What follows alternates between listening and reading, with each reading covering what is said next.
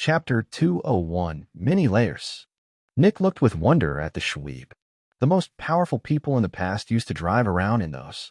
Winter explained in detail how to operate the Shweeb, and Nick listened intently. Eventually, Winter got into one and closed the door, and moments later, the Shweeb began to move forward. Nick had already entered the Shweeb behind Winter's Shweeb and nervously moved his legs forward. The pedal moved forward without any resistance, and in a panic that he might have broken something, Nick pedaled faster. The Shweeb shot forward and quickly hit Winter's Shweeb. Nick's heart nearly stopped. Was Winter okay? How expensive were these Shweebs? Did he break them?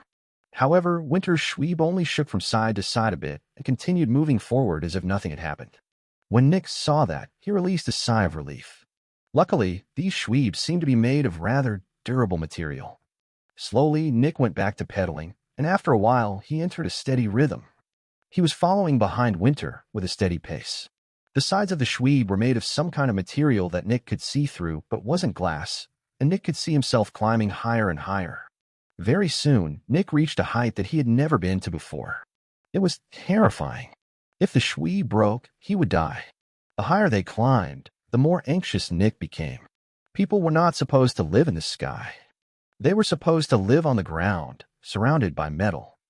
A bit later, Nick saw an intersection coming up and became even more nervous. Winter told him how to navigate the intersection, and Nick only hoped that he wouldn't make a mistake. Nick put his hand on a lever to his right and moved it back.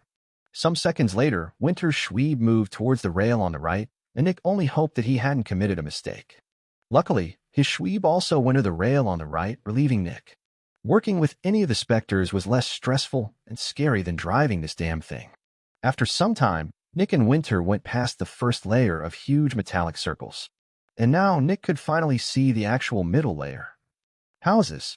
Directly beside the gigantic pillars were huge houses made of brick. The houses were absolutely gigantic. Additionally, while the circles were metallic from the bottom, Nick couldn't see any metal while looking at them from the top. The only things he could see were grass, trees, ponds, and pools. One of these huge circles had a couple of mansions surrounding the gigantic pillar in the middle, and the outer parts of the circle were filled with greenery and water. Every mansion also had a rail leading out of it. That was probably where the Shweebs of the rich people were stored. Nick saw many children running around a little forest on one of the platforms, and he even saw them climbing the trees. It was so alien and strange. Dunk. Nick's Shweeb shook, and his heart nearly stopped. He had been so distracted that he hadn't noticed that he had gained speed, which resulted in him hitting Winter's Shweeb again. Winter's Shweeb was pushed forward a bit, but it easily entered another rail and continued on. Nick felt insanely nervous again. What if he killed Winter? For a while, Nick only paid attention to the Shweeb in front of him until he got distracted again. Nick looked upwards, and he noticed something amazing. Blue sky. About 80% of the area above Nick was made of blue sky, while the remaining 20% were just the rails for the Shweebs again. Obviously, the blue sky was just the image reflected by the underside of the next layer of platforms, which was strange. After all, the lowest layer of platforms didn't create this image of a blue sky. But then Nick got distracted by something else. He saw people running on top of the rails. Nick's heart almost stopped when he saw how fast the people were running. Naturally, all of these people wore extractor uniforms, and since only veterans and stronger could live here, they were all also quite powerful. All of them were running at crazy speeds across the rails, and some of them were even jumping from platform to platform. Yet, none of them fell. They all seemed to move with confidence and ease at speeds that Nick couldn't even reach with his ability active. It was almost like they were shooting through the sky. Nick even saw one daredevil leaping from an upper layer of circles to a lower one, even though there were over 100 meters between them. Dunk. Nick hit Winter's Shweeb again, and he took a deep breath. Luckily, nothing happened. The two of them continued driving, and after a while, they went up another layer. That was when Nick noticed something. Now the blue sky above them covered over 99%. This meant that the next layer had no streets. After some minutes, Nick followed Winter onto that layer via a rail that went along the side of the huge structure. As soon as they went past the layer, Nick's eyes widened. Enormous. There was an absolutely gigantic building, over 200 meters wide and long. Nick immediately took note of the huge symbol adorning the front of the building. It was a ball with a scratch. It was Gemini's symbol. Gemini was a Zephyx manufacturer with 3 experts, level 4 extractors. This was where Gemini was located. That was when Nick took note of an even bigger building in the distance. Gemini actually only occupied 20% of the layer. The other 80% were occupied by the other building, and that building had the silhouette of a ghost on it. Ghosty's lab. Dunk. Nick hit Winter's Schweeb again, but by now he had gotten used to it.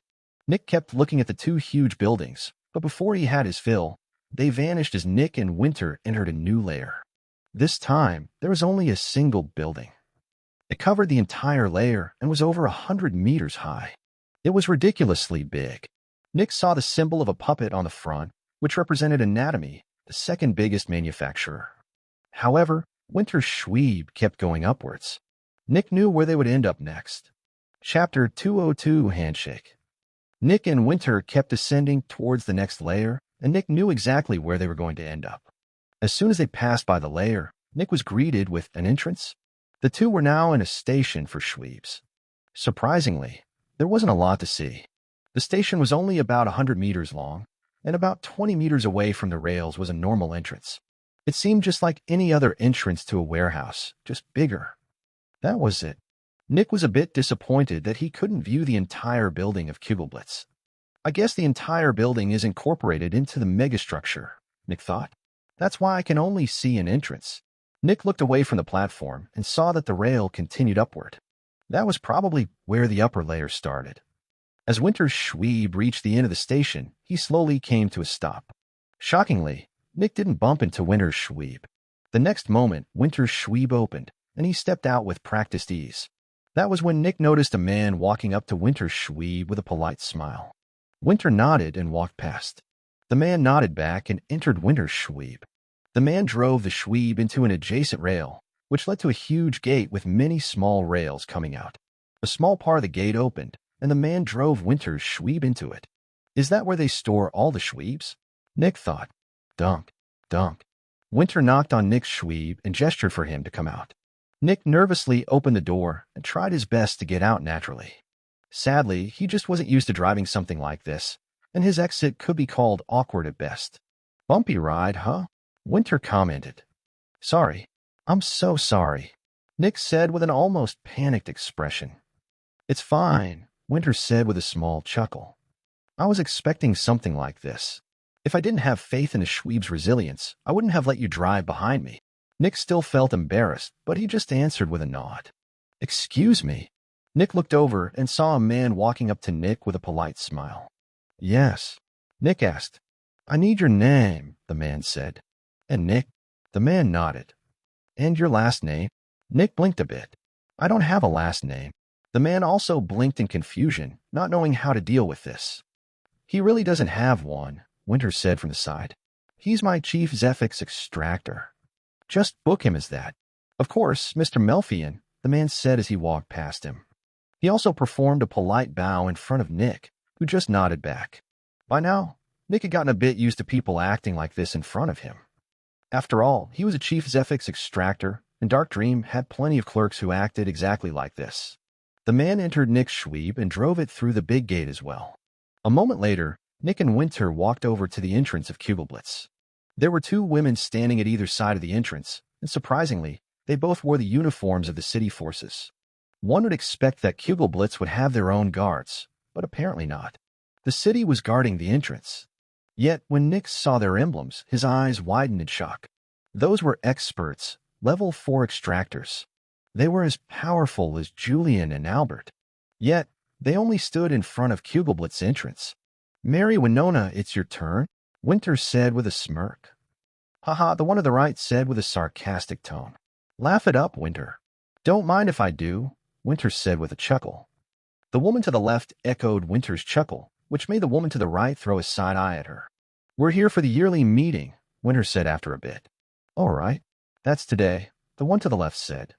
No one else has arrived yet. You're a bit early. I want to show Nick around a bit, Winter said, gesturing to Nick, who was diagonally behind Winter. The 2 women looked directly at Nick with interested expressions, which made Nick feel a bit awkward. That's him, huh? The one on the right commented. Sure is, Winter said. Then he pulled Nick forward and gestured to the right one. That's Winona. And that's Mary, he said, gesturing to the left one. Hi, nice to meet you, Nick said, extending his right arm for a handshake. The two women looked at the outstretched hand and blinked in surprise. But after a second, Mary stretched her own hand forward with a smile and shook it. Nice to meet you. Winona furrowed her brows, but she also shook Nick's hand. This was so bizarre to them. A handshake is usually a form of greeting between two relatively equal parties. The fact that they were shaking hands with an initial John was very strange. After all, they were experts. They were thousands of times stronger than normal humans. They could jump a distance of over an entire kilometer without a running start. If they put their minds to it, they could probably jump from one end of the dregs to the other. And yet, this initial John was on a similar level to them. Sure, just based on Nick's power, his status was barely higher than a normal clerk's, but the position of Chief Zephyx Extractor was extremely prestigious. For example, the Chief Zephyx Extractor of the Spartans, who was just a veteran, had a slightly higher status than just a normal expert, even though their strength couldn't compare. Technically, Nick's status was comparable to a normal expert's, yet it still felt so weird to them. But on the other hand, it also improved their perception of Nick. After all, Nick was bold enough to initiate a handshake with experts. When someone initiated a handshake, it meant that they were either on a similar level as the other person or higher. An employee never offered their hand to their boss. Their boss always offered their hand first. Initiating a handshake meant either lowering oneself to speak at eye level with the other person or being at a similar level by default. The fact that Nick offered his hand showed a lot of courage and boldness. Why do they look at me like that? Nick thought. Isn't that how people in the inner city greet each other? Nick had no idea. He just thought that everyone greeted each other like this. Chapter 203 Floors. When Winter saw Nick shaking hands with Mary and Winona, he felt gratified. He knew exactly what was going on in Nick's mind, but that didn't matter. The fact that his Chief Zephyx Extractor initiated a handshake with two experts was something to be proud of. Not everyone had such guts. Mary, Winona, it was nice seeing you again, Winter said politely. Oh, of course, Winona said like she had just remembered something. Then she moved her hand behind her back and punched a button on the wall, which opened the entrance of Cuboblitz. Thank you, Winter said with a smile before nodding at Mary and entering. Nick just nodded at the two of them as he walked by them, and they casually nodded back. After Nick entered, the door behind him closed. He was inside Cuboblitz, the biggest and most powerful Zephyx manufacturer in Crimson Fungus City. The owner of the only captured demon, the Crimson Fungus, a level 6 Specter. And yet, everything around Nick looked so normal. He had just entered a normal-sized corridor. Sure, the corridor was quite long, but that was about it. The only thing of note was that the corridor was completely empty. It almost looked like the building was abandoned. Winona and Mary are working for Cuboblitz, Winter suddenly said. Huh, Nick uttered as he looked at Winter. Just like any other manufacturer, Cuboblitz also has to dedicate 20% of all Zephyx extractors to the city. But as the strongest manufacturer, Cuboblitz also has great influence over the city's politics. Because of that, they managed to implement a policy that two of their experts who were dedicated to the city's forces would get to stand guard in front of Cuboblitz. Naturally, using two experts for something as mundane as that is a huge waste, but handing them over to the city is already a waste. Might as well use 2% of their capabilities instead of 0%. At that moment, Winter smirked. Of course, nobody wants this job because it's so boring. Nick had thought that Cuboblitz had to be insanely powerful since they were using experts as mere guards, but now he realized that he had been mistaken. Sure, Cuboblitz was still the most powerful Zephyx manufacturer in the city, but they were not so crazy powerful that they would voluntarily use experts as guards. But the initial impression I got is probably exactly why they are doing it, Nick thought. A moment later, Nick released a breath. I got scared for a moment, he said in a half-joking tone. Winter just chuckled a bit as he led Nick down the hallway. We're currently on the administrative floor, Winter said, gesturing to the doors in the hallway. Nick looked at the doors and saw signs beside each one of them. 1.12, Herbert Pelekes, janitor, Stefan Mean, janitor. 1.14, Julia Rander, janitor, Melinda Bauer, janitor. A lot of janitors, Nick said. It's a big building, Winter answered. Nick kept looking at the signs beside the doors. Technician, technician, janitor, data entry, technician, janitor, assistant, assistant, transporter, transporter. There were so many people here, and all of them were normal people. After walking for a while, the two of them entered a larger hallway with doors only on one side. Surprisingly, the doors didn't have any signs beside them. "This is where we can get from floor to floor," Winter said. "Want to see something interesting?" Nick just nodded wordlessly. Winter walked over to one of the doors and pressed one of the many buttons beside it. Ding. Nick heard a sound, and the door opened. What was behind the door? An empty shaft. Nick went to the edge of the shaft and looked up. When he looked up, he felt some vertigo. It was so long. It was like the shaft extended into infinity. At the same time, Nick saw that one of the doors 2 floors higher was open. "This is a quick shaft for extractors," Winter said before pulling Nick back. Bang. The door closed with a lot of power in front of Nick. "You say which floor you want to go to," Winter said as he gestured to the pad with the many buttons, "and you simply jump from wall to wall until you get there. Of course, only extractors can use it." Nick looked with wonder at the closed door. This was such a great idea. He was already jumping from floor to floor in Dark Dreams building, but having such a shaft would make it even easier.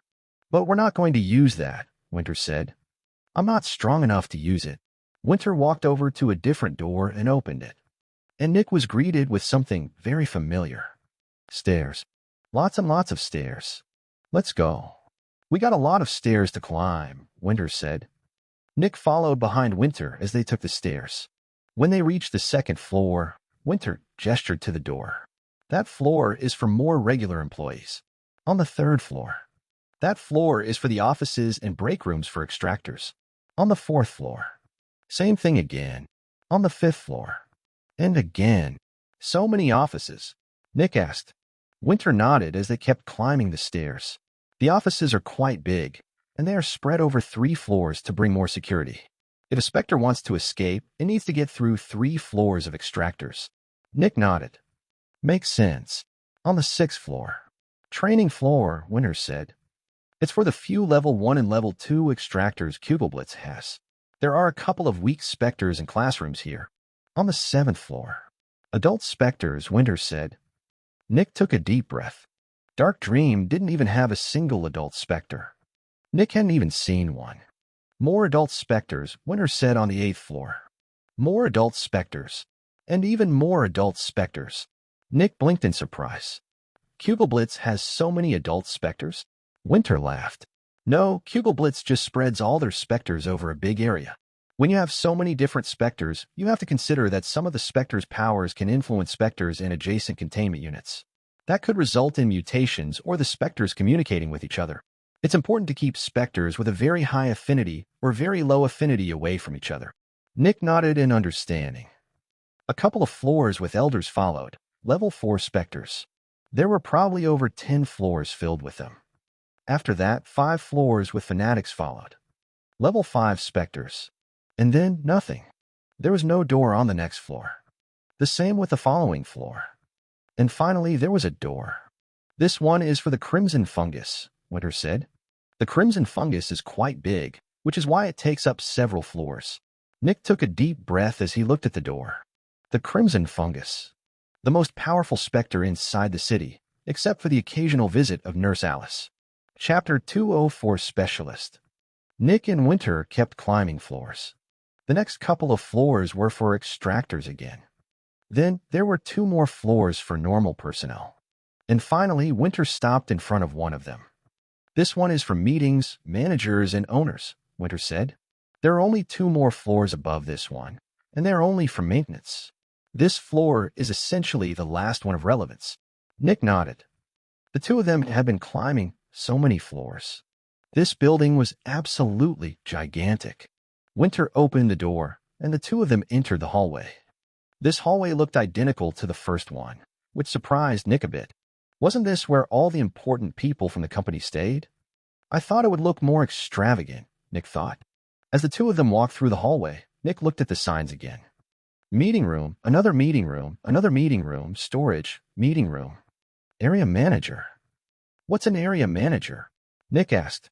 "A level 5 extractor responsible for several level 4 extractors, which are responsible for several level 3 extractors," Winter explained. "There are 5 area managers." 2 of them are responsible for all the level 3 extractors via 10 level 4 extractors. The other 3 are responsible for only the level 4 extractors. The remaining level 5 extractors don't have any personnel responsibility and directly work with the level 5 Specters. As he listened to Winter, Nick looked at the door with wonder. A level 5 extractor. He had never seen one in his life. This was someone who was even stronger than Albert, Julian, and the 2 women at Kugelblitz's entrance. Next, Nick saw the office of another level 5 extractor. The sign said Specialist, which was the unofficial title. Since this was not an area manager, this level 5 extractor was working with fanatics. How scary were fanatics? Nick had no idea. Clink. Nick heard the sound of a closing door and looked forward. A young man with blue hair closed one of the doors and walked down the hallway towards the 2 of them. Nick took a deep breath. A real specialist. There were less than 30 of those in the entirety of the city, and over 2/3 of them worked for Kugelblitz. The man raised an eyebrow when he saw the 2 of them. "Oh, Winter," the man said casually. "Here to see your dad?" Winter smiled politely. "Yes, how have things been?" "The usual, the bitch is being a bitch again," the man said. Winter laughed loudly and politely. Nick looked at Winter. He had never seen Winter act this way before. Winter always had a very polite but confident aura around him. But now Winter looked like a child who tried their best to be polite to a visitor. He was so different. "And who is that?" the man asked, looking at Nick. "That's my chief Zephyx Extractor, Nick," Winter answered politely. "Oh, hi," Nick said. Then Nick's hand moved forward. Slap. And Winter immediately slapped it down before it could even attempt to extend towards the specialist. Nick blinked in shock. The specialist saw all that, and his eyebrows rose. If Winter hadn't gone through years of training about how to properly conduct himself, he would have turned completely red in the face. "That's what I get for not telling Nick," he thought. "Oh, I see," the specialist said with an amused chuckle. "You're from the outer city, right?" Yes, sir," Nick said carefully. Nick had no idea how he should address the person in front of him. "You might not know, but don't offer your hand to any expert or stronger. They might get offended by that," the specialist explained. Nick's eyes widened in shock. "Why?" he asked. "I'm sure Winter will explain it to you," the specialist said before turning to Winter. "Anyway, have fun." "Of course, thank you and good luck," Winter said. "Thank you and good luck," Nick echoed Winter. The specialist just waved a bit as he walked down the hallway. A moment later, Nick looked with confusion at Winter, who only sighed. As they continued walking down the hallway, Winter explained the thing about handshakes. "So, when I offered my hand to the 2 women earlier, I was telling them that I consider myself to be on their level?" Nick asked in shock. "Yes, but that's not incorrect. As a chief Zephyx Extractor, it's not inappropriate to put yourself on the same level as an expert. I didn't tell you since I wanted you to assert yourself in front of such powerful people," Winter explained. Nick furrowed his brows. "You don't think that I would do that if you had told me?" "I'm not sure," Winter said. "Nick, can we talk about this later?" "This is not exactly the right moment for this discussion." Nick took a deep breath but nodded. Winter was right. This could wait. They continued walking in silence, but while they were doing so, Nick remembered a couple of things. Right, Dark Dream is only a means to an end for Winter. Winter started Dark Dream only to get enough money to buy enough shares of Kugelblitz to get his inheritance. I think he needed about 20 million credits. And if he sold Dark Dream to another manufacturer, he could probably get that. Maybe even more. Nick looked at Winter from behind. Is he going to sell Dark Dream soon? Then Nick thought back to his interaction with Winter. Several times, Winter had deliberately kept information from Nick to achieve some kind of goal. This could be considered as manipulating him. Winter also kept himself away from all the employees most of the time. Did Winter actually truly care about Dark Dream? Nick wasn't sure anymore. The day before, he would have said yes, but now he didn't know. Some seconds later, Winter stopped in front of an office. Nick looked at the sign beside the door and took a deep breath. Vernon Melfian, Senior Director.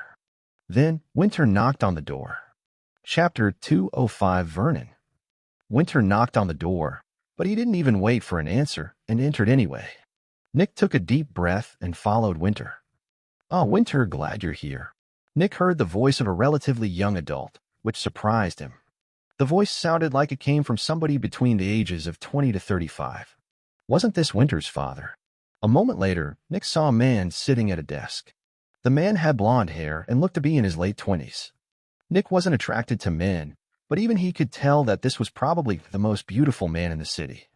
He had perfectly white and smooth skin, and his hair was thick and voluminous. It almost looked like his strands of hair didn't cling to each other, but hung individually from his head. He looked athletic, but his build leaned more towards stamina and speed than raw power. That's not Winter's father, right? Nick thought in shock. Hey, Dad, Winter said neutrally. He didn't seem happy or sad. He just seemed very nonchalant and normal. Wait, so that's actually Winter's father, Nick thought. A moment later, Mr. Melfian stood up and walked around his desk. He put his hand on Winter's shoulder and looked at Nick with a friendly smile. You must be Nick, right? I've heard plenty about you. Yes, Mr. Melfian, sir, Nick said as he did his best to recover from the shock. Mr. Melfian just laughed. No need to be so formal and uptight. You're my son's friend. Just call me Vernon. Nick took a deep breath. His anxiety reduced, but he was still nervous. Even though Vernon had said that Nick didn't need to be formal, he still didn't want to make a mistake. Thank you, Vernon, Nick said with an awkward long pause. Vernon just smiled and held his hand out for a handshake. Nick reflexively grabbed the hand and shook it. Vernon's hand was surprisingly firm, but he wasn't using any power. As soon as Nick touched the hand, he immediately knew that Vernon was vastly more powerful than him. He's definitely a Zephyx Extractor, and not a weak one, Nick thought. Did you find your way here all right? Vernon asked. Dad, I'm here all the time, Winter said. Vernon just smiled with embarrassment. Oh wow, sorry. I accidentally slipped into corporate speak. It kind of comes with a new person being in my office. Vernon threw a quick smile at Nick. Surprisingly, that made Nick calm down quite a bit. Of course, he knew that Vernon was a human like everyone else, but when one sat in front of incredible power, it was difficult to remember that fact. Sure enough, Vernon was just a guy like any other. He just controlled the biggest force of Zephyx Extractors in the city, owned enough money to buy the outer city, and could tear Nick apart with 2 fingers. But he was just a man. Did you show him around? Vernon asked Winter. Winter nodded. I told him about the floors. You should have taken him to the training floor. I bet he would have loved seeing that, Vernon said. Then he turned to Nick. Are you interested in seeing the training floor for newbies and Johns? If you want, you can also stay for a while after the meeting and get familiar with it. In truth, Nick was actually really interested in the training floor. How did Cubiblitz train their powerful recruits? Thank you for the offer, but I have to return soon. I have a lot of work waiting for me at Dark Dream, Nick said. Of course, I forgot that you are a Chief Zephyx Extractor. I understand. Some other time, okay? Vernon added. Sure, Nick answered with a nod. After working for Dark Dream for nearly 2 years, Nick was no longer new to the corporate world, and he knew that Vernon was only being polite. If Nick actually accepted that offer, Vernon would probably be a bit annoyed but would show him around anyway, just to be nice. Or he would just tell Winter to do it. By the way, Nick, Vernon said, have you thought about moving to the inner city? Oh no, not yet, Nick said. I also don't think I want to move there. How come? Do you like the bustling outside? Vernon asked with a smile. Winter didn't say anything and just walked to some kind of apparatus sitting on top of a small closet. It's more about Dark Dream being in the outer city, Nick said. I don't like being too far from my workplace, and I grew up in the outer city. Winter pressed a couple of buttons on the apparatus. Sir. The apparatus made a loud grinding noise, and Nick looked with shock at the apparatus Winter was using. Why was that thing so loud? That's just the coffee machine, Vernon said with a chuckle. It's loud, but the coffee is worth it. Winter, make one for Nick as well. Sure, Winter said casually. You also want one? I had mine already, Vernon said. Winter just nodded. The next moment, Nick saw brown liquid coming out of the machine and entering a cup. You're going to love this, Vernon said with a smirk. No one has left my office hating my coffee. Nick looked with confusion at the brown liquid coming out of the apparatus. What's coffee? Vernon seemed a bit excited when Nick asked that question. An entire life without coffee, Vernon mused. You're going to think that you wasted your entire life after drinking this. Nick just blinked a couple of times, not sure how to answer. Coffee is a beverage made by filtering water through ground-up and toasted coffee beans. It has a strong and bitter taste, but the caffeine in it wakes you up and brings color and excitement back into a dreary morning filled with work. You see, the way this machine operates. Nick just kept looking at Vernon in silence as he kept going on and on about coffee, its effects, how it was produced, how the machine worked, and so on. Nick had not expected that he would be listening to a lesson about some beverage when he had entered Vernon's office. Chapter 206, Chatting. "Dad, bring it to a close," Winter said as he put a cup of coffee in front of Nick. Nick looked with surprise, interest, and a bit of awe at the cup of coffee in front of him. Vernon had sung its praises for over 3 minutes, and based on what he said, this thing seemed to be just as magical as recovery liquid. Vernon looked like he wanted to continue talking, but he just took a deep breath. "Sorry, I got carried away," he said, a friendly smile back on his face. "I just like my coffee." No, it was interesting," Nick said quickly. "I never knew about beans and that they could be turned into liquid." Vernon slightly furrowed his brows. "Well, it's technically not liquid beans." Nick blinked in confusion. "Didn't you say it's bean juice?" "It's not," Winter said from the side, interjecting before Vernon could work himself into another sermon about coffee. "It's water that filters through crushed beans. It's like if you keep water in a very, very rusty container for a while, and it starts to be rusty and disgusting. Except that this is actually good," Winter added. "Oh, I get it," Nick said in realization as he looked at the coffee. When the water had left the apparatus, it had been brown, but when he looked at it in the cup, it looked deep black. Changing color was quite magical. "Don't you think sugar and milk would be better for his first time?" Vernon asked Winter. Nick looked up in confusion. What was sugar and milk? Winter just dismissively waved at Vernon while he put some kind of white liquid into his own coffee. Vernon just raised his eyebrows in surprise and looked with interest at Nick. He saw Nick sniffing the coffee. "This is so interesting," both of them thought. "There's nothing in there, right?" Nick asked. "No, just coffee," Winter answered. "Just drink it." However, Nick was still a bit apprehensive. After looking at the black water, an image shot through Nick's mind. An image of something that looked almost identical. This coffee looked like the liquid of the sewers. That was just as black. "Just get it over with," Nick thought. "Well, okay," Nick answered. Then he lifted the cup by grabbing the bottom and took a big gulp. Nick was immediately assaulted by a bitter taste, but he didn't mind much. The insects and mosquito larvae tasted similar. The bitter taste reminded Nick of the Dregs, and even better, it most likely wasn't unhealthy or poisonous. Otherwise, Vernon and Winter probably wouldn't drink it. Vernon's eyes slightly widened in interest as he saw that Nick's face didn't scrunch up due to the bitterness. Nick took another gulp and sloshed it around in his mouth. Sure enough, it was just water. Bitter and black water. Then he just looked with interest at the remaining coffee in his cup. It was an interesting taste. He wasn't opposed to it. "What do you think?" Vernon asked, almost nervously. "It's good," Nick said, looking at Vernon. "I like it." Vernon smiled brightly when he heard that, and it was like his confidence exploded. "See? I told you it's great."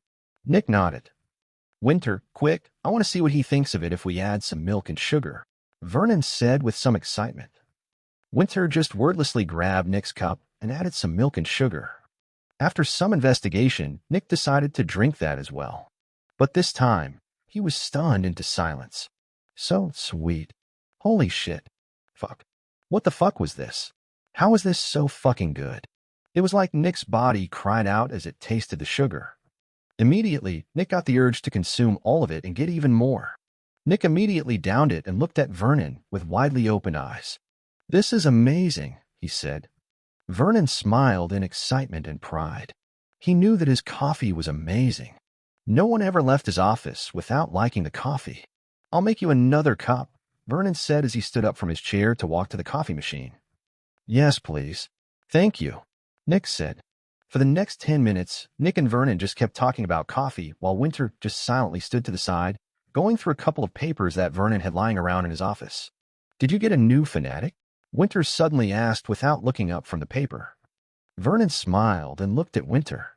"Ah, you noticed." Winter nodded. "Big increase in Zephyx without a major change among the teams. I guess one of the elders became a fanatic." Vernon just looked with pride at Winter. "Yep, forget it," Vernon said while turning to look at Nick. It seemed like Vernon wanted to talk about the Specter, but kept himself in check when he remembered that Nick was also here. They continued talking for 5 more minutes. "Oh, right, I remember that we were talking about you moving into the inner city earlier," Vernon said. "I'm not planning on moving there," Nick answered casually. By now, he was fully relaxed and just casually chatted with Vernon. "Why not?" Vernon asked. "Because Dark Dream is in the outer city," Nick said. "Yeah, sure, but I'm talking about after that," Vernon said. Nick furrowed his brows. "I'm not sure what you mean." Vernon raised an eyebrow. "I mean, Winter is going to sell Dark Dream to Kugelblitz, and all of you will be incorporated into the training program for new hires. It would be a bit strange to have you living in the outer city while you're working for Kugelblitz," Vernon said casually. Nick took a deep breath. Sure enough, his suspicions had been confirmed. Winter was going to sell Dark Dream to Kugelblitz. "You didn't tell him?" Vernon asked Winter after noticing Nick's reaction. Winter casually sipped on his coffee. Then he put his coffee down and looked at Nick. Chapter 207 Seat. Nick looked at the desk in front of him with furrowed brows as Winter looked at Nick. Then Winter turned to Vernon. "When did I tell you?" Winter asked. Vernon's eyebrows rose in confusion. "Hey, you didn't. So why do you think I'm going to sell Dark Dream to Kugelblitz?" Winter asked casually. Vernon was taken aback, and his expression seemed like he had just heard the weirdest thing. "Why wouldn't you? This is all about the inheritance anyway," Vernon said. "It used to be," Winter said. "So it's not anymore?" Vernon asked. Winter nodded. Nick almost felt like he couldn't believe what he was hearing, and some hope appeared in his heart. "What am I supposed to do with 0.05% of Kugelblitz?" Winter asked. "Sit on my ass and just watch other people do the work for me?" Vernon chuckled a bit. "That's what everyone wants, isn't it? Then why are you in this office?" Winter asked. "Do you really need to be here?" Vernon furrowed his brows. Plenty of argument shot through his head. "I need to keep watch over my investment. I need to make sure that everything runs. It is my duty to oversee all of this." Yet Vernon was a very experienced and powerful businessman. All of these arguments were disingenuous. He could easily delegate all of his duties to the area managers and chief executives, and the company would not suffer one bit. "You want something to do? That can be arranged. Having you in business planning would help us a lot," Vernon said. Winter just chuckled. "Would you be proud of wealth that you inherited? Wealth and power that you had no hand in creating. Our positions are different," Vernon said with a neutral voice. "You can't argue matters of taste with people with vastly different pasts." "I'm not," Winter said. "What's there to argue about when we have the same taste in this thing? Are you saying that you're not happy with the inheritance?" Vernon asked with a raised eyebrow. "Happy or unhappy isn't relevant," Winter said. "Having or not having isn't important." Vernon remained silent as he looked at Winter with interest and skepticism. "Initially, I only did this for the inheritance," Winter said, "but things have changed." Vernon just listened. "When I saw Dark Dream taking form and becoming bigger, I felt so accomplished. This little thing that I created with Nick was growing bigger and more powerful. I had more things to do, and I could feel that my decisions and actions had a great impact on the lives of others, mostly my employees. I've never felt anything like this before, and I don't think I want to give this up." Then Winter smirked. "At least not until I have a similar level of power and responsibility somewhere else." Winter grabbed his own cup and also took Nick's cup before walking to the coffee machine. "Now, if I got a seat on the board of directors, things would be different," Winter said with a devious smirk. "A seat on the board of directors," Vernon repeated with a flat tone. Winter put the dirty cups beside the coffee machine and went back to his earlier spot. "Are you serious?" Vernon asked. "I am," Winter answered.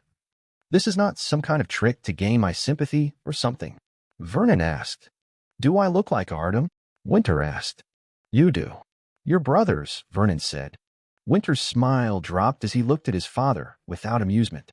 Yes, just a joke," Vernon said with a small chuckle. Winter rolled his eyes. "Yes, I'm serious," Winter said.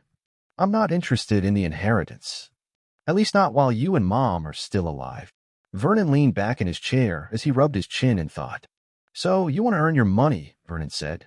"Because we both know that you're not getting a seat on the board of directors with 0.05%.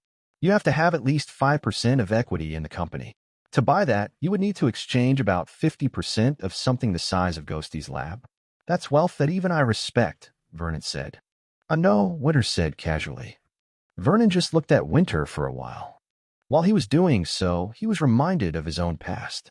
Vernon had been hired as a Zephyx Extractor in a company that didn't exist anymore.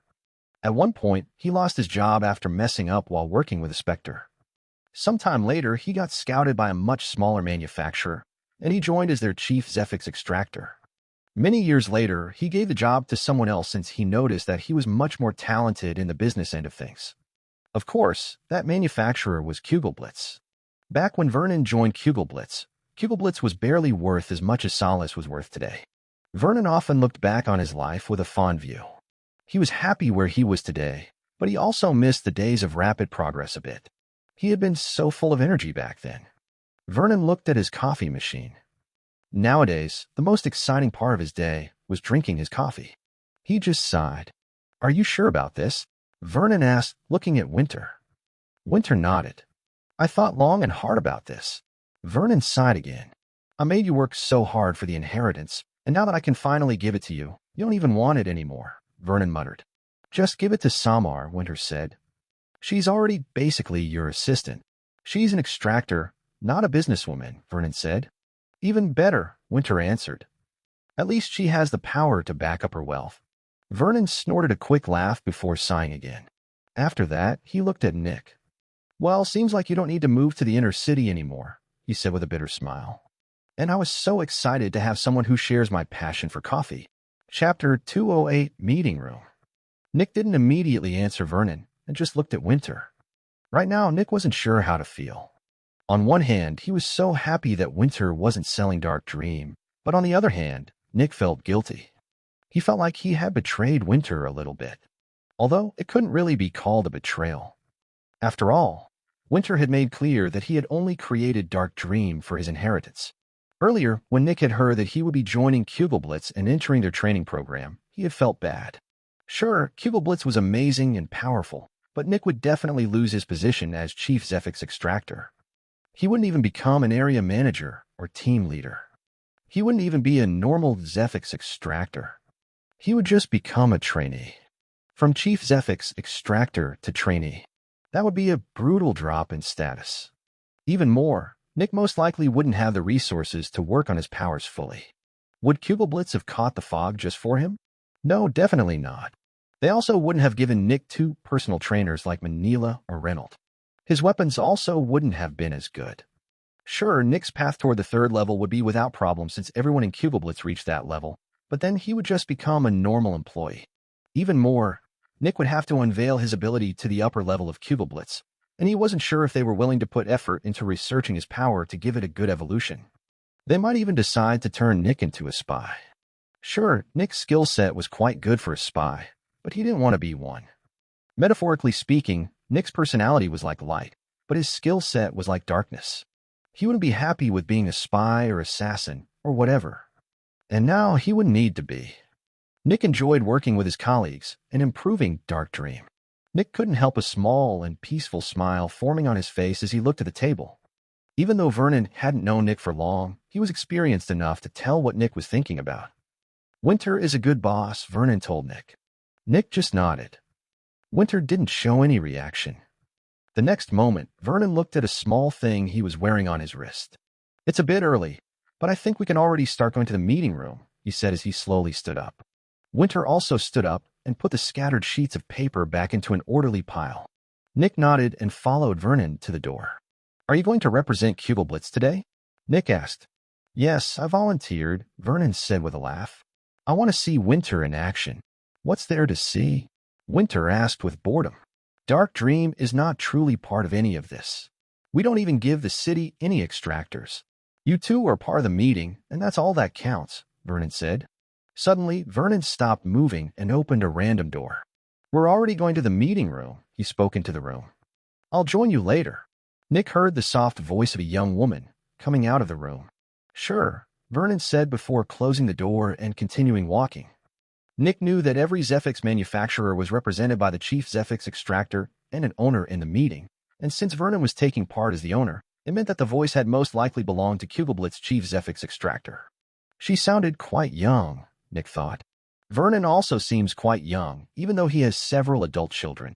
Does the increased longevity of Zephyx really have such a strong effect? The more powerful one became, the longer that they could live. However, that effect only became apparent after one became an expert. The effects of increased longevity weren't very strong for level 3 or weaker extractors. Nick had heard that an expert would still be in fighting condition when they were already over 100 years old, which was crazy. Most people in the Dregs died in their 30s, and only very few people managed to reach their 50s. The fact that Vernon looked so young while definitely being above 60 meant that he was, at least, an expert.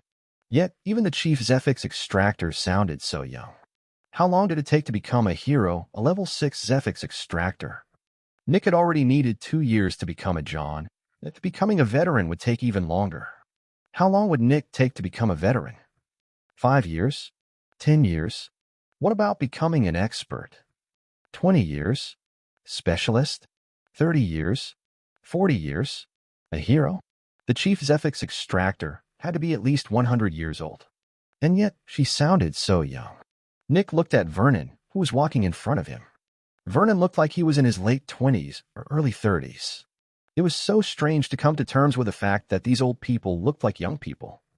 After a bit of walking, the three of them entered a meeting room. It was big. There was a huge and long table in the middle of the room, and there was probably space for over 100 people on that table. Even more, Nick had no idea what the table was made out of. It seemed much softer. Nick wasn't sure what word to use. It was still hard, but it felt a bit soft and warm. Nobody's here yet, just as expected, Vernon said as he walked to the end of the table. Yet, before he reached the end, he grabbed one of the chairs and sat down. Surprisingly, as the representative of Kugelblitz, he didn't sit at the head of the table. However, he sat near the corner. The head of the table could fit over 5 people, but essentially, Vernon sat beside the head. "Your places are over there," Vernon said, pointing diagonally toward the other end of the table.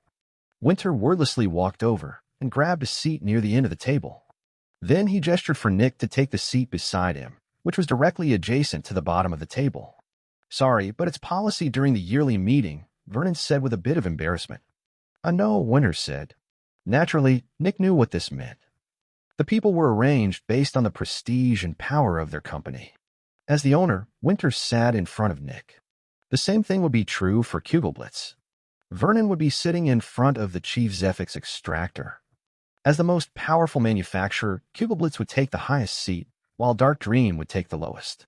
Yet, surprisingly, the head and the bottom of the table were empty. Who would sit there? Chapter 209, Arya.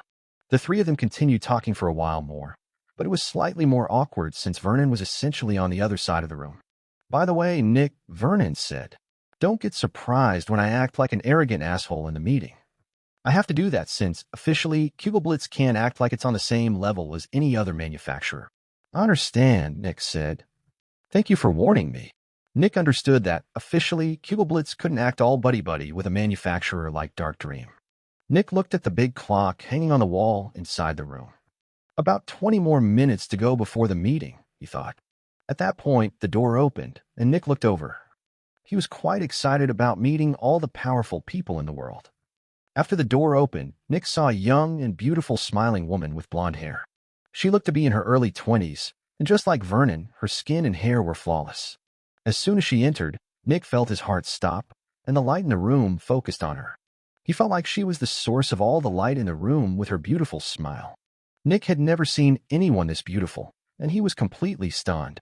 When she entered, she threw a quick and polite nod at Nick, and Nick just answered in kind, but his nod was awkward. "Hey, Arya," Winter said nonchalantly. "Hi, Winter," she answered with a motherly voice as she walked over to Vernon. Then she sat down beside Vernon.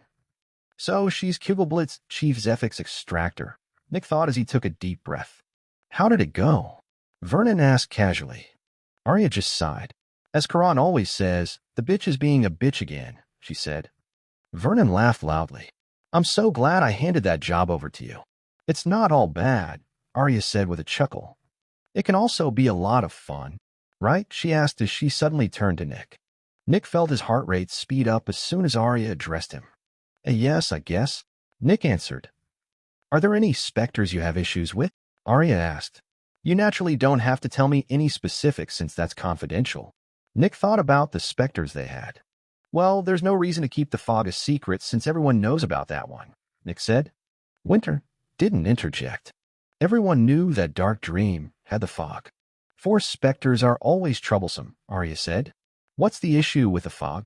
You have to be stronger than it to escape from its grasp, and you have to be in its domain to work with it, Nick explained. That's an issue with most Force specters, Arya explained. Force specters are not very smart, and they basically use all their power whenever they can. Either they keep someone restrained, or they start attacking them with all their force. Either way, Force specters almost always need very powerful extractors. But based on what I just heard, you're actually in luck with the fog. You can just send an extractor in, and then send a strong extractor in to get them out when it is time. At least they don't have to resist the assault of the fog, Arya said. Nick nodded. Yeah, sadly, that's always me since I'm the only one strong enough for that. Arya's eyes widened a bit. Then she leaned back. Right, I forgot that you guys are this new, she said. A specter that needs the chief Zephyx Extractor to personally become active. I only have to get involved very rarely, and there are only 2 specters that would do that. Luckily, only the bitch requires me to go to her frequently, but it's also not that frequently, Arya said with a chuckle. By now, Nick got very interested in whatever bitch they were talking about. That thing seemed to be a huge issue. Your name is Nick, right? Arya asked. Oh yes, Nick said. Nice to meet you. I'm Arya, she said with a smile from the other side of the room. I'm a bit far away for a handshake. Hope you don't mind. No, it's fine, Nick answered. For a while, Arya talked with Nick and Winter about just random things. She was almost like an aunt who was interested in her nephew's little projects. Some minutes later, the door opened again, and everyone looked over. Nick saw 3 men walking into the room. One of them was older and neatly dressed. One of them was middle-aged and dressed casually. The last one, hey, I know that guy, Nick thought. Nick remembered this guy and his entourage walking through the Dregs every couple of weeks several years ago. The guy had brown hair and wore a nice suit, and every couple of weeks, he would stand on a podium in the Dregs and talk about how he was going to improve the lives of the people living there. He would make it so that none of them had to be hungry anymore, and so on. Yet, nothing ever happened. He just kept talking and talking, but nothing actually happened. Sure, he sometimes donated some food, but it was only once every couple of weeks and less than 5 kilos for the entirety of the Dregs. Nick also remembered that the guy always asked the people to vote for him in some kind of election, but Nick had never really paid any attention. He had been too busy surviving, like 90% of the Dregs. As soon as the 3 of them entered, they bowed politely to Nick, Winter, Vernon, and Arya before taking their seat. At the bottom of the table, Nick looked to his side. He now sat directly beside the 3 of them. 2 of them noticed Nick looking, and they just smiled back politely. Nick blinked a couple of times and whispered in Winter's ear. Who are those? He asked. Representatives of the common people, Winter answered. We have 1 guy representing the common people of the middle layer, 1 guy representing the lower layer, and 1 guy representing the outer city. They've been added to the meeting several years ago, so that the common people have an opportunity to make their opinions known. Nick looked with surprise at the 3 of them. The common people had representation? That was good, right? Of course, they don't have any power whatsoever, Winter said. Nick was deflated rather quickly. Any one of them that interjects in a meeting without being asked to get replaced by the next one. Their job is to be here, watch, and keep the actual contents of the meeting secret. Chapter 210. Nick could only sigh. And here he was, hoping that not everything was doom and gloom. How mistaken he had been. Surprisingly, Arya, Vernon, and Winter continued talking like the 3 people at the bottom of the table weren't there. It was like they were just there. But that wasn't even everything. 2 of the people took out some kind of square object with many small sheets of paper in it and started reading. Nick had seen binders with sheets of paper in Winter's office, but these squares seemed to be a bit different. The sheets of paper didn't seem removable, and they were all covered in writing. Then Nick remembered something that he had once heard. Was this a book? He had never seen a book. Nick just looked with wonder at the book that one of them was reading, making the reader feel quite uncomfortable. It's a book, Winter said after noticing Nick's interest. It has words in it. I know that. Nick shot back with a bit of annoyance. On the other side of the room, Arya was chuckling, and Vernon was looking at Nick with interest. Someone that didn't know what a book was. This was so interesting and unique. All 3 of the representatives took out some things to occupy themselves with. It seemed like they didn't even pretend to pay attention or take this seriously. Then the door opened again, and two people walked in. The two of them wore gray uniforms with the emblem of an expanding room on their chest. Nick immediately recognized them by their color and the emblem. The Spartans. The Spartans were a new company of 3 veterans who left their old manufacturers to create a new one. Nick had heard about them 2 years ago, and back then they hadn't had a level 3 Spectre yet. He wondered if they had managed to capture one by now. Both of the Spartans looked quite similar. They both seemed to be in their late 30s or early 40s, and they seemed quite serious. One of them had gray hair, and the other had black hair. In a way, they looked a bit like brothers. The two of them looked at Vernon and Arya, giving a respectful greeting. Arya and Vernon just gave 2 short nods without any smiles, and Arya wordlessly pointed at 2 chairs near the end of the table.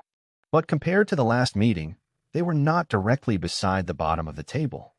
There were a couple of empty seats between them and the bottom. Winter stood up with a polite smile, and when Nick saw that, he copied Winter's demeanor. "Nice to meet you. We're Dark Dream, and we're taking the lowest spot of the meeting this time," Winter said with a smile. The Spartan with the black hair raised an eyebrow. Then he extended his hand across the table for a handshake. Winter had to lean quite a bit across the table, making his position awkward, while the Spartan kept a straight back. This position was a bit humiliating for Winter. Then the other Spartan offered his hand to Nick in the same way. Nick had already noticed what was going on, and he didn't like it one bit. However, Nick had to be respectful and accept the hand. But he also didn't want to bend over backward for them, almost literally. So, Nick sat on top of the table, scooted forward, and shook the hand while having a straight back. Cough, cough, Hugh, CRK. Vernon sounded like he had just inhaled a cup of coffee with his lungs, and Arya looked at Nick with surprise. Winter saw what Nick was doing, and his face became a bit red. But then, he covertly gritted his teeth, and sat on the table the same way as Nick. Now all 4 of them could shake hands with straight backs. The 2 Spartans looked at Winter and Nick with confused expressions. They looked like they were deciding whether Winter's and Nick's actions were smart or insulting. In the end, their serious expressions returned, and the handshake ended naturally. On the other end of the table, Vernon scratched his face with his hand, covering most of it. However, behind his hand was an amused smile. Arya did her best to keep her laughter in check. She found this quite hilarious. "John Keyweather, so," the man with gray hair said. "John," Nick thought. Then, wasn't he John the John when he was a John? Is that why he's so angry all the time? Sure enough, everyone had a history of past trauma. Callum Sonder, Chief Zephyx Extractor, the one with black hair, said. Winter Melfian, CEO. Nick, Chief Zephyx Extractor. The two looked at Nick in surprise. Nick. John Mayweather felt a slight feeling of companionship with Nick, almost making him feel bad about asking Nick to assume such a humiliating position. Meanwhile, Vernon moved closer to Arya and whispered in her ear. "This is going to be a fun one." Arya nodded with a smile. John and Callum took their seats on the table, and then silence. Nobody was talking anymore. Nick also noticed that Arya and Vernon seemed different from before. They appeared much more serious and hard to talk to.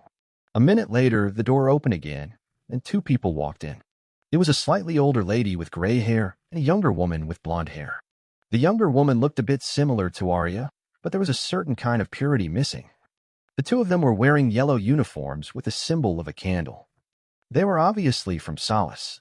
Solace had several veterans and even an expert, but they didn't own an Elder Spectre yet, which made it difficult for them to continue growing.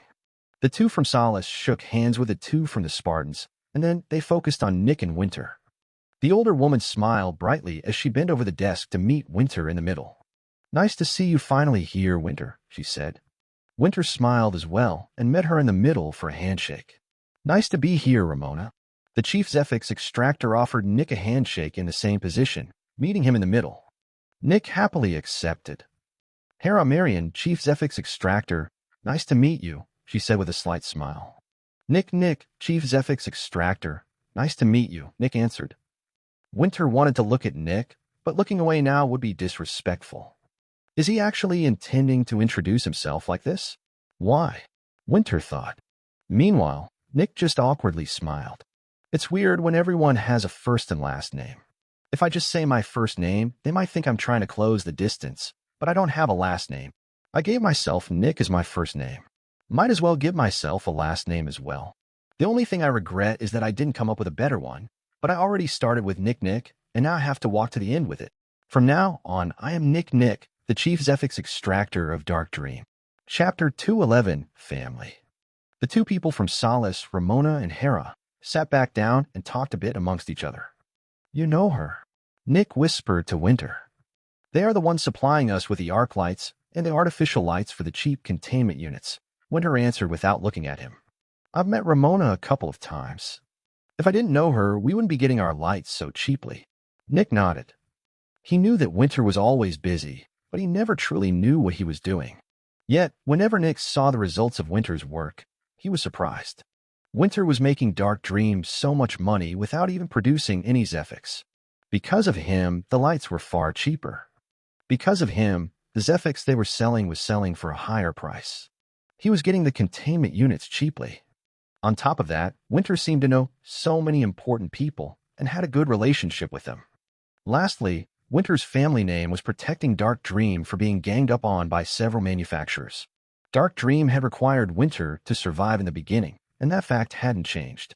If Winter left Dark Dream would most likely go bankrupt within a year. The room was slowly filling up. By now, there were 11 people in the meeting room. However, the room had become even quieter than when there had only been 3.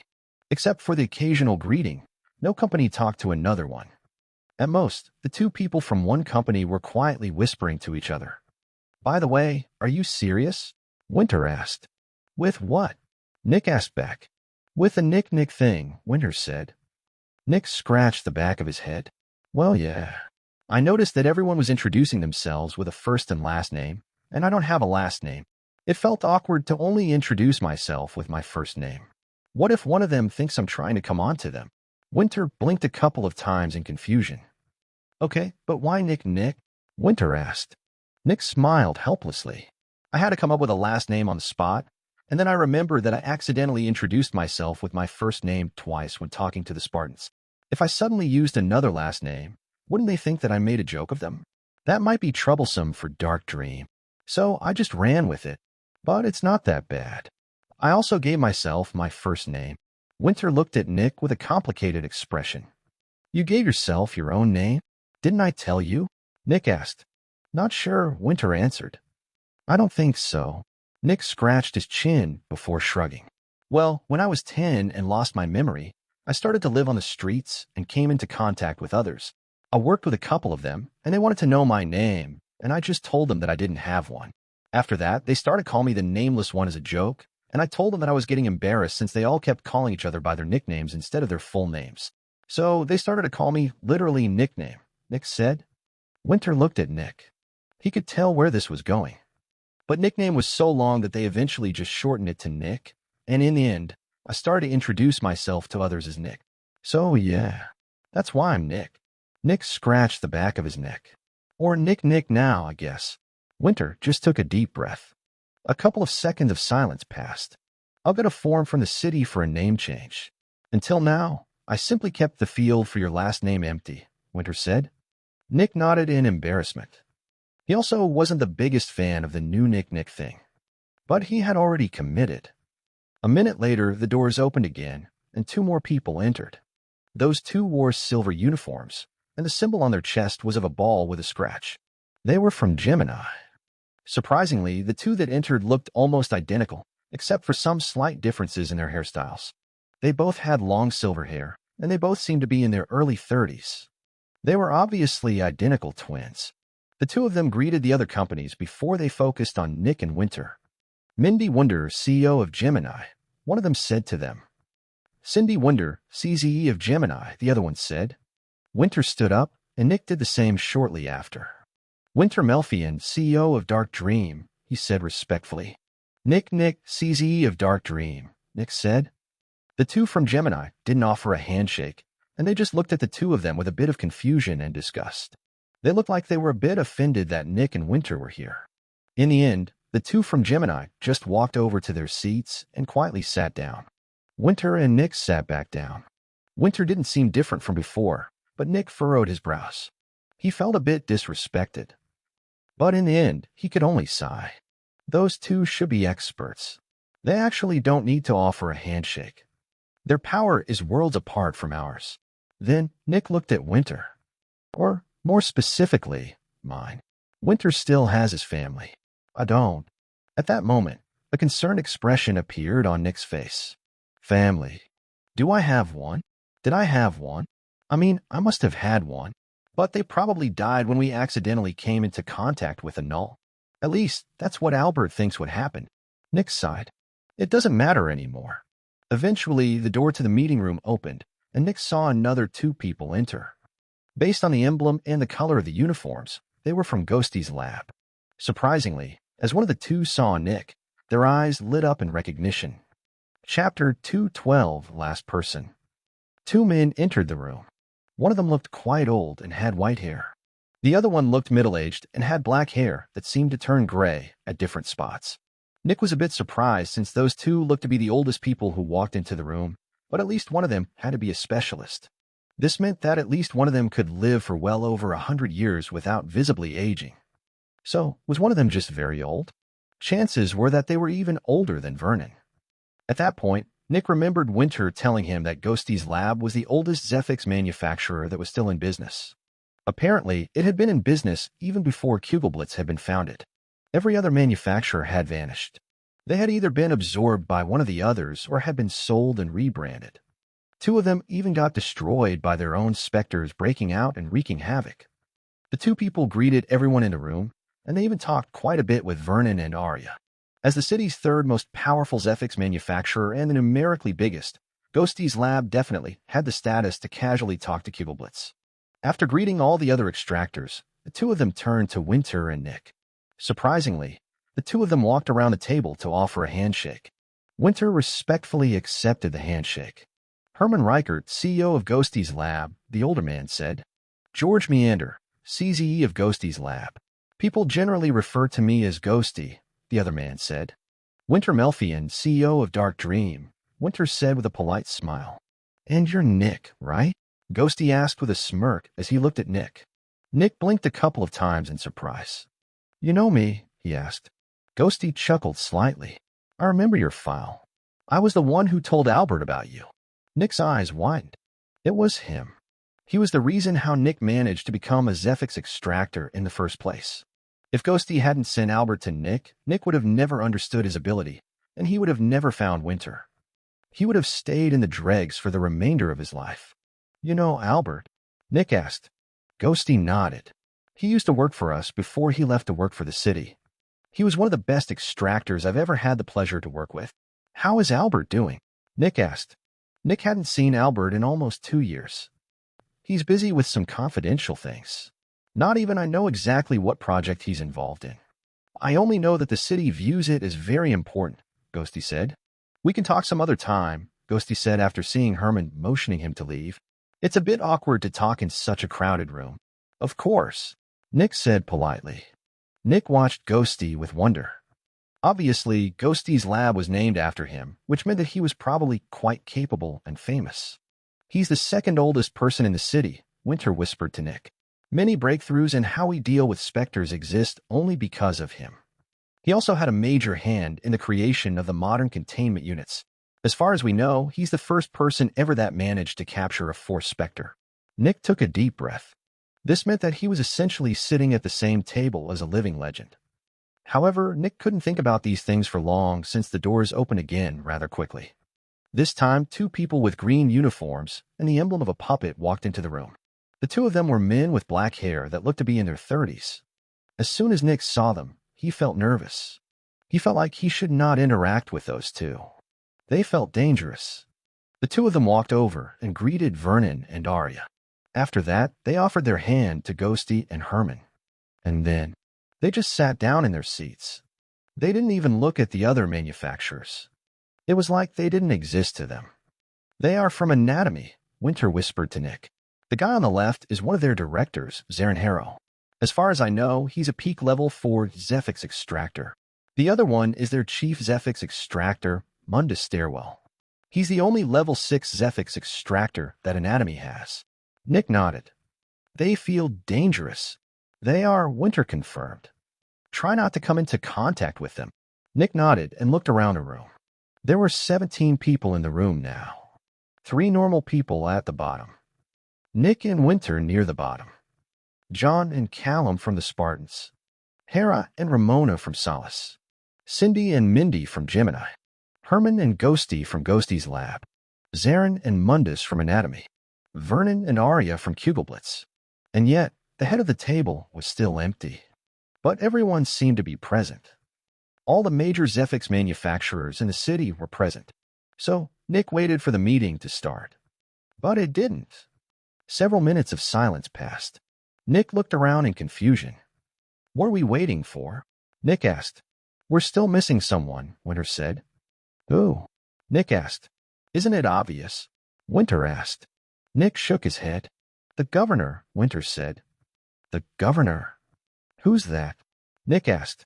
Winter was immediately taken aback, and he looked at Nick in shock. You don't know who the governor is? He asked in surprise. I don't even know what a governor is, Nick said. Winter rubbed the bridge of his nose. How did you work for 2 years for me and never came into contact with the concept of a governor? I don't know. I don't even know what or who that is, Nick said with annoyance. Don't always act like I'm an idiot. Winter took a deep breath. The governor is the oldest and officially most powerful person in the city, and he is the leader and ruler of Crimson Fungus City. The only one that might be able to match his power is Arya, but I wouldn't bet my money on her. Nick's eyes widened in wonder. Then the doors opened. Chapter 213 Governor. A middle-aged man with black hair entered the room. As soon as he did, the entire atmosphere seemed to change, and the temperature seemed to drop by several degrees. He wore a suit with the same colors as Nick's uniform, which showed that he belonged to the city. The man took slow and methodical steps, and without greeting anyone, he walked towards the head of the table. That's Marcus Julius, the strongest human in Crimson Fungus City and the owner of everything we know and love, Winter whispered. Basically, Winter added for clarification. As Nick looked at Marcus, he couldn't help but take deep breaths. He felt so powerful. Nick had never seen anyone this powerful before. After sitting down, Marcus looked around the silent room. Everyone was respectfully looking at him in silence. Naturally, Winter also stopped talking and just waited for the governor to start the meeting. The official meeting of all manufacturers in the city commences, he said with a slow and deep voice. Introduce yourselves, he commanded. Vernon immediately stood up and bowed politely. Vernon Melfian, Senior Director of Kugelblitz. After that, Arya stood up. Arya Light, Chief Zephyx Extractor of Kugelblitz. Then the next person stood up. Zarin Harrow, Senior Director of Anatomy. All the others introduced themselves as well, starting from the strongest person and going to the weakest. Callum Sonder, Chief Zephyx Extractor of the Spartans. Winter Melfian, Chief Executive Officer of Dark Dream. Nick, Chief Zephyx Extractor of Dark Dream. Then, one of the people at the bottom of the table spoke up. Zach Howitzer, representative of the common people from the middle layer. Nerolas Smark, representative of the common people from the lower layer. Gungies Landrow, representative of the common people from the outer city. And with that, everyone except for the governor had introduced themselves. Including the governor, there were now 18 people in the room. The room didn't seem as empty anymore. Everyone sat back down, and the governor took out several sheets of paper. First order of business, the taxes of all manufacturers have been paid on time and in their full amount. Continue like this. No one answered. Second, after many long discussions with my advisors, I've decided to call for another general round of inspection. The inspectors will arrive at your premises within the week. No one showed any reactions, but Nick could tell that the atmosphere in the room had become much tenser. And Nick wasn't surprised in the least. While the specifics of the Specters were kept secret, they couldn't be kept secret from the city. One of Nick's duties was also to create thorough documentation about all the Specters Dark Dream owned. That included their names, their abilities, their powers, where they were kept, how to work with them, what abilities they granted others, and many other things. It included everything. And these documents had to be handed to the city biannually. This meant that the city knew everything about every Specter that was being kept in any containment unit inside the city. Naturally, this kind of information was kept top secret, and there hadn't been a data breach within the last several decades. So technically, there wasn't a reason to feel scared about telling the city the truth about one's Specters, right? Wrong. There were several reasons why a manufacturer wouldn't want to be honest. First, if they had fewer Specters, the city wouldn't ask for high taxes. Second, while the city allowed almost every kind of method of working with a Spectre, there were still a very select few that the city didn't like. Specters that required children to work with them were one example. Another example were Specters that needed large-scale destruction. Something like spreading a plague, and the more people caught the plague, the more Zephyx the Spectre produced. Another reason why one might not be honest was when suppressing a Spectre wasn't very easy. A manufacturer needed to show that they were able to suppress every Spectre they owned. If the city found out that a manufacturer might have issues suppressing a Spectre they owned, the Spectre would be confiscated by the city and handed to a more competent manufacturer.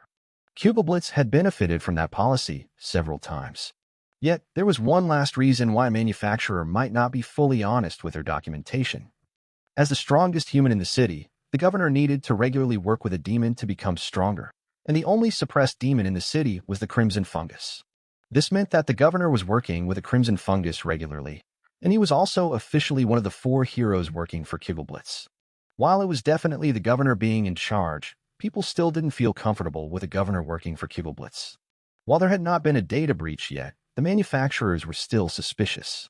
"Sir, please consider postponing the inspection," Zarin Harrow, the CEO of Anatomy, said. "Give me a reason," the governor demanded. "We are currently in the process of restructuring, which means moving many Specters from one containment unit to the other. Leading an inspector through all the containment units in this scenario is bound to lead to confusion and danger," Zarin calmly explained. "Why would that lead to confusion and danger?" "You can simply explain that to the team of inspectors," the governor asked coldly. "Due to a recent paradigm shift in working procedures, the documentation for the move is not centralized, and many localized reports could cloud the greater picture, leading to misunderstandings of us trying to keep information hidden from the city, which is not our intention," Zarin explained with a smooth voice. While Zarin sounded extremely confident and calm, what he said didn't fully make sense to Nick's ears. And if it didn't make sense to Nick's ears, it definitely didn't fool any of the other people in the room. Except for the 3 representatives at the bottom of the table, of course. Everyone knew that Zarin was bullshitting. He just didn't want to get investigated. Chapter 214, Pressure. The governor looked at Zarin Harrow with a solemn expression. "The number of Debilify cases has spiked in recent times," the governor said. "We are suspecting that one of the manufacturers is keeping an illegal Spectre. These inspections are also a strain on the city's forces, and if it weren't for the high number of cases, I wouldn't call for one. So no, I can't reschedule the inspection," the governor explained. Debilify, Nick thought. "Is that a disease?" "Sir, Anatomy is willing to investigate these cases and search for an effective method of prevention," Mundus Stairwell, the chief Zephyx Extractor of Anatomy, said. The governor looked at Mundus and remained silent for several seconds. "Many of the hotspots for Debilify are in areas where extractors of Anatomy are already assigned to, and we have witnessed no progress in the investigation yet," the governor said. "Sir, we are not trying to keep some kind of secret from you, but if you go ahead with the inspection right now, we fear that our intentions will be misunderstood," Zarin Harrow said. "If there is no way for us to reschedule the inspection, we can only ask for a delay in exchange for results in the investigation of Debilify." The governor glared at Zarin. "Explain." "We have recently found a preventive measure that seems to reduce the chance of suffering from Debilify. Why have I not been informed until now?" the governor asked with an annoyed voice. "We are still in the testing phase. We have been running trials, but we are not yet sure if the preventative measure causes any secondary issues," Zarin explained. "Secondary issues worse than being unable to move and focus on anything for more than 10 minutes a day?" the governor asked with an undertone of aggression. "No, but the secondary issues can impact people not suffering from Debilify, which might cause additional, unnecessary suffering," Zarin explained. "How long has the preventative measure been in the testing phase?" the director asked. Silence. "About 7 years." The entire room seemed to turn to ice. Even some of the other Zephyx Extractors threw glances filled with hatred and rage at the 2 people from Anatomy. The glare of the governor was so cold and intense that Nick felt the urge to run out of the room, even though he wasn't the recipient of it. Silence. Eventually, the governor took a deep breath through his nose. "I expect the relevant files and documentation of this preventative cure on my desk before the evening," he spoke slowly and seriously. "If the preventative measure proves to be effective, I am willing to delay the inspection for a year. I will deliver the documentation to you personally later today, sir," Zarin Harrow said with a grateful voice. "Anatomy, thanks you very much for your magnanimity." The governor just glanced at Zarin Harrow without saying anything before turning to the middle of the room again. Expect a message regarding this matter by the end of tomorrow, the governor told the other manufacturers. The others nodded. Next on the list, I have read through your documentation regarding the investigation of the false news Spectre and the parasite Spectre and have come to the conclusion that not enough resources have been put into the investigation, the governor said. Frankly, the pages upon pages of documentation boil down to nothing more than, we don't know. I expect the combined force of over 1,000 Zephyx Extractors to produce significantly more than that. If by the next meeting I don't see a significant improvement in the quality of the results, I will put a leash on the extractors that are dedicated to the city, but still unofficially spend surprisingly much time near their official place of employment. The governor's tone was reprimanding and annoyed. No one in the room answered him, but it was obvious that they had understood. Naturally, manufacturers without at least one level 5 extractor are not involved in this matter, the governor added. Nick just kept listening to the meeting with rapt attention. He hadn't been sure what exactly the meeting would be about, but he hadn't expected it to be this serious and important. The governor was constantly talking about critical issues that were relevant for the entirety of Crimson Fungus City. This was less like a meeting between companies and more like an official meeting between rulers.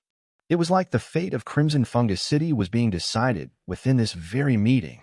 The governor continued talking about one issue after the other, and by now, the tone of the meeting was all too obvious to Nick. The governor was putting a gigantic fire under the Zephyx manufacturers' asses. He was reprimanding them left and right while handing out threats without end. After talking for over an entire hour about citywide issues, the governor started to turn to the manufacturers individually. He kept giving out demands to all the manufacturers, and the manufacturers all acted subserviently and complied. Dark dream, he said with a serious tone as he looked at Winter and Nick. Nick's heart rate shot through the roof, and he started to sweat profusely. This guy was putting immense pressure on even Cuboblitz and Anatomy, and now he was focusing on them. I realize that several of your level 2 Specters are special and do not pose a significant threat after they break out, but I still find the lack of level 2 extractors in your company worrisome, he said. By the next meeting, I want to see at least 6 level 2 extractors working for Dark Dream. Otherwise, the city will confiscate Specters until I feel comfortable, he said with a serious tone. Below the table, Winter kicked Nick. Extractors were Nick's job, not Winter's, and he was supposed to answer. Nick quickly shot up from his chair. Of course, sir. We will immediately get to fixing that issue, sir. Nick spoke loudly and clearly. The governor nodded once, and Nick sat back down. After that, he turned to Winter. With the addition of your newest Spectre, you've entered the next bracket, and the contributions to the city you are expected to pay will increase by 2%, the governor said. Winter stood up and nodded. There will be no issues in the payment, sir, he said respectfully and clearly. After that, the governor became silent for a couple of seconds. That's it for the matters regarding the city. Chapter 215 Taxes. It is now your time for your matters, the governor said before turning to Arya and Vernon. Cuboblitz first. Thank you, sir, Vernon said with a smile while standing up. The number of people paying their contributions via their blood has dropped by 2.4% this year, Vernon said. While that is a great matter for the health of the city, it makes it more difficult for our heroes to grow stronger. At the same time, according to several studies Cuboblitz has performed, the objective value of a credit has decreased by almost 4% within the last year. Therefore, we would like to ask the city to increase the taxes of the outer layer of the outer city by 4 to 5 credits, Vernon said. Nick's eyes widened, and he almost felt like he had been thrown into an icy cold pool of water. Vernon had just asked the governor to raise the taxes for the people of the Dregs. Memories of the countless times Nick had seen people almost killing each other just for a couple of credits for the taxes shot through his head. The people of the Dregs were already beyond desperate. But now Vernon was asking for even more money. Was he trying to kill them? At that moment, Nick came to a terrifying realization. Right, the blood from the Dregs was what allowed the Crimson Fungus to produce Zephyx. If the Dregs stopped producing blood, Cuboblitz would lose a huge chunk of its revenue, power, and growth potential. Naturally, Nick's goal was to improve the lives of the people in the Dregs. But if that happened, he would essentially be threatening Cuboblitz's power. The next words that were spoken didn't register in Nick's head as he kept thinking about what all of this meant. Earlier, Nick had expected that it wouldn't be that difficult to improve the lives of the people in the Dregs. He just needed to get some stands with free food, which would allow the people to save up a bit of money while also giving them more energy to earn money. Naturally, that wouldn't solve the fundamental issue, but it would put a band-aid on it until a more permanent solution could be found. But after hearing Vernon, Nick realized that this wouldn't work. Cubiblitz would notice the drop in revenue and would go to the governor for an adjustment in the taxes. Then everything would return to how it was, and the people would still nearly die each month because of the taxes. And the worst thing was that this state could only be achieved if Nick kept helping them. The people would suffer just as much as they were suffering now. But if Nick then stopped helping, terror, chaos, death, the people wouldn't be able to pay their taxes anymore, and a huge number of them would die of blood loss. Of course, in the next meeting, the taxes would be adjusted again to the old level, but that wouldn't bring all the dead people back. If I help them now, I'm essentially taking out a loan of lives. Nick realized. I might be able to save a couple of lives now, but the same number, or even more, will die when it is time to repay the loan. As Vernon and the governor kept talking, Nick kept thinking about what to do with his life now. He thought that he could start helping them now, and in fact, he had done just that. He had given a bit of money to just a couple of people. Him getting rid of several members of the Riker Strikers had also helped with the overall health of the Dregs. And sure enough, the amount of blood paid had reduced. But now, Vernon was about to put it back to its old level, or even higher. Nick started to pay attention to the meeting again, and he heard Vernon and the governor arguing about the value of a credit. Nick felt the overwhelming urge to get involved. This was his opportunity to make a difference. Winter looked at Nick with narrowed eyes. He was ready to intervene if Nick decided to do something stupid. Nick gritted his teeth and clenched his fists. Unending rage and hatred were building inside of him. Subconsciously, Nick's eyes focused on Vernon in intense glare. He felt betrayed. He had liked Vernon. He had enjoyed talking to him a lot. But now, Vernon was casually dooming many innocent people to a life worse than hell. Nick's clenched fist shook. Then he clenched his teeth and looked away. He hated himself at this moment. He hated himself for looking away. So many people were being doomed right now, and Nick despised himself for looking away. But what am I supposed to do? He thought in frustration and rage. If I get involved, it will cause trouble for Dark Dream. If Dark Dream dies now, I will never be able to help the people of the Dregs. I'm not strong enough. Nick had never hated his own weakness this much in his life. He was so weak that none of the other manufacturers even needed to pay attention to him. Winter kept looking at Nick calmly. He could tell what Nick was thinking about. Sadly, Winter couldn't do more than Nick. In the end, he just sighed.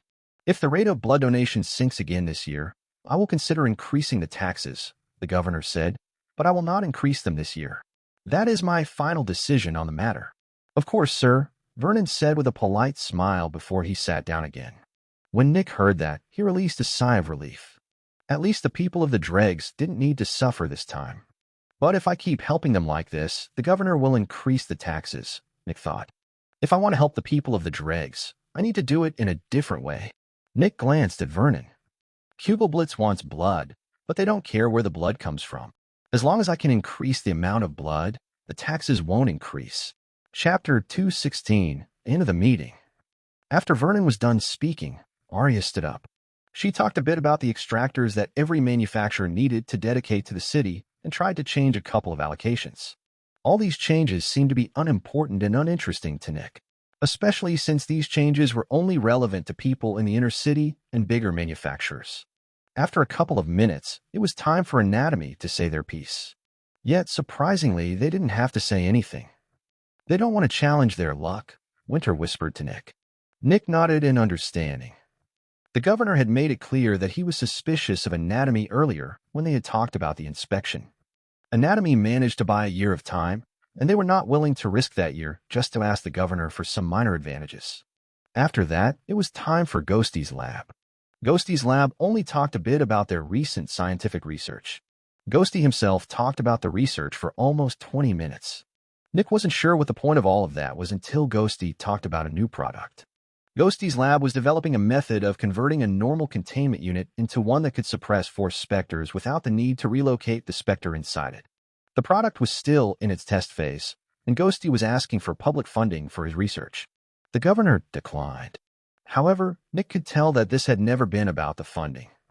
Ghosty had simply used this opportunity to present his new product in detail to the important people of every manufacturer. And sure enough, Nick saw a couple of people looking at Ghosty with interest. Some physical Specters can turn into force Specters after they advance a level, Winter whispered to Nick after seeing his confused expression. If that happens, that Spectre will almost certainly breach, and in the best-case scenario, the city will demand hefty fines that are well in excess of the value of the Spectre. Nick's eyes widened in surprise. That was the first time he had heard about one kind of Spectre changing into another kind. That can happen, Nick asked. It is very rare, but there are precedence cases, Winter said. If by chance something like this happens to one of the manufacturers, the issue will not be the fine they will have to pay, but the loss of trust and confidence. The city will start demanding more extractors in relation to Specters, which will essentially gut the profits of a manufacturer for several years. For manufacturers like Cubiblitz and Anatomy, converting almost all their containment units to avoid this risk is worth it, and it's also cheaper, based on what Ghosty said, Winter explained.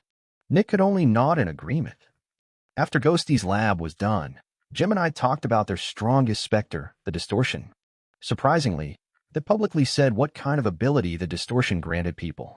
It gave people the ability to distort their surroundings, which could disorient others. However, more importantly, that ability could be used in conjunction with others, which will result in much more power. And with enough power, Prefix could even be partially isolated from an area. As soon as the other manufacturers heard that, they focused on Gemini with interest. Even Winter looked at the two from Gemini with interest. Nick knew how Specters worked, and he knew exactly why everyone was interested. Ghosty was the one that asked the question that was on Nick's mind. Does that help in suppressing force Specters? Mindy Wunder, the CEO of Gemini, only smirked. Yes, it does. Immediately, the chief Zephyx Extractors started to talk to their CEOs and directors. The potential for this ability was immense. They could save millions of credits. On top of that, the base ability was also useful in many other fields and even had a great potential for future evolutions. Naturally, Gemini was using this opportunity to announce their new initiative of creating newbies. Gemini had the second biggest number of newbies, and now they were going to get even more. Of course, they were getting more so that other manufacturers would purchase them. The price? 1,000,000 credits per initial newbie. That was quite a bit more expensive than what Ghosty's lab wanted for their newbies, but the value of the Distortion spoke for itself. In the end, she just asked for some idiotic funding that would never get granted to make it a relevant topic for the meeting and stop talking about it. But Gemini had achieved its goal. After that, Solace talked a bit about the extractors they had to dedicate to the city. Apparently, they needed more extractors for the next 3 months and asked for the city's help. The governor said that they would only need to dedicate 10% of their extractors to the city for the next 6 months, but he would expect 30% for the 6 months after that. Solace just thanked him and accepted. Then, it was the turn of the Spartans. And they dropped a bomb. We found a level 4 Spectre within 10 kilometers of Crimson Fungus City, and we are asking for competitive protection due to our major investments in uncovering this Spectre. The other manufacturers became interested. You don't have the manpower necessary to suppress the level 4 Spectre, the governor said. I can only give you one if you find a partner with enough power and show me proof of your significant investments. I can only give you a temporary one for 1 week. If I am not convinced by then, the information on your Spectre will be publicized to the other manufacturers, the governor said. The Spartans just thanked the governor and nodded. Naturally, this was also just an advertisement. The top 5 manufacturers were all interested in an Elder Spectre, especially Solace. After all, Solace already had an expert but no Elder to increase their power. Meanwhile, Gemini wanted to keep Solace from joining the level of manufacturers that own an Elder. Everyone knew that a brutal bidding war would take place between those two. Both of them would want to become the Spartans' partner and claim the right to capture the Spectre. And finally, it was Dark Dream's turn. We have nothing, Winter said. Nobody reacted to Winter's words. Then, one of the representatives stood up. No issues here, he said. Some seconds later, the governor stood up. Meeting adjourned. Chapter 217, Power to Change. The room started to empty, with the governor being the first to leave. After that, the manufacturers left one at a time. Eventually, the representatives also left. The last remaining people were Arya, Vernon, Winter, and Nick. Winter and Nick walked over to Vernon and Arya, who were just walking towards the exit as well. Another uneventful meeting, Vernon said after yawning. Normally, Nick would have laughed a bit, but right now he didn't want to laugh at all. Nick just couldn't view Vernon the same way as before the meeting. However, Nick didn't decide to confront Vernon. While they had talked quite a bit, they were obviously not close enough for something like that. At most, they were acquaintances. Why did you ask for an increase in taxes for the people in the Dregs? Nick looked with surprise at Winter, who had just asked that question. Didn't I explain that well enough during the meeting? Vernon asked. Yes, but I want to know why you asked for the raise. I'm talking about you, not Kugelblitz, Winter said. Nick knew that Winter wouldn't have asked these questions if it weren't for him. Once more, Nick felt a bit guilty for doubting Winter. What am I supposed to do otherwise? Vernon asked with a shrug. It's my job. While I have significant influence over the manner in which Kugelblitz is operated, I have to represent Kugelblitz in these meetings. The decision to ask for an increase has already been made internally, and if I didn't ask for it during the meeting, I might lose my job, Vernon explained. It doesn't matter what my opinion is. I only represent Kugelblitz as a whole in these meetings. When Nick heard that, he realized that things were more complicated than he had expected. It was possible that Vernon actually didn't want an increase in taxes. However, it was also still possible that he wanted it. Nevertheless, Nick realized something important. Not even Vernon has the power to change these things, Nick thought. He might represent 20% of Kugelblitz, but if 50% of the other 80% want something, he can just comply. It's difficult to change anything. If I want to permanently change the lives of the people in the Dregs for the positive, I need even more power than Vernon. And there are only 4 ways to achieve that. First, buy a significant portion of Kugelblitz. If I can change the way it operates, I can solve the issue, but that needs billions of credits. Second, buy parts of Dark Dream and make it stronger than Kugelblitz. But to do that, I need to become a hero and capture a demon. Third, become an extremely high member of the city government. With that, I can subtly change the laws and make it better for the people in the Dregs. However, I probably also need to be a hero to achieve that. At the very least, I need to be a powerful specialist. Lastly, become the strongest person in the city. If I am so powerful that nobody in the city can possibly hope to fight me, I can force the change on the manufacturers. Yet that also requires me to become an extremely powerful hero, which means I have to work with a demon, which means I have to catch one since I can't rely on the Crimson Fungus if I want to go against Kugelblitz. In the end, it all boils down to 2 things: money and power. And to get such a large amount of money, I also need a great amount of power. No matter how much I think about these things, it all boils down to power in the end. Nick was taken out of his thoughts as Vernon called for him. Yes. Nick asked. Do you want another cup of coffee? He asked. Nick definitely loved coffee, but he couldn't care less about it right now. The things he was thinking about were far more important to him, and he felt like he would be wasting his time by drinking coffee with Vernon. No, thank you, Nick said. I have to go back to Dark Dream and check up on my extractors. I also have to think about how to properly increase the power of my extractors since the governor wants Dark Dream to become stronger. Vernon just waved dismissively. Oh, that? Marcus is actually very happy with the progress of Dark Dream. He just has to be all tough in public and act like he is not happy with any of the manufacturers. If you have 2 or more adolescents, you will easily get that number of level 2 extractors in a year. Marcus essentially only demanded Dark Dream to not shrink and become weaker within the year, Vernon explained.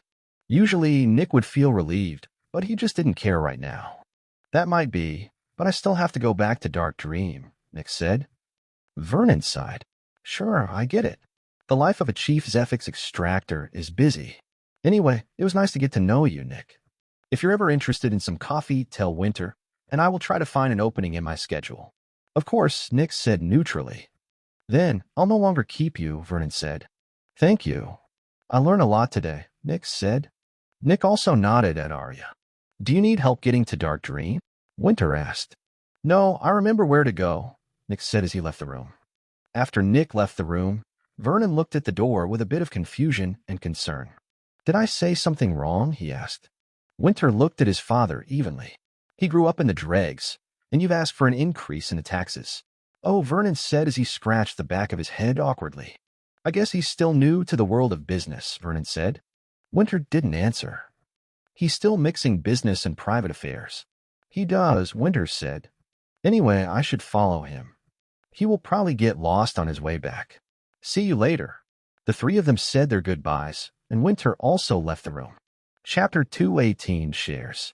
Nick quickly climbed down the stairs in Kugelblitz while he kept thinking about what to do regarding his future. He had to become powerful.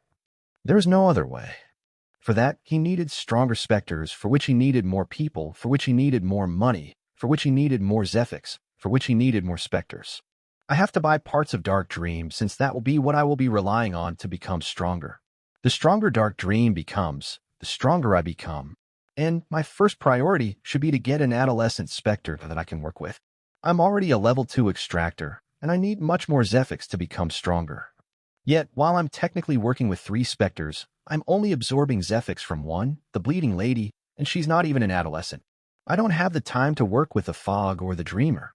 I need an adolescent that produces a lot of Zephyx in a short time. By now, Nick had reached the bottom of the stairs and walked towards the exit of Kugelblitz. Outside Kugelblitz, Nick looked for one of the people who were responsible for the Schweebs and told him to retrieve his Schweeb. Learn something today? Nick raised an eyebrow and looked to his right. Winter had just arrived. Nick furrowed his brows and looked downward. I always knew that power was important, but I only realized today how important it is. I know what you mean, Winter answered. Everyone in the room could tell what you were thinking when Dad asked for the increase in taxes. Everyone could tell? Nick asked. Winter nodded. It's not difficult. Powerful Zephyx extractors have terrifying senses, and your gnashing teeth were very audible to them. The only one that didn't notice was Dad, since he was busy focusing on the governor. Nick didn't know how to feel about that. He wanted to keep his feelings a secret from the others, but in the end, they still knew exactly what he was feeling. Winter looked at Nick and could tell what he was thinking about. That might not have been a bad thing, Winter said. Why? Nick asked. I can't be sure, but there might be a possibility that your intense display of emotions has swayed the governor's decision in the matter. It's a long shot, and I can't possibly be certain, but I'm certain the governor noticed, Winter said. Nick looked at Winter with a shocked expression. I repeat, I can't be sure, and I'm only making a guess here. It is only a possibility, Winter said when he saw Nick's expression. But as far as I know, he generally doesn't let issues like that hang. Dad had a very solid argument that was based on indisputable facts, but in the end, the governor said that he would make a decision on it next year. Maybe he wanted to give a certain someone an opportunity to change things, Winter said. Nick's mind was going wild with possibilities. Nick was easily earning enough to pay the taxes of every person living in the Dregs, which meant that he had the monetary means to help them. The issue was the politics and the implications of interfering in this matter. Nick would probably be costing Kugelblitz tens of millions of credits per month if he went all out. Chances were high that Nick would vanish a couple of days later. He's giving me an opportunity? Nick asked. Like I said, I can't be sure, Winter answered. It's only a possibility. Nick furrowed his brows and kept thinking about how to proceed. I can only think about how to solve this issue when I know more about it. For now, I should focus on my power. Every day without a good adolescent Specter I can work with is a day wasted. But first, I want to buy shares in Dark Dream, Nick said. I was waiting for you to say that, Winter said with a smile. It seems like the meeting has helped you a lot. Nick released a sigh. He was glad that Winter knew him so well and was so agreeable. Chief Zephyx extractors usually own between 10% and 30% of a manufacturer, and that is actually something that both sides want, Winter said. Why both sides? Nick asked. Well, the Chief Zephyx extractor wants some say in the company, and they also know that they will increase the value of the company. Because of that, investing in a company is like just claiming free money. On the other side, the company wants the Chief Zephyx extractor to own a significant portion to bind them to the company's success. If the company fails, the Chief Zephyx extractor will lose a lot of their wealth since a significant portion of it is tied to the company. Therefore, Chief Zephyx extractors are incentivized to do their absolute best for the company, Winter explained. Nick looked at Winter with interest. So, you're willing to sell me some shares? Winter nodded. For now, I'm willing to sell you 30% of the company, but that might get diluted in the future if we need significant funding for a project. But I can assure you that it will never fall below 20%. Nick nodded. That sounds good. What's the price? Naturally, since you are a significant reason for Dark Dream's success, I'm essentially gifting these shares to you. You get 30% of the company for 1.5 million credits. You should have that lying around, Winter said. Nick took a deep breath. 1.5 million credits were a huge chunk of his savings. However, Dark Dream could probably be sold for around 50 million credits currently. 30% of that would be 15 million credits. Winter was essentially selling Dark Dream shares to Nick at 10% of their actual value. Nick and Winter ironed out the details of the deal before they drove back down to the lower layer. Some minutes later, they left the inner city. After Nick entered his office again, he immediately focused on the next point on his agenda. He took out a file from one of his drawers and looked at it with narrowed eyes. On the front of the file were only 3 words. The Riker Strikers. Chapter 219, The Scary Outside. "You wanted to see me?" an older man asked as he walked into an office. "Yes, I've got something for you." Nick said as he put the file of the Riker Strikers onto the table. The older man was the leader of the investigator team of Dark Dream, and he quickly walked over, sat on one of the chairs, and read through the file. As the investigator kept reading, his eyebrows kept furrowing. "Do you think a Spectre is involved, boss?" the man asked as he put the file down again. Nick nodded. "I'm pretty sure Riker himself is a Spectre. Jenny and I have both noticed it." Additionally, Jenny said that when she met Riker personally, she felt like she was looking at her natural enemy. Naturally, that was before she became a Zephyx Extractor. The investigator hummed a bit. "May I?" he asked while reaching for a piece of paper and a pen. Nick just gestured for him to take it. After that, the investigator started to write down several things related to the Dregs.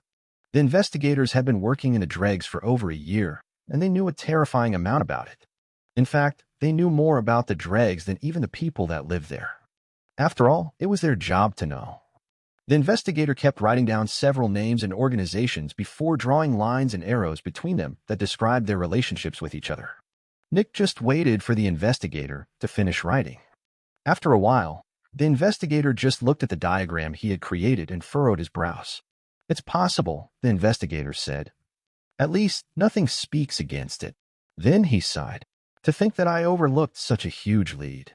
What have I been doing for the past year that I didn't even notice any of the signs?" "And so did everyone else," Nick said. "Kugel Blitz and the others also haven't found out." The investigator sighed and looked at the piece of paper for another couple of seconds. "It seems so obvious now," he said. "Yeah, he most likely is a Spectre. I presume you want us to gather information." Nick nodded. "Riker is very smart. About 2 years ago, I severely weakened the Riker Strikers by killing about 10 of their people. The other gangs used that opportunity to go after him, but somehow he managed to evade them and even managed to get his old gang to the same level of power as back then. If you guys are not very careful, he will notice that a manufacturer has become suspicious of him, and if he finds out, he will probably run out of the city and go to another one," Nick said. The investigator nodded. This was always a danger when it came to hunting Specters. Almost nobody inside the city knew what the worlds beyond the huge city walls looked like. The only thing they knew was that it was extremely dangerous out there. Only level 3 extractors and stronger dared to leave the city, and any information about the outside world was kept confidential. After all, every expedition into the outside world cost a huge amount of money, and the manufacturers didn't want others to benefit from their work. Humans very rarely enter the outside world, but except for the strong extractors, there was another exception: global companies. For example, the hospital that had treated Nick 2 times already was one of these companies. The merchant, the Spectre that the hospital used to get its recovery liquid, was at least a level 6 Spectre. It might even be a level 7 Spectre. And the merchant was not located in Crimson Fungus City. Every couple of months, a small caravan would enter the city to refill the stocks of the cleansing and recovery liquids. There were also a couple of small groups of people that came to Crimson Fungus City and left again. Back then, Nick had had no idea why they were here, but now he knew why. They were merchants. They sold stuff produced in a different city to Crimson Fungus City and bought the stuff that was produced here to sell someplace else. The groups of people coming from the outside world were all extremely powerful. It was extremely rare to see anyone weaker than an expert in these groups, and there were also several specialists coming to Crimson Fungus City every year. There had even been the odd hero here and there. Obviously, traveling through the outside world required tremendous power. However, that was only true for humans. The Specters were not in danger in the outside world unless they came across a hunting group of Zephyx Extractors, but the chances of that were very low. The outside world was dangerous specifically because of the Specters, and the Specters didn't attack each other. Riker could easily leave the city and enter another one, but that was still associated with a couple of risks. Riker needed to enter the other city either without being noticed or through a reputable group of merchants. Since almost nobody came from the outside world, all the manufacturers in the other cities would look at the newcomer very closely. Even more, Riker would need to recreate his entire gang. Because of that, Riker didn't just flee from Crimson Fungus City. But if he found out that a manufacturer was getting suspicious of him, he would immediately run away. One extractor wasn't necessarily dangerous, but an entire manufacturer was terrifying.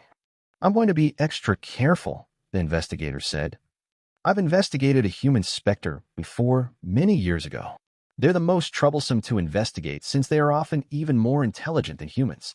The investigation will be slow. Expect a proper profile in a month at the earliest, the investigator said. Nick nodded. Keep Winter and me informed, he said. I will, the investigator said before standing up. He grabbed the pieces of paper he had scribbled on and left Nick's office. Meanwhile, Nick leaned back. Now we have to wait. Chapter 220 report.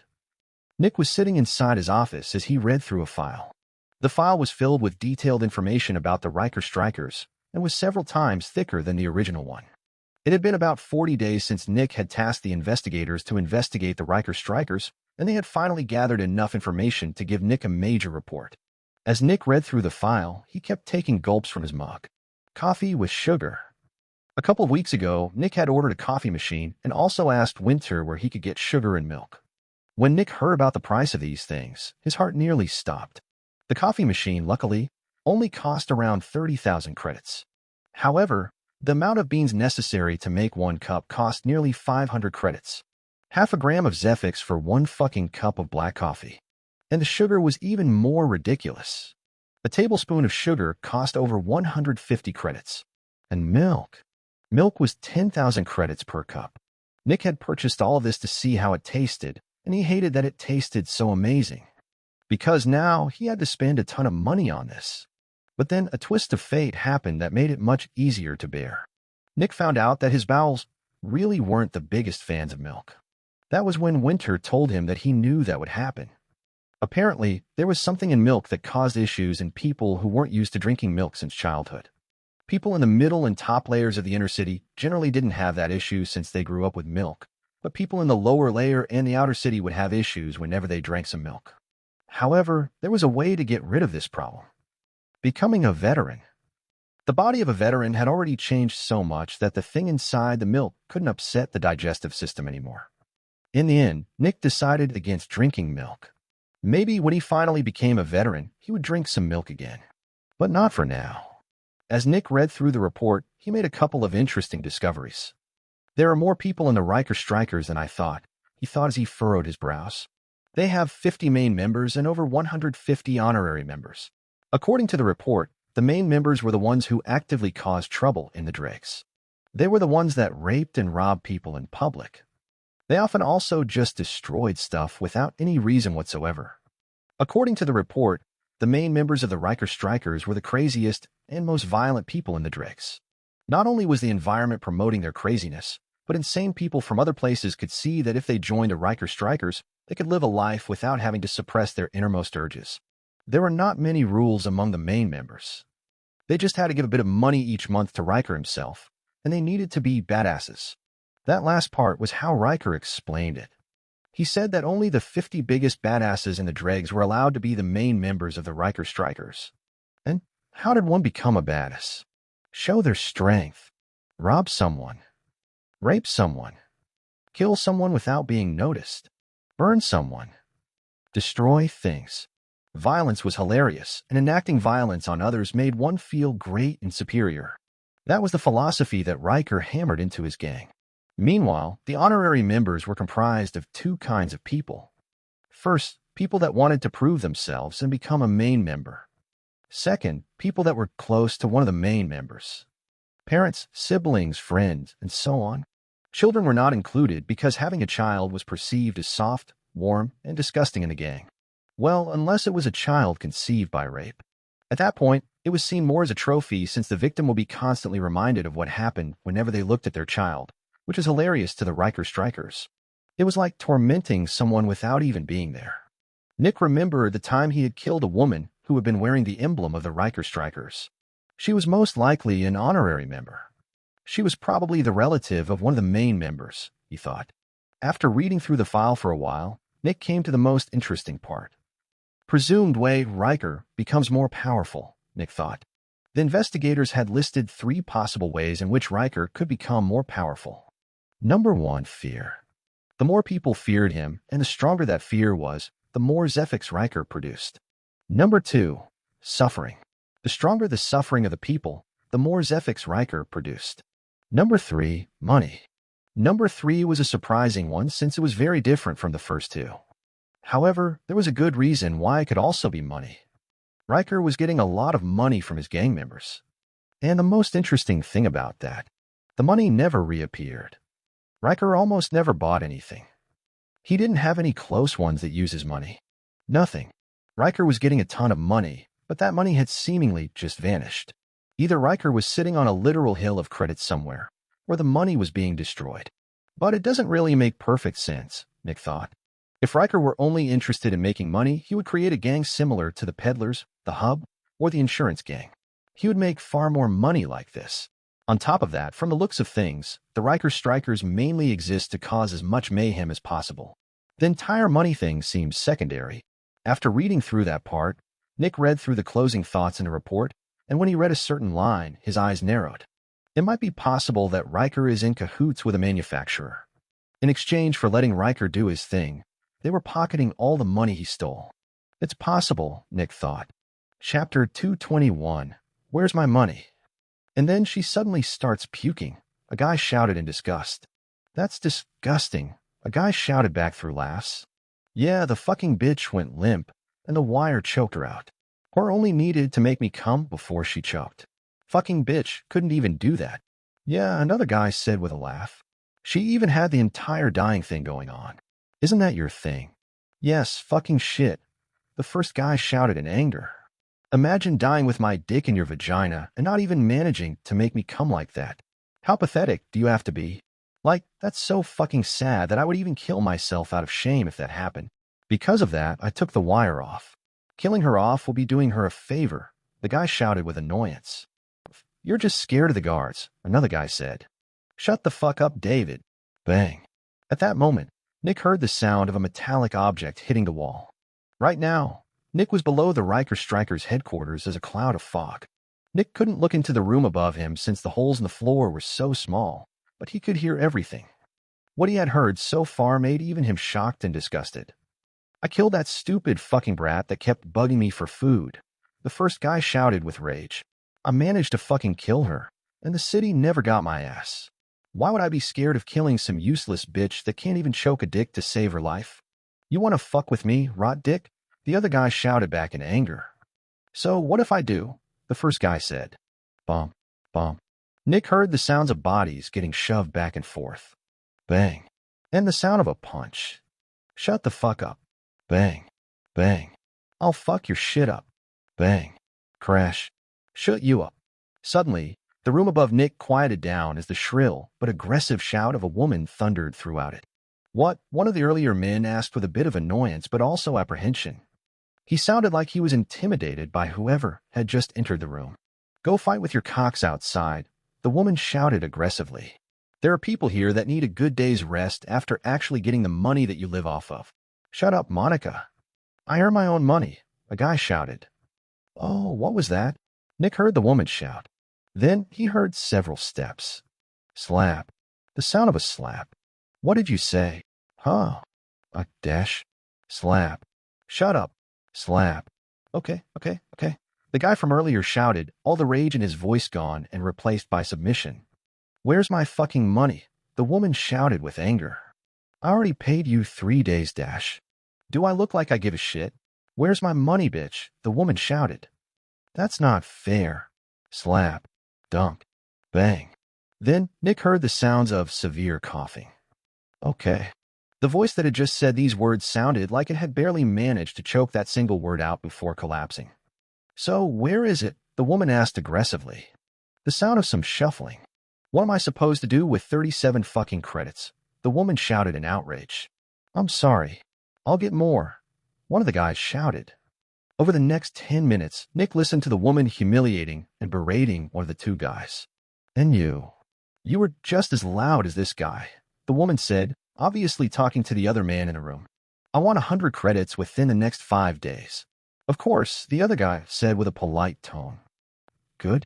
And now, shut up and be quiet. Bang. The door slammed shut loudly. A couple of seconds passed. She's so fucking lucky that she has an ability. One of the two whispered in aggression. I would give my left nut just to choke her to death with my dick. Fuck. I feel like she just fucking broke my arm. That was the last thing that Nick heard while he was floating along the ceiling of the sewers. When that woman entered the room and asked about money, Nick knew that he had finally found a lead for why he was there. Nick was there because he wanted to find out where all the money went.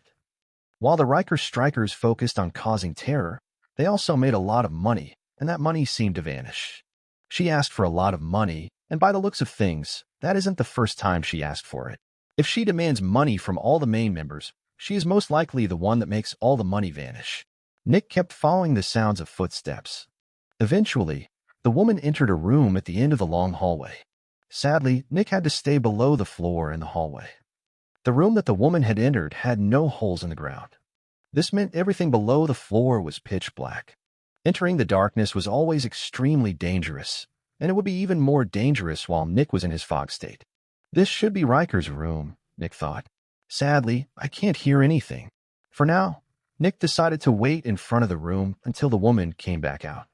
Sure enough, about 10 minutes later, the door opened again, and the woman walked out of the room. Did she deliver the money to Riker? Nick thought. Sadly, credits were made of paper and didn't exactly make a lot of noise. Because of that, Nick couldn't tell whether or not the woman had delivered the credits to Riker or not. However, I'm sure that she's the key. If I keep following her, I will most likely find out what's happening to the money. If I want to take down Riker, I have to be sure that no manufacturer is involved in this. And if they are, I'll make sure that the governor finds out. Chapter 222 Room. She's with Riker again, Nick thought. This was Nick's 5th day of observing the Riker Strikers' headquarters and, more specifically, the woman. Or Monica. By now, Nick had learned quite a bit about Monica. First, she was the only female main member of the Riker Strikers. Second, she was physically quite a lot stronger than the average member of the Riker Strikers. According to the members, Monica was so strong because she had an attuned Zephyx synchronizer. She essentially handled the men of the Riker Strikers like children. While this wasn't suspicious to the Riker Strikers, it was very suspicious to Nick. After all, there were almost no abilities that just flatly increased an extractor's physical power. The only one Nick had heard of was his own, and that increase in strength also only appeared when certain conditions were fulfilled. Based on what he had seen and heard, Monica was at least 3 times as strong as an adult man at any given moment in time. Nick had also seen her a couple of times, and Monica definitely didn't look as physically imposing as Manila or anything like that. She looked rather beautiful and wasn't even that big or muscular. Yet, she handled men like they were toys. Either she has an ability vastly superior to mine in every way, or she's not a normal human with an ability, Nick thought. She's most likely an ex-Zephyx Extractor. Alternatively, she may have been around Riker so much that her body absorbed Zephyx he was giving off, which turned her into a peak newbie after a couple of months or years. Either way, Monica was the most dangerous person inside the gang, except for Riker himself. She was also Riker's personal bodyguard. Whenever anyone made problems, Monica would take care of them. Naturally, when someone created a volatile pot of violence, such as the Riker Strikers, they would find themselves on the receiving end of violence at some point. What stopped the insane people of the Riker Strikers from just banding together and killing Riker? Monica. She was what stopped them. From what Nick had heard, Monica had also killed more than one member of the Riker Strikers before, and none of the corpses had ever been found. Nick presumed that she had just thrown them into the sewers, and the parasite ate them. Naturally, none of the Riker Strikers would dare to go to the city guards, lest the city guards also investigate them. After following Monica for a couple of days, Nick was certain that she was the person who made all the money vanish. In these 5 days, Monica had confiscated over 2,500 credits from all the members of the Riker Strikers. She hadn't left the headquarters during that time. She had not used the money in any way. Nick had also searched through her room while she was gone, and he hadn't found any credits anywhere. He was also quite sure that Monica didn't just casually carry thousands of credits with her all the time. This meant that the credits could only be in one place. Riker's room. Nick hadn't seen Riker's room yet since he wanted to be sure that Riker wouldn't notice him. He would only try to enter after Riker left his room. From time to time, Riker left his room, but Nick hadn't found a good opportunity yet. Additionally, he had been busy following Monica. But now Nick would turn his attention to Riker's room.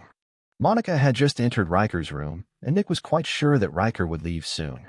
He hadn't left his room in 2 days, which was unusual for him. He had to come out and show his face to his people. Well, let's hope they're not causing too few issues, a charismatic, smooth, but dangerous voice said. Naturally, this was Riker's voice. A moment later, Nick heard Monica and Riker walking away from his room, and Nick started to become active. There's no opening in the floor, Nick thought. The door in the hallway is also locked and without any holes. They would definitely notice that I have been in there if I break the door open. Nick went to the neighboring rooms but noticed that the walls between them and Riker's room were extremely thick and without any holes. Can't go from below. Can't go from the front. Can't go from the sides, Nick thought. Nick left the headquarters and floated towards the space behind the headquarters. Riker's room faced outward at the back, and Nick searched for an opening there. Nothing. Just a solid wall. That means there has to be a way to get in from above. Monica is a human, and she needs light. There has to be a light source inside Riker's room, Nick thought. Nick left the sewers and stealthily made his way back to the Dregs. The building the Riker strikers were in was quite big, and the headquarters had several floors. Nick turned into fog and slowly floated through a window on the 2nd floor.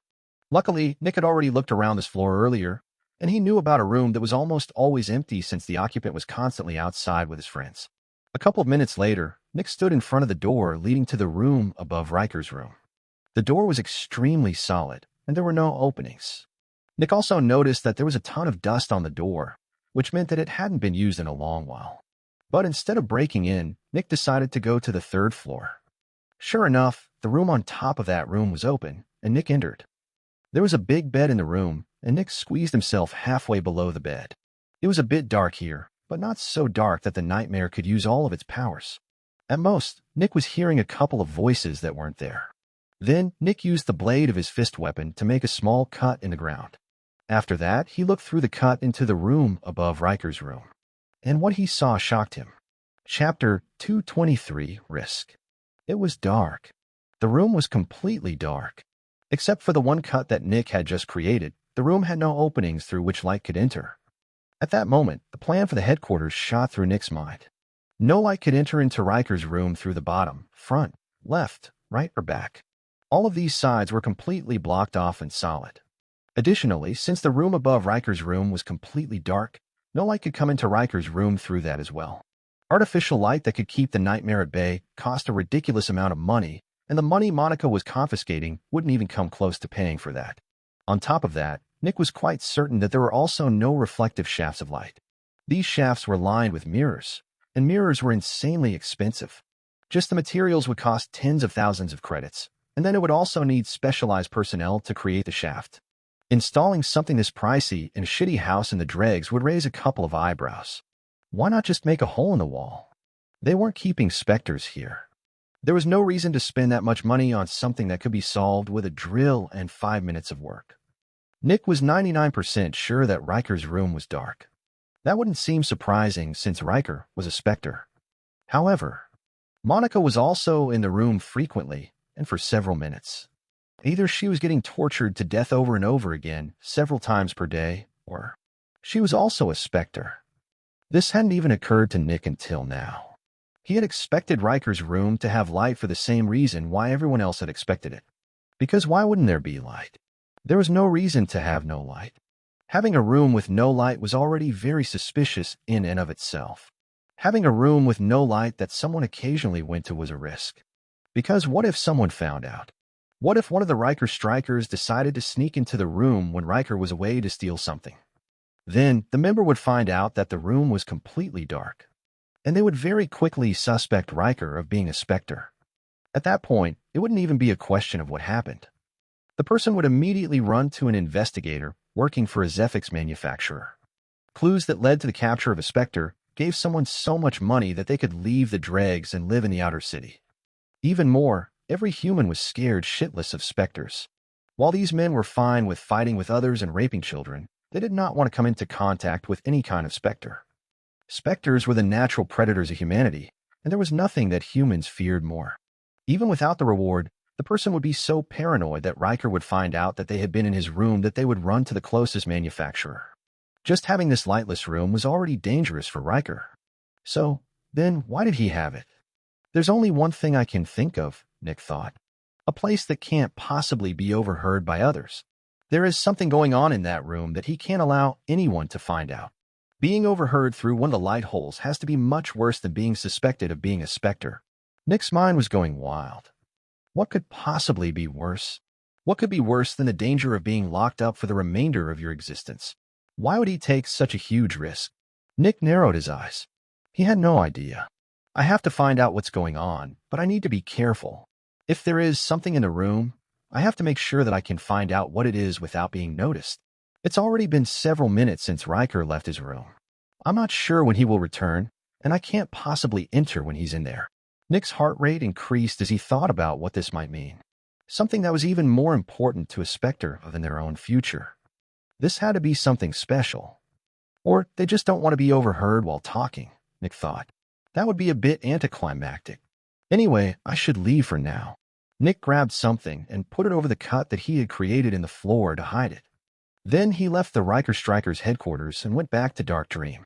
The next day, Nick went to Winter's office. Got any news? Winter asked. Nick nodded with a serious expression. I'm not sure, but there is something very strange going on with Riker, Nick said. After that, Nick told Winter what he had found out. When Winter heard that there was most likely a second Spectre, he became very interested and excited. Most likely, Monica was also an adolescent. That would make 2 adolescents that Dark Dream could potentially capture. And then Nick told Winter about the dark room and what his thoughts were. Winter started to frown and kept thinking. And you're sure that there is no light source? Winter asked. I'm 99% sure, Nick said. No window. No. No holes. No. No artificial lights. Too expensive. No light shaft. That is the only possibility, but I'm almost certain that it's impossible, Nick said. Winter just kept looking at his desk with furrowed brows. Maybe they just didn't want to be overheard. After all, they are both specters, Winter said. They could talk anywhere, Nick said. They could just create a trapdoor in the room and go to a dark part of the sewers to talk. Winter remained silent for a while and looked forward. Nick looked at Winter with interest. Do you know why they would take such a risk? Nick asked. Winter shook his head. I have no idea. Chapter 224, Entering. You don't know? Nick asked in surprise. Winter just shook his head. Nick just kept looking at Winter in shock. After a while, Winter looked at Nick, and his eyebrows furrowed in annoyance. What's with that expression? He asked. I'm just surprised, Nick said. You always have an answer. Whenever I ask you something, you have an answer. It's just weird seeing you not have one for once. Winter snorted. I'm not all-knowing, Nick. I know more things than normal people due to my background and my familiarity with Kugelblitz, but I still don't know everything. I've never heard of anything that a Spectre would value more than their own life. Getting captured by a manufacturer is essentially dying to a Spectre. I have no idea what a Spectre would value above that. At that point, Winter moved backward and scratched his chin. But I wouldn't rule that possibility out either, he added. So, how do you want to proceed? Nick asked. Winter remained silent for a while. I want to talk to Dad first, Winter said. Nick nodded. I will talk to him during the evening, and I will tell you what to do tomorrow, Winter said. Just keep observing the Riker Strikers. Also, I want you to make sure that there is truly no opening for light to enter the room. I don't want to worry this much about something just to find out that you overlooked a hole in the wall. Of course, Nick said. The two nodded, and Nick left Winter's office. Nick went back to the Riker Strikers and made sure that he hadn't overlooked anything. He even climbed all over the house to make sure that there were no openings for some kind of hidden light shaft. After over an hour of searching through everything, Nick was certain that there was no way for any kind of light to enter the room. Eventually, Nick went back to Dark Dream and worked normally for the remainder of the day. The next day, Nick met Winter in his office again. So, what's up? Nick asked, sitting down in one of the chairs in Winter's office.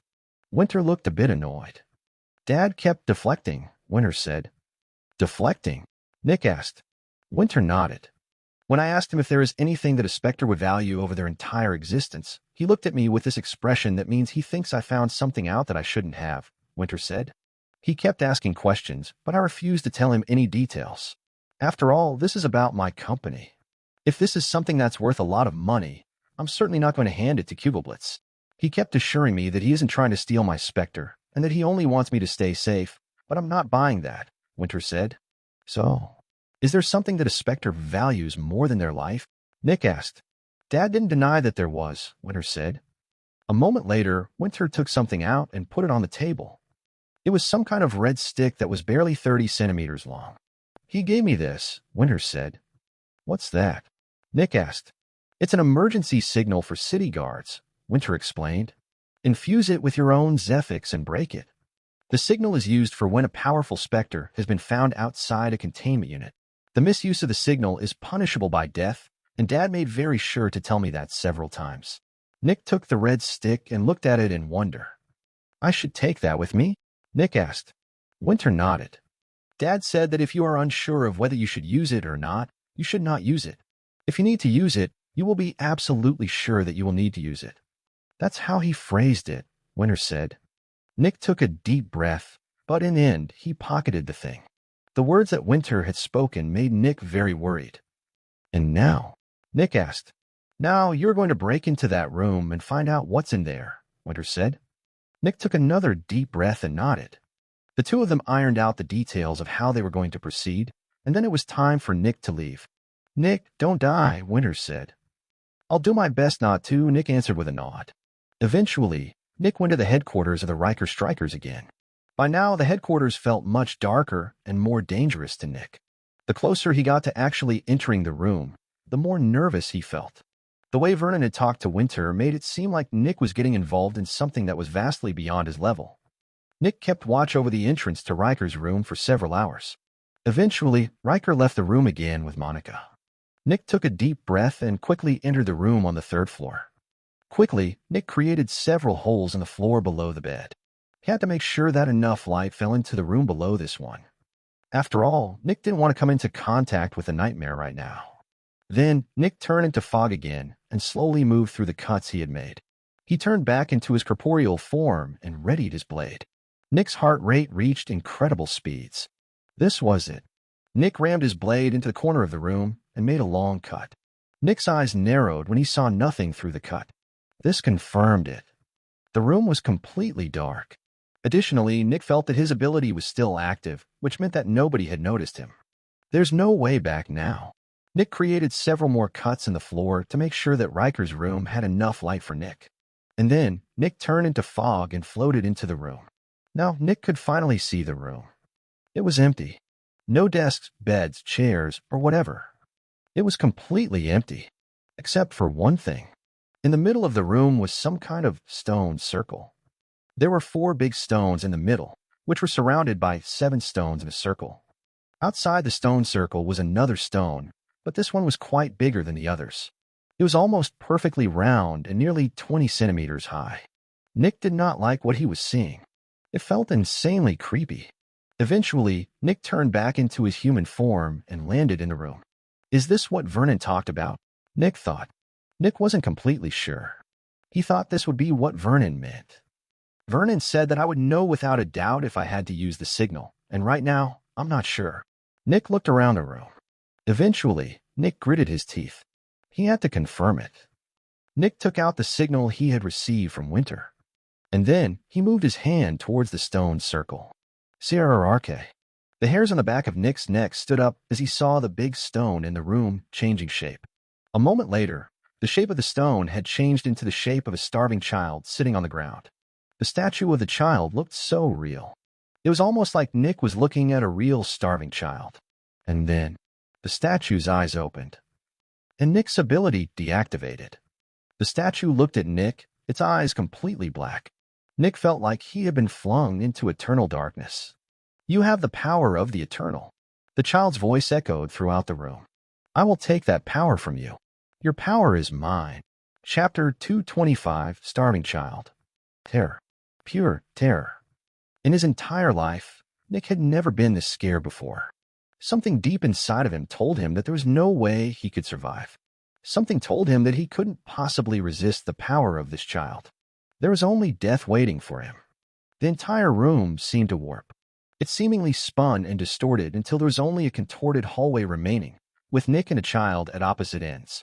And then Nick felt like the darkness inside the hallway was pulling the light out of him. He felt like the core of his being was getting pulled toward the starving child. He was vanishing. He was disappearing. He was dying. Crack. Nick's right hand strengthened a bit, and a moment later, the sound of something cracking reverberated throughout the hallway. It was like a gigantic explosion suddenly appeared in the room. Red. The entire room was filled with a fiery red. Nick saw the storm of fiery red shooting past him at insane speeds, and he felt like he had fallen through a mountain made of fire. And yet, while Nick could see the red mass, he couldn't feel it. It was almost like it wasn't real. Nevertheless, it had to be real. After all, Nick felt the room turn to normal, and he no longer felt like he was being consumed by the darkness. The starving child kept looking at Nick. "Your power will be mine," the child repeated. "I will consume the power of the eternal. I will kill you. The haven you call Crimson Fungus City will cease to exist. You will be mine." At that moment, the expression of the starving child turned into a mad grin, and Nick felt like something had taken hold of his heart. The darkness in the child's eyes seemed to extend towards Nick, and a moment later, he felt like the darkness was surrounding him. "You are mine," the voice of the child thundered. And then, Nick felt like something that he couldn't afford to lose was leaving his mouth and eyes. A moment later, he saw a gentle white mist coming out of his body. Nick recognized the mass. It was Zephyx. No, Nick thought. You're not taking it. But it didn't matter. Nick felt the essence of his being getting pulled out and extending towards the child. He was dying. At that moment, the door to the room exploded, and two people ran in. Although people was the wrong word. Nick saw a man with black hair and dark eyes on one side, and a young woman with blonde hair on the other. Riker and Monica. "Master," Monica shouted with urgency. "You failed me," the starving child said. "Your existence is no longer required." The two of them looked at the starving child. If they were human, they would probably be terrified. But they weren't. They were specters, and specters couldn't feel fear.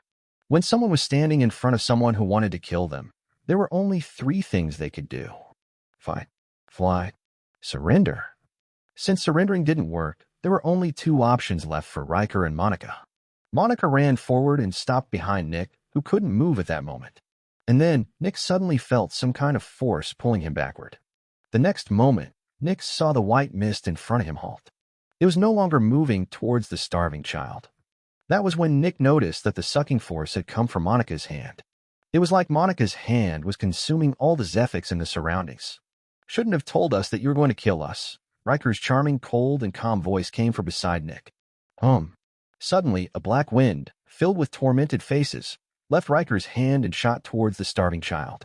However, as soon as the black wind reached the starving child, it flowed around it. It was like the starving child was a solid and massive rock in the middle of a small river. Obviously, the black wind didn't do anything to the starving child, but it did accomplish something else.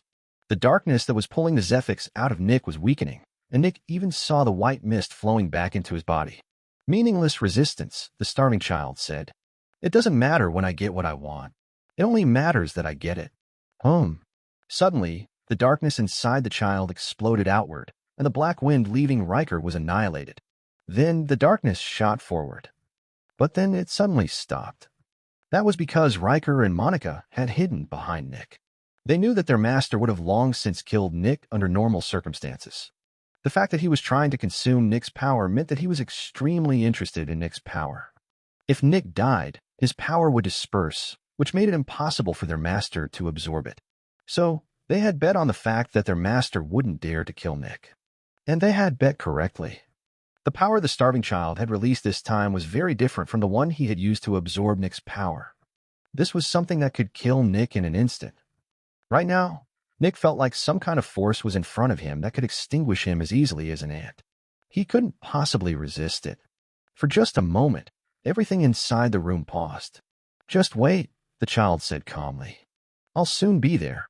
Then the darkness started to slowly move towards the starving child. Boom. Nick felt like time had stopped. What the fuck had just happened? What had he just seen? A moment ago, the starving child had still been there, but now he was in the middle of the dregs. Yet he hadn't left the room. In fact, his half of the room was still there. But the other half had vanished, just like everything else in a 20-meter radius. Chapter 226 Arrested. There was just a crater in front of Nick. Right now, Nick could see the sewers through the gigantic hole in front of him, and he could also see gigantic waves crashing against each other in the sewers. Then, Nick noticed that half the building in front of him vanished. It was like a 40-meter-wide conical laser had shot through the building, leaving behind a trail of destruction. Nick was bathed in sunlight, and he felt the wind of the outside brush against his skin. A moment later, Nick realized what had happened. By following the pathway of the destruction, Nick's gaze was directed towards the megastructure that was the inner city. 80% up the structure, on a balcony, Nick could see the distant silhouette of a person. Nick wasn't sure, but he thought that the person held a huge rifle in front of them. The only things Nick could properly see were their red hair and their uniform, which signified that they belonged to the city. "We want to enter Kugelblitz." Nick turned around and looked at Riker and Monica. Both of them looked extremely calm. It was almost like nothing out of the ordinary had happened. When Nick saw their demeanors, he was reminded of the Dreamer. The Dreamer acted the same way as them all the time. Bang! Nick's gaze turned forward again as he suddenly saw someone landing in front of him. It was a young man with red hair, and he was wearing the uniform of a Zephyx Extractor working for the city. However, Nick noticed two things that shocked him to his core. First of all, the emblem of the guard. There was one huge fungus on it, two medium-sized ones, and two small ones. This was a level 5 extractor. A specialist. The other thing that Nick noticed was the rifle in the man's hand. It looked exactly like the one that Nick had seen in the hands of the man on the balcony of the inner city. Nick quickly looked to the balcony. The man was gone. Did this man move from over halfway up the megastructure towards the Dregs in less than 5 seconds? That was a distance of over 4 kilometers. The man looked at Nick and the two people behind him. The next moment, the man's barrier projected several diagrams and figures in front of the man's eyes. "We are willing to join Kugelblitz," Riker spoke calmly. The man furrowed his brows. Then he turned to Nick. "You fired the signal?" he asked calmly. Nick remembered the red storm that had consumed him. That should have been the signal. "Yes," Nick said weakly. His feelings finally came to terms with the fact that he wasn't going to die, and he suddenly lost all his power. Nick almost fell over. "You and the two Specters behind you will be taken into custody," the man said. Shing, shing, shing. The next moment, 5 more people arrived, which surrounded Nick and the two Specters. Nick could see that all 5 of these people were experts. Nick took a deep breath. The only thing he felt was relief. He had survived. 2 of the experts put Zephyx suppressors around the Specters, and one of them lifted Nick over his shoulder. The next moment, Nick felt like his body was being torn apart as he accelerated to speeds he could have never imagined. Nick could only tell that the expert, who was carrying him, jumped and entered the inner city through some kind of exit partway up the megastructure. Then, Nick saw the blurry images of tracks flying by him. He guessed that the expert was rapidly jumping from platform to platform on the middle layer of the inner city. In less than a minute, Nick found himself standing in front of a huge column on the middle layer of the inner city. The gigantic column looked just like any of the other columns, except for the fact that it was hollowed out. Nick could see several windows on the column, and he could also see a couple people standing in front of a set of doors. That was when Nick noticed a huge sign. City Guard Headquarters. However, Nick couldn't admire the building for long since he was pushed through the door almost immediately. The expert had already put Nick down, and now he shoved Nick forward. About a minute later, Nick entered one of the rooms, and he quickly recognized where he was. A containment unit. "The captain will be with you shortly," the expert said before he exited the containment unit. The next moment, Nick heard the containment unit power up. By the sounds of it, this containment unit was not cheap.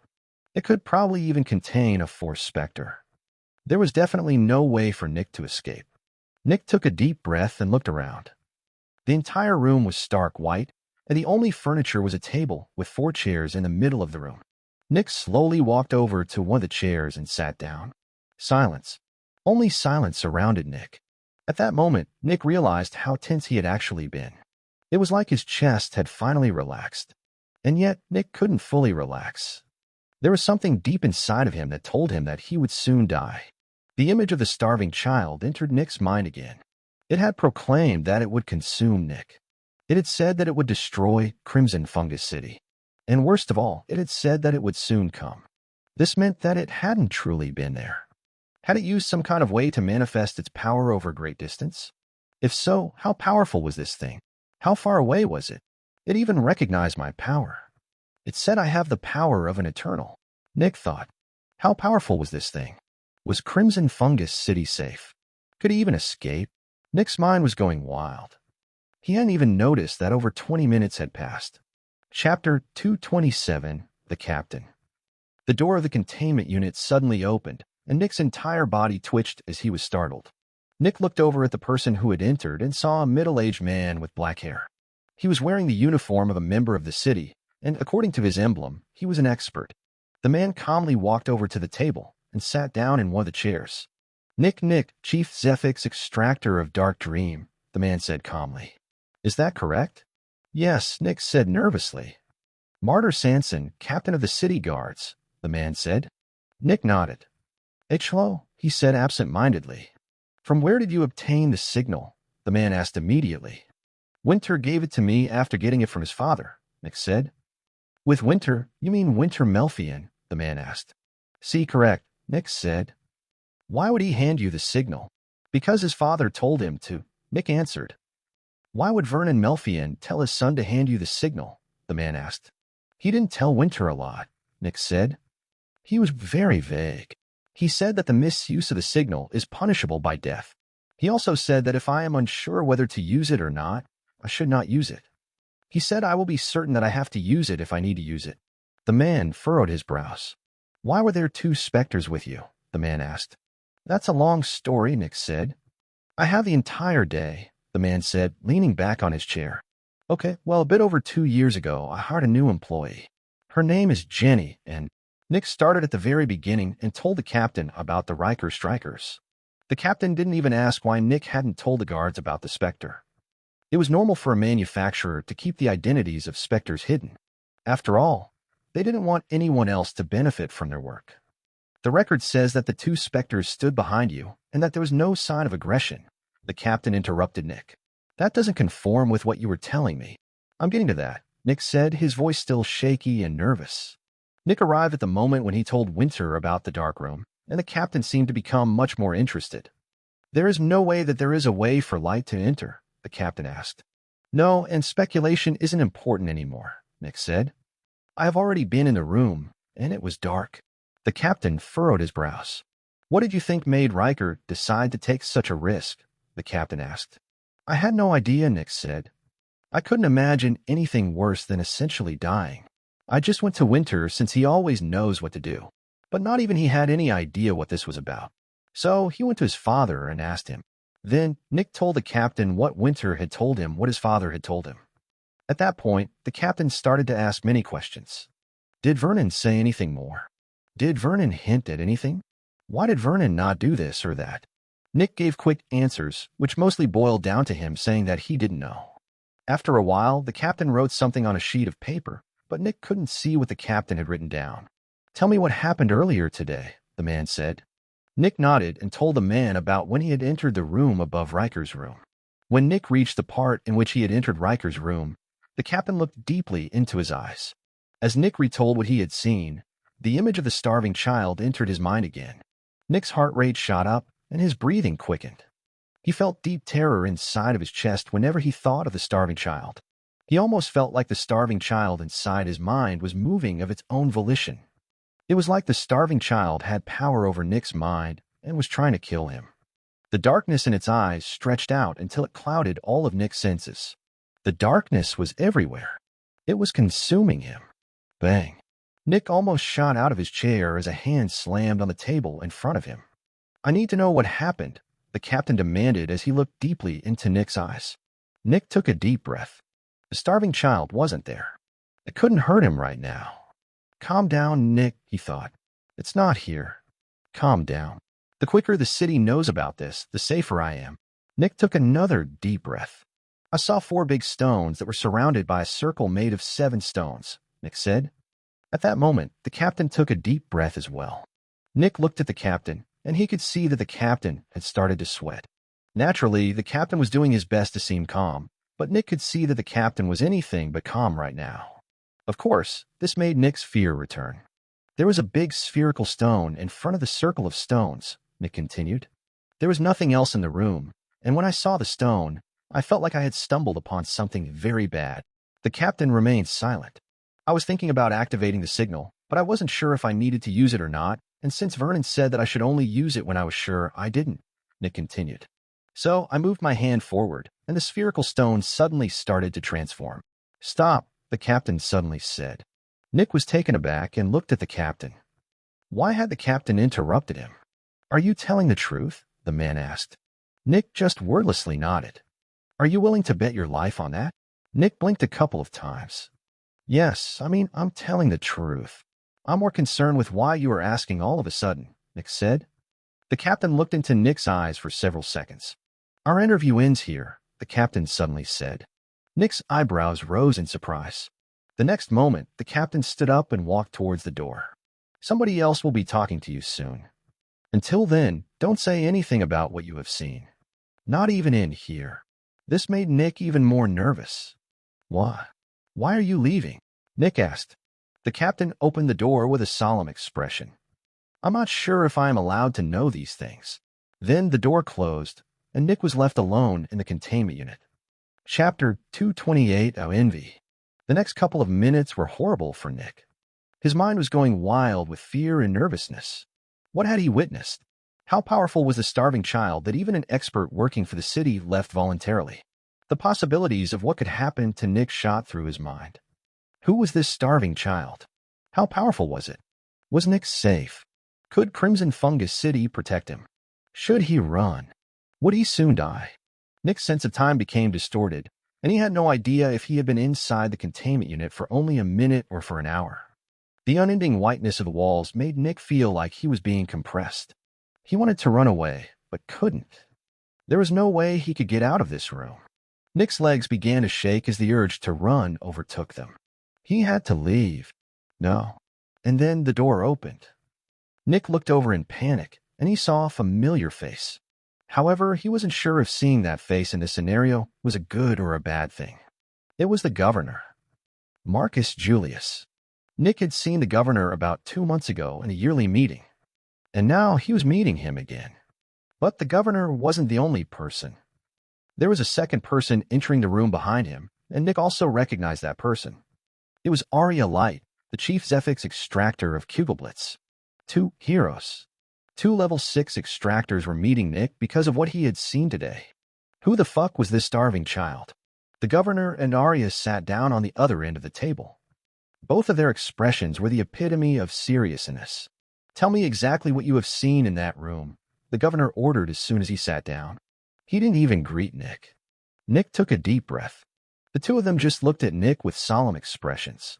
4 stones surrounded by a stone circle, comprised of 7 stones, Nick said. Was there something else? The governor immediately asked. A round stone in front of the stone circle, Nick said. How big was the round stone? About 30 centimeters. Maybe a bit less, Nick said. What did you do? The governor asked. I wasn't sure if I should activate the signal, Nick said. So I moved my hand towards the stone circle. The atmosphere in the room intensified as Nick continued speaking. The stone started to transform, Nick said, his voice becoming shaky as the image of the starving child appeared inside his mind. What did it transform into? The governor asked, his voice cold, serious, and urgent. Nick took a deep breath. It transformed into a starving child, Nick said. Nick felt like the room had turned to ice. The expressions of the governor and Arya couldn't get any more solemn. Did he say anything? The governor said, his voice having a deep feeling of urgency to it. The governor didn't even ask Nick what happened next, and he immediately referred to the starving child as he. Nick took a deep breath. I need to know what he said. The governor spoke loudly, almost shouting. Nick's insides shook. He said my power will be his, Nick said, avoiding the part in which the starving child had said that Nick had the power of an eternal. Did he say anything about the city? The governor asked, speaking rapidly. Yes, but only later, Dash. What did he say? The governor said, standing up from his chair as he glared into Nick's eyes. Nick's body shook. He said that the haven I call Crimson Fungus City will cease to exist, and that he will soon be here, Nick said. Get all the details out of him. The governor shouted towards Arya before he ran out of the containment unit. At this moment, Nick's heart started to shake and fear took hold of him. What the fuck was going on? Who was this starving child? What was this starving child? Nick. Nick's head shot towards Arya, his face pale, and his eyes opened wide. I need to know what happened, Arya said with a soothing tone. However, Nick could hear something else. There was a certain feeling of insecurity in Arya's voice, the governor's actions and Arya's tone. The starving child was so dangerous that he could even evoke fear in the two strongest humans in Crimson Fungus City. Nick just kept looking into Arya's eyes. His mind was all over the place at this moment. Nick, Arya said with a serious tone. Get it together. Nick shook his head. He said that he wants my power, Nick said. He said that my power will be his. He said that he is coming for me. Nick, you have to calm down, Arya said. He said those things to cause terror in you. That's what Specters do. They cause fear and terror in people. Someone like him wouldn't be interested in the power of a level 2 extractor, Arya said. Nick didn't know if he should tell Arya. If he told her about his power, something bad might happen. Right now, Arya thought that Nick's power couldn't possibly interest the starving child. But if they realized that Nick's power was most likely the very thing that drew the starving child over, they might decide to kill Nick. The starving child was extremely powerful, based on how the governor and Arya were acting. If they could stop it from coming by killing one level 2 extractor, Nick wouldn't tell them. He didn't want to die. Who is he? Nick asked. Arya furrowed her brows. He told me he was going to kill me, and I was the one that found him, Nick said with a louder voice. He told me I am his target. I want to know who he is. Arya seemed a bit uncertain. She remained silent for a couple of seconds. What I'm going to tell you must never enter the ears of anyone below the level of a specialist. Only specialists and stronger are allowed to know about these things, she said solemnly. Even if an expert working for the city demands that you tell them, you are not allowed to tell them. Do you understand? She asked solemnly. Nick nodded. Arya took another deep breath. The starving child that you have seen is the manifestation of a fallen. Nick felt like his heart froze. A fallen. A level 7 specter. Its name is Envy, and it is the servant of an adversary. An adversary? A level 8 specter. Nick remembered what Envy had told him. It was going to take his power. Nick had become the target of a level 7 specter. Chapter 229, Conflict. Nick looked at the table with a crestfallen expression. A fallen. An adversary. Level 7 and level 8 specters were the biggest enemies of humanity. One would think that the Eternals would be the true enemies, but it wasn't as simple as that. While the Eternals did whatever they wanted, many of the adversaries actually tried to eradicate all of humanity. This difference in mindset and action could be compared to how an aggressive animal would treat its territory. If something of a similar size or slightly smaller size entered its territory, the animal would aggressively defend its territory and kill the invader. 21-26. However, if something vastly smaller and weaker than it entered its territory, it would mostly just ignore it. After all, that thing was no danger whatsoever. Rats would kill other rats, but they wouldn't care about a tiny fruit fly. In the same way, the adversaries were far more aggressive toward humanity than the Eternals. The Eternals just did their thing and terrorized humanity like it was a small hobby or a daily chore. Meanwhile, the adversaries actually wanted to attack and destroy humanity since the 7 level 8 extractors in the world could fight and kill them. Even more, if the level 8 extractors managed to capture an adversary, they could attempt to use the adversary to become level 9 extractors. Because of that, adversaries were more of a direct threat to humanity, while the Eternals just represented an inevitable rule of nature. And now, a servant of one of these adversaries had set Nick as its target. Envy. A fallen. A level 7 specter. It was stronger than any specter in the city. It was stronger than any human in the city. If it were to appear at this instant, all of Crimson Fungus City would be doomed. The only possibility of survival would be the heroes uniting and fighting Envy in a group.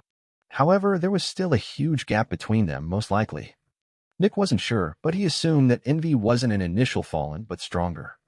Nick, Arya said, taking Nick out of his thoughts. Envy isn't interested in you. You're only a level 2 extractor. We're all in this together. Nick looked at Arya. He knew that Envy was after him. After all, Envy had stated that Nick had the power of an Eternal, and that it was very interested in Nick's power. But he couldn't tell her. He had seen how the leaders of the manufacturers acted. Vernon casually doomed thousands of people to a worse life by increasing their taxes, and he didn't even care about that. Why would someone like him care about a single weak extractor? If they killed Nick, and if they managed to somehow fend off Envy for a bit, it was sure to leave since the thing it wanted no longer existed inside the city, making it not worth the effort. However, if Nick survived, Envy would keep attacking and persisting. While Arya tried to calm him down, Nick just kept looking at the table. A fallen is coming. It's coming for me. It said it will raise Crimson Fungus City to the ground. All because of me. At that moment, a certain thought entered Nick's mind. All because of me, he thought with a cold and sudden calm. I am the cause of this. If I were to die. Nick imagined a terrifyingly powerful cloud of darkness falling over the city, and everyone suffering. Elderly, adults, children, and everyone else were dying. Crimson Fungus City would transform into ruins. Eventually, it would collapse and join the ruins in the sewers. The place where Nick had spent his entire life had vanished, and only silence remained. All because of him. He would cause the death of all these people. Nick looked at the table in front of him with unmoving eyes. Arya kept trying to get his attention, but Nick just kept looking at the table. It's because of me. Because of me, thousands of people will die. Wasn't my goal to improve the lives of everyone in the Dregs? And now, I will be the cause of all their deaths. Nick's mind was going wild. I need to die. If I don't die, I will doom the entire city. But if I choose to die, I will save thousands of lives. But what if I don't? Nick suddenly thought with more urgency. What if Envy will still destroy Crimson Fungus City, even though I am dead? All of my scenarios are built on the assumption that Crimson Fungus City can defend itself against Envy. What if it actually can't? Shut up, Nick. Nick thought with gritted teeth. You're just trying to avoid responsibility. Who the fuck cares whether or not Crimson Fungus City manages to defend itself? If you don't kill yourself, there will be no hope. But it's only a chance. It's only a chance. So what? A chance is better than no chance. Bang. Nick felt something knock on his head, and his eyes shot towards Arya, who had just knocked on his head. It hadn't been painful, but it had gotten Nick's attention. Nick, pull yourself together, Arya shouted. If you want to keep wallowing in irrational fear, be my guest, but I still need to know what happened when you talked to Envy. Nick looked at the table. Arya's eyes narrowed. What will happen now? Nick asked. I need to know what happened, Nick. We don't have time for that, Arya shouted with urgency. Nick closed his eyes with a pained expression. I'm so selfish. Then he took a deep breath. Sure, he said. Nick started to narrate his conversation with Envy and what happened, but avoided talking about his power.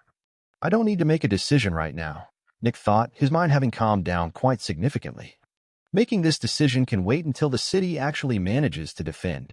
If it actually manages to defend against Envy, I can still go through with it. And then I will know whether survival is just a chance or a certainty. Chapter 230 Aegis. Nick told Arya basically everything about what had happened inside the room. Arya didn't seem surprised when she heard how Riker and Monica reacted after Envy told them that they had become useless. Since Specters couldn't feel fear, and since appeasing Envy wouldn't help in this case, the two Specters just fought back to enter the city's good graces. They wanted to get put in a containment unit instead of killed. This was the same reason why they didn't run away as soon as they had noticed what happened. As Envy's servants, Riker and Monica knew what the signal that Nick had activated meant. Nick hadn't noticed it, but when the red storm of the signal washed over him, it had actually coated the surrounding 200 meters in brightly shining red Zephyx. Every veteran and stronger within the city, except those in a containment unit at that moment, felt the massive amount of Zephyx getting dumped into the surroundings in the Dregs. These signals were extremely expensive and caused huge disturbances as soon as they were activated, which was why only the strongest and most influential people had them. When Monica and Riker felt the dense red Zephyx around them, they knew that they wouldn't be able to escape. Within seconds, veterans, experts, and specialists would look at the Dregs, and the two of them knew that they couldn't possibly flee from any of them. And if they tried, they might just get shot, which would end their existence. It was better to just go to their master and ask what to do. After a while, Nick was done with narrating the events inside Riker's room. This time, it was Arya who looked at the table with furrowed brows. What will happen now? Nick asked. Arya kept looking at the table for a couple more seconds. Then she sighed. I don't know, she said with a helpless tone. Matters regarding Fallen are too big for even me. In front of Envy, I'm just as helpless as you, Nick, she added. Nick looked at Arya with discomfort. Will we die? He asked. Surprisingly, Arya shook her head. If we are going to die, it very likely won't be today, she said. How come? Nick asked. Arya looked like she wasn't sure whether or not she wanted to tell Nick something. But then she realized that she had already told Nick a lot of confidential information. Telling him more made no difference anymore. Someone as powerful as Envy can cross several kilometers per second, Arya said. The time between your conversation with him and the start of your conversation with us was a bit over 40 minutes. Within 40 minutes, he could have reached us from basically anywhere. Nick felt his heart pump in his chest. If Envy had immediately started traveling toward Crimson Fungus City, the city would have already turned to ash. A complicated mix of emotions appeared inside Nick's chest. Relief and terror. And now Envy probably doesn't have the chance to attack us directly anymore, Arya said. Nick's eyes widened in surprise. If Envy can move that quickly, our protectors can also move that quickly, Arya said. When Marcus left about 20 minutes ago, he contacted the Aegis. At that moment, Arya saw Nick's confused expression. The Aegis is humanity's united front against the Specters, and is being led by the 7 Shields of Humanity, she explained. Most likely, a protector has already arrived. Nick took a deep breath. A protector. A level 7 extractor was here. Crimson Fungus City could actually survive and fight back. Naturally, the Aegis and the adversaries had been bitter rivals for a really, really long time. This fight was so brutal and long that everyone basically already knew everyone else on the other side. Aegis knew who Envy was and how it operated. But on the flip side, Envy knew how Aegis operated. While Envy's attention represented a great calamity to Crimson Fungus City, in the grand scheme of things, it was only switching battlefields. Instead of fighting in some other city, Envy would fight Aegis here. This meant that all of this had no impact on the greater whole. And yet, for Crimson Fungus City, it was probably the most significant event since its foundation. Are you sure a protector is already here? Nick asked. 95%, Arya said. Aegis doesn't have any resources to waste since they are fighting an uphill battle, but going after Envy is most definitely not considered a waste of resources. I don't know the specifics since I am not part of Aegis, but I know that Envy is considered extremely important amongst all the fallen in the world. How so? Nick asked. Because of its superior, which is actively trying to destroy humanity, Arya explained. There are many fallen, and most of them just do what they need to do to become more powerful. While that includes a lot of suffering for many people, it generally doesn't include a threat to humanity as a whole. Normal fallen steal some of your food. The dangerous fallen want to sew your mouth shut. One's bad and annoying. The other one is terrifying and lethal.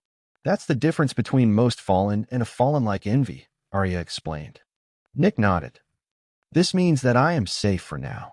A feeling of relief washed over Nick. Yet, the feeling was quickly drowned out by an overwhelming feeling of disgust. I just thought that I was safe. I didn't even think about the city. I only thought about myself. Nick looked at the table again with discomfort and annoyance. This means there is a chance, actually. With a protector, Crimson Fungus City will most likely be able to survive. If I kill myself now, I will probably end up saving thousands of lives. Nick looked to the side. Isn't that what I wanted to achieve? Save thousands of lives to redeem myself for what I have done to Horua. Then, Nick looked at Arya, who seemed quite distracted. I only need to tell her about my power. Chapter 231, Simon Francium. Nick just kept thinking about telling Arya about his power. I just have to tell them, Nick repeated inside his mind. Just tell them.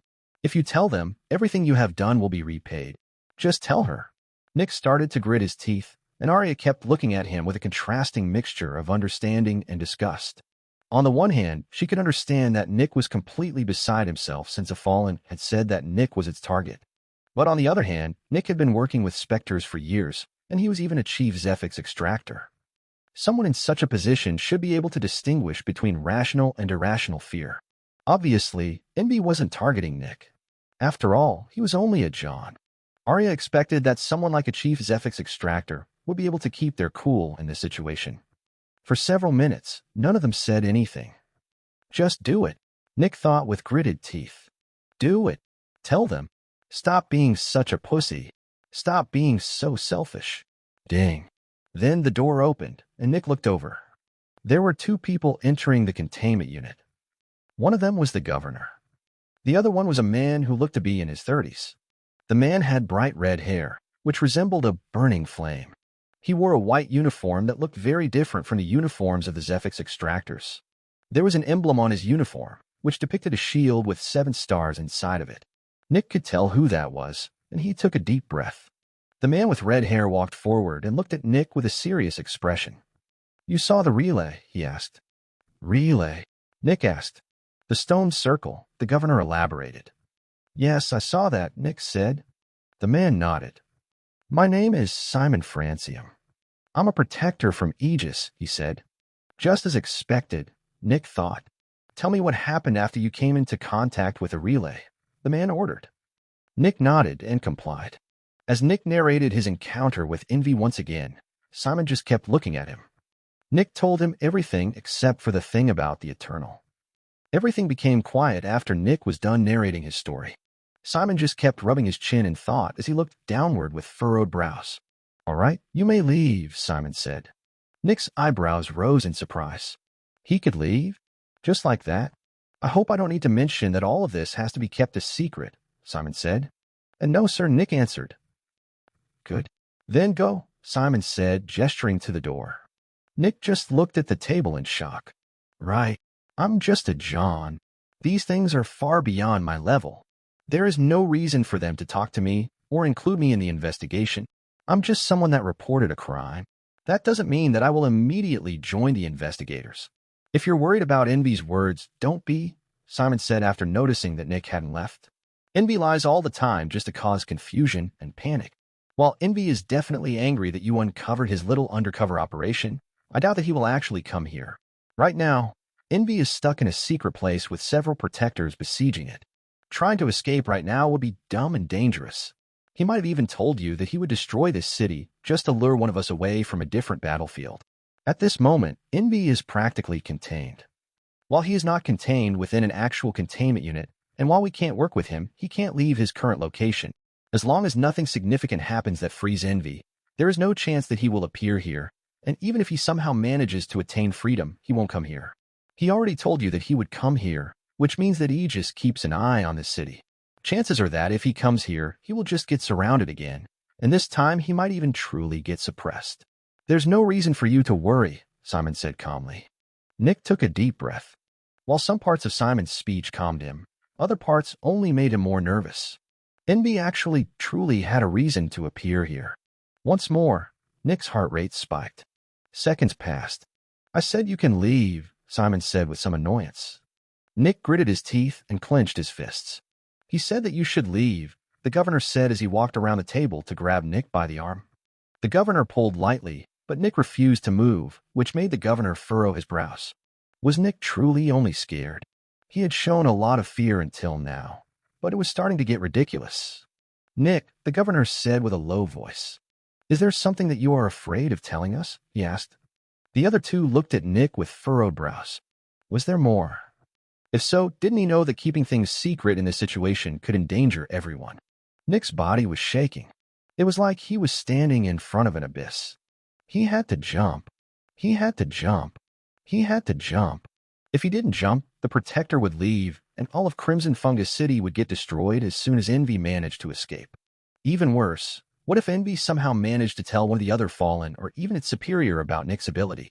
Sure, Envy was occupied, but another Fallen might decide to capture Nick and absorb his power.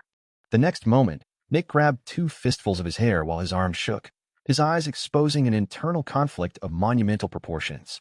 By now, the Preza people could see that something was going on. "Leave the room." The governor and Arya looked at Simon with surprise. This time, Simon had addressed them instead of Nick. "And cut the power to the containment unit," Simon added.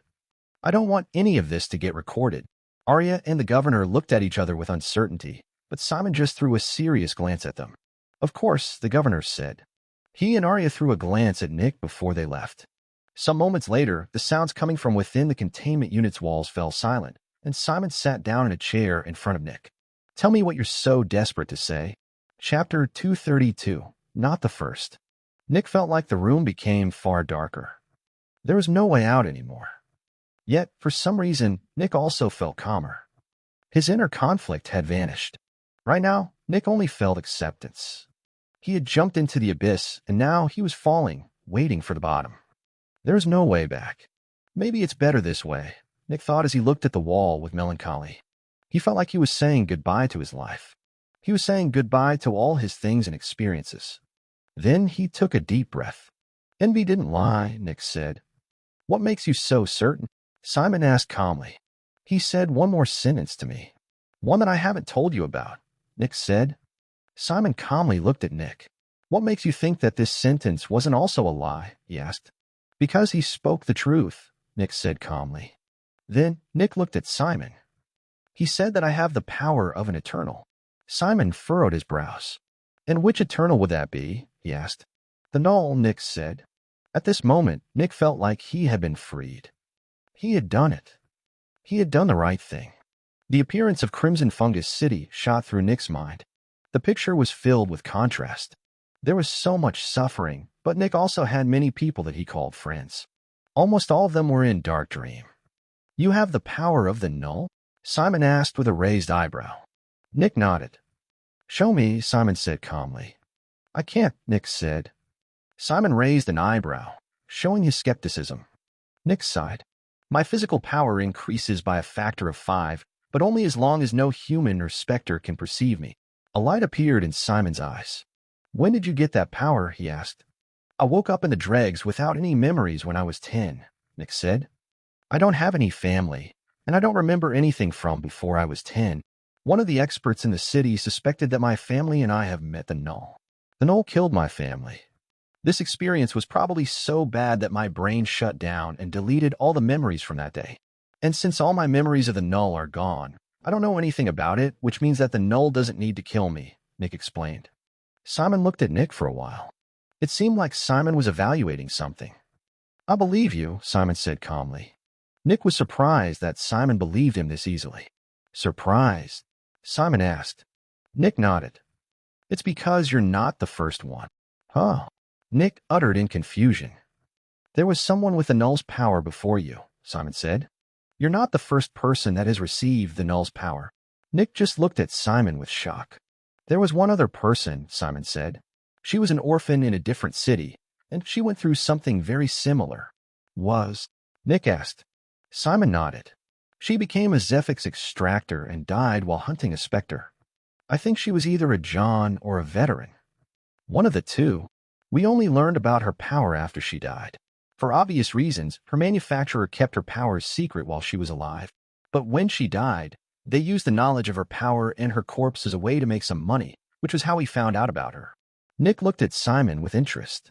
He had never expected that there had been someone else who had received the null's power. How did she evolve her power?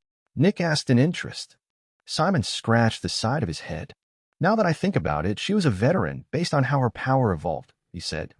According to the manufacturer's information, she could imitate the colors of her surroundings. If she remained stationary, it would be extremely difficult to see her. Additionally, her attacks created sparks whenever they hit an enemy. The sparks increased the damage of her attacks and also confused the enemy. As far as I remember, she used sniper rifles. Nick furrowed his brows. That's strange, he said. Using a sniper rifle shouldn't take advantage of her power since our ability only increases our physical strength. It doesn't, Simon asked with furrowed brows. Nick shook his head. It's only our physical strength, not our Zephyx. A moment later, Nick pulled out one of the spears on his back. That's why I use throwing spears. Simon looked with interest at Nick. How did you evolve your power? He asked. The next moment, Nick turned translucent as he became fog. Simon furrowed his brows while looking at Nick. Your current evolution is not the most useful, he said. Nick turned back. But, Simon added, it has a great potential for evolution, and your two abilities have a high level of compatibility. While the current effect of your ability isn't the best, it acts as a foundation for your future. Nick became quite interested in what Simon was saying. After all, this was a protector who was telling Nick about how he should increase his power. But then Nick remembered something. He most likely wouldn't survive the day. In the end, Nick only took a shaky breath. Simon could see Nick's reaction, and a small glimmer appeared in his eyes. You assume we will kill you, he commented. Nick took another deep breath and nodded. Why? Simon asked. I've seen how powerful people view the world, Nick said calmly.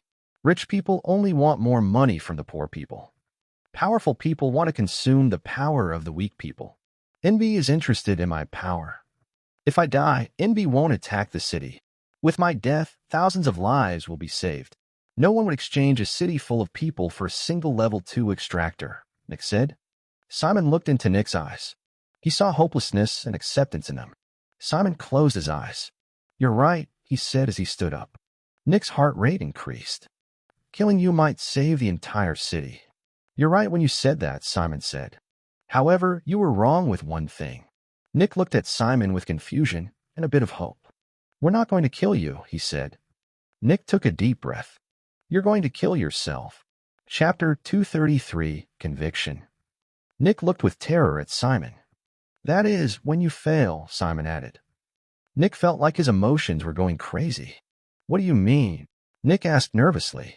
Your perception of the world and powerful people is correct, Simon said. I would exchange a John for a city.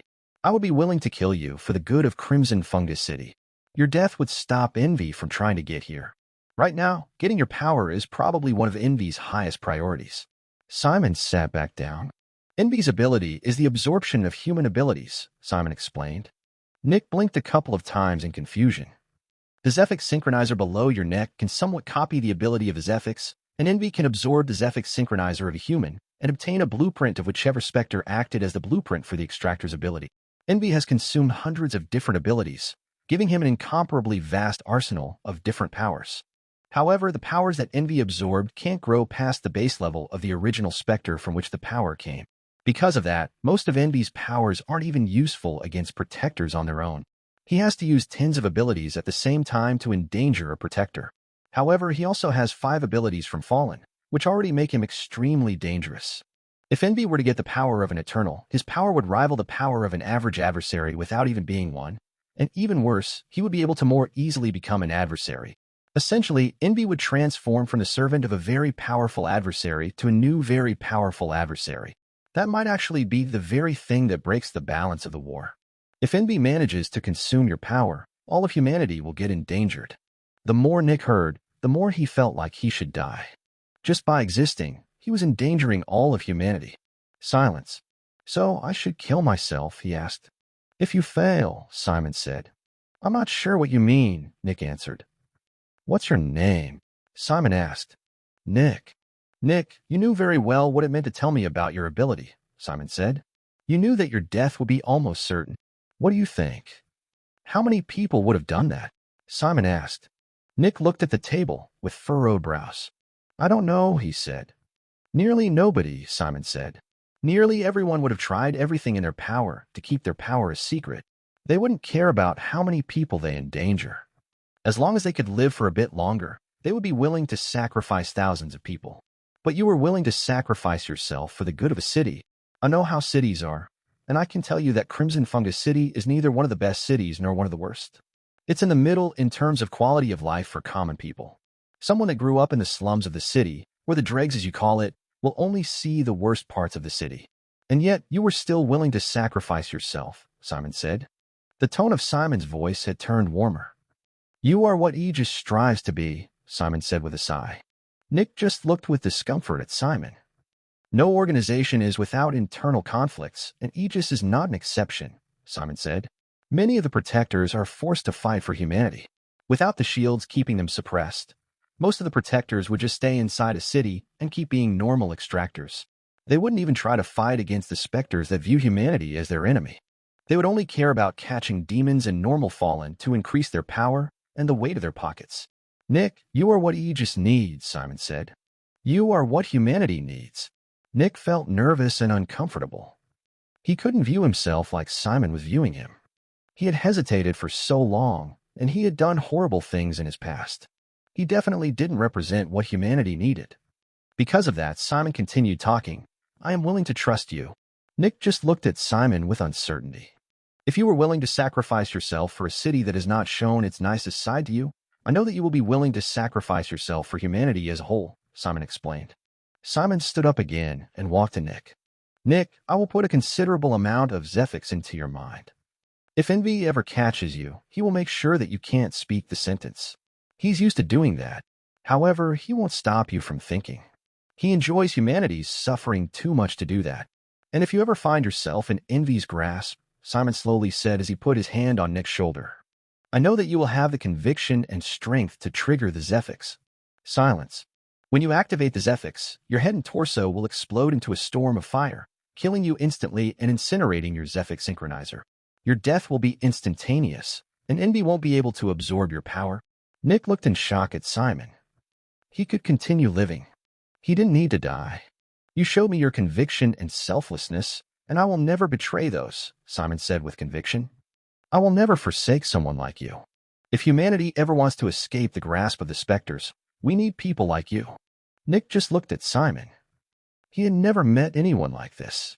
Almost everyone he had met in the Dregs was selfish, and the few people who weren't outright selfish were still morally gray and apathetic. In the outer city or inner city, Nick had seen more nice people, but none of them were willing to lower their own standards of living to help the ones weaker than them. Even more, the manufacturers were squeezing every bit of money and health out of people in the Dregs. The entire world was filled with selfishness and greed. Nick had even thought that he might be the only one who wanted to help others. And today, he had finally met someone like him. Chapter 234, Humanity and Cities. And yet, Nick still felt uncomfortable and uncertain. I don't feel that's accurate, Nick said. I've done things that I am not proud of. Like everyone, Simon said. Everyone has done bad things in their past, but not everyone regrets doing these bad things, and not everyone will stop doing them. I don't know what you have done in the past, but will you do these things again? Simon asked. Nick thought of her. No, Nick answered very quickly. Never. And do you want to rectify the things you have done? Simon asked. More than anything, Nick answered. Simon nodded. That's everything you can do, and what we can ask for. As long as you try your best to redeem yourself, no one will fault you. You can't ask for more than the best. Yet Nick still felt uncertain. Simon knew what Nick was thinking about. Simon was very old, and he had seen many people in his lifetime. Are you okay with the Zephyx? Simon asked. Nick knew what Simon was referring to and nodded. Of course, he answered. Simon moved his right hand to Nick's head and touched his forehead with his index finger. Nick closed his eyes and felt some kind of warm force entering his mind. All done, Simon said, taking his finger away. Can you feel it? Nick tried to find the foreign Zephyx inside his mind. Sure enough, Nick quickly found something at the end of his neck. As soon as Nick sensed it, he felt an incredible feeling of danger and fear. He felt like he would die if he provoked that force, which was actually exactly what would happen. I can feel it, Nick said. Simon nodded. If everything fails and you feel like you are about to endanger humanity, just reach out to it. Your end will be instantaneous and painless. Nick took a deep breath. Having an explosive in one's mind seemed to be a scary thing, but Nick just felt relieved. The explosive signified that Nick could continue living without endangering humanity. But then Nick remembered something. Wait, yes, I'm not endangering humanity anymore, but I'm still endangering Crimson Fungus City by staying alive, Nick thought.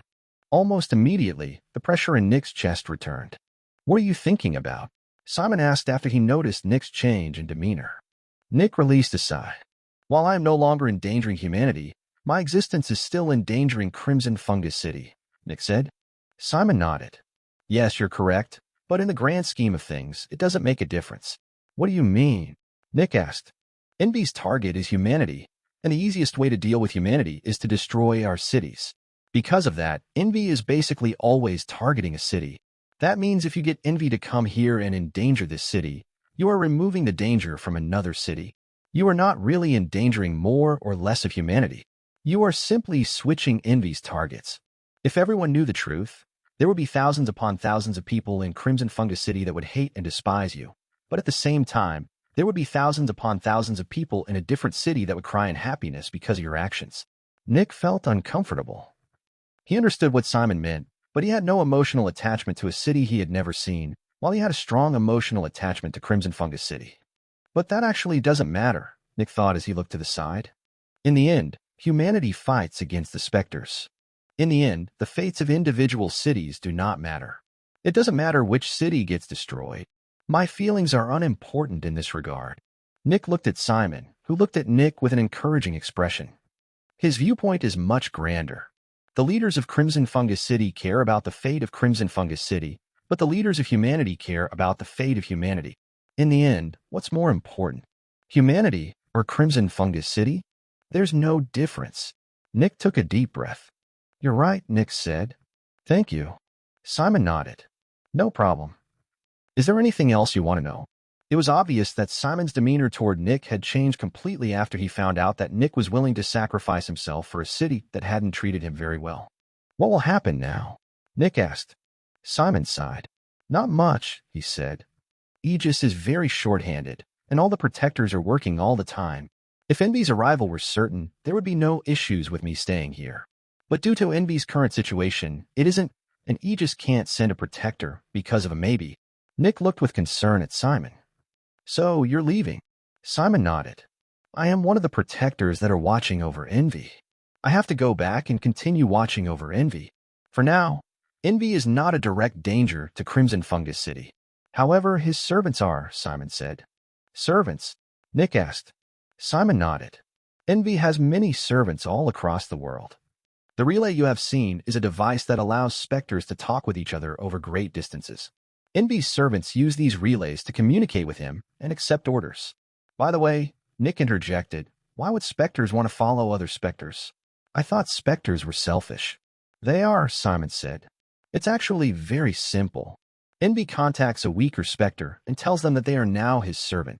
They get no pay, and if they refuse, Envy will either kill them himself or send one of his other servants to kill them. In essence, you have to follow or die. So, as soon as you have been chosen as Envy's servant, you are stuck. Follow his orders or die. Nick furrowed his brows. Now, Riker's and Monica's conduct made sense. Refusing to follow Envy's orders represented certain death, while being captured by a manufacturer only represented metaphorical and potential death. Speaking of, Simon said, I may have a job for you. Huh? Nick asked. Chapter 235 Secret Mission. Nick looked with surprise at Simon. He had a job for him. Why? Nick was only an initial John. What could he possibly do that the governor couldn't? Are you interested? Simon asked. Nick looked uncertain. Why? What can I do that the governor can't? It's not about you being able to do something that he can't, Simon said. It's whether or not he will actually do it. Nick raised his eyebrows. I don't trust anyone in this city, Simon said. Humans are selfish creatures, and the stronger they become, the more their selfishness grows and manifests. Aegis doesn't have the resources to send anyone into the city, which means that we can only ask the leaders of the city for help. But in the end, the leaders of a city are only interested in their own prosperity most of the time, Simon said with a sigh. If I ask them to investigate something that might end up reducing the power of the city, I will most likely get no results whatsoever. Nick looked at Simon with uncertainty. So, if I accept this task, I might end up weakening Crimson Fungus City? Nick took a deep breath. Humanity is more important, Nick repeated to himself. What do you want me to do? Nick asked. Simon showed a small smile. This is not something that you have to prioritize immediately. I know that what I am asking for you most likely won't be accomplished within this decade or even the one after that. Nick took another deep breath and continued listening. It's concerning the relay, Simon said. What you have seen is a greater relay, which is different from a normal one. A normal relay can only transmit Envy's voice, while a greater relay can even transmit parts of Envy's power. With a greater relay, Envy's servants can capture extractors and feed Envy new abilities without getting to him. Because of that, greater relays are vastly more dangerous than normal ones, and every appearance of a greater relay is a significant event. However, a greater relay is much more difficult to produce than a normal one, Simon said. A normal relay can be produced by an adolescent or stronger, but a greater relay can only be produced by a very strong elder or stronger, Simon said. An elder? Nick thought. A level 4 Spectre? But Riker and Monica are only adolescents, Nick said. Simon nodded. And that's the issue. There must be a powerful elder or even a fanatic in the city that has created the greater relay. And yet, it wasn't anywhere near the relay, and the relay was held and used by 2 adolescents, Simon said. Nick looked with concern at Simon. Could it have been smuggled in, he asked. Very unlikely, Simon said. It's not that easy to get a greater relay into a city. It's much easier to create it over a long period of time inside the city. I'm quite certain that a strong elder or a fanatic belonging to Envy's forces is inside the city. At that point, Simon narrowed his eyes. And I'm also quite certain that it has been captured by a manufacturer. Otherwise, the Spectre would have never handed the greater relay to a weaker one. Most likely, the Spectre realized that it had been found out by a manufacturer and chose to negotiate with a manufacturer. I believe that the Spectre entered a containment unit willingly in exchange for keeping the greater relay safe.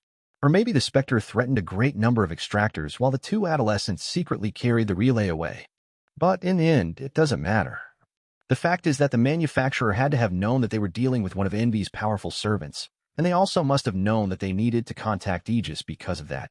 But they didn't, Simon said with annoyance and disgust. Why? Nick asked. Because they would lose the Spectre, Simon said. There is only one fate for a Spectre that can create a greater relay. Death. In short, the manufacturer didn't want to lose the Spectre. Simon looked at Nick. I need you to find out which manufacturer holds Envy's servant. I can't trust anyone that has the power to suppress an elder since they are suspects as well. If the leading manufacturer of the city has it, neither the governor nor the most powerful people of the city will produce any results since they won't even investigate. And even if the servant isn't with a leading manufacturer, the manufacturer that has it will just bribe them. Maybe they will also share the Spectre. I can't trust them. Even if they don't have the Spectre, they are still selfish and bribable. That's why I need you, Simon said. Nick took a deep breath. To summarize, Nick said, one of the manufacturers must have one of Envy's servants, and you want me to find out which one, right? Simon nodded. Is there anything you can tell me that might help me in finding out which manufacturer might have it? Nick asked. Only one thing, Simon said. If they have it, they are definitely keeping it secret. Most likely, not even the city knows of the Spectre. Its existence must be kept even more confidential than any other Spectre the manufacturer owns. Nick furrowed his brows. This definitely wasn't easy. There were only 5 potential forces that could have captured the Spectre. Kugelblitz, Anatomy, Ghosty's Lab, Gemini, and the city itself. While Solace might have the strength to capture an elder, it most definitely didn't have the power to capture a very strong elder, and based on what Simon said, an elder that could create a greater relay must be very powerful. One of these 5 must have the Spectre. Nick took a deep breath. I don't know how long it will take, but I will do my best, he said. Simon nodded. I know that it will take a long time and that I am asking much of you, but know that I will not overlook your readiness to help humanity. There's not much I can do for you, but that doesn't mean that there is nothing. Chapter 236 Reward. Nick looked at Simon with interest. What do you mean? Nick asked. You will see, Simon said with a small chuckle. Then, Simon walked over to the entrance of the containment unit and opened it. After opening it, Simon could see Arya and the governor waiting for him. Sir, the governor and Arya said in greeting. Simon nodded with a serious expression. The Level 2 extractor has delivered valuable intel to Aegis. The governor and Arya had expected something like that. After all, Simon and Nick had been inside the containment unit for quite a while. I'm glad to hear that, the governor said with a nod. Aegis has taken an interest in him, and we don't want our people to tragically die in an accident. Am I understood? Simon said with narrowed eyes. The faces of the governor and Arya turned white in horror. Oh, of course, the governor said. Arya also nodded several times. Good, Simon said. Also, the extractor has performed a tremendous service for the city and humanity. Aegis will always reward such exemplary people. Who has taken the 2 Specters that have been captured? Simon asked. The city, sir, the governor said. What will happen to them? Simon asked. We are not entirely sure, but the one called Riker seems too dangerous to work with, the governor said. From what we can tell, Riker grows more powerful by causing fear in people. The more people fear him, the stronger he becomes.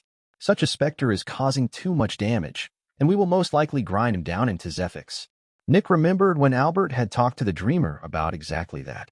If a Spectre was very difficult to work with, a manufacturer could also just grind a big part of their body into Zephyx.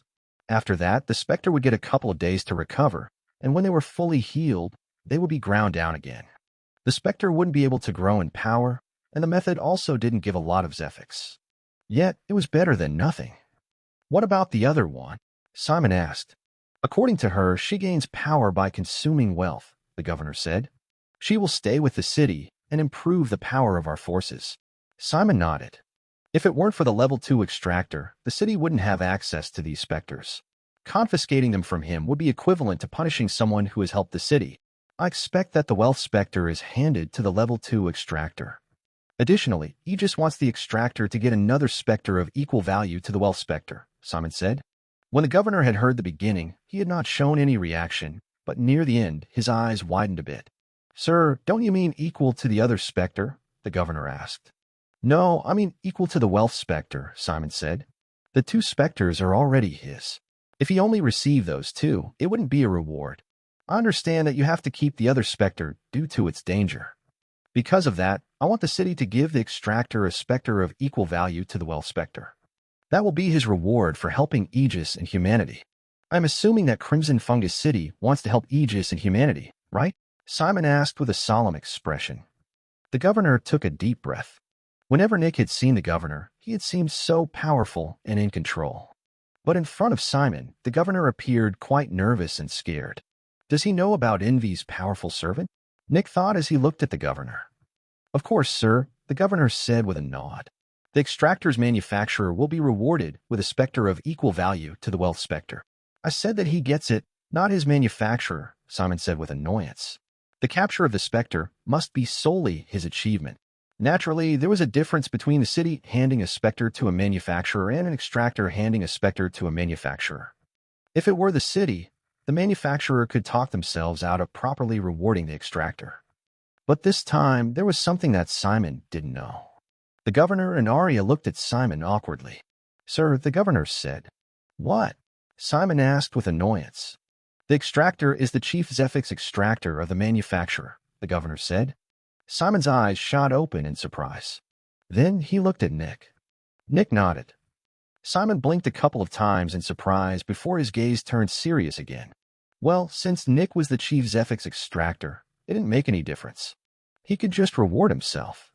A chief Zephyx Extractor, Simon thought in surprise. Simon wasn't sure if he had ever seen a chief Zephyx Extractor that was so weak and young. However, that was actually a good thing. Since Nick was in charge of the extractors of his company couldn't be that bad. He wondered what a manufacturer led by someone like Nick would be like. Fine, Simon said. Then Simon turned to Nick. You can leave now, he said in a serious voice. Nick quickly stood up and bowed politely. Of course, sir, Nick said before walking past Simon and exiting the containment unit. Nick looked at the governor and Arya. Arya nodded at Nick with praise, and the governor looked with seriousness at Nick. I will contact Dark Dream in the next couple of days regarding the Specters, the governor said. Of course. Thank you, Governor, Nick said politely. The governor nodded and gestured for Nick to leave. Now we have to talk about some issues, Nick heard Simon say as he was leaving. We have a greater relay, but no fitting Specter. That was the last sentence that Nick heard before he was out of earshot. Naturally, even though Simon had already given Nick the mission to find the Specter, he still acted like he was expecting the governor to find it. As Nick left the building, he took a deep breath. So much had happened today. Chapter 237, Can't Tell. Nick quickly found a Shweeb that he could rent and left the headquarters of the city guards. A couple minutes later, he left the inner city and walked towards Dark Dream. The things that had happened today reappeared in Nick's head one after the other. It had all started with Nick going into the dark room. Then he met Envy and was saved by Riker and Monica. After that, he talked with the most powerful people in the city and even with a protector from Aegis. And he even got a mission. But I have no idea how to find Envy's servant, Nick thought with furrowed brows while he was walking towards Dark Dream. Someone in this city must have Envy's servant, but I have no idea who. It could theoretically be any of the 4 biggest Zephyx Extractors or the city, but there are obviously differences. While Gemini could theoretically suppress and capture a strong elder, I don't think that it would have been easy, and such a great mobilization of forces must have been noticed by other manufacturers. Even more, since Gemini would be working with the Spectre, the number of new experts appearing in their company would drastically increase, which would be too conspicuous. While it isn't impossible that Gemini has the servant, the chances are extremely low. For now, I should ignore Gemini unless they suddenly start gaining new experts rapidly. The chances of the city having Envy's servant is not very high. It's too much of a weak spot. If anyone wanted to get rid of the governor, they would only need to report to Aegis about Envy's servant. For example, Anatomy definitely has some issues with the governor. Additionally, they have many people in the city forces due to their power. It would be much safer for the governor to hand over the servant. That means I can also ignore the city for now, but I should still keep an eye on them. That leaves Kugelblitz, Anatomy, and Ghosty's lab. Nick furrowed his brows. It could be any of those, really. Obviously, the most suspicious manufacturer is Anatomy. They really didn't want to get investigated, and no one would notice it if 5 of their experts vanished for a bit to capture a Spectre. Additionally, if they suddenly get more experts, nobody would bat an eye. Nick looked to the side as another thought appeared in his mind. Although I am constantly assuming that Envy's servant is a strong elder, when that is actually just the bare minimum. It is very possible that the Spectre is actually a fanatic. It might even be a demon. Nick thought about how powerful a fanatic would be and compared that power to the manufacturers. Ghosty's lab only has 2 specialists. I wonder, as the oldest extractor in the city, how powerful is Ghosty? Could he suppress a fanatic on his own? Nick kept walking with furrowed brows. Eventually, he only sighed. It's too early. If I could find the perpetrator by conjecture, Simon wouldn't need me. In the end, if I want to investigate, I have to become a veteran first. At that point, I can assign myself to the city's forces and investigate. As a member of the city's forces, it would be my job to find criminals and to protect the city. Nick looked forward and saw the tall building that was Dark Dream. That's something for the future. For now, I have to deal with the things that are in front of me. The 2 new Specters I will be getting and the new people I will need for them. I didn't expect that I would gain 2 adolescents at once. With them, Dark Dream now has 5 adolescents, and we only have 3 Johns. Nick released a sigh. Luckily, Jonathan and Kiera will very soon become Johns. Constance, Marvila, and Larry will also become Johns within the next 6 months. Nick furrowed his brows again. But the Bleeding Lady and the Lover will also advance to become adolescents within the year. That leaves the Puppy as the only reliable Spectre for newbies, which means Dark Dream can only train 3 newbies at a time. We need more hatchlings so that we can raise more newbies. Nick rubbed his forehead as one problem after the other appeared in his mind. Being a chief Zephyx Extractor wasn't easy.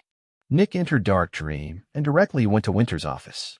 As soon as Nick entered, Winter put everything to the side and looked at him with seriousness. I heard that you used the signal, Winter said. What happened? Nick sat down in front of Winter and sighed. A lot. Winter nodded and waited for Nick to tell him what happened. Yet, there was an issue. Sadly, I'm not allowed to tell you the details, Nick said. Winter narrowed his eyes. Why not? He asked. Well, let me phrase it like this. I spoke to a protector today. Winter's eyes shot open in shock. What? He asked. Do you know what a protector is? Yes, Winter. I'm not dumb, Nick said with a bit of annoyance. It was a protector from Aegis, and I talked to him for quite a while because of what I found in Riker's room. The governor, Arya Light, and the protector all told me that I am not allowed to tell anyone about what I have seen today, including you. I'm sorry, Winter. I really want to tell you, but I can't, Nick said with regret. Winter rubbed the bridge of his nose. Give me a couple of minutes, he said. I have to think about this. Sure, Nick said. Then several minutes of silence passed while Nick went to grab a coffee from his office. Okay, Winter said after taking a deep breath. I really want to know, but even my father refused to tell me anything. If even my father doesn't trust me enough to tell me, I can't expect you to tell me. Nick nodded. Sorry, Winter. Please, at least tell me that Dark Dream got something out of this, Winter said. Nick smiled. 2 very valuable adolescents. Chapter 238, Monica. And that's that, a blonde woman wearing the city's uniform said with a smile. The emblem on her uniform identified her as a veteran working for the city, and right now she was standing in front of one of Dark Dream's containment units. Thank you, Nick answered with a smile. Dark Dream really lucked out this time, she said. I'm not sure what you paid, but it must have been a lot. I thought the city would keep that one for all eternity. Well, I can only say that we are happy with how things turned out, Nick said with a chuckle. The woman also chuckled a bit. Anyway, have fun. I wish we could have this one. Oh, with we, I mean Gemini. Thank you, Nick said before leading her out. The veteran left, and Nick went back into the building. The veteran had just delivered the 2 Specters that the governor had promised Nick. Naturally, one of them was Monica, and the other one was one of equivalent value to Monica. Dark Dream now had 5 adolescents and a total of 9 Specters. Nick remembered how he and Winter had captured the Dreamer inside the sewers and how they had kept it inside a containment unit in a warehouse. Now, Dark Dream actually had a huge building with 9 Specters. Well, time to get to work, Nick thought as he walked to the third floor. Trevor and Jenny were already waiting in front of a containment unit, and Nick nodded at them. You ready? He asked. The two of them nodded. This should be easy, but we still have to be careful, Nick said as he walked into the containment unit. Jenny and Trevor followed after him. The door closed behind them, and the three of them were now eye to eye with a young woman with blonde hair. The woman seemed bored and apathetic, but she didn't seem too strange otherwise.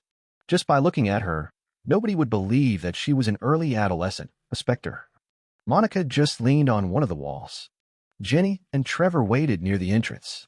Jenny had her gun in her hand, and Trevor had already taken out his spear. Monica acted like the two of them didn't exist and just looked at Nick. Scared, she asked with a bored but dark tone. Just careful, Nick said. We don't know each other yet. Monica just looked at Nick in silence for a while. What do you want? She asked. Isn't it obvious? Nick asked. I want to come to an agreement with you. First, she asked. What else? Zephyx Extraction, Nick said. Why would you need an agreement? I can't escape anyway. I don't even want to escape, she said. Trevor and Jenny didn't believe her. Every Spectre wanted to escape since they couldn't grow as quickly inside a containment unit. However, Nick believed her. He was quite sure that Monica didn't want to escape. Envy wanted to kill her, and the safest place was inside a containment unit right now. After all, Envy would send a Spectre, and the worst place a Spectre could be in was a containment unit. You were with the Riker Strikers for a while, Nick said.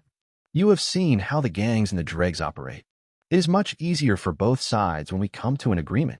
If I just force everything on you, you might decide to kill an extractor at some point out of protest, and then we would be forced to do other things. In the end, all of us would lose out. So why not come to an agreement right now? Nick asked. Monica's expression didn't change. In fact, her expression hadn't changed ever since she had been captured several days ago. She felt just like the Dreamer, with the only difference being that she could actually talk. If the Dreamer could talk, it would probably talk very similarly to Monica. Fine, Monica said with a bored tone. Explain to me what you want. Jenny and Trevor watched with interest. This was the first Spectre they could actually have a conversation with. Sure, the bleeding lady could also talk, but she wasn't much of a talker. She generally just said that she was going to kill someone. She wasn't much for thoughtful conversations. As a manufacturer, we are interested in 3 things, Nick said. First of all, we want Zephyx so that we can sell it and earn a lot of money. Second, we want our extractors to become stronger. And third, this might surprise you, but we also want our Specters to become stronger. Monica's expression didn't change. Why? She asked with boredom. Monica had heard about manufacturers, but she had never talked to any extractor, and she also didn't know how manufacturers operated. She genuinely had no idea why a manufacturer would want to increase the power of a Spectre. Yet, since she couldn't feel emotions, her question seemed like she just wanted to argue, even though she genuinely just wanted to know why. Luckily, Nick had a lot of experience with Specters and knew what Monica meant. If you are stronger, you produce more Zephyx, and the extractors that work with you also benefit more, Nick said. Monica's expression didn't change. For profit, you are willing to increase the power of your natural predator? Yes, Nick said with a smile. Monica looked at Nick for a while. This wasn't actually as bad as she had anticipated. What do you have in mind? She asked. Usually, we confiscate 90% of the Zephyx you produce, but I am willing to go down to 80% for you, Nick said. However, I'm only doing this because I am trusting in the fact that you won't kill any of my weaker extractors. If one of my extractors dies, it will be back to 90%, and maybe we will even sell you to another manufacturer, and I can guarantee that they are not as nice as us. Monica's expression didn't change. She just looked at Nick for a while. Chapter 239, The Money Sink. Okay, Monica said. As a Spectre that had lived amongst humans for quite a while, Monica was very good at gauging someone's personality. Knowing how someone thought and acted made it easier to get their valuables, which was what Monica was after. In her mind, Nick was someone who stood by his principles. Someone like him either didn't like lying or was horrible at it. Her instincts told her that Nick was honest. Well, as honest as humans came. Good to hear, Nick said. So, how can we improve your power? Nick usually needed to try stuff until he found the optimal way to work with a Spectre. But with Monica, he could just ask. Valuables, Monica said. Anything that humans consider valuable, I can consume to become stronger. Can you give me some examples? Nick asked politely. Credits, gems, weapons, food. If a human can own it and would feel pain from losing it, I can consume it, Monica said evenly. Nick furrowed his brows. What about food waste, he asked. Nick wanted to make sure that there was no overlap with the dung heap. No human would care about food waste since it can't be eaten nor traded, Monica explained. So no. What about loved ones? Nick asked. No, Monica said. Pets? No. So only objects? Nick asked. Yes, Monica answered. What about sentimental value? Nick asked. What do you mean? For example, if the mother of a young child dies and the young child only has a drawing of his mother, the little child doesn't want to lose the drawing since this object is the last thing left by its mother. Therefore, this object holds a lot of value to the child but is worthless to others, Nick said. Surprisingly, Monica didn't immediately answer. I don't know, she said. You don't know. Nick repeated in surprise. Trevor and Jenny were just as surprised. I don't know, Monica repeated.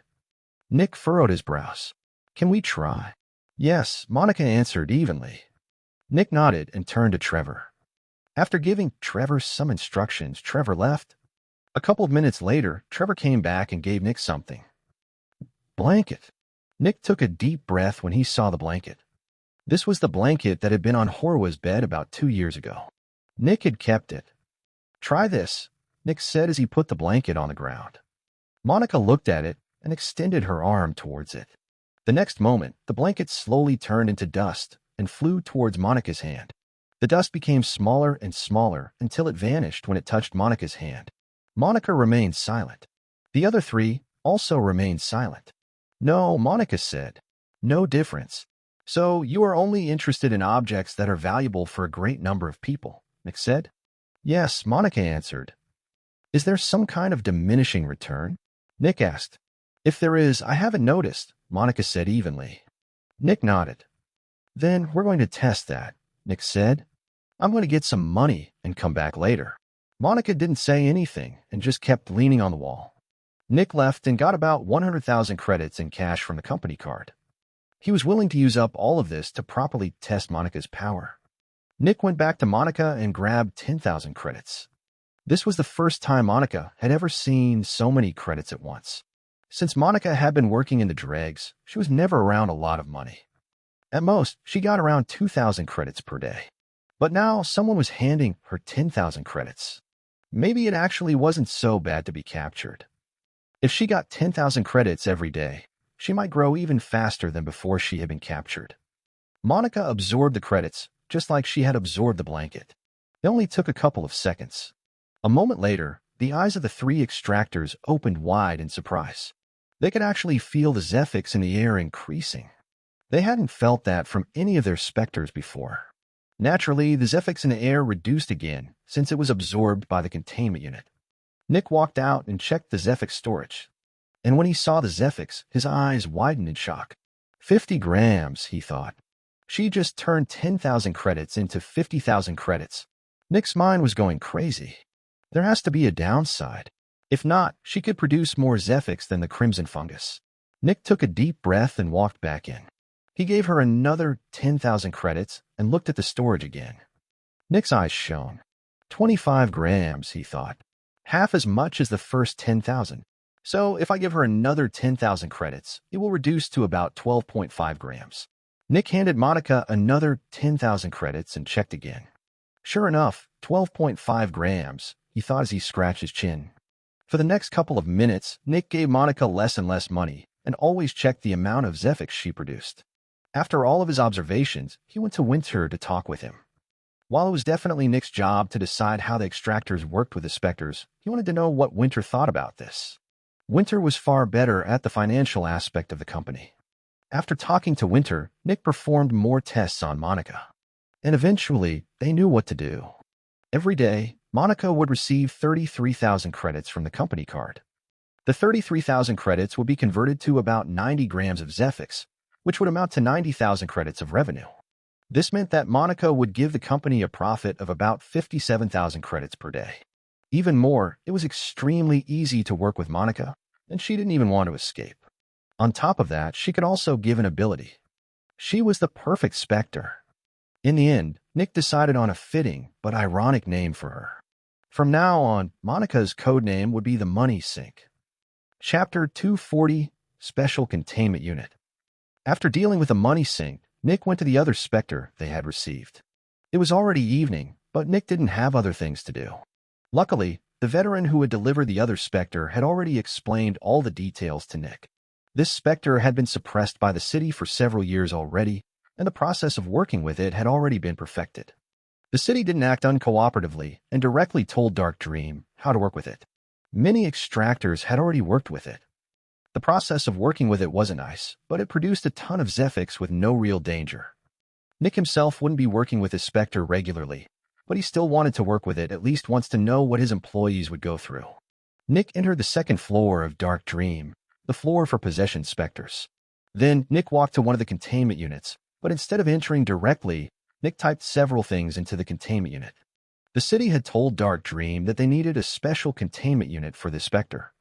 The containment unit was a bit more expensive than the normal version, but it made this specific Spectre essentially harmless. This containment unit had 3 special functions. The first one was that it couldn't be opened from the inside. Not even extractors could open it from the inside. If someone wanted to get out, they would need to destroy the containment unit, or someone from the outside would have to open it. The second function was a timer. When the timer was up, the third function of the containment unit would become active, and the exit would open. The city said that shifts with this Spectre should be 24 hours long, and that nobody should work more than 1 shift every week with the Spectre. Preferably not more than once every 2 weeks. For now, Nick put in a timer of 5 hours. He wasn't really here to work with it, but to see how it would feel to work with it properly. Nick opened the door and entered. Bang. The door behind him closed, and it wouldn't open for 5 hours. Nick inspected the door from the inside. Sure enough, no way to get out, he thought. Then Nick looked at the center of the containment unit. On the floor was a small object. Nick walked forward and picked it up. It was a pair of glasses. They looked as inconspicuous as one could imagine. This was the Spectre. Nick looked at them for a while before he put them on. Then he looked around and waited. And waited. And waited. And waited. Not much going on, huh? Nick thought. Well, they did say that it takes around an hour for them to really show their effect. For an hour, Nick just waited in boredom. Nick. Nick was startled back to consciousness as he heard the speakers in the containment unit speak his name. It was Winter's voice. The dreamer has broken out. Winter shouted. Nick's eyes widened in shock. What? How? He shouted. It gained a mental ability that hypnotized one of our extractors, who let him out. We have to catch it, Winter shouted. Nick took a deep breath, took off the glasses, and ran towards the exit. Then he remembered that he couldn't get out on his own. Winter, let me out, Nick shouted. Silence. Winter. Silence. Nick looked at the speakers, but saw no speakers. For a moment, Nick was confused. Wait, what? Nick uttered. Then Nick remembered that this containment unit actually didn't have any speakers and looked at the glasses. They got me, Nick thought with a sigh. The glasses, which were officially called the glasses, distorted someone's reality. They created voices that weren't there. They created smells that weren't there. They could even create visions. Luckily, the glasses mainly created auditory hallucinations. Visual hallucinations were quite rare, and when they appeared, they were rather mild. It was more confusing and perplexing than horrifying. After a bit, Nick chuckled and put the glasses back on. This was how an extractor worked with the glasses. They put them on, went through a couple of hallucinations for 24 hours, and then left. Some minutes later, Nick felt like the room was becoming a bit blurry until, eventually, it became foggy. Nick felt like he was inside the fog's containment unit. For about 2 hours, Nick felt like he was in the fog's containment unit. Then the fog vanished. After that, Nick felt like Jenny and Trevor were talking to him from just outside his vision. Nick even held a conversation with them. Of course, Nick kept telling himself that the conversation hadn't really happened. Another hour later, Nick's nose scrunched up as the smell of the dung heap appeared in the containment unit. He really wasn't a fan of that one. Eventually, Nick put the glasses to the side. 5 hours were close to being up, and Nick just waited for the last couple of minutes. Nick leaned against the wall for the last few minutes. And then the third unique function of the containment unit appeared. Hush! A strong gust of wind pushed Nick to the side, almost making him fall to the ground. When the timer ended, the containment unit created this powerful gust of wind to remove the glasses from the extractor's face. And when the gust of wind appeared, Nick's eyes widened in shock. Just now, he had seen the glasses flying away from his eyes. But how? He had taken them off earlier. He had heard that there had been instances of extractors thinking that they had taken the glasses off when, in reality, they hadn't. But he hadn't expected that the illusions were that convincing.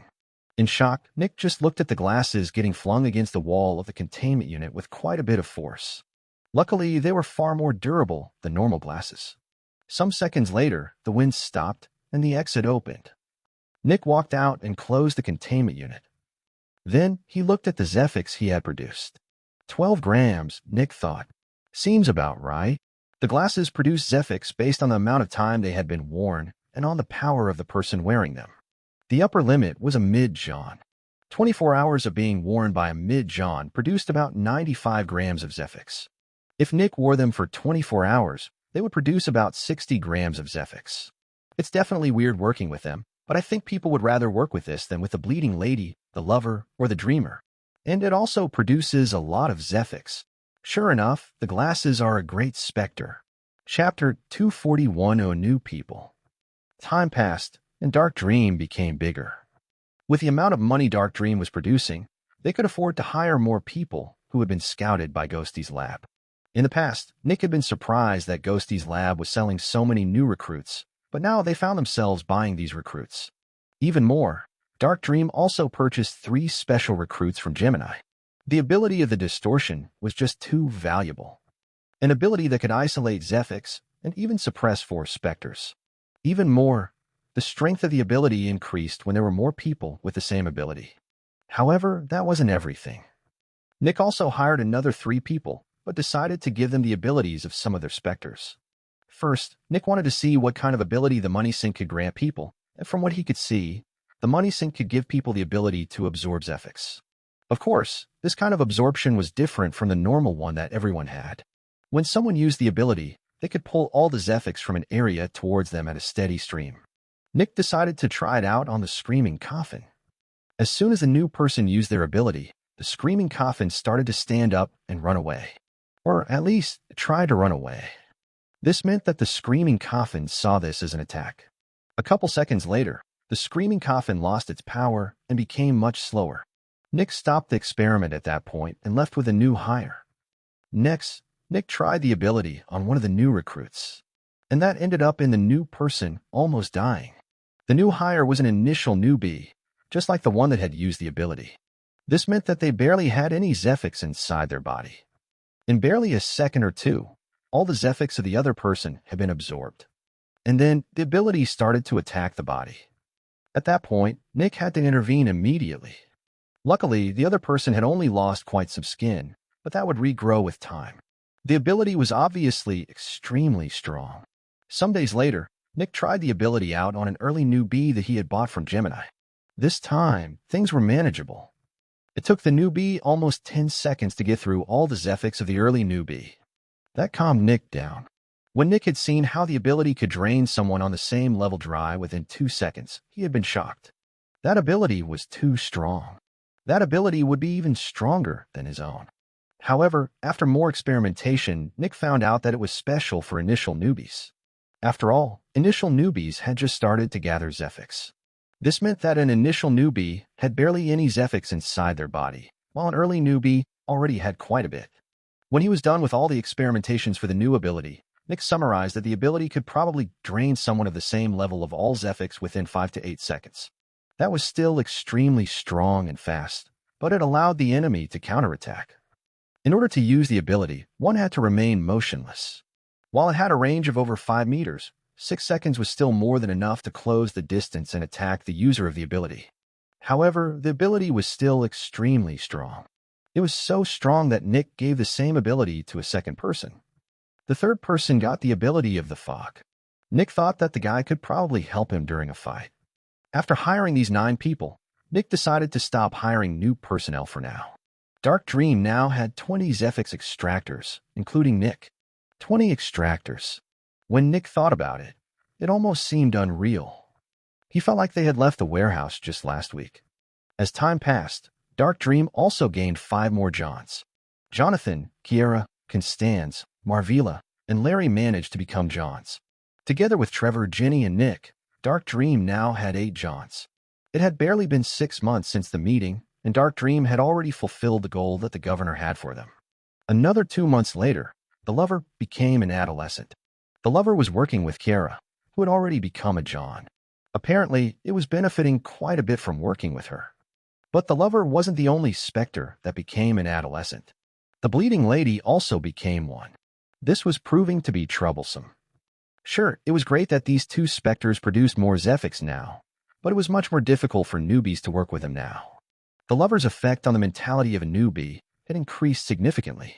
Sending a newbie to work with it could result in the newbie's sex life getting ruined permanently. Luckily, Kiera was taking care of it. Sadly, the Bleeding Lady was also now inaccessible to newbies. One small cut of hers had already nearly cut someone's arm off, and the sight of so much blood and bone seemed to distress the Bleeding Lady. When Nick had brought one of the peak newbies to work with a Bleeding Lady, he ended up fighting her just 2 minutes later. Fortunately, Nick was already a mid-John, and he was extremely skilled at fighting. The Bleeding Lady shot several powerful cuts at Nick, but he just sidestepped and bisected her horizontally. This weakened the Bleeding Lady significantly, and Nick could bring the new agent out of the containment unit. The Bleeding Lady would need a couple of days to recover, during which nobody could work with her. Dark Dream now had 7 adolescents and only 2 hatchlings, and one of the hatchlings couldn't even be properly worked with since it was a possession specter. That made it difficult to increase the power of the recruits. Is that why so many manufacturers have so few newbies? Is it because their specters turn that quickly into adolescents? Nick thought with furrowed brows. In the end, Nick decided to focus on finding a hatchling instead of an adolescent. Chapter 242 Empath. 2 months later, Nick managed to find and capture a mid-hatchling. As always, Nick found the Spectre in the Dregs. Funnily enough, the Spectre was revealed by accident. There was this guy in the Dregs who was considered to be one of the sickest people in existence. Back when the entire thing with Envy happened, this guy had been just an honorary member of the Riker Strikers. After the Riker Strikers collapsed, the guy started to find his victims on his own. From what people have been saying, the guy was apparently capturing entire families and then forcing the members of the family to severely injure each other. Nobody died during the process, but many people got crippled and traumatized. While this could be considered strange, it wasn't unheard of in the Dregs. Sick and twisted people were everywhere in the Dregs. But then the guy had the worst luck imaginable. He kidnapped the family of a friend of one of Dark Dream's new extractors. Naturally, the extractor asked their team leader, Trevor, for help. Trevor quickly told Nick, and Nick told the investigator department. It didn't even take half a day to find the guy. By now, Dark Dream had over 50 investigators, and all of them knew the Dregs very well. When they found the guy, they told Nick, who told Trevor, who told the new employee. Naturally, the new employee ran to beat the shit out of the guy. And then, things turned chaotic. The guy was extremely strong and overwhelmed the extractor. Sadly, the extractor was only an initial newbie, and the guy who was a Spectre was already a mid-hatchling. The investigators had still kept an eye on the place, and when they saw the brutal fight, they immediately realized that this was a Spectre or some kind of rogue extractor. The investigators all got their weapons out and ran at the Spectre. Naturally, after seeing so many people with weapons, the Spectre realized that it had to flee. Sure, it was far more powerful than a normal human, but it couldn't fight 10 humans at once who all held guns in their hands. A chase ensued. Chaos broke out in the Dregs. Bang. And then, the guy's lower body was turned into dust as the sound of a gunshot thundered throughout the Dregs. The child that Nick, Jonathan, and Kiera had found about 2 years ago was visiting one of her friends in the Dregs, and to make sure that nothing happened to her, Kiera had accompanied her. Naturally, Kiera noticed the commotion, and when she saw Dark Dream's investigators chasing after a guy who was jumping suspiciously far and high, she knew what was going on. As an initial John, it wasn't very difficult for her to stop the Spectre. She just shot once, and the guy was done. After that, she just grabbed the Spectre and carried it to Dark Dream under the protection of over 20 investigators. The guy was dumped into a containment unit, and Nick quickly went to experiment with him. Turns out, even though the new Spectre was a human Spectre, talking to him was about as effective as talking to the Bleeding Lady. The guy constantly acted like an unstable drug addict who kept screaming random, violent things at everyone who was present. Even more, after a while of not getting what he wanted, the guy became so aggressive that he attacked everyone he saw. Nevertheless, Nick found out what the guy needed to grow stronger. Apparently, he gained power by forcing people to hurt their loved ones. The stronger the love for that person and the greater the damage, the more Zephyx was produced. Working with it would be very difficult. On top of that, Nick was already not the biggest fan of this Spectre. After all, the extractor that had initially fought the guy didn't come out unscathed. He lost one of his arms. Sadly, the body of a normal person wasn't strong enough to resist the side effects of regrowing a limb. It was possible to regrow a limb with some advanced medicine, but the stress of regrowing the limb would kill the person. One had to become an initial veteran first. While Nick felt horrible for their new extractor, he couldn't push a new employee like that towards becoming a veteran. Additionally, many Specters could perceive weakness. For example, the bleeding lady would probably go crazy if she saw a one-armed person. So, in the end, Nick moved the guy to the investigator department with good pay. All of this considered, Nick really wasn't the biggest fan of their newest Spectre. Nevertheless, Nick wanted to, at least, find out what kind of ability it could hand out. He decided that he would hire 2 new extractors, a husband and a wife, both from the outer city. The 2 of them would work with a new Spectre, which Nick had dubbed the Empath once. The work was stressful and difficult, but the 2 new extractors managed to gain the Empath's ability. The ability was very interesting. People with the ability could transfer injuries and damage to other people with the ability. For example, if someone were to stab the wife, she could will it so that her wound disappeared while an identical one appeared on her husband's body. With only 2 people, this ability was nice but nothing special. However, Nick could see the great potential for this ability. What if there were 100 people? If a huge explosion appeared in the middle of them, would everyone just receive a couple of burns instead of being blown to smithereens? In the end, Nick handed the Empath to Winter, who would sell it. The Empath was the first Spectre that Dark Dream would sell or exchange, depending on the offer. Working with it was just too difficult. The only thing it was good for was the creation of many new recruits with the same ability, and Dark Dream didn't have the luxury of producing newbies and selling them or growing them themselves. Luckily, the ability was very good, which meant that they could exchange the Empath for a good Spectre. At least, that was what they had thought. In the end, the city showed great interest in the Empath due to its power and offered something. A pair of Specters. Both of them were very similar, and they solved Dark Dream's problems of not having enough Specters for their newbies. Chapter 243, Bloodhawk. Nick stood in front of a containment unit with narrowed eyes. The 2 new Specters had been delivered today, and the Empath had also already been handed over to the city. The 2 Specters that Dark Dream had received in return were very similar to each other, and the way a Zephyx Extractor had to work with them was identical. Nick was a bit nervous as he stood in front of the containment unit on the 4th floor. He knew that the Specters couldn't possibly endanger him, but he was still a bit nervous. Nick pressed a couple of buttons on the console and took some steps back. The containment units they had bought for these 2 Specters were quite cheap, but they still had some unique features. These were containment units that supported rapid opening and rapid closing of the employee entrance. For these kinds of Specters, such a function was a must. A moment later, Nick narrowed his eyes. Bang! And exploded forward, running towards the closed entrance. Bang! The door opened with an explosive sound in less than half a second. Nick ran through the open door. Bang! And the door closed with incredible speed. As soon as he entered, Nick immediately noticed the Spectre. It was almost completely red. It was a hawk that was over 1 meter tall, but instead of skin and feathers, it was fully made of flesh. Even its wings were only made of long flesh membranes. Its beak and talons were made of some kind of flesh that had hardened. On top of that, it also didn't have any eyes. Its entire head was encased in flesh. This was the Bloodhawk, one of the several blood Specters.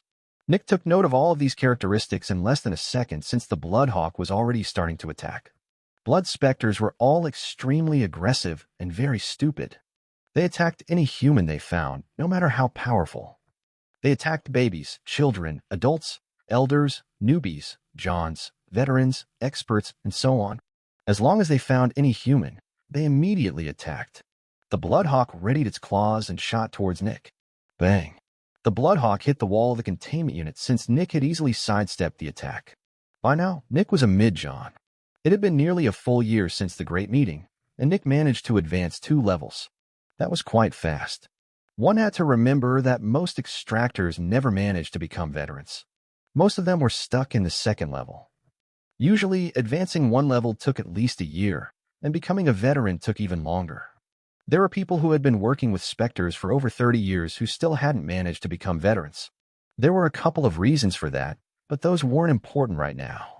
The important thing was that Nick advanced so quickly in level since he had 2 distinct advantages over other Johns. First, Nick was a chief Zephyx Extractor, and he was working with an incredible Specter, the Money Sink. Nick was no longer working with a bleeding lady, since he also had to leave some Zephyx for his employees. Nick had also handed his tasks of feeding the dung heap and the screaming coffin to his team leaders. These days, Nick only worked with a Money Sink, and that was all he needed. The terrifying thing about the Money Sink was that it produced an insane amount of Zephyx in barely a couple of minutes. So, in just a couple of minutes, Nick essentially got the benefit of having a Specter produce around 90 grams of Zephyx. That was far more than normal Johns got after working with a Specter for 24 hours. Even more, Nick didn't need to take any days off. The second reason why Nick was advancing so quickly was the method that Manila had taught Nick back then. By pushing himself with intense exercise, Nick could advance a level while only having around 85% to 90% of the required Zephyx. That saved him a couple of months as well. Because of these 2 things, Nick managed to become a mid-John after only a year, while his 2 team leaders had only recently advanced to become early Johns. So, Nick was a mid-John now. What about the Bloodhawk? It was an early hatchling. Even without his ability, Nick's body was around 10 times stronger than the Bloodhawk's body. If Nick didn't resist and let the Bloodhawk attack him, it would only manage to make him bleed a little with a couple of surface-level cuts. But that was basically it.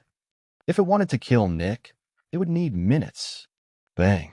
Nick stepped to the side again as the hawk kept attacking. Nick just watched the hawk and took note of its attacking pattern. After watching it for over a minute, Nick realized that it basically had no strategy while attacking. Most of the time, it was just charging forward while extending its talons towards Nick. A couple of times, it was trying to peck him. When Nick was in a fitting position, the Bloodhawk even tried to swat him with its wings. But that was basically it. "All right," Nick said. Bang. Nick punched the hawk in the chest, and its back hit the wall of the containment unit. Since Nick knew that he was much more powerful than the Bloodhawk, he hadn't taken his weapons with him. After all, if he used his weapons, he might accidentally kill the Bloodhawk. When the Bloodhawk hit the walls, Nick only heard the squelching sound of some wet meat hitting the wall. Surprisingly, the wall didn't get discolored by any kind of blood. It seemed like the Bloodhawk had some kind of film over its body that kept its blood inside, even though it looked very bloody all of the time. Additionally, based on the sound, Nick guessed that the Bloodhawk didn't even have any bones. Interesting, Nick thought. Chapter 244, Hyper-Regeneration. The Bloodhawk fell to the ground, but it didn't immediately stand up. Obviously, the hit had dealt quite some damage to it. That was when Nick noticed that the surface of the Bloodhawk seemed to vibrate and move like it was wavy water. Nick just watched. About 10 seconds later, the hawk stood up and charged at Nick again. During this entire time, it hadn't made a single sound. The Bloodhawk was completely quiet all the time unless it hit one of the walls by accident. Nick easily grabbed both its talons and forced them into his left hand. He was essentially holding the Bloodhawk like a chicken. The hawk tried to attack him, but Nick just waved it around so that it couldn't. A moment later, Nick grabbed one of the wings. Re-up. Nick tore the wing off and threw it to the side. The Specter didn't even react. It was almost like nothing had happened, even though it had lost a wing. Re-up. Nick also tore the other wing off. Bang.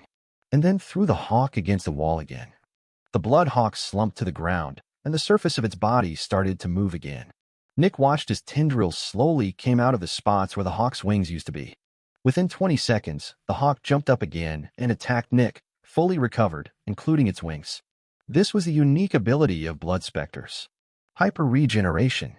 Blood Specters could transform prefix into Zephyx at insane rates. Bang. Nick kicked the hawk against the wall again while watching the 2 wings he had torn off earlier. The wings were already turning black and vanishing. According to research, the appendages of Blood Specters were similar to blood vessels. They were not storing much Zephyx inside of them, but they had a lot of Zephyx traveling through them. So when they were cut off, most of the Zephyx entered the Blood Specter's body again, leaving barely any Zephyx inside the appendage. Because of that, the appendage decayed rapidly. After all, specters were not really made of flesh and bone. They just looked like they were. Within a minute, the two wings had vanished. Nick kept injuring the Bloodhawk for about 5 minutes. At that point, Nick noticed that the regeneration speed of the Bloodhawk had taken a massive hit. The last time, it needed almost 40 seconds to recover after being thrown against the wall again. But that was to be expected. The hyper-regeneration also had its limits. Every blood specter had a blood core somewhere inside their body. In essence, the blood core was the actual specter, and all the Zephyx was stored there. After getting injured a lot in a short time frame, the blood core experienced some kind of Zephyx saturation, which made it difficult to produce Zephyx. Essentially, the blood core was overheating and needed about a day of rest to recover. The good thing or bad thing, depending on the viewpoint, was that blood specters were probably the hardest specters to kill since one needed to either destroy the blood core or incinerate around 90% of their body. This meant that it was very difficult to accidentally kill a blood specter unless one was vastly more powerful. After throwing the Bloodhawk against the wall one last time, Nick walked out of the containment unit. He had been inside the containment unit for a collective 10 minutes and had thoroughly exhausted the Bloodhawk. After exiting the containment unit, Nick checked how much Zephyx had been produced. 8 grams, Nick said with furrowed brows. I guess that's to be expected from an early hatchling. The Bloodhawk was delivering less than a tenth of the Zephyx that the money sink produced. Back when Dark Dream was still just a warehouse with 2 specters, Nick would have looked at 8 grams with elation. No, it was barely anything. But that's a good thing, actually, Nick thought. After all, we're not increasing their power. This was another special thing about blood specters. They also produced a lot of Zephyx when they were recovering. Obviously, getting injured and recovering from said injury was not how a blood specter became more powerful. The actual way they became more powerful was via straight up just killing people. If Nick wanted to increase the power of the Bloodhawk, he would need to send people in to get slaughtered. Obviously, producing Zephyx in such a way was not only horrible, but would also cost more money than it made. Luckily, blood specters also made Zephyx by recovering from injuries, and they also didn't become more powerful that way. This meant that Dark Dream could produce Zephyx with the Bloodhawk without turning it into an adolescent. Usually, manufacturers wanted their specters to become more powerful since they produced more Zephyx that way. However, Nick didn't get these 2 new specters for their Zephyx. He got them for his newbies. First of all, the newbies would absorb some of the Zephyx that the Bloodhawk used to recover, which increased their power. Second, they got some great training. Fighting a specter was always terrifying, and the first time was the most dangerous time. By letting the newbies fight a specter inside a containment unit without wasting any Zephyx, the strength of the newbies would increase. While Nick was thinking about these things, he could only sigh. The new guys have it so good, he thought. Back then, I had to swim through a literal sea of shit and fight a mid-hatchling while also running from the nightmare. Meanwhile, they get to fight a dumb hawk inside an enclosed space with people watching. But that's a good thing, I suppose. Just because I went through shit doesn't mean that others also have to go through it. Humans are supposed to make the lives of the next generation better than the lives of their generation, right? There's no reason to force them to go through the same shit I had to go through. Nick shook his head. Anyway, I should check on the other one. Chapter 245, Blood Horse and Blood Ancestor. Nick walked over to the containment unit that was across from the Bloodhawk's containment unit. After fiddling with the console for a bit, Nick jumped through the entrance again. Nick immediately saw a big figure in the middle of the containment unit. Just like the Bloodhawk, this one was also made of blood and flesh. Except that this one was a horse without a head. Nick had never seen or heard of horses before, but the city had dubbed this specter the Blood Horse, which probably meant that horses existed. The Blood Horse's tail was made of strings of meat, and its hooves were also made of some kind of hardened meat. At the place where its neck should be was just nothing. Its front looked just like its back, minus the fleshy tail. Nick immediately had to evade to the right as soon as he entered. Bang! One of the horse's hooves hit the closed employee entrance with an explosive sound. The Blood Horse was quite a bit faster than the Bloodhawk, but that was to be expected. After all, this one was a late hatchling. Just like with the Bloodhawk, Nick watched the Blood Horse attack for a couple of minutes. Its attack pattern was about as complex as the Bloodhawk's attack pattern.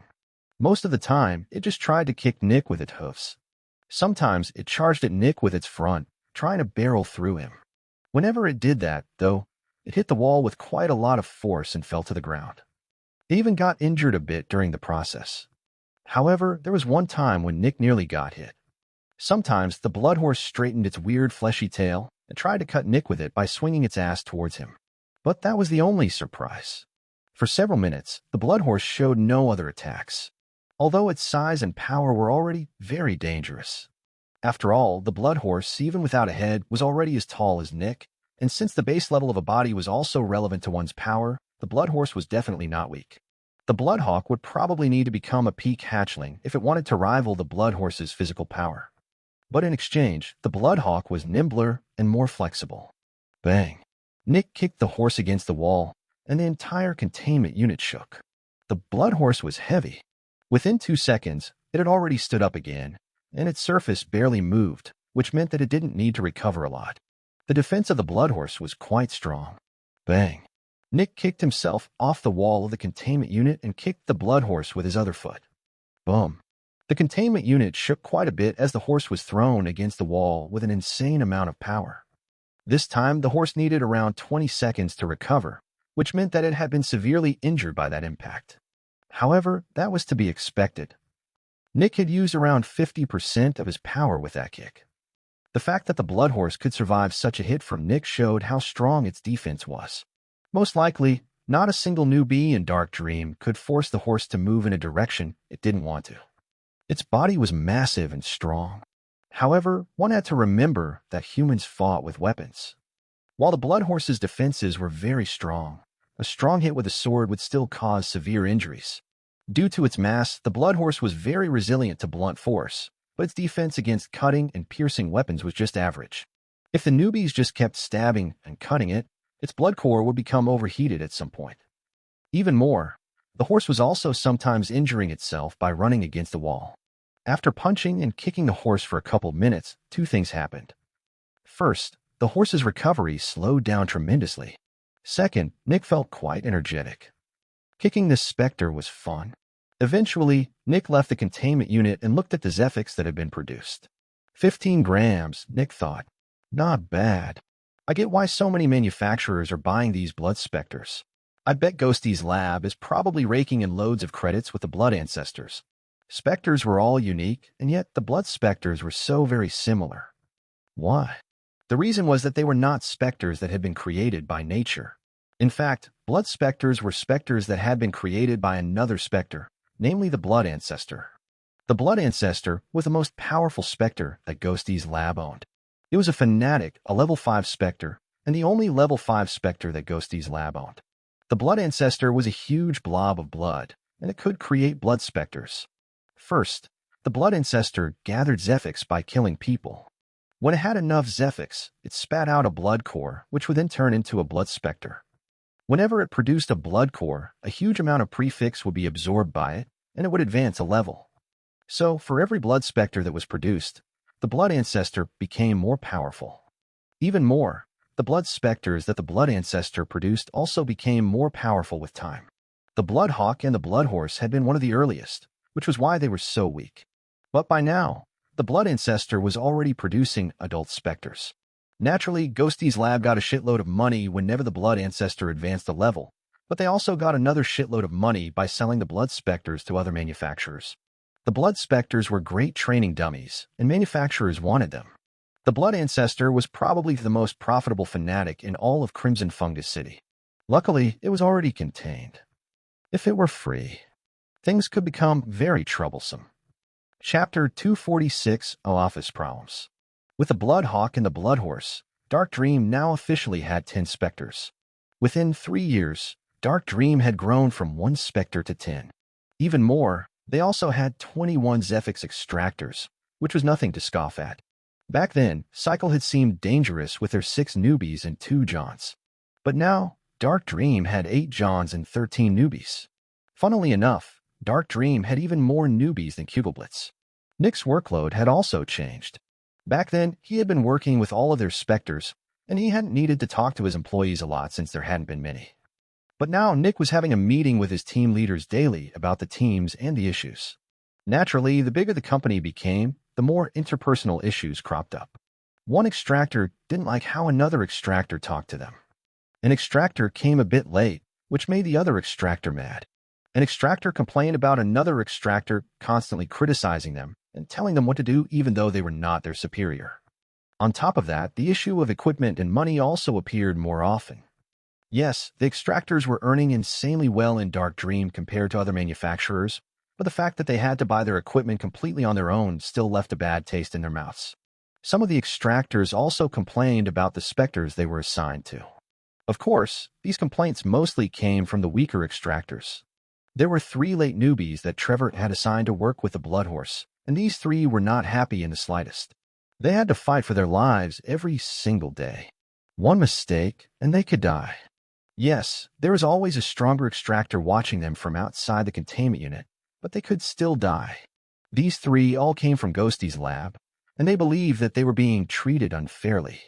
Naturally, they also started talking to other extractors, and they found some like-minded individuals. The 3 early newbies from Gemini, who were dealing with the Bloodhawk, felt the same way. They knew that being an extractor was dangerous, but they were not supposed to risk their lives every single day. The complaints were piling up, and it was even possible that Dark Dream would get their first protest. In the end, Nick decided to give them what they wanted. The 3 late newbies got sent to work with the Fog. The Fog was definitely one of the easier ones to work with. It just took a lot of time and was very boring. When the 3 of them heard that, they felt elated. Finally, they didn't have to risk their lives anymore. Every one of them worked for 24 hours on the Fog, got 2 days off, and worked with it again. In the beginning, they preferred this to fighting for their lives. But after about 2 weeks, they became very annoyed. They barely had any free time. When they had been fighting the Blood Horse, they had been busy for 1 hour at most. But now they didn't have time for anything anymore. So they complained again. They wanted another Specter. Nick didn't argue and gave them the dung heap. The dung heap didn't need to get worked with, but it still produced Zephyx. This meant that being near it still increased an extractor's power. Since Dark Dream had so many people, they could spare 3 of them for the dung heap. It didn't even take a single day before the 3 of them complained again. The dung heap's odor was terrifyingly bad. Also, walking on it felt insanely dangerous. At that point, Nick became annoyed. He didn't want to force the new employees to go through the same shit he did, but it was genuinely getting annoying. After a talk with Winter, Nick decided to listen to them once more. They don't want to fight. They don't want to waste 24 hours every 3 days. They didn't want to get bored with nothing to do. Fine. Nick assigned them to the Dreamer. By now, the Dreamer had become an early adolescent. For 3 years, it hadn't caused a single issue. Ever since the incident with Hruel, nothing bad had happened. However, before he let them work with the Dreamer, Nick wanted them to sign new contracts.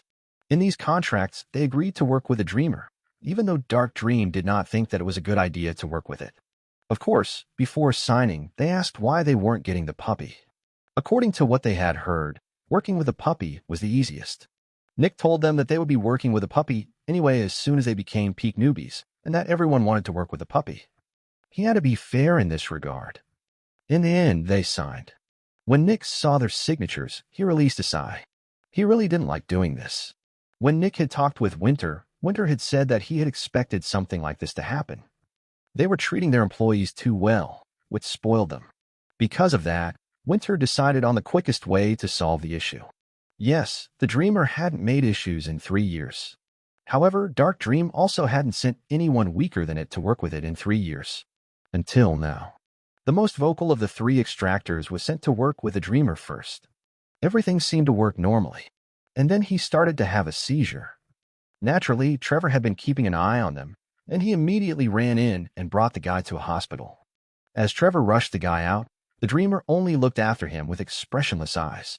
Some hours later, the news came in. He was dead. His mind had shut down. The 2 other extractors felt a cold shiver run down their backs, and they refused to work with the Dreamer. Naturally, lots of complaints followed, which prompted an appearance from Winter. Winter only waived the contract they had signed. And then he told them to work with the Blood Horse or leave. Surprisingly, the 2 of them still kept complaining, which was not what Winter had expected. He had expected that they would falter and work with the Blood Horse. Winter did not like that one bit. Chapter 247, Troublemakers. Nick, Winter said with an annoyed expression as he entered Nick's office. I need you. When Nick saw Winter's expression, he furrowed his brows. What's up? The two of them still complain and refuse to back down, Winter said. Nick's eyebrows shot up in surprise. Still, he shouted. Winter nodded. I'm not sure if I'm overthinking or not, but this seems suspicious. Imagine one of your closest colleagues or friends died at work. It would probably take a couple of days or hours to come to terms with it. I don't think you would immediately start complaining about not wanting to work and wanting to see a new Spectre. If I were in their shoes, I would shut up and work with a blood horse for at least a couple of days. If I still had issues by then, I would slowly find a way to deal with it. Yet, they don't want to work with a blood horse even once. Winter shouted with annoyance. Even I have worked with it, Winter added. Yes, Winter had worked with the blood horse. While Winter wasn't working as an extractor, he still was a mid-newbie, and if Dark Dream could afford it, it would definitely help to improve the power of their CEO. A more powerful CEO was smarter, harder to kill, and could live for longer. The CEOs were never amongst the most powerful extractors of the manufacturer, but they were at least of average power. Because of that, Winter worked with the blood horse from time to time. Do you really think so? Nick asked with furrowed brows. Maybe they are just insanely unreasonable. Surprisingly, Winter didn't immediately answer. Instead, he rubbed his chin and thought. Maybe, he said. We bought the three of them from Ghosty's lab. Maybe they just gave us a bad batch. They definitely have what it takes to be an extractor. After all, they worked with several Specters already without any major incidents. But it's also possible that they might be spies. Spies? Nick asked. Winter nodded. What if they just want to see as many Specters as possible so that they can create a profile? Learning all about how to work with our Specters might save lives when another manufacturer takes them. Winter sighed. Or they're just that unreasonable. Nevertheless, we have to deal with the issue. Nick furrowed his brows. What do you want me to do? Winter looked into Nick's eyes. If I had the power, I would do it myself. Nick could already tell what Winter was about to say. I need you to knock them out. Nick's eyebrows rose. I thought you wanted me to kill them, Nick said. The Dreamer is going to do that, Winter said. Oh, Nick uttered before looking at the table with an uncomfortable expression. Silence. Can't we just fire them? Nick asked. That's what they want, Winter said.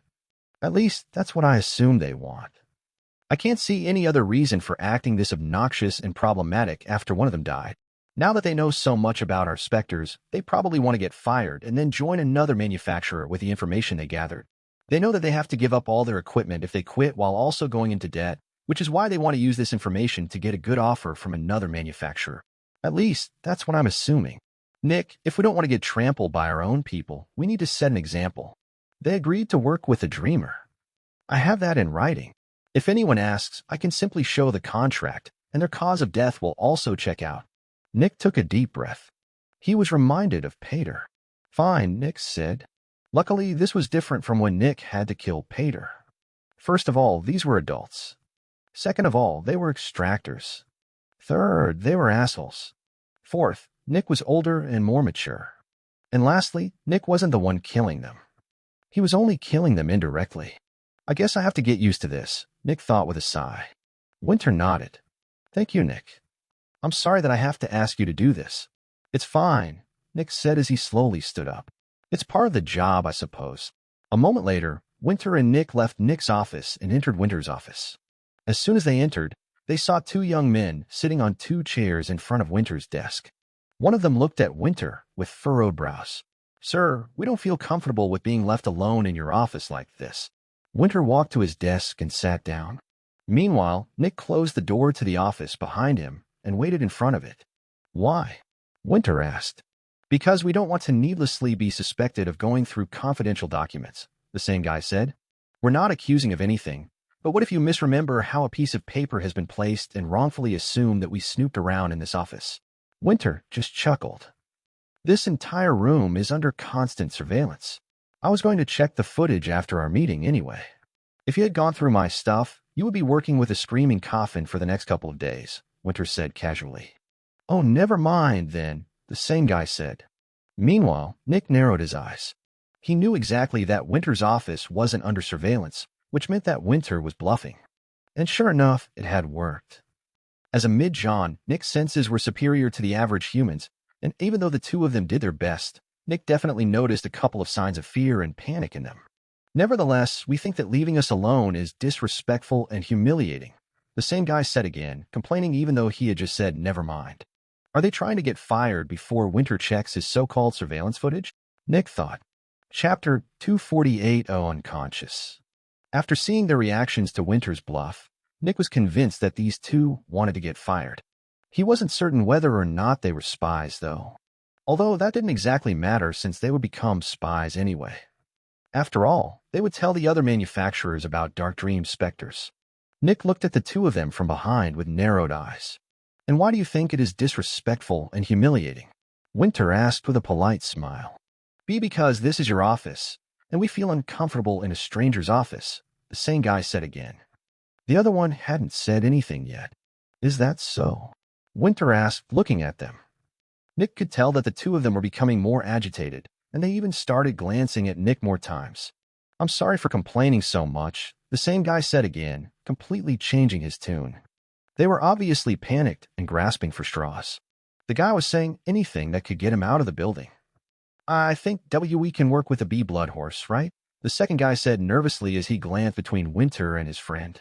We were just a bit stressed, you see. He says he looked at Nick with a nervous chuckle. Our friend died and we lashed out, okay? The first guy glanced rapidly between Winter and his friend. Yes, we are fine with working with a blood horse, the first guy said again. Now, since that issue has been solved, I think we should get back to work.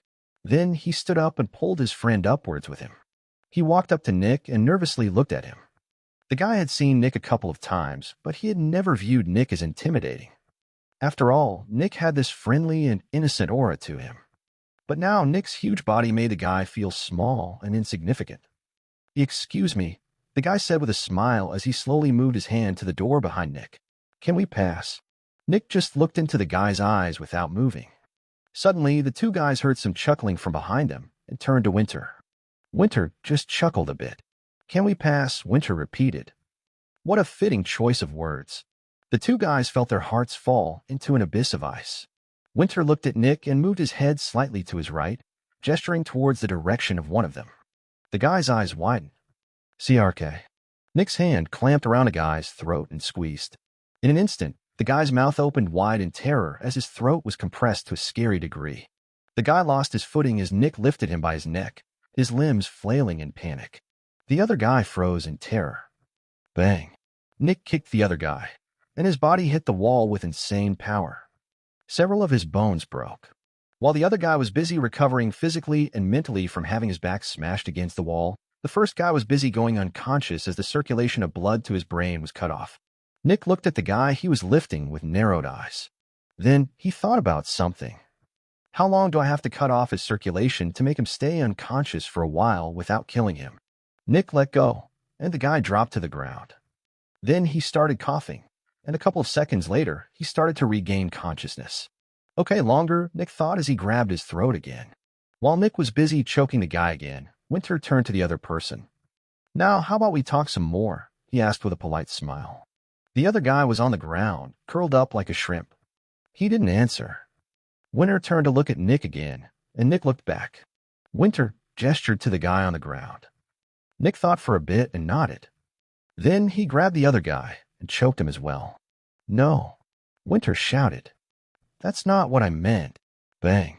The other guy fell to the ground as Nick let go. What? Nick asked. I wanted you to put him in the chair again since I want to talk to him. I can't talk to an unconscious person, Winter said. Well, why didn't you just say so? Nick asked. Can't you just talk like a normal person?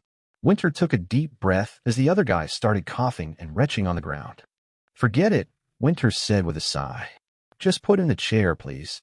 Sure, Nick said as he grabbed the guy and unceremoniously dumped him onto the chair. Also, I think the other guy is about done, Winter said. Nick looked at the guy he was still choking and let go. The guy fell to the ground. Bang, and hit his head on the floor. Then quite a bit of blood came out of his head as Nick blinked in surprise. Is he still alive? Nick asked, kneeling down to look at the guy more closely. Does he have a heartbeat? Winter asked. Nick put his head on the guy's chest. Yeah, he said. Then he should still be alive. He also didn't start seizing, which means his brain hasn't been scrambled beyond repair. He probably just has a very strong concussion. Nick nodded without answering and looked at the guy. He wanted to know how long the guy would remain unconscious. Now, on to you, Winter said as he turned to the guy who was sitting in front of him. The guy breathed heavily and was slumped over, his face a mask of terror and disbelief. Winter just looked at the guy with a friendly smile. Hey, Winter. How long do I have to choke someone so that they remain unconscious for a long while? Nick suddenly asked. Winter's friendly smile vanished and was replaced with annoyance. You can't do that, Winter said. As soon as you let go of your hold, their brain gets oxygen again, which makes them wake up in a couple of seconds. Wait, I can't do that, Nick asked in surprise. No, you can't, Winter said. If you want to knock someone out, I would suggest something like 30 seconds of choking and a severe concussion. Then Winter pointed at the unconscious guy. Like with him. Oh, okay, Nick said as he kept looking at the unconscious guy. Now, where were we? Winter asked as he looked back at the guy in the chair with a smile. Chapter 249, Shady Business. It took a while for the guy to regain his bearings, but as soon as he did, he immediately started talking with no end in sight. He and the guy who was already dead had been friends for a long time. They had met each other as kids in the Dregs, and they pulled many scams to get ahead in the Dregs. But then they managed to become extractors and decided to stop being crooks. After all, manufacturers were scary. They had intended to be normal employees when they had come to Dark Dream. However, when they met Nick, they thought he was a pushover. Nick was so young, and he acted so nicely. It was like he was a naive child. Additionally, the fact that one of the two team leaders was a woman also didn't fill them with a lot of confidence. On top of that, Winter looked just as young as Nick. The only scary person was Trevor, in their opinion. Dark Dream looked like an easy target for a scam. So, they started on their plan. Learn as much about Specters as possible before convincing another manufacturer to buy them off of Dark Dream for the information. The one who had come up with the plan was the dead guy, and when he died, the two of them felt like headless chickens. What were they supposed to do? So they decided to get fired as quickly as possible. At that point, the guy turned around as he heard the loud sound of a crash. The first guy had woken up, and Nick tried to put him unconscious again by ramming his head against the floor. Nick rammed the guy's head down, lifted it, looked at the guy's face, realized that he was still conscious, and rammed him against the floor again. The other guy had never been so scared before. This was supposed to be a pushover. In the guy's eyes, Nick looked like some kind of colossal ogre that just played with a weak child. Winter beckoned him to continue, and the guy reluctantly continued talking. After recounting everything that happened, he started to give one apology after the other while trying to get to his knees, which wasn't easy since several of his bones were broken. He kept begging and begging. He would work for free. He was willing to follow them forever. He would tell them anything they wanted to hear. He had a wife. He had children. Winter just looked at the guy wordlessly with a cold expression for a while. Then, Winter straightened his posture. Bang. Nick. Winter shouted with annoyance. What? The guy keeps regaining consciousness, Nick answered with annoyance. Then let him regain consciousness. He can't escape anyway, Winter said. Nick looked at the unconscious guy for a while. No need. I think I finally got him. He's not moving at all, Nick said. Winter took a deep breath before standing up. Follow me, he ordered as he walked past the groveling guy. The groveling guy stood up as quickly as he could and followed Winter out of the office. Nick grabbed the unconscious guy by the hair and followed Winter as well. The injured guy kept breathing heavily and looking behind him at Nick, who was pulling the unconscious guy behind him by the hair like a sack of garbage. Then they saw Trevor walking out of the staircase. When Trevor saw the four of them, his eyebrows rose in surprise. Winter wordlessly nodded towards him in greeting, and Trevor answered in kind. Trevor walked past Winter as he took a deep breath. The guy in the middle shot a terrified and begging glance at Trevor. Trevor just ignored him. Oh, hey, I need to talk to you later, Nick said casually to Trevor. Of course, Trevor answered. I'll be in my office for the next 2 hours. Sure, Nick said, and Trevor walked past him. A moment later, Trevor sighed. I told them that they shouldn't try to pull any shady business with Boss or Mr. Melfian, Trevor thought. Now, Cryan, Carey, and Taryn have to pull double duty and also work with the Blood Horse. Or maybe Mr. Melfian will just take care of it from now on. While Trevor planned a new schedule for his team, the other four walked down the staircase. The body of the unconscious person kept bumping on the stairs as they descended the staircase. When the guy in the middle saw Winter entering the 5th floor, he felt like he was going to die. There were only 2 Specters on the 5th floor. The Dreamer and an unknown Specter that had been assigned to the same extractor for years. The guy looked back and saw Nick's uninterested eyes looking at him, waiting for him to continue walking. Yet, the guy just couldn't continue walking. He was too afraid. He didn't want to die. Nick lifted the unconscious guy by the hair and showed him to the other one. The message was clear. Walk or join him. Eventually, the guy continued walking, but he walked very slowly. Every single second that passed felt so precious to him. He only had seconds left to live. He didn't want to die. He didn't want to die. He didn't want to die. Then he started to cry quietly as he walked behind Winter. Winter walked into the locker room of the Dreamer, and the others followed after him. A moment later, the door to the containment unit opened. The guy just looked with cold terror at the Dreamer. He had never seen the Dreamer before. When he saw the emotionless eyes of the owl, he felt like he was encased in ice. Bang. Nick threw the unconscious guy to the ground and took a vial of green liquid out of his pocket. After putting a small drop of green liquid on the unconscious guy, the guy's body started to recover rapidly. Then Nick grabbed the other guy and put a drop on him as well. All the bones in the guy's body recovered and hope returned. Were they going to let them go? You can kill them, but don't injure them. Yet, when Winter said these words, all the hope died. A moment later, Winter walked out of the containment unit, and Nick followed after him. Then, they locked the containment unit from the outside. Meanwhile, on the inside, the unconscious guy opened his eyes. The other guy was just frozen in the middle of the containment unit. And on the other end, the Dreamer just looked at them. Chapter 250, The End of the Incident. The next day, Nick entered the Dreamer's containment unit to retrieve the 2 sleeping bodies. Sure enough, they were not injured. They just looked like they were sleeping peacefully, except for the fact that they weren't breathing. Nick nodded at the Dreamer. Long time no see. The Dreamer just looked at Nick without saying anything. Don't kill the next ones. These ones were a treat, Nick said as he pulled the 2 out of the containment unit. The Dreamer just looked at the employee entrance for a long time with neutral eyes. Nick pulled the 2 of them to the 6th floor and entered his office. Surprisingly, a middle-aged woman was waiting in his office. Nick just dumped the 2 corpses in front of her. Here you go, he said. Then he went to his desk and looked through a couple of documents.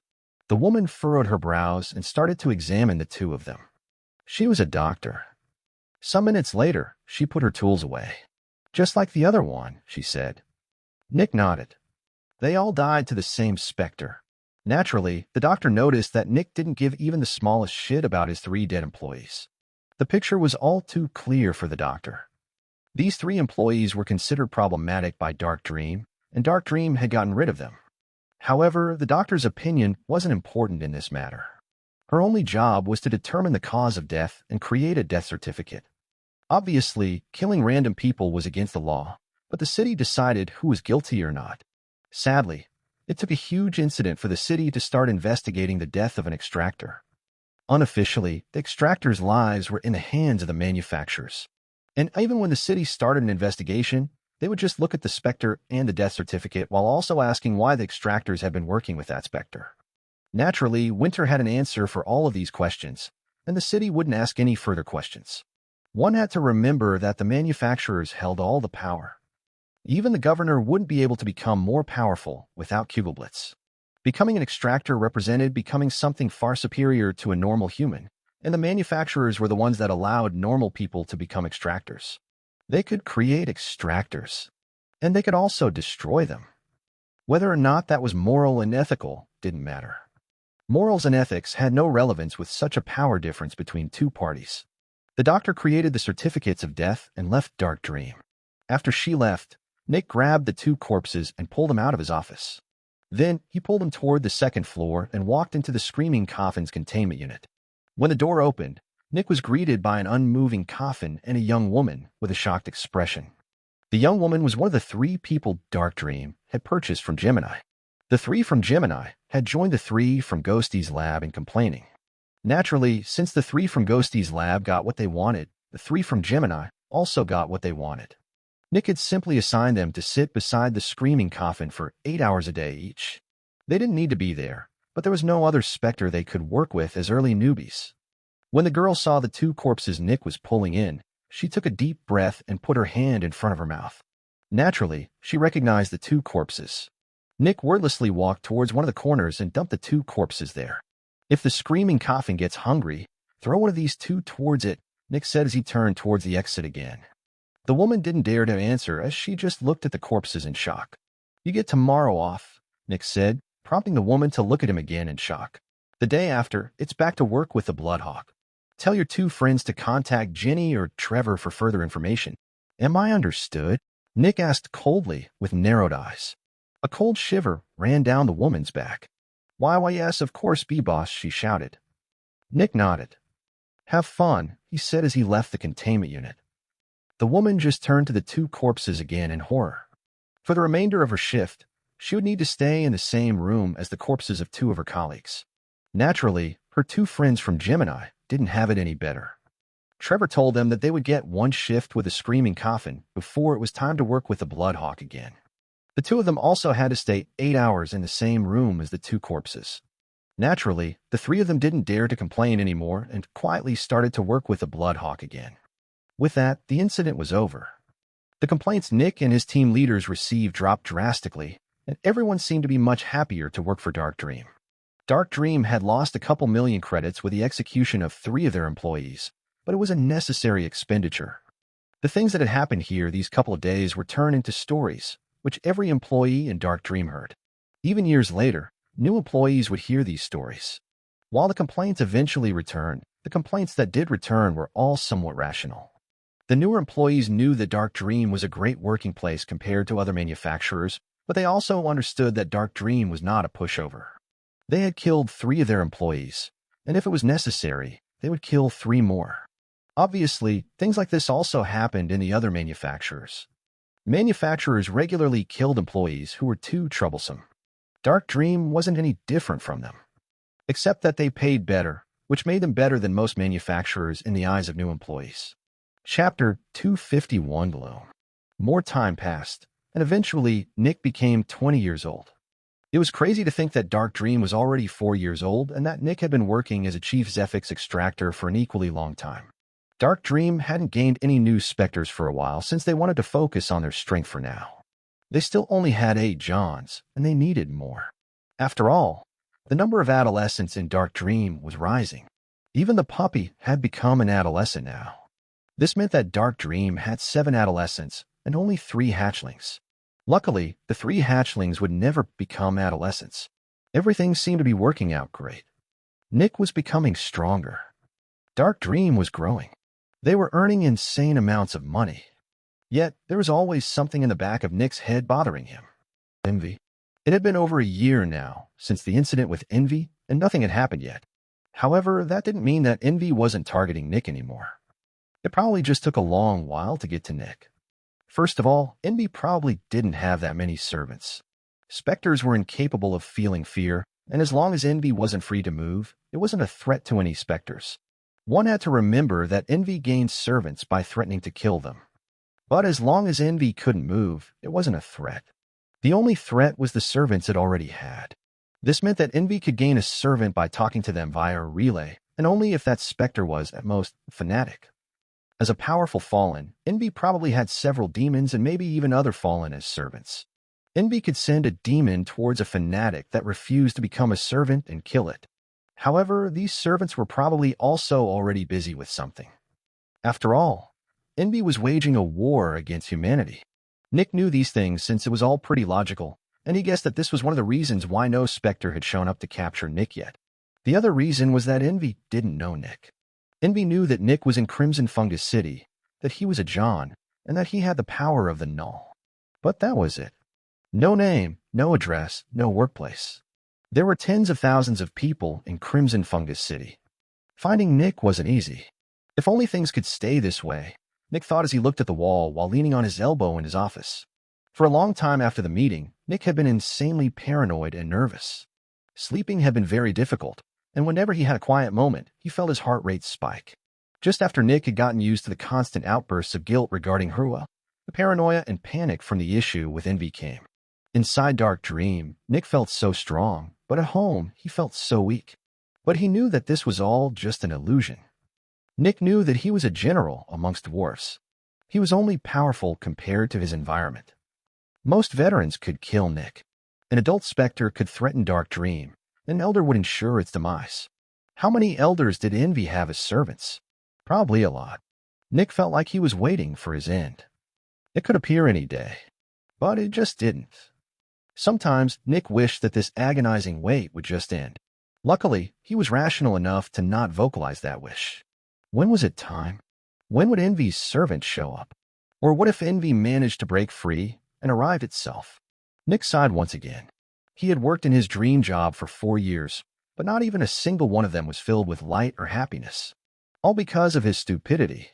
All because he offered an 11-year-old a position as a Zephyx Extractor. Nick was getting tired. He didn't want to feel this guilt anymore. He didn't want to feel Envy's pressure anymore. What was the point of becoming more powerful at this point? At any moment, a Spectre would appear that didn't care whether Nick was a John or a veteran. And if Nick told anyone in the city, he would be killed. Sure, Simon was fine with letting Envy target Crimson Fungus City since that would take the heat off a different city, but the inhabitants of the city obviously didn't think like that. Nick's mind stretched towards the ball of foreign Zephyx in his body. He felt the warm but also threatening heat from Simon Zephyx. At least, even if I get captured, Envy won't gain anything. Nick took a deep breath. Additionally, I get to go out on my terms. Whenever Nick felt like the pressure and terror overwhelmed him, he looked at the foreign Zephyx in his body. This was his way out. He wasn't stuck in this situation. Even if his entire life spiraled out of control, he still had control over the end of his life. And when Nick looked at the foreign Zephyx, it calmed him down. He still had some agency left in this world, however small it was. After a break, Nick decided to return to work and continued writing things on some sheets of paper. By now, Nick had become very good at reading and writing. Knock knock. Nick was startled as someone knocked on his door. Ever since that incident with Envy, it was much easier for Nick to get startled. But within a second, Nick calmed down again. "Come in," he said with a neutral tone. The door opened, and one of the clerks greeted Nick with a bright smile. "Boss, you got a visitor," she said with some happiness. Nick raised an eyebrow before he saw someone walk through the door. It was a young man with blue hair who was smiling with deep kindness. When Nick saw him, he also got excited. "Julian," Nick shouted with a wide grin as he stood up. Julian smiled back. "Long time no see, Nick." Chapter 252. Opening up. "Come in. Come in," Nick shouted as he gestured to one of the chairs before nodding towards the clerk. The clerk nodded back, closed the door behind Julian, and went back to her workplace. Julian laughed a bit and sat down. "It's still difficult for me to view you as a Chief Zephyx Extractor. And yet, you obviously are one." Nick laughed. "I know it's a bit strange. I think many people think like that but don't want to tell me. By the way," Nick added after he remembered something, "I heard that you managed to become a specialist. Is that true?" Julian laughed a bit in embarrassment. "Where did you hear that from?" "From Winter," Nick answered. "I wanted to keep it a secret for longer," Julian said, but his tone indicated that he didn't mind. "I knew that I shouldn't have told Vernon. He's such a blabbermouth." After Julian said that, Nick seemed to lose some of his high spirits. Nick was thinking about his second big meeting with the manufacturers, which had happened several months ago. However, Nick couldn't talk about these things since these meetings were highly confidential. "You seem troubled," Julian said with a peaceful tone. Nick looked at Julian. Then he sighed. "Yeah, it's just that during the last meeting, Vernon brought up the matter about raising the taxes in the Dregs once again, and this time the governor accepted the proposal." Nick answered. "The people in the Dregs now have to pay 104 credits per month. Luckily, with the Riker Strikers and the money sink gone, the people of the Dregs have it quite a bit easier to gather credits. After all, the Riker Strikers no longer keep stealing to give credits to the money sink. So even though the taxes have increased, the actual strain they have on the Dregs has lessened." Julian looked at Nick. "That sounds like a good thing. Why would that make you feel like this?" Nick sighed again. "Because it's only momentary. Kugelblitz won't dare to ask about a raise in taxes yet since they just got a raise last meeting. But within the next 3 years, the taxes will probably get raised once again, which will put the Dregs back into its old position." Nick furrowed his brows. "I just don't understand how someone can live with dooming so many innocent lives." Julian looked deeply into Nick's eyes. It's how the world works, Nick, Julian said. Nick looked at Julian. To be frank, I still don't understand why you are so dead set on improving the lives of people who couldn't care less about you, Julian added. The people in the Dregs stole from you when you were at your weakest. When you were stronger, they feared and despised you. When you were poor, they hated you for owning nothing. When you were rich, they hated you for owning too much. No matter what you do or what you own, the people in the Dregs will hate you. Nick looked at the table with a conflicted expression. He couldn't see how several mouths opened all over Julian's face. Why save people that hate you? The mouth spoke in an enchanting cadence. What has Crimson Fungus City ever done for you? No one would blame you if you just ignored all these people that hate and despise you. The poor are poor because they can't see with rational eyes. They are blinded by hate and envy. At that moment, Nick's body shook a bit, and Julian stopped talking. Julian realized that he had said something that caused some kind of reaction in Nick. However, that didn't matter for now. Julian kept talking about how terrible the Dregs treated Nick for a couple of minutes while Nick just silently listened. After a minute, the Zephyx in the room rose to extremely dense levels, but nobody inside Dark Dream noticed, including Nick. Suddenly, all the Zephyx entered Nick's head and weaved around his mind. Some seconds later, everything returned to normal, and the additional mouths on Julian's face vanished as well. Nick sighed and looked at Julian, who was just looking at Nick with concern. I don't know. Maybe you're right, but I can't make a decision on that right now, Nick said. A small glimmer of coldness shot through Julian's eyes, but it didn't affect his friendly smile. Don't worry, Julian said. These things take time. Just listen to your heart, and if you decide to change your mind, tell me. I'm always there to help. Of course, Nick said, a bit of cheer back in his expression. Julian nodded, but then remembered something. Earlier, you reacted rather strongly to something I said. Nick looked at Julian with confusion. It was when I said that the people of the Dregs are filled with hate and envy, Julian said. Nick's body shook slightly again, and Julian noticed. What is this about? Julian asked. Nick sighed. In a way, I'm already endangering Crimson Fungus City at this moment, Nick said. Julian looked with more intensity at Nick, but his friendly smile was still there. What could you do that could threaten Crimson Fungus City? Nick grimaced and didn't answer. Julian's eyes narrowed slightly. Come on, you can tell me. I won't tell anyone else. Julian spoke in a special rhythm. Nick seemed to struggle with something, and Julian leaned forward. I wouldn't hurt you. I wouldn't tell anyone. Come on, you can trust me. Several seconds of silence passed. Eventually, Nick sighed. Do you know envy? Nick asked. Julian's smile brightened when he noticed that the conflict inside Nick had vanished. No, who's that? He asked. Envy is a fallen, Nick said. Julian blinked a couple of times in surprise. A fallen, you say? Nick nodded. And not just a weak one. Apparently, envy is the servant of an adversary that is at war with humanity. Julian's smile widened, which made his eyes narrow. Oh. And why would someone like that be interested in you? Julian asked.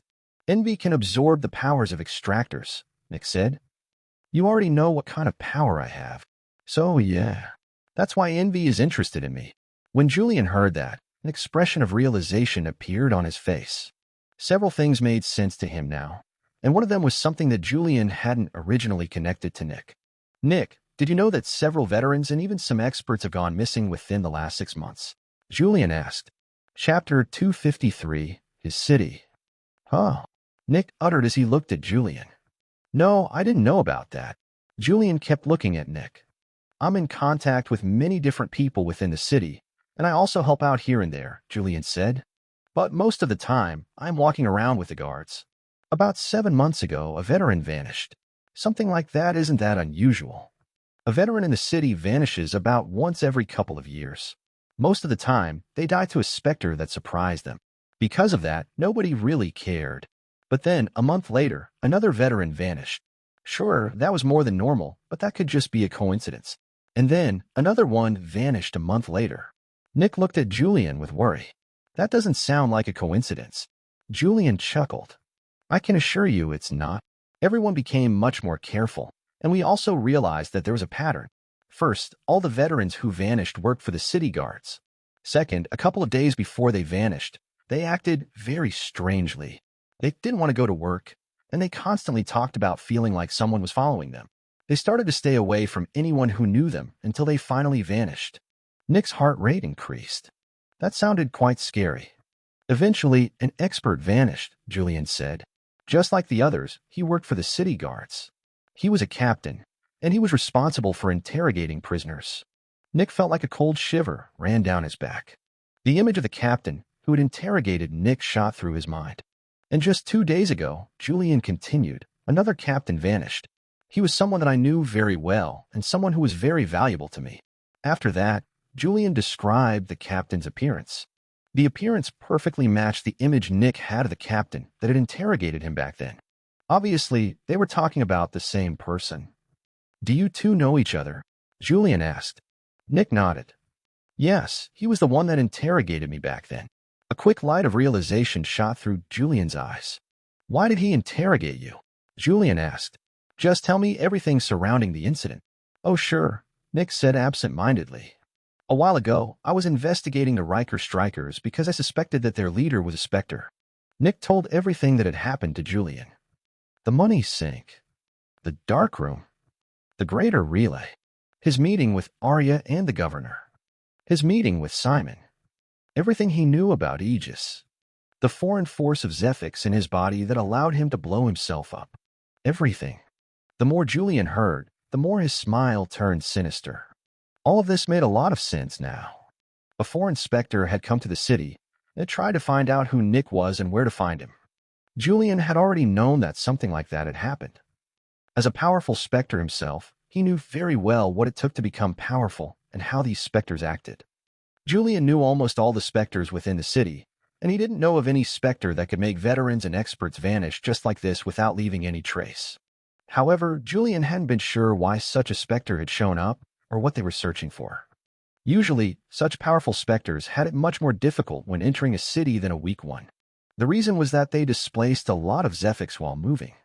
Every city had innumerable advanced devices that scanned everyone and everything that entered the city. A higher density of Zephyx would be picked up much more clearly by these devices. Because of that, Spectres didn't want to leave the cities in which they had become powerful. Even more, very powerful Spectres needed very powerful food, and when they fed, the entire city would notice and become wary. This made it extremely difficult to feed more than once unless the Spectre knew exactly how and where to hide inside the city. When the veterans had vanished, the city had started looking for adults and elders. When the experts had vanished, the city had started looking for elders and fanatics.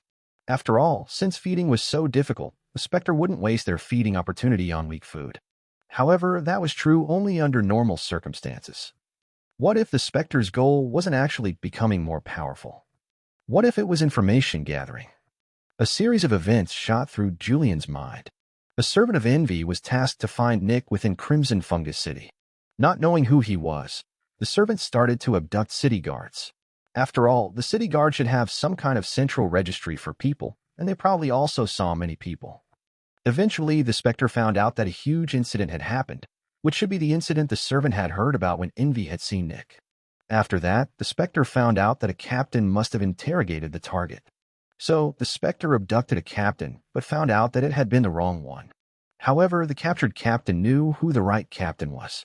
And just 2 days ago, the Spectre had gotten that captain. And now, Julian looked at Nick. The Spectre knew who Nick was. If everything continued happening the same way, Nick would vanish in something like 28 days. Even more, Julian was quite certain that Nick wasn't the target of an adult, elder, or fanatic. No, Nick was most likely the target of a demon. A level 6 Spectre. Julian grinned maliciously as he looked at Nick, while Nick realized that his time was approaching. Envy's servant was here. Within a month, Nick would vanish. When Julian saw the terror in Nick's eyes, he grew annoyed. Nick, all of this is unimportant. You can just forget about all of this, Julian said. Nick looked with confusion at Julian. Huh, he uttered. What were you talking about? Julian asked. What? Nick asked back. I was talking about something. Julian nodded with a chuckle. You seem to be quite scatterbrained recently. You were just telling me about your plans for the next big meeting. Oh, Nick asked. Oh, yeah, right. Actually, I don't really have a plan for that meeting, Nick said. Julian chuckled a bit. Then why did you bring it up? I don't know, Nick said with a laugh. After a bit of small talk, Julian left Dark Dream. He finally knew which Spectre kept stealing his food.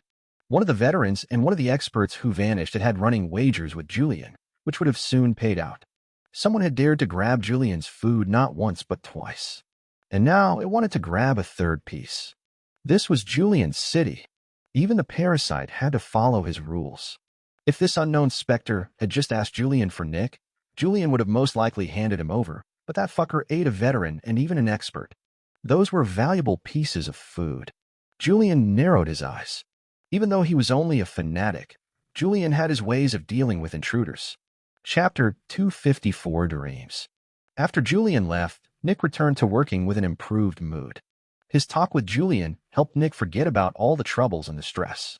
Sure, Envy was probably still searching for him, but for now, there was no sign of any of Envy's servants being anywhere close to the city.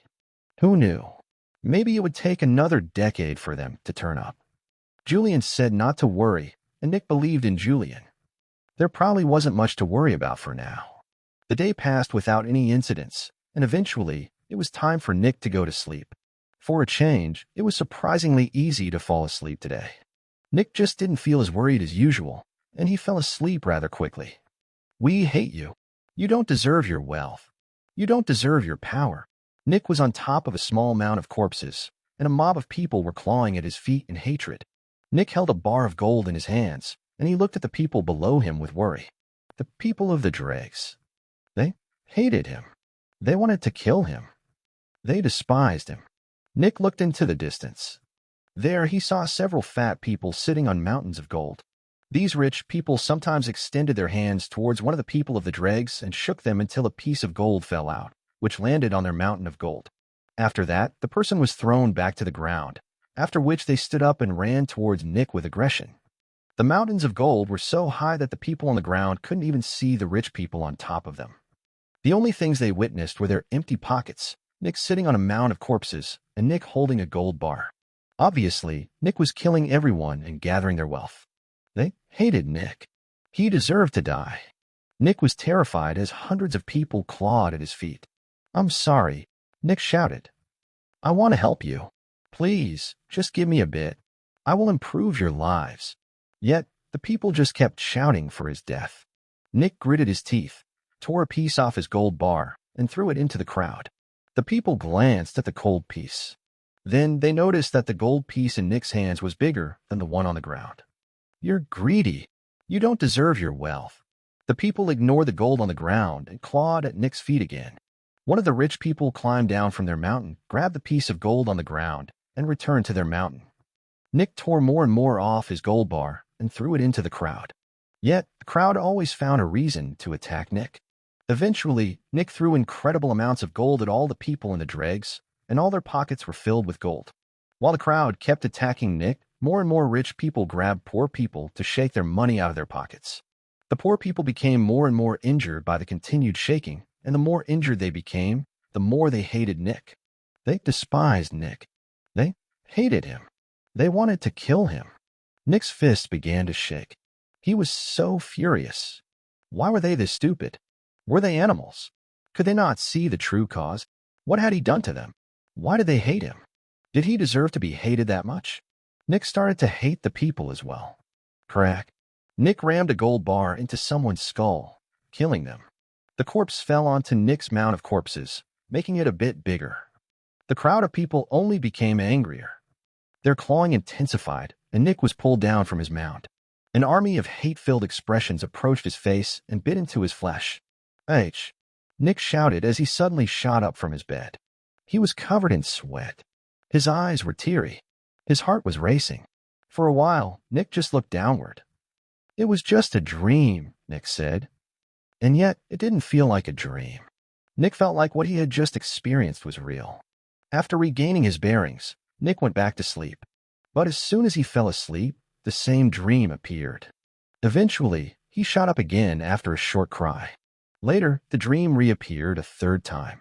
After that, Nick couldn't fall back asleep again and decided to start the day early. The day went by as usual. When it was time to sleep again, Nick had the same dream. And again. And again. Days passed. Nick became unfocused. He was constantly tired. He felt like the world was weighing on his shoulders. Small problems looked like huge problems. Whenever Nick saw someone from the Dregs, the images from his dreams seemed to overlap with them. He saw the creatures of his dreams and the people. They hated him. They despised him. For no reason. He was trying to help them, but they still secretly hated and despised him. No matter what he did, he could never become a part of them. Couldn't they see that he was trying to help? Why did they hate him? Hey. Nick was taken out of his thoughts as he heard something.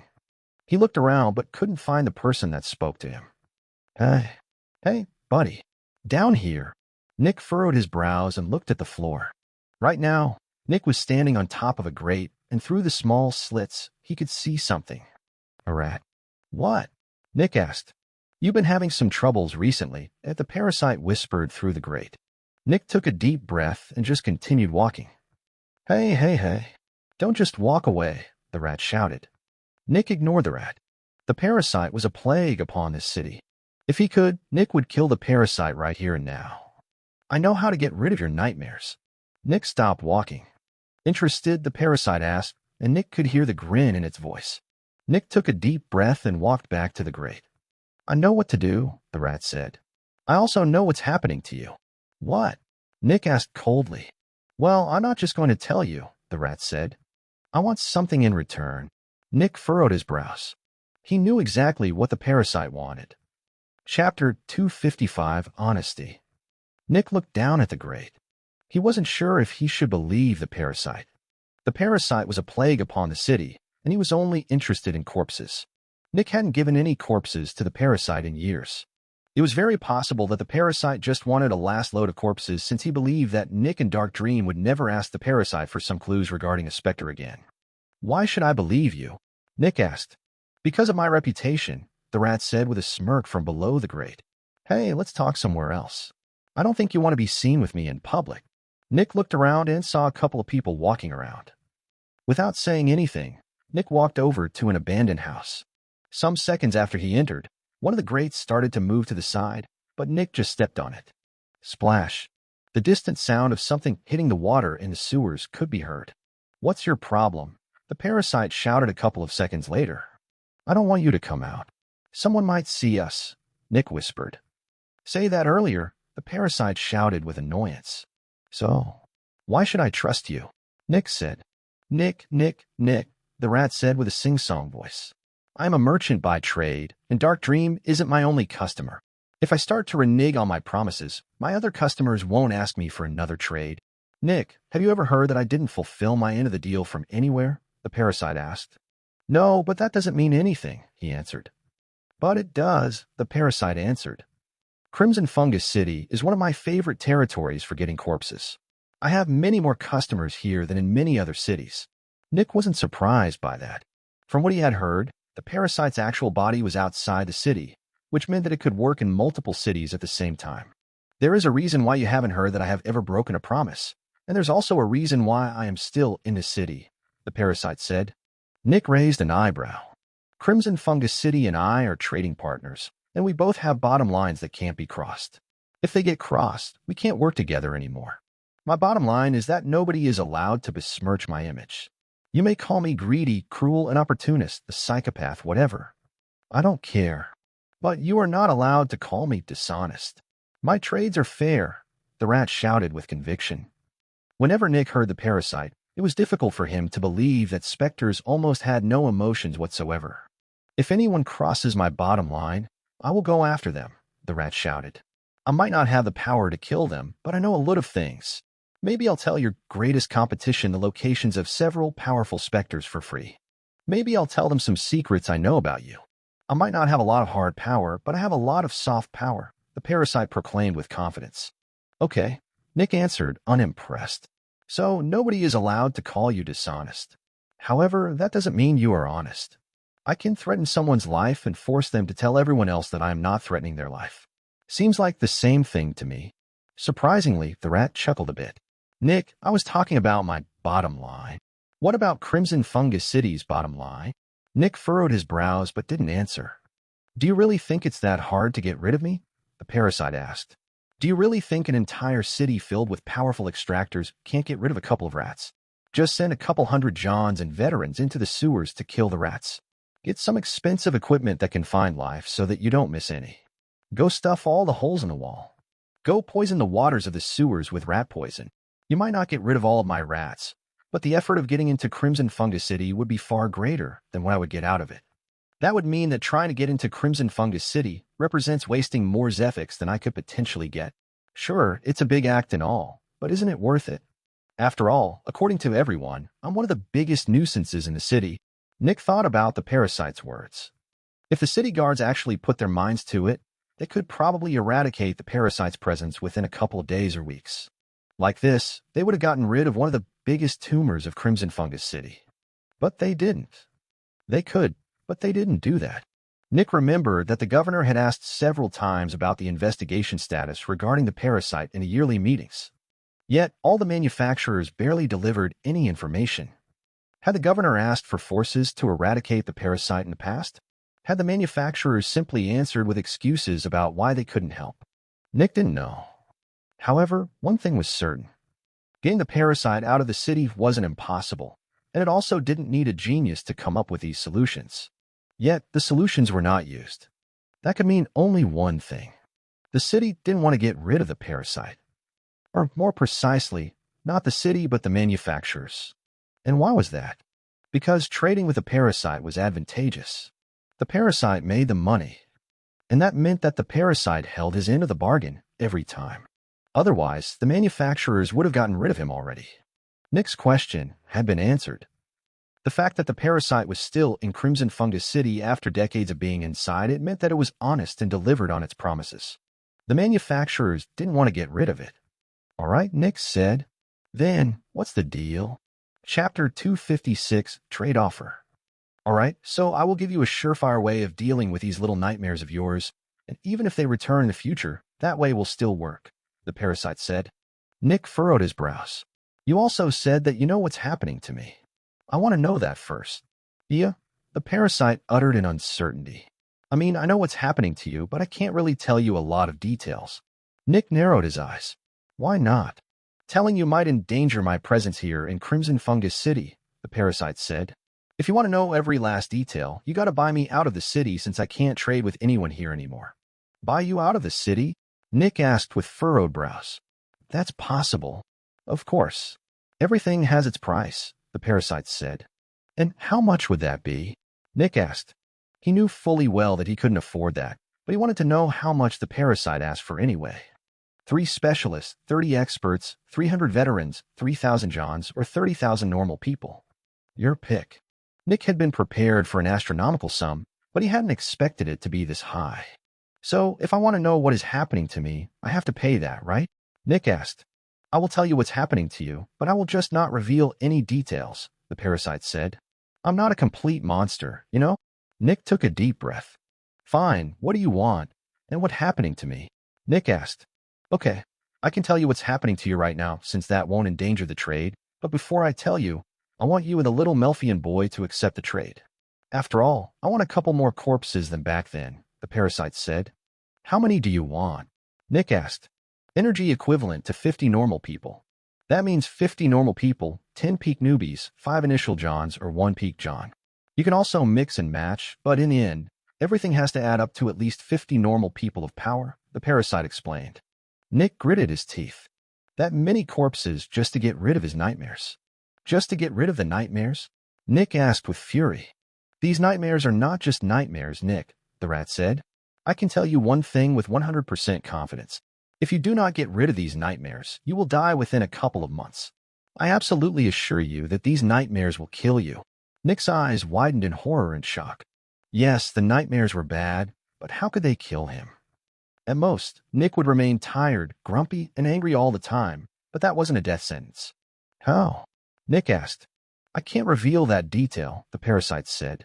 I can tell you that the nightmares are not the knife that's going to pierce through your heart. More accurately, the nightmares are what will push you towards the knife. Nick blinked a couple of times with narrowed eyes. You mean they will make me commit suicide? No, that's not it, the parasite said with insecurity.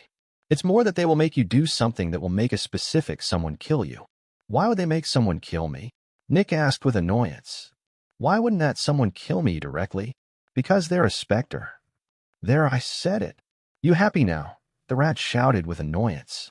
You get that piece of information free of charge, but I want you to accept my trade, or I'm going to plunge all of Dark Dream into a nightmare. Got it?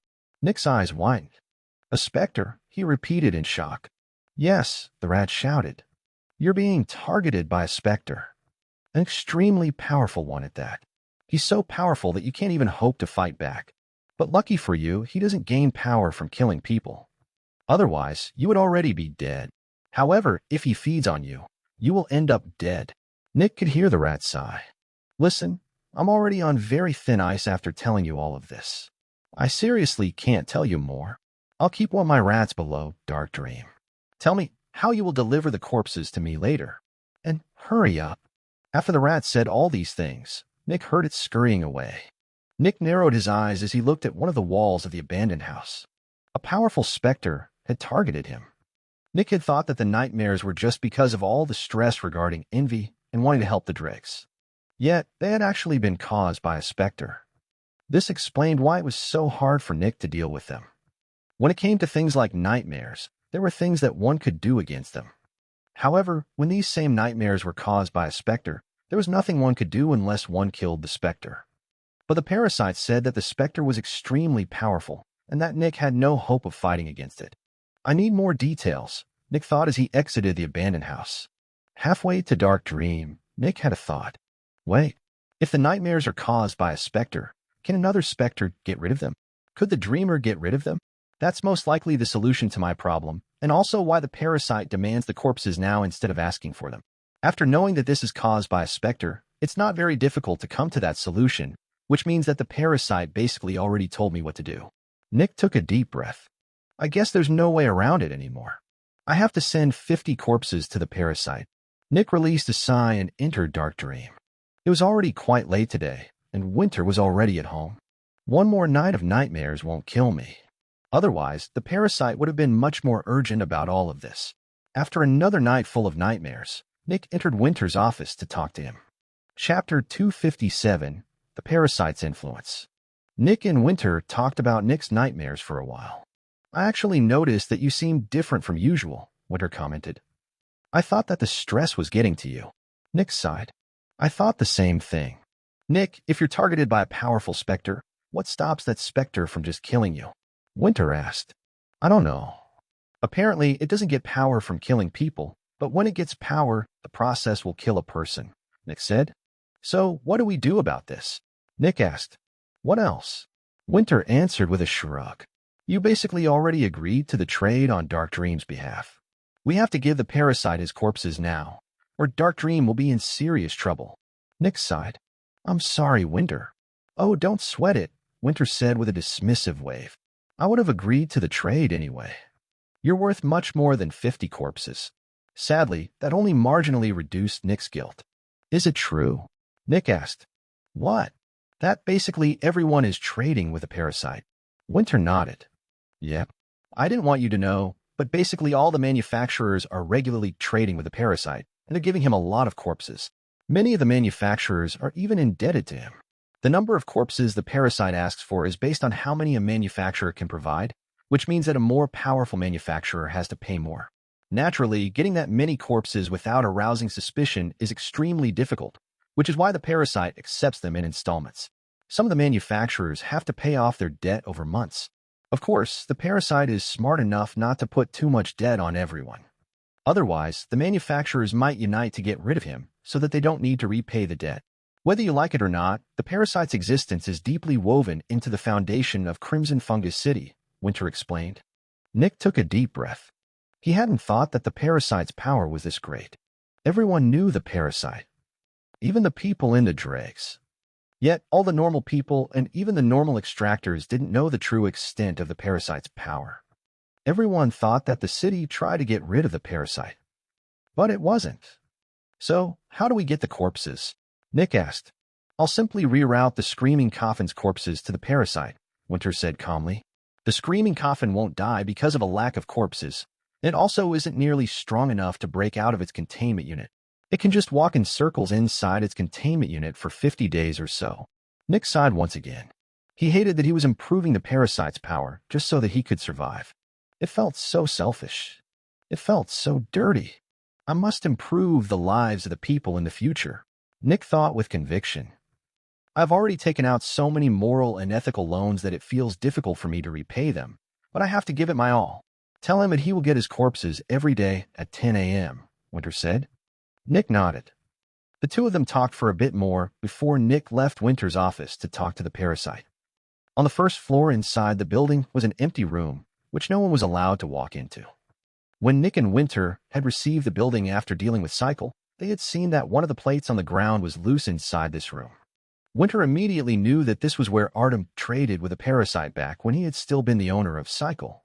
Winter decided to leave the room like this since they might need to contact the parasite again in the future. Nick walked into the room and moved the metal plate to the side. After moving a couple more things below the metal plate, Nick could see the sewers below him. Hey! Suddenly, a rat's head popped up from around the corner before looking around. Where are my corpses? It asked. We don't have that many in storage right now, Nick said. We accepted your offer. Every day at 10 a.m., you will get one corpse. That will continue for the next 50 days. The corpses will come through here.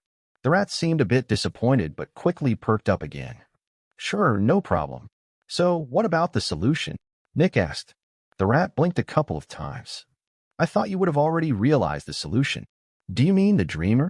Nick asked. So you did, the rat said. Yes, the dreamer deals with dreams. It doesn't like when other specters step into its domain. The specter that's targeting you is much more powerful than the dreamer, but even he can't fight it inside a dream. With that other specter influencing your mind while you sleep, the dreamer can't feed, which is why it will get rid of the foreign influence. Work with a dreamer once, and your issue will be solved, and if it ever starts again, just do the same thing. Nick released a sigh of relief. So, I won't die? Nick asked. The parasite muttered. That can still happen, but the chances are much lower. The specter will just try to push you towards the knife via another way. Nick furrowed his brows. Naturally, he wasn't happy with that. However, there was one more thing that he wanted to ask the parasite. Is the specter that's targeting me a servant of a fallen or an adversary? Nick asked. The rat sputtered. Hell no. If he were, I wouldn't be here, and you would all be dead. He's just like me, a free agent. No allegiances whatsoever. Nick took a deep breath and sighed. He wasn't sure whether he should be happy or not. He honestly didn't know what option he would prefer. Nevertheless, it was time to wait for Envy's servant to strike again. But before that, Nick needed to pay the dreamer a visit. Chapter 258, Renegotiation. Nick told Jenny that he would take one shift of working with a dreamer today. As a reason, he said that he wanted to be familiar with all the specters and that he hadn't worked with a dreamer for a long time. Naturally, Jenny immediately gave Nick the next shift, and a couple of hours later, Nick walked into the dreamer's containment unit. Jonathan was the one who had just been working with a dreamer, and Nick woke him up as soon as he entered. Obviously, Jonathan immediately became panicked when he saw Nick. Why was Nick here? Did Jonathan do something wrong? However, Nick quickly calmed Jonathan down, and Jonathan left the containment unit. Now only Nick and the dreamer were left inside the containment unit. Nick looked at the dreamer, who only silently looked back. Today, we're going to work together, Nick said. The dreamer didn't answer. Nick lay down near one of the walls and closed his eyes. Some seconds later, Nick felt the dreamer standing beside him. Some seconds passed, and some more seconds, and even more. After several minutes, Nick opened his eyes and furrowed them as he looked at the dreamer beside him. Is there an issue? Nick asked. The dreamer, who stood directly beside Nick, just looked at him. Nick just looked back with annoyance. I'll ask again. Is there an issue?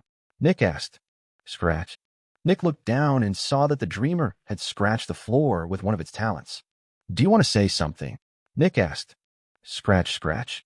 The dreamer's talons scratched twice. Nick took a deep breath.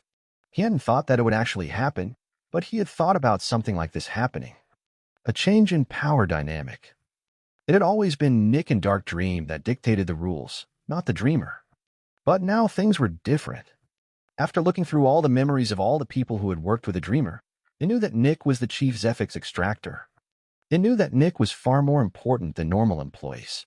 All right, Nick said. 1 scratch for yes. 2 scratches for no. 3 scratches for that. This question isn't important. Do you understand? Scratch. The dreamer just kept looking at Nick with its dead stare, but still scratched once to show that it understood. Nick sighed. Do you know why I am actually here? Nick asked. Scratch. Just as I thought, Nick thought. Do you want to negotiate something? Nick asked. Scratch. Nick took a deep breath. Do you see the influence of a strong specter on me? Nick asked. Scratch. Can you get rid of it? Scratch. Nick took another deep breath. Do you want to get out? Scratch, scratch. Nick furrowed his brows. You answered with a no instead of an irrelevant. Do you actually want to stay here, or is it just not important? 1 scratch for wanting to stay, 2 for not important. Scratch. Nick looked at the dreamer for a while. The dreamer had just said that it didn't even want to leave. Of course, Nick didn't fully trust it, but he was willing to believe it. While 85% of all the Zephyx it produced was confiscated, it could still feed on John's every single minute of every single day. This basically made Dark Dream an ideal place to feed. Nick took a deep breath. All right, so you want to stay. You're saying that you wouldn't want to escape, even if you were not inside a containment unit. Is that right? Scratch. Obviously, I'm not letting you out, Nick said. If you were in my place, you also wouldn't let yourself out. Scratch. At least it's honest, Nick thought. Nick took another deep breath. All right, don't think of me as barbaric, Nick said. I could theoretically go the hard-ass route and say that it's my way or the highway, but I'm not going to do that. You have been with us for 4 years, and there haven't been any incidents. The only people you killed are the ones that you were told to kill, right? Nick asked. Scratch. For 4 years, you have produced Zephyx without causing any issues. On top of that, you know that you are basically the only one who can help me out of my current predicament, I presume. Scratch. So now you want to renegotiate with all of these things considered, right? Scratch. All right, Nick said. You are currently getting 15% of the Zephyx, and you are already an early adolescent. You have to know that it won't help either of us if you get too powerful. After all, if you get too strong, it gets too dangerous to work with you. Scratch, scratch. Nick raised an eyebrow. Are you saying that you becoming more powerful won't endanger weaker employees? Scratch. Nick furrowed his brows. Just to make sure. If I were to send an initial newbie with little willpower to you, they won't die. Scratch. But I guess you won't produce as much Zephyx, Nick said. Scratch. So you can stop working with someone before they die, right? Scratch. Nick took a deep breath. All right, he said. Then let's talk about your future terms. I will still prioritize Johns when choosing who works with you, but I'm also allowed to send peak newbies to you. Working with you should help them in becoming Johns quicker. In exchange, your share of Zephyx gets increased from 15% to 25%. That's the deal. I honestly can't give you more. Otherwise, you would only be working for 8 hours a day because you become so strong that nobody can work with you, and sadly, I'm too busy. Do you agree? Scratch. Nick's eyebrows rose. That was easy. Nick repeated the terms of the new agreement, and the dreamer once more confirmed that it accepted. All right, Nick said. Then we have a deal. Let me go outside and change the settings on the containment unit. Nick stood up, changed the settings of the containment unit, and came back in. All good, Nick said. Then he lay down beside the dreamer. Now, can we start? The dreamer looked at Nick, and Nick started to become tired very quickly. As soon as Nick fell asleep, the nightmare returned. For just a couple of seconds, the dreamer looked at the nightmare. And then the nightmare was dispersed, replaced by the dreamer's own creation. Nick's issue with the nightmares has been solved. Chapter 259, Caravan. How much will it be this time? A man wearing a luxurious suit looked at another man wearing some kind of silver armor. The two of them were located near the middle of the inner city. Behind the man in armor were several more people and a huge wagon. The huge wagon was over 20 meters long and nearly 5 meters high, carried by over 20 gigantic tires. Just by the looks of things, the wagon probably weighed several tons. The lower half of the wagon was solid steel with no openings, but the upper half had a couple of openings to let light in.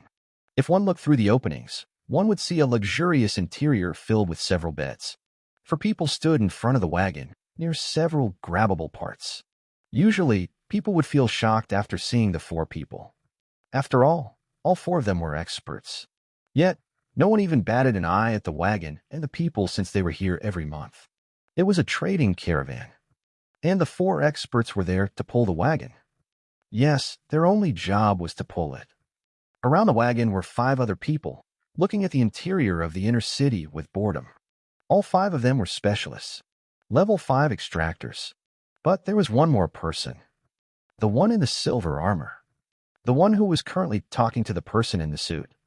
This person had a shocking identity. He was a hero, a level 6 extractor, and he was the leader and owner of the trading caravan. They moved from city to city, buying the local specialties at a low price and selling them at a much higher price. There was a lot of money to be made this way. After all, traveling through the outside world was supremely dangerous. In general, there were 4 kinds of specters outside the cities. First, freshly born specters. Naturally, these kinds of specters were very weak and valuable. Almost all of them were hatchlings. Second, specters that had to flee from a city to survive. Those ranged from hatchlings to fanatics, and even to the occasional demon. Third, specters that operated from outside any cities, like the parasite. Those specters tended to be very dangerous, and something like this was generally only considered possible after a specter became a fanatic. Lastly, specters that had destroyed a city. Almost all of them were fallen, and they were very rare. If one was lucky, one wouldn't meet any specters except for some hatchlings, which could be sold for a ton of money in any city. However, if one was unlucky, one could come across an extremely powerful specter, and even if the specter was so powerful that it didn't care about the group, it might decide to use the group of humans to sneak into a new city. After which, the group would die, of course. Going outside was extremely dangerous. But that was why trading between cities was so valuable. And these people earned their living this way. The food has proven to be a great hit, the man in the silver armor said to the man in the suit. The man in the suit was a representative from the city, sent to negotiate with the trading caravan. We're glad to hear that, the man in the suit said with a friendly smile. I presume you want more this time? The man in the silver armor nodded. Not many people are interested in the big mosquito larvae of this city, but the few that have tried them love them. I think I'll take a stock of about 150 kilograms of those this time. The man in the suit nodded and wrote something on a small piece of paper. People also love your rusty cubes. I keep telling them that they are called mixed meat cubes, but they just keep referring to them as rusty cubes due to their color, the man in the silver armor said with a laugh. I get it, the other man answered with a laugh. Put me down for 800 kilograms of those. For a couple of minutes, the man kept asking for more and more things. In the end, he bought over 3 tons of food and another 8 tons of miscellaneous goods. The man in the suit created a contract, and after some negotiation, they agreed on the terms. After the contract was signed, the man in the armor took out several white crystals. Each crystal represented 5 kilograms of solidified Zephyx. The crystals were carefully put into a suitcase, which was being guarded by a specialist. A moment later, several people appeared in the plaza, all carrying crates filled with different items. Anything interesting happened lately? The man in the silver armor asked casually. Not much. Everything's basically the same, the man in the suit answered. All right. I've heard that there is a new manufacturer in the city, the man in the silver armor commented. The man in the suit furrowed his brows. Is there? He asked in confusion. I think so, the man answered. At least I've heard someone say it. What was their name again? Dark Dream. Oh, right, the man in the suit said. I would say they are kind of new. Although I thought you would have already heard about them. They've been here for a couple of years already. How are they doing? The man in the silver armor asked. Pretty good as far as I can tell, but that's to be expected. The owner of Dark Dream is the son of Vernon Melfian. Oh, the man in silver armor uttered. Then things make sense. I was surprised since it is so rare to see a new manufacturer appearing in any city. Are they here in the inner city? No, they're in the outer city, the guy in the suit said casually. Pretty big building in the south. You basically can't miss it. Interesting, the man in the silver armor said. Chapter 260, The Prison. When all the wares were loaded into the wagon, the caravan turned around and traveled out of the inner city. In the outer city, they followed one of the major roads towards the south. The leading man of the caravan looked a bit to the west, and he saw a couple of big buildings. Yet, one of them was quite a bit taller than all the other ones. With his powerful senses, he could read the sign of the distant building. Dark Dream. We're going to continue traveling tomorrow, the leading man declared. The other people in the caravan just nodded and started talking to each other before they split up to look at the city.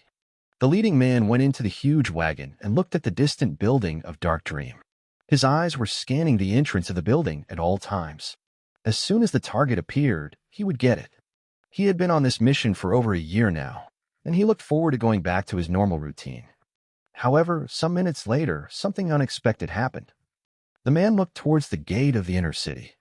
Just now, a young blue-haired man walked out of the gate, and by the looks of things, he was walking right towards the caravan. Even more, the distant young man looked directly at the man in the silver armor inside the huge wagon. The silver man noticed that and furrowed his brows. A specialist? What did a specialist want from him? Well, with luck, the specialist wanted to join them. The blue-haired man stopped about 5 meters away from the wagon and looked at it with a smile. One of the specialists of the caravan noticed that and rudely stepped between the blue-haired man and the wagon. You're not allowed to be here, he reprimanded. The blue-haired man didn't even turn to the specialist. Instead, he just looked at the wagon. You really don't want the following words to reach the ears of any onlookers, Julian, the blue-haired man said. Inside the caravan, the man in silver armor furrowed his brows. He wasn't sure what the blue-haired man wanted, but he still used his Zephyx to create a barrier that isolated sound. Something like that wasn't difficult to achieve when one had many years of experience with manipulating Zephyx. Julian just smiled politely. Then more and more mouths opened on his face. The eyes of the man in silver armor turned lifeless and absent-minded. What do you want? A terrifyingly deep voice came out of the wagon itself. There was no reason to hide anymore. The blue-haired man obviously knew the wagon's true identity. You've taken my prey. The many mouths spoke at the same time, their lips beautiful and their teeth immaculately white. And why should I care? The wagon asked. You're no threat to me. The Zephyx in the surroundings increased, and everything around Julian and the wagon seemed to turn blurry. From the outside, it looked like a blue-haired man was just politely talking to a man in silver armor. But in truth, an amalgamation of beautiful mouths was facing a transforming wagon of steel. The man in the silver armor vanished, just like all the furniture inside the top of the wagon. The wagon expanded upward, and its skin split apart into the shape of several windows with metal bars. Inside each window were several malnourished humans of all ages, sexes, sizes, and power levels. All of them were just hopelessly looking outside at Crimson Fungus City. A select few of them were shouting loudly, hoping that anyone on the outside would notice their pleas, but based on the lack of enthusiasm of the other humans, it was probably hopeless. The top of the wagon grew until it revealed a long and gaunt figure of plates, wires, and razors.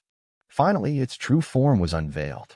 Its humongous torso was an amalgamation of prisons, and several long and powerful arms of steel extended out of the prisons, all controlled by the gaunt figure of metal growing out of the top of the prisons. Most shocking of all was that all the humans in the prisons were real. They were actual humans that were being imprisoned. This was the prison, a demon. It was a mid-demon, and it gained power by imprisoning people. The more powerful and numerous the people were, the more Zephyx it gained. With its incredible illusion powers, it traveled from city to city, acting like a trading caravan. The 10 people traveling with the wagon were all illusions. And how did it hide from the sensors in every city? The Zephyx crystals. Naturally, the sensors always alerted the city that something with a lot of Zephyx was moving through the gate. The only thing the prison had to do was to show the crystals. Obviously, the crystals were the reason for the alarm. Like this, the prison traveled from city to city, and whenever it saw a good target, it would consume it, which would end up with the target being trapped inside one of the cells of its abdomen. And to make sure that nobody connected the disappearances with a caravan, the prison left an illusion of said person behind for a couple of days. Lastly, it was also one of Envy's most powerful servants. Why should I care? The prison repeated, its voice dark and metallic.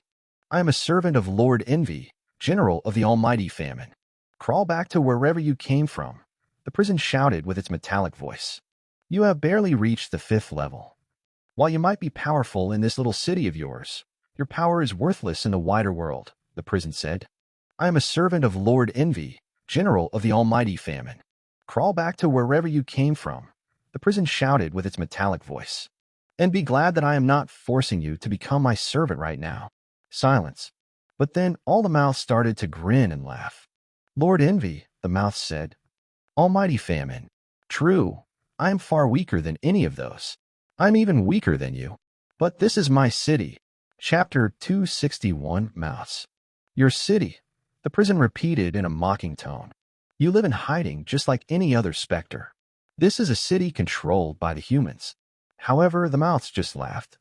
And then, the amalgamation of mouths walked away from the wagon. The prison witnessed as the amalgamation of mouths walked out of the prison's illusory domain. At this moment, the amalgamation of mouths was walking through the outer city without any disguise. Hey, Julian. Haven't seen you in a while, one of the stall owners said with an excited smile as she looked at the amalgamation of mouths. I've been busy recently, sorry, one of the mouths facing the stall owner said with a friendly tone.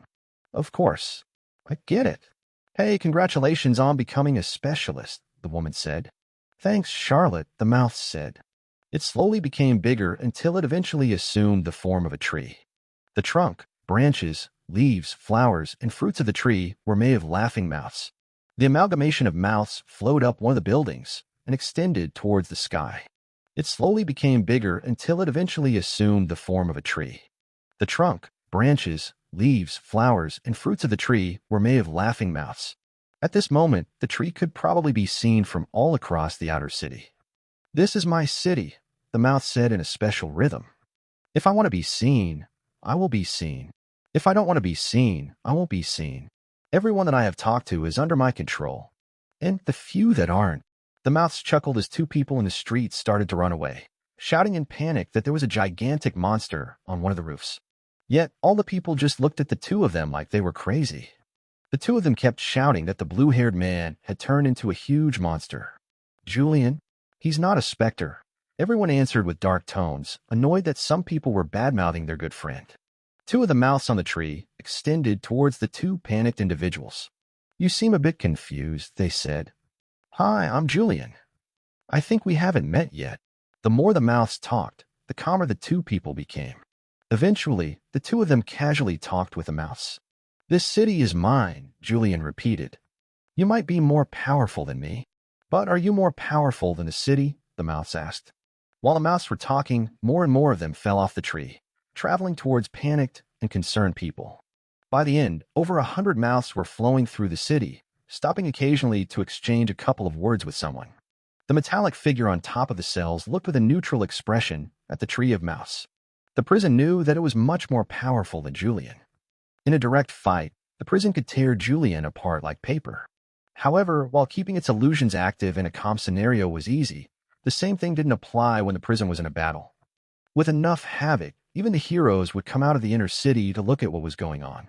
At that point, the prison was bound to be found out. While the chances of its escape were high, it would never be able to return to Crimson Fungus City, and even worse, Crimson Fungus City would warn all the other cities. You are putting on a strong front, the prison said with its dark and metallic voice. While you can control these weak people, I'm certain that you can't do the same to the heroes. If we battle, you will also be found out. I have a shot at survival, even one at actually winning against the city. You don't. The mouths kept laughing. Which is why I haven't sent Kugelblitz after you yet. The mouths spoke in unison. If they find you, they might become more careful, which will make it harder for me to stay hidden. We both have something to lose. And that is why you will leave my city and never return, the mouth spoke. The metallic figure on top of the cells looked at the tree of mouths. The prison often received opposition in cities.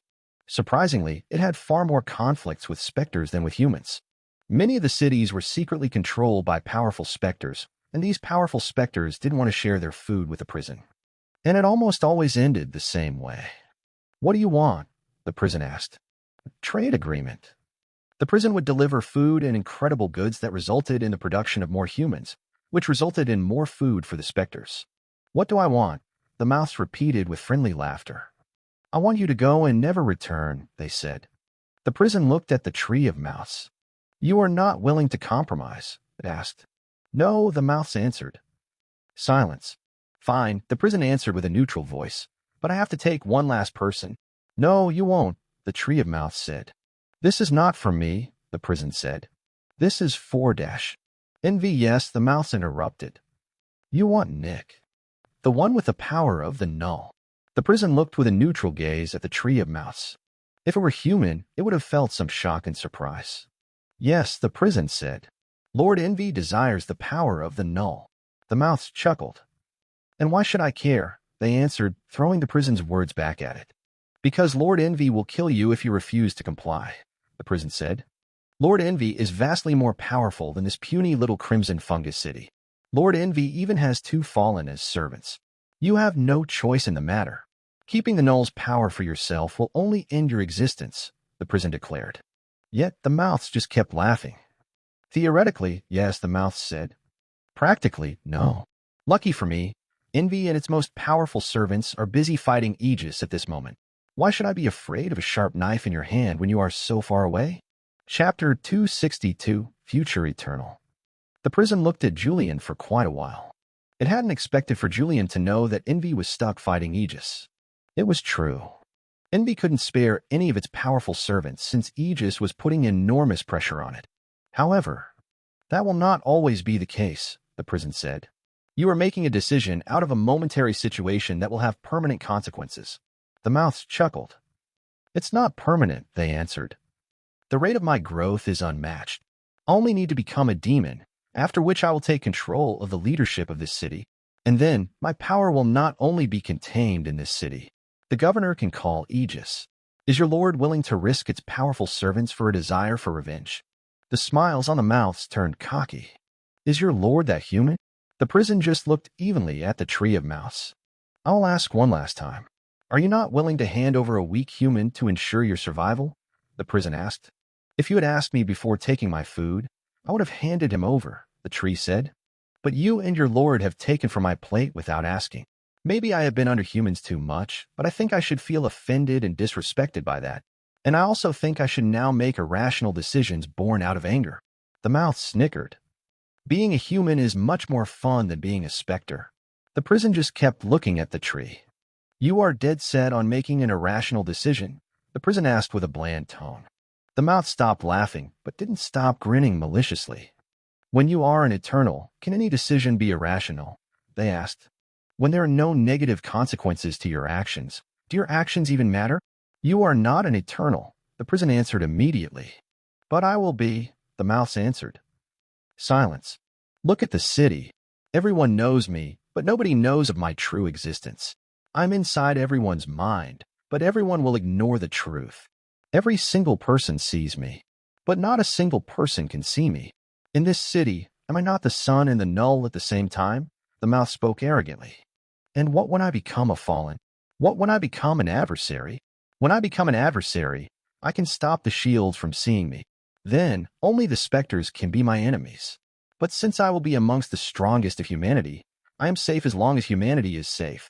Do you understand what this means?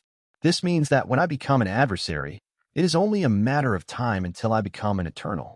As a demon, I can feed on every city. I can leave this one and go to another one without any issues. As a fallen, I can feed on Aegis strongholds. And as an adversary, I can feed on all of humanity. Humanity will be my weapon, my shield, and my food. So why should I care about some fallen called Envy? It is not me that should surrender in front of Envy so that I won't be killed.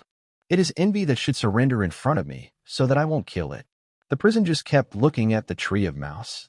You are not the first to speak such grand words, the prison said evenly. And you won't be the last. Specters like you always fall to your own hubris. And most of the time, it happens on the hands of the very things you consider as food. Becoming human will never work out. Specters are not human. The mouths chuckled. What about Nurse Alice? The mouths asked. She is an eternal. She is different, the prison said calmly. If she can be human, why can't I be human? The mouse asked. The prison just looked at the tree of mouse. And then it gave up. It had seen a couple of specters just like this one. The prison had been to many cities, and some of them had specters just like this one. Specters that thought that their rise was unstoppable and unavoidable. And then they became fallen, and things suddenly started to become very difficult. A fallen could only properly grow by feeding on protectors, and all protectors belonged to Aegis. And Aegis was damn good at finding and fighting fallen. While it was easy for a fallen to survive, it was almost impossible for a fallen to reliably grow. For one simple reason. The fallen's food source was its most dangerous enemy. Since specters didn't suffer from the weakness of biological matter, they didn't naturally expire. There were fallen that were tens of thousands of years old, and yet they still didn't manage to become adversaries.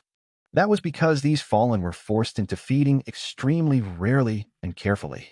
Fallen that fed rapidly didn't tend to live long. The prison could see the tree of mouths joining the latter group of fallen. Of course, the prison didn't care about the tree's fate. Unfortunately, the tree's arrogance made it irrational, which made it impossible for the prison to leave with its target. But there were other things the prison could do. There is no value to be had in this conversation, the prison said. A moment later, all the different people who had left the wagon came back. Change of plans. We're going to leave now, the man in silver armor shouted. The experts went to the front and started to pull the wagon towards the exit of the city.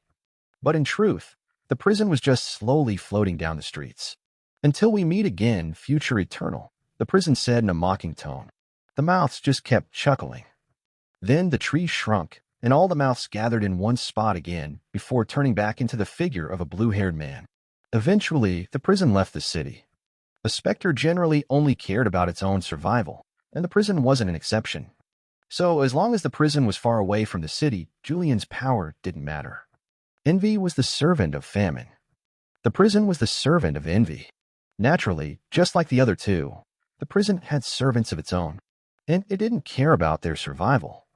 Chapter 263, The Can. Nobody noticed the confrontation between Julian and the prison. However, the confrontation had a lasting effect on Crimson Fungus City, even though the effect wasn't very strong. The caravan never reappeared again. 1 month later, the people were waiting for the caravan's arrival. But it never came. In the end, they guessed that something must have happened to the caravan. The city made less Zephyx as a result, which was bad for the economy. However, the people in the outer city and the Dregs were happy. While they didn't know what happened, the people in the outer city noticed that the prices of mixed meat cubes had sunk. So they bought more of those, and since they tasted better than the veggie cubes, they preferred them. But that left more veggie cubes, which reduced their prices by a bit. The end result was that the food in the Dregs had become marginally cheaper, which made the people in the Dregs quite happy. While all of this was going on, Nick just kept working at his job. He had not noticed that Envy's powerful servant had already arrived and left. Once more, Nick was stuck in the limbo. At some point, Envy or one of its servants would come for him. The paranoia and fear never left. Luckily, the paranoia and fear were not as strong anymore after Julian had said that Nick didn't need to worry.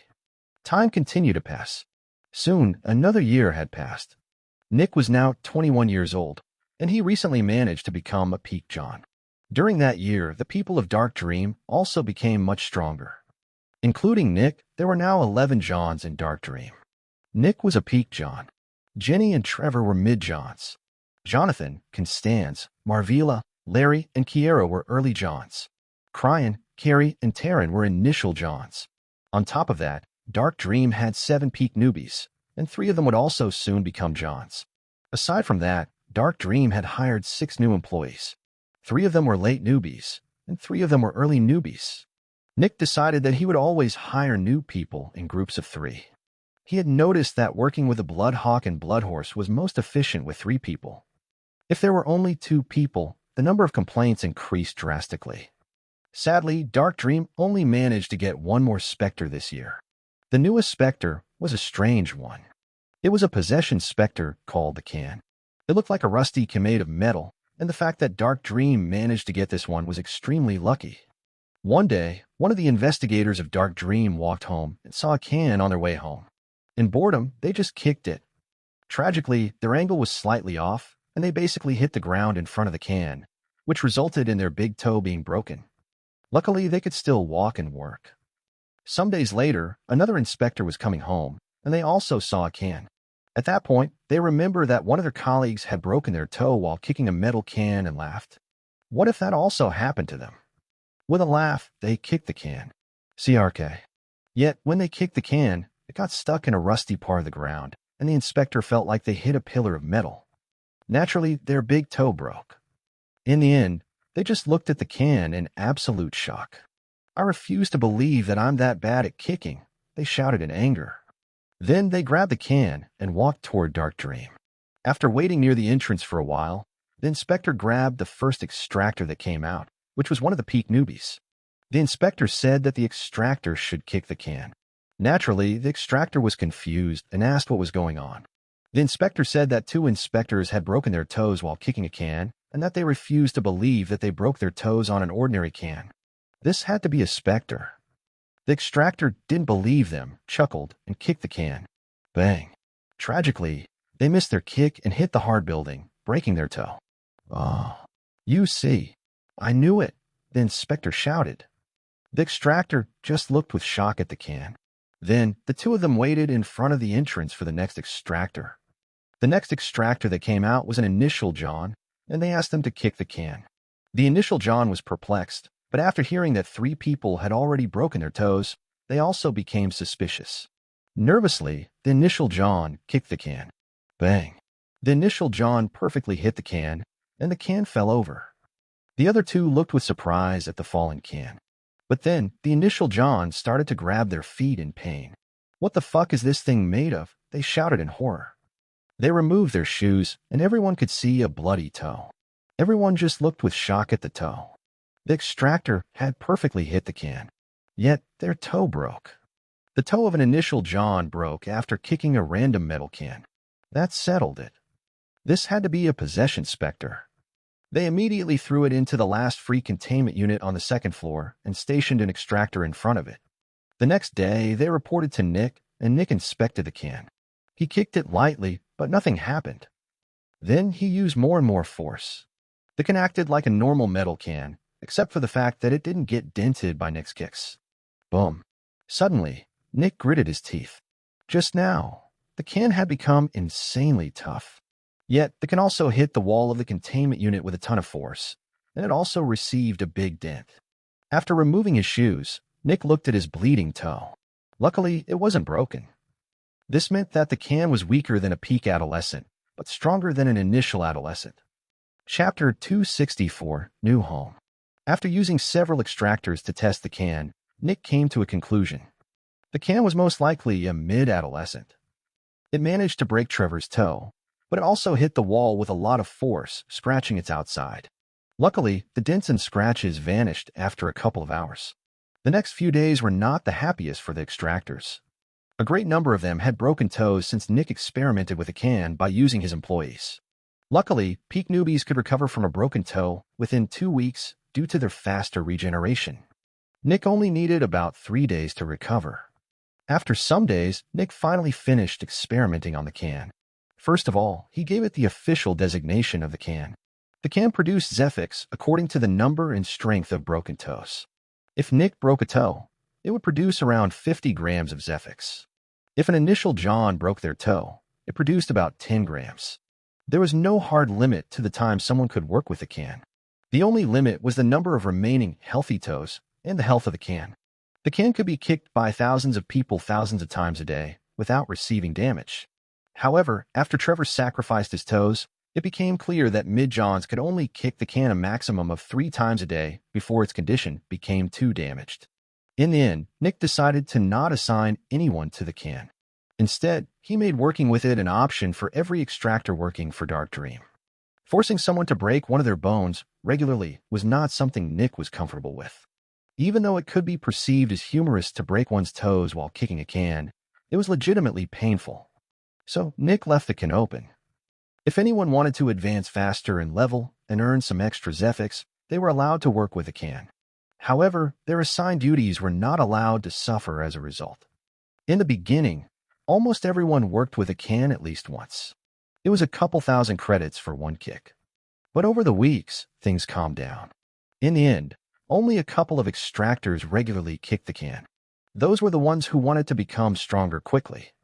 With the addition of the can, Dark Dream now had 12 Specters. Dark Dream had grown a lot. 12 Specters, 24 Zephyx Extractors, 50 Investigators, over 30 clerks, 25 guards. Dark Dream had over 120 employees. There were so many employees that Nick even started to have trouble remembering all the names. Eventually, he only focused on remembering the names of the Zephyx Extractors. As Nick was walking home, he sighed. He felt like he was shirking his responsibilities by not remembering all the names. Of course, he knew that it wasn't his responsibility to know the name of every employee, but he still felt like he wasn't doing his best. Nick walked towards the east for a couple of minutes. Naturally, he was no longer living in the hotel across the street from the old warehouse. After a while of walking, Nick reached his home. At the edge between the outer city and the Dregs was a two-story house made of metal. While all the metal in the surroundings was rusty, the metal the house was made out of wasn't. Additionally, the house also looked beautiful and clean. In fact, it looked even better than the average house in the outer city. Nick had commissioned someone to construct this house about 2 years ago. Naturally, with his status and his wealth, Nick could splurge a lot. For example, the house was made of steel instead of metal. Steel was so hard that even a peak newbie couldn't break through it with just their fists. Nick could damage it, but he needed to actually try to damage it. However, that wasn't the expensive part of the house. As Nick reached his home, he jumped up and landed on its roof. From there, Nick could see his backyard. It was over 50 meters long and wide, and the floor was made of stainless steel. This was the expensive part of the house. While no one needed to buy space in the Dregs, this location was too close to the outer city. Every month, Nick had to pay a couple thousand credits to the city for his backyard, but that barely tickled him. By now, Nick was earning almost 1,000,000 credits per month. He was earning more than 90% of the people in the lower layer of the inner city. But he didn't care that much about it.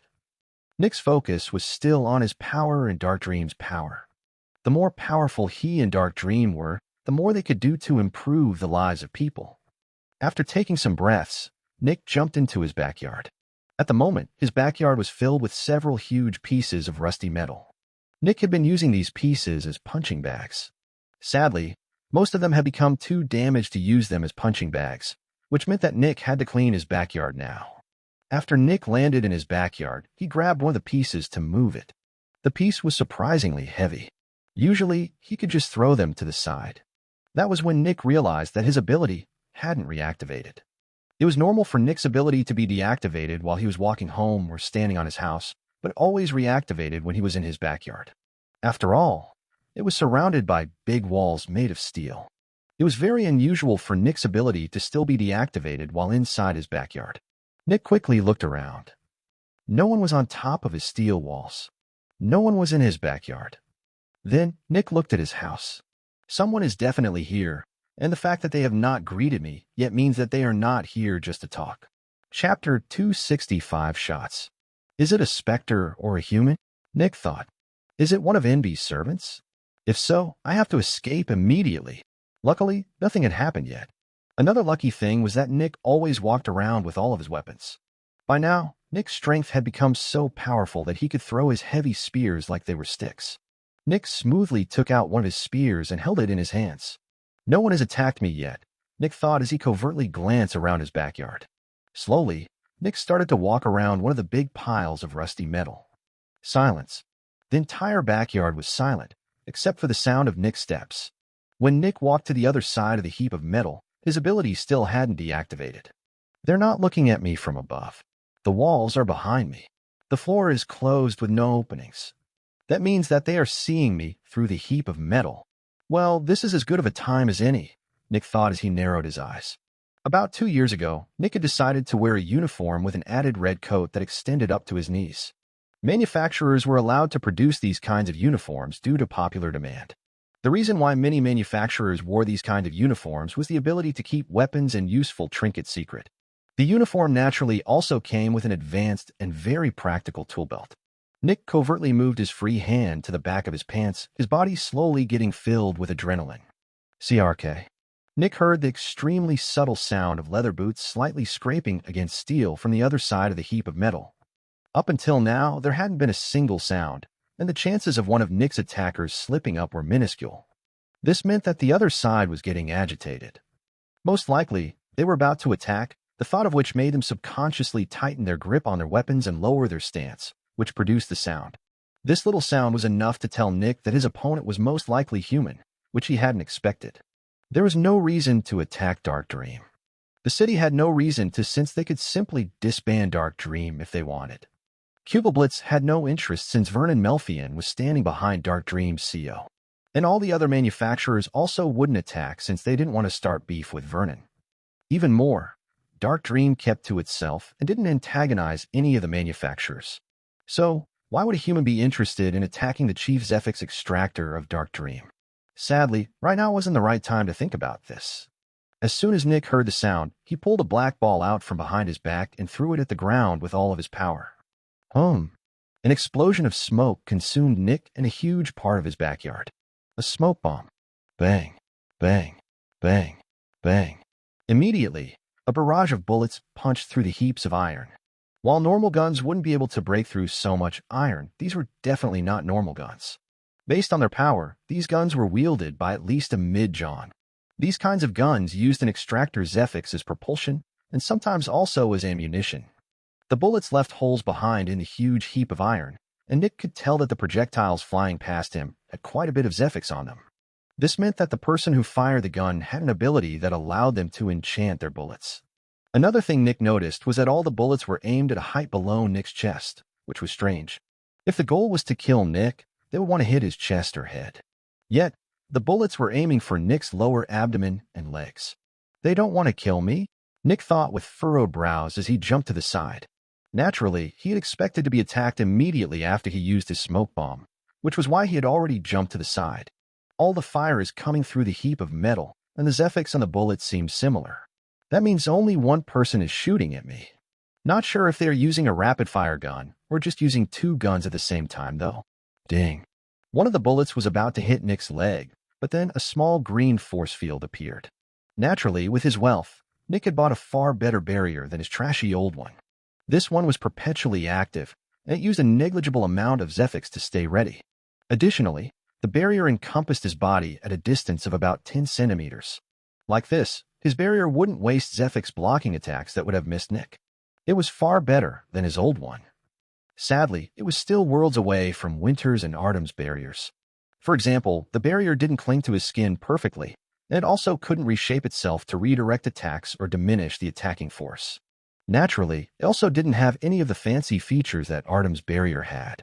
When the bullet hit Nick's barrier, Nick could see the light of his green barrier taking on a slightly black tone. That's the Zephyx on the bullets. Probably some kind of debilitating or poisoning effect, Nick thought. I feel some drain on my Zephyx, but it's manageable. That probably means they are a late or peak John. That's someone I can kill. But is the gunner the only attacker, or are there more? Nick thought. Finally, Nick landed over 5 meters to the side, away from the lump of rusty metal. Yet, when he landed, Nick seemed to collapse into himself. Nick's body turned into mist, and he rapidly slithered forward, close to the ground. Right now, Nick was at the northern edge of his backyard, with his house being at the southern edge. The shots had come from the direction of Nick's house, and Nick was slithering towards the northwestern corner of his backyard. Step, step. But then Nick heard steps coming from in front of him, and by the sounds of things, they were moving towards the place where Nick had just been. They're not alone, Nick thought with narrowed eyes. This was troublesome. There could be 2, but there could also be 200. Chapter 266, Specter Cage. Nick silently slithered to the side and looked towards the direction of the steps. The smoke was dense, but it was still possible to see rough shapes about 1 or 2 meters away. The steps were loud and powerful, which meant that the person was charging forward with all their power. If the gunner was a strong extractor, this was probably someone of equal power, which meant that this person was moving at probably over 60 kilometers per hour. Nick had to make a quick decision. Observe or attack. Nick narrowed his eyes, and his fog-like body compressed. An outline of Nick's body could be seen, and it was in a crouching position, ready to explode forward. However, since Nick's was made out of fog, he still wasn't perceivable. Smoke and fog looked very similar. By now, the sounds of shots had vanished. Nick put his right foot onto the steel wall of his backyard while looking forward with focused, intense, and narrowed eyes. Then, a faint outline of a running person. Boom. Nick turned corporeal and used all of his power to explode forward. Naturally, since no one could currently see him, his ability was active. With his athletic body and his ability, Nick had the physical power of a late veteran right now. Yet, even though Nick used an unreal amount of strength to shoot forward, the only noticeable effect of this power on the wall was a light gust of wind that extended outward from the spot that Nick had touched with his right foot. Meanwhile, Nick exploded forward with unreal speed, his right arm pulled back. It was almost like Nick's target was standing still. Nick punched forward with his right arm, the blade on it already extended forward. Bang! An orange glow appeared in front of Nick's blade, which quickly broke into shards and splinters. Nick felt his ability deactivate at that point, but it didn't matter. The kinetic force had already been created. Shing. Nick's blade easily went through the side of the figure's head. If they were human, they were definitely dead. And sure enough, Nick's ability immediately reactivated. Since the force of his jump wasn't yet used up, Nick essentially flew into his opponent's upper body. The two of them were falling over, but Nick used his left hand to catch himself and the body silently. In a fluid motion, Nick rolled forward while pulling the corpse over himself until it was in front of Nick. Bang! And Nick kicked it towards the east, at the northeastern corner of his backyard. Boom! A second later, the sound of a loud crash came from the northeastern corner of Nick's backyard. Naturally, Nick did this to make the enemy think that he was currently fighting someone in the northeastern corner, which was close to the place he had been in when the battle started. Meanwhile, Nick jumped towards the west again while turning into fog, which slithered across the ground. A second later, Nick reached the edge of the smoke, which was around 5 meters away from the western wall. In his fog state, Nick glanced around the western side of his backyard. He couldn't see anyone. The next moment, Nick materialized again in a crouching position. Bang! And jumped diagonally forward as hard as he could. With Nick's power, jumping a distance of over 50 meters wasn't difficult. Like a cannonball, Nick diagonally shot past the wall of his backyard. He was doing the smartest thing, running away. He didn't know who was attacking him, and the top priority was to survive, not to kill his enemy.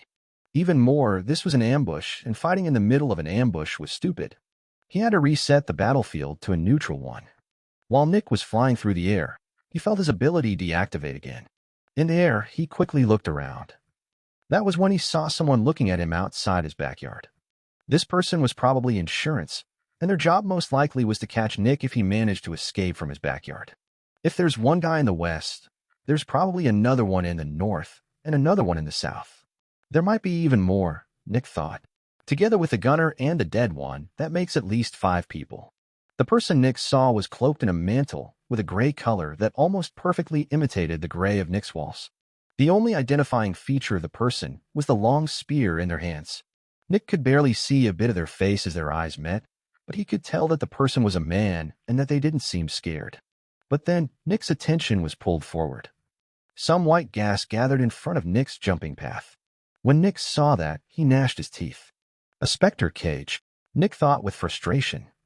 Naturally, when big manufacturers intended to capture a powerful Spectre, they often readied Spectre cages. These kinds of devices looked like big boxes of steel. If one placed one of these boxes of steel somewhere, gave it a lot of Zephyx and activated it, it would project a powerful barrier in a circle at a certain distance. If anything approached the barrier, it would gather Zephyx at that spot and harden it. There were only 3 ways to break through such a barrier. First, destroy the steel box in the middle of the cage projecting the barrier. Second, attack the barrier until all the Zephyx is used up. The more the barrier had to block, the more Zephyx it used. Third, unleash an attack so powerful that the barrier can't possibly block it. Sadly, that was generally viewed as impossible since Spectre cages were made to withstand a lot of power. In the end, one thing was certain. Nick was stuck here until he got rid of the Spectre cage.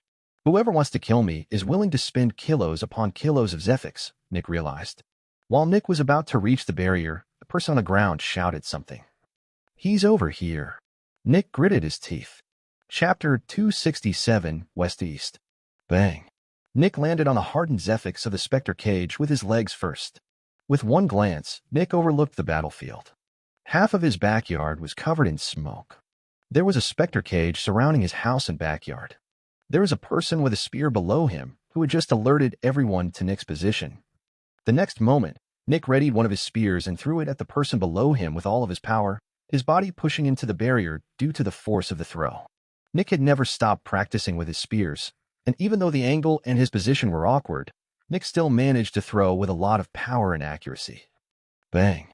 However, the person below Nick simply jumped to the side, avoiding the attack, and Nick's spear shot through the floor into the sewers. Nick narrowed his eyes. Bang. Then Nick jumped toward the direction of his house, which was behind the guy on the ground. Bang. The guy on the ground immediately jumped upward with his spear pointed at Nick, ready to intercept him. Nick's eyes shone, and his right arm pulled upward with a lot of force. Bang. Nick's spear shot out of the ground with a lot of force as he pulled it back with his ghost wire. The next moment, the guy thrust his spear at Nick's torso. But then, his eyes widened in shock. Nick's trajectory had changed. He was much lower than he was supposed to be. Of course, that was due to Nick pulling his spear back with all of his power while flying. For every action, there's an equal and opposite reaction. Nick barely managed to fly below the spear, and he pointed his blade at the guy's torso. Bang! A yellow barrier appeared in Nick's path. The man's face turned white, but the barrier managed to hold. After all, Nick's ability hadn't been active. However, the barrier apparently wasn't the kind that also absorbed kinetic energy. Nick's forward momentum completely halted, turning him stationary in the air for just an instant while the guy's body was shot into the distance, right towards Nick's house. Bang! The guy's barrier activated again as he hit Nick's house, putting a sizable dent into the wall. At that moment, Nick could see the barrier flickering, which was a sign that it was nearly out of Zephyx. Even though Nick hadn't managed to kill him, the guy was most likely out of the fight since moving without Zephyx was nearly impossible. The stronger an extractor became, the more their body relied on Zephyx, and without Zephyx, moving became very difficult. As Nick looked at the man, who was now tumbling down the side of Nick's house, he noticed a small gleam of light coming from one of his windows. Boom! Nick's green barrier appeared in front of him, blocking an extremely long and dense bullet. The next moment, Nick felt like someone had just punched him in the chest, and the deafening sound of a huge sniper rifle being fired rang out from Nick's house. This was the feeling of losing a huge amount of Zephyx in an instant. That's a different person, Nick realized with gritted teeth. That's not the gunner from earlier. The difference in power between the earlier gunner and this one was huge. However, judging by the sound and the look of the bullet, it wasn't that this gunner was stronger, but that this gunner simply unleashed much more power in one shot. The gunner probably unloaded something like 50% of their Zephyx with this shot. And that wasn't even everything. Nick's barrier canceled kinetic energy. This meant that Nick was still in the middle of the air, just starting to fall to the ground. He was a sitting duck. Nick quickly grabbed one of his spears and performed a hip throw. The spear shot through the window where the sniper was supposed to be. Nick didn't expect his throw to hit. The sniper had probably immediately retreated after firing their shot, but Nick wanted to make sure. If they decided to stay there and shoot another one, Nick might die. After throwing his spear, Nick cut the ghost wire. He didn't want to show anyone where he was going by pulling it back. Due to the hip throw, Nick was thrown towards the barrier again. After landing, he angled himself downward and diagonally jumped towards the ground. Just before Nick managed to dive past the roofs of the neighboring houses, he saw two people jumping onto the wall of his backyard. One of them came from the north, and one came from the east. Those were probably the two people responsible for guarding the north and east. For just an instant, Nick's ability deactivated, but it quickly reactivated. Bang! Surprisingly, Nick didn't weaken the impact of his fall this time, and he shot through the metallic grates on the ground, landing on the barrier of the Spectre cage. The Spectre cage projected a barrier in a sphere, which meant that it was also extending below the ground. Nick quickly pulled something out from his tool belt and crushed it in his hand. An instant later, the thing started to shine brightly like the sun, and Nick put it in a pocket on the chest area of his uniform. The light was so bright that it shone through the pocket, but the light was quite subdued now. Nick had met the nightmare more than once during important battles, and he had decided to invest in this trinket. It was essentially an arc light, but in a round form. Nick immediately jumped forward with all of his power. Since his ability was active, Nick could cross the entire distance of the Spectre cage in one jump. 3 seconds later, Nick landed below the ground on the eastern side of the Spectre cage. The next moment, Nick rammed his blade into the floor above him and cut a hole in it. Then he grabbed the arc light in his pocket and threw it into the sewer water. Naturally, the Spectre cage encompassed quite a lot of sewer water as well below it. Nick had thrown his arc light into the sewer waters since it was very noticeable on him. The light of the arc light was immediately consumed by the black sewer waters, and Nick jumped out of the sewers. Now, Nick was outside the eastern wall of his backyard while everyone was rushing toward the west. Chapter 268, A House. As soon as Nick came to the surface again, he saw someone. There was a tall man standing on top of the eastern wall of Nick's backyard. Luckily, the guy was looking towards the west, which meant his back was turned to Nick. With narrowed eyes, Nick could see a throwing spear in the guy's right hand and a couple more on his back. It seemed like this was one of the few people who chose throwing spears, just like Nick. Nick quickly thought about how to take him down without being noticed. A bit later, Nick grabbed 3 of his spears and carefully and silently stabbed them through the ground behind him. Then he ran forward and jumped with all of his power. With his ability active, Nick jumped with incredible power at the person on the wall, his right arm extended. Bang! The orange barrier appeared and broke apart before Nick's blade entered the back of the guy's head. For just an instant, Nick's ability deactivated, but it quickly reactivated again. The next moment, the 3 ghost wires became taut as the sides of the 3 spears pushed against the ground. Nick's body stopped in the air behind the guy. Nick pulled his blade out of the guy's head and grabbed him with his hands before pulling himself back. The corpse and Nick sunk behind the eastern wall of Nick's backyard. Thanks to his ability, Nick could tell that nobody had seen this. Probably because everyone was busy running and looking toward the west. Nick would have loved to look at the corpse and find out who was attacking him, but he didn't really have the time. Someone might have already noticed the hole he had made in the west, and remaining in the same spot for too long was extremely dangerous in his situation. Nick quickly smashed the corpse into a random ruin of a house and ran towards the south. He knew that his biggest strength in this situation was his incredible speed. With his ability, Nick could run as fast as a late veteran. In barely a second, Nick reached the northeastern corner of his house, which was also the southeastern corner of his backyard. Nick turned into fog, climbed a corner, and peeped over the wall. He didn't like what he saw. There were 5 people at the western wall of his backyard, and 2 of them were in the process of jumping over it. The sniper is not among them. That means there are at least 10 people in total in this ambush, and as far as I can tell, all of them are mid-Johns at least. Nick thought with gritted teeth. That was a huge number of people just to get rid of Nick. He's not in the west. Fan out and defend. The next moment, Nick heard someone shouting from beyond the wall. Based on the fact that he's shouting with such authority and ordering everyone around, he's probably the leader, Nick thought. Nick remembered the person who had jumped over the northern wall when the guy in the west had shouted earlier. He hadn't seen that person among the 5 currently in the backyard. The guy that guarded the north is most likely the leader, and he's currently to the west of my backyard. The next moment, Nick turned corporeal, grabbed something from his tool belt, and threw it into the backyard. Boom. The smoke bomb Nick had thrown at the northwestern corner of the backyard exploded, putting nearly everyone in the backyard in a cloud of smoke. He's here. Someone inside the backyard shouted. However, Nick had not entered the backyard. He had just thrown the smoke bomb in there to make them think that he was in there. Instead, Nick jumped towards the eastern wall of his house and turned into fog. Naturally, since this was Nick's house, it had a couple of nice additions. Normal people wouldn't really notice the true purpose of these things.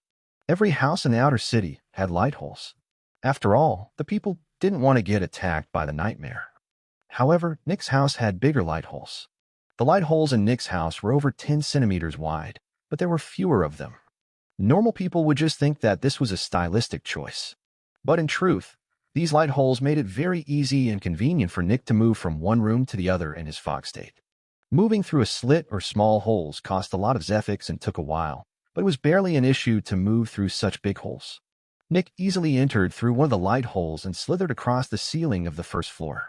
He rapidly moved from room to room, passing through big light holes near the ceiling. Some seconds later, Nick finally found his target. In one of the rooms on the second floor, Nick saw a gray-haired young woman with a humongous rifle. She was currently looking at the backyard. Nick materialized behind her, pulled his arm back, and punched her with a hook. The blade of Nick's arm hit her orange barrier, which immediately broke into pieces. Bang! Her head separated from her shoulders and shattered against the steel wall. Naturally, that made a lot of noise, and Nick was sure that everyone had noticed what was going on. However, before they could turn to look at the house, Nick and the corpse had already vanished from the window. The headless corpse was lying below the window, and Nick was slithering through the light holes near the ground. Bang! The front door shot open as someone kicked it, and Nick saw the entering person with shock. Wait, isn't that the guy that ran out of Zephyx after I punched him in the west? Nick thought. Yes, it was the guy that Nick had thrown against his house.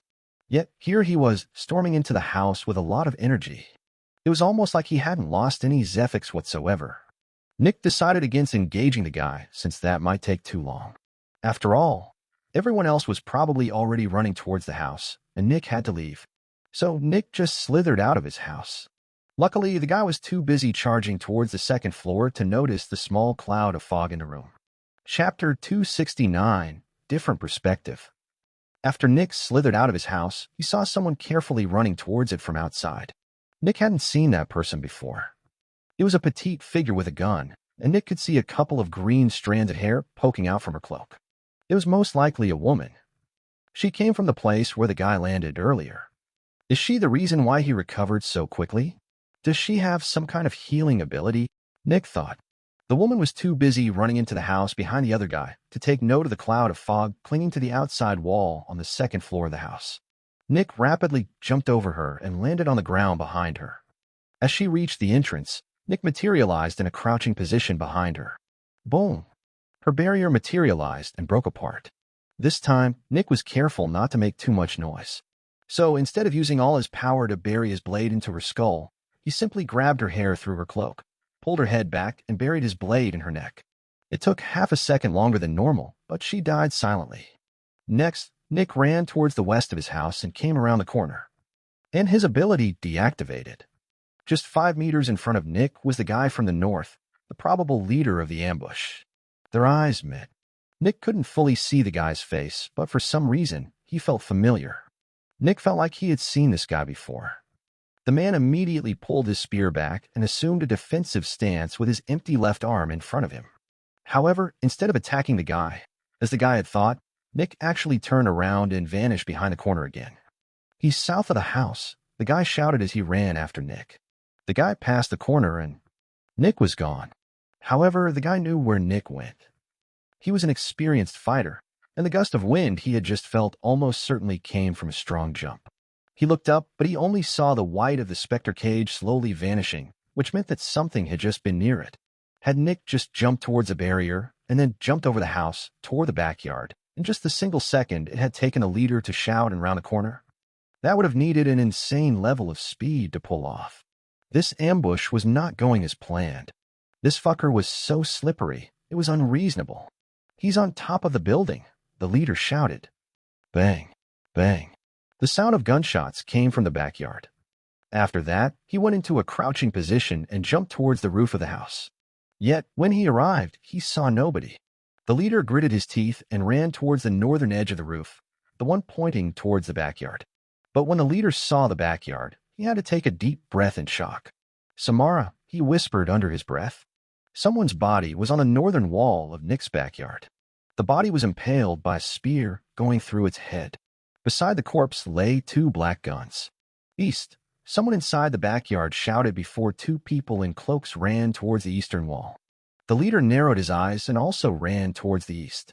He was far faster than everyone else, and even though the 2 in the backyard started earlier, the leader arrived in the east first. However, what greeted him was a huge cloud of smoke covering the area east of the backyard. The leader and the 2 from the backyard quickly searched through the area. There's a hole, someone shouted. The leader quickly reached that spot and saw a big hole in the ground. At that moment, he realized what had happened in the beginning. He imagined Nick running from the west to the east after escaping the initial ambush. So, that was how he managed to get into the house. And then, the leader's eyes widened as he realized that the target must have done the same, but in reverse just now. Even worse, they had just wasted nearly 5 seconds searching for Nick in a cloud of smoke. Jillian. Disperse the cloud of smoke in the east. Everyone else, he's coming from the west, the leader shouted. Coming, a deep voice shouted from inside Nick's backyard. Boom. But then, the leader and the 2 people beside him heard a loud bang coming from the wall of Nick's backyard. The 3 of them ran towards the backyard, but then the leader saw a bloody spear poking out of the eastern wall of the backyard. He knew very well what was on the other side of the wall. The leader felt like the situation was going out of control. He had to regain control immediately. Everyone, assemble in the center of the backyard. The leader shouted with all of his power, his voice booming throughout the surroundings. Meanwhile, the leader himself jumped over the wall and landed in the middle of the backyard. The 2 people who had accompanied him to the east quickly arrived by his side. Bang. The sound of something powerful hitting something thundered out of the house. The 2 people beside the leader immediately charged towards the south. Stop. However, they immediately stopped moving after their leader ordered them to stop. This entire mess had started with them chasing their target's tail like cat. The leader wouldn't make the same mistake again.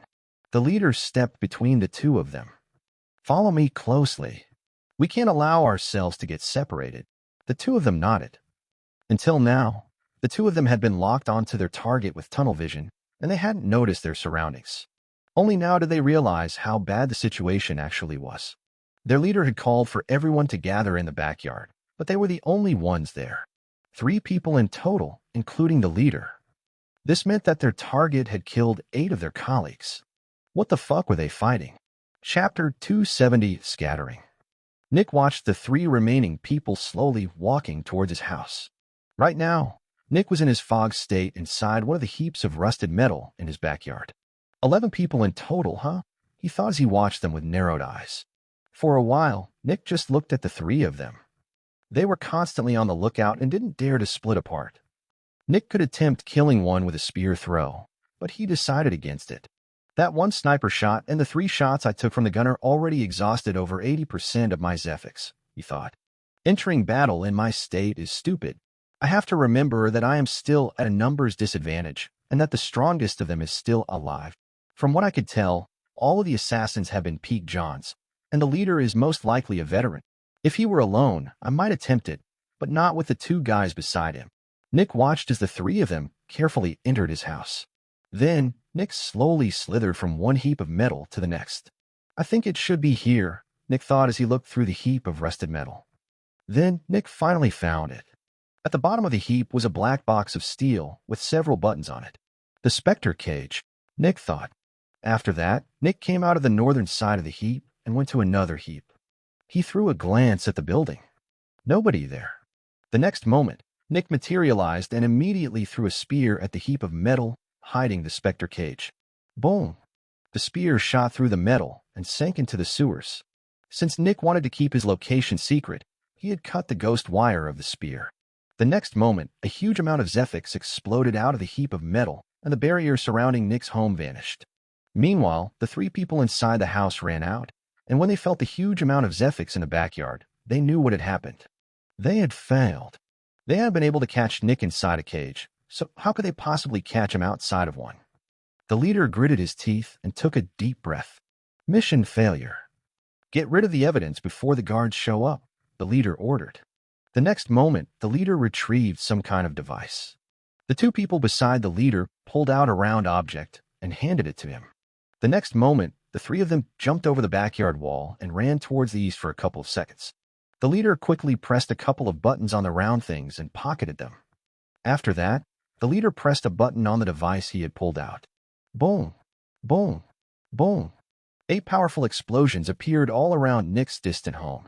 Huge chunks of his steel walls were blown off, and even Nick's house was blown to pieces. The round objects the 2 guys had given to their leader were bombs. In case the mission failed, they would be used to get rid of the evidence. At most, the guards would find scraps of Zephyx and metal. Naturally, everyone had also been forbidden from bringing belongings with them that could possibly be linked to their person or their place of employment. The 3 of them threw one last glance at the resting place of their 8 colleagues before quickly running toward the east. They zigzagged through different alleys while jumping and running through houses. Suddenly, only 2 of them were left, but they weren't worried. They split up in designated positions.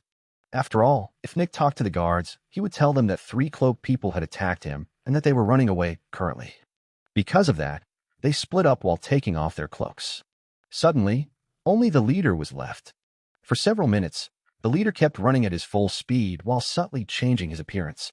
Eventually, he transformed into someone who didn't look any different from a random citizen of the Dregs. He would travel through public places now while mingling with the people. Only when he was 100% certain did he actually slowly restore his real appearance. Eventually, he slowly walked toward the inner city. His bored eyes looked at the entrance and the people beside it. "Sir, please wait a moment," one of the guards told the leader. "What?" the leader asked with boredom. "Sorry to disturb you, but something happened in the outer city, and we are supposed to investigate every level 2 and level 3 extractor coming from the outer city," the guard said respectfully. "What is this about?" the leader asked in boredom. The chief Zephyx Extractor of Dark Dream was attacked by several level 2 extractors and a level 3 extractor. "Do you know anything about this?" the guard asked. "I heard the commotion, but I thought it was just a battle between some gangs," the leader said in boredom. "Where have you been for the last 2 hours?" the guard asked. "I was meeting the head of my investigation department," the leader said with annoyance. "Are there any witnesses?" the guard asked. "Almost my entire investigation department saw me," the leader said calmly. "All right, thank you for cooperating," the guard said, One last thing. Then the guard pointed at somebody sitting on the ground with their head lowered. Do you know this person? The guard asked. The leader furrowed his brows, walked forward, and lifted the body's head by the hair. It was a corpse. It was the corpse of one of the two people that had fled with the leader. It seemed like Nick had followed them, killed them, and brought them to the guard. Murder Minder, the leader said. He quit our company around 4 months ago. I've seen him on the streets here and there, but I haven't talked to him since then. Sir, we would like to talk more about this at the station. I know that it wasn't you, but we have to follow all the leads. You knowing one of the culprits sadly makes you a suspect, the guard said carefully. The leader just nodded. I get it. Lead the way. The leader wasn't really worried. Everything for today had been meticulously planned. There were tons of witnesses who could give him an alibi. Also, no one would expect that he would personally go out to kill some level 2 extractor. After all, he was Callum Sonder, the chief Zephyx Extractor of the Spartans. Chapter 271, Frustrating. The atmosphere inside the meeting room was solemn, and the 4 people in attendance were silent. Just now, Nick had told Winter, Jenny, and Trevor about what had happened yesterday evening. For the remainder of yesterday, Nick had stayed with the guards. After the assailants had left, Nick had followed one of them. He would have liked to follow the leader, but Nick decided that security was more important than a potential high return for high risk. Because of that, Nick had followed one of the other 2. But then he had been put in front of another choice. Should he kill the guy right away and keep his body as evidence or follow him? Since someone with that power almost certainly lived in the inner city, Nick decided to kill the person immediately. After all, he wouldn't be able to stalk and kill the guy in the inner city since he didn't have any proof. Even more, Nick was certain that the enemy had already prepared for an eventual failure of the mission, which meant that everyone probably had alibis. Because of that, Nick decided to use the lack of witnesses to his advantage. He killed the guy, brought his corpse to the guards, and told them that he had killed the guy during the battle, not after it. Naturally, that was a lie, but the only way to disprove that was for the perpetrator to come forward and say that Nick was lying. Obviously, the enemy wouldn't do that. After delivering the corpse to the guards immediately became active and started to investigate everything. However, Nick knew that the investigation wouldn't produce any concrete results. Skirmishes happened from time to time between manufacturers, but almost all of them were kept secret. After all, most of the time, both sides had something to hide, and if the guards got involved, the victim's secrets might come to light, which could become troublesome. Additionally, they most likely wouldn't find much.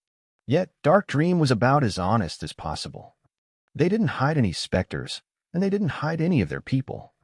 The only shady thing they were doing was to trade with the parasite from time to time. Because of that, Dark Dream wasn't afraid of involving the guards. After several hours, the guards had finished a list of every powerful extractor that had been in the outer city during the attack. There had been surprisingly many. It turned out that the market for newbies had been open on this evening, and there had even been a couple of events. Over 10 veterans had been in the outer city during the attack, and since the guard had nothing to go on, they couldn't make an arrest. After all, only one of the 10 veterans had been part of the attack. They couldn't arrest all of them. Even more, due to Nick belonging to a manufacturer and even being the chief Zephyx Extractor, things became troublesome. What if the guards gathered the veterans, and Nick told them that one of the veterans of an enemy manufacturer had attacked him, even though they hadn't been involved at all? Sometimes it was more profitable to let the attacker go while taking down someone innocent. For example, what if Dark Dream decided to blame someone like the chief Zephyx Extractor of the Spartans? That would completely destabilize the Spartans and might even result in them losing their footing. Naturally, as the victim, Dark Dream would most likely get a couple, if not all, of their Specters. It was always risky to believe the victims when the victims were executives and the perpetrator was one of their rivals. After spending the day and night working with the guards, Nick came back to Dark Dream and immediately called a meeting. When he was done relaying all the information, the room fell silent. Trevor looked at Nick with narrowed eyes. Naturally, he wasn't angry at Nick, but for Nick. Jenny could only grit her teeth in frustration. Winter was looking at the table with furrowed brows, deep in thought. How did you do it? Trevor asked with concern after a while. Do what? Nick asked neutrally. Win against so many powerful people, Trevor said. You said that there were 10 Peak Johns and even a veteran. Not only were you outnumbered 11-1, but they also got the drop on you. No matter how much I think about it, I can't imagine someone getting out of such a situation alive, Trevor said. Jenny also looked at Nick. Naturally, she also wanted to know. I can't tell you, Nick said. It's related to my power. Even after all these years, neither Trevor nor Ginny knew about Nick's power. Only 3 people in the entire city knew about it. Winter, Albert, and Julian. The people from Ghosty's lab only knew that his power was strange, but they didn't know the specifics. Is your ability that powerful? Trevor asked. Winter shot an annoyed glance at Trevor. As the CEO, he also had a vested interest in Nick's power remaining a secret. However, Winter didn't reprimand Trevor since he was still busy trying to figure out several things. In the right circumstances, it is very powerful, Nick said, but in the wrong circumstances, it is almost useless.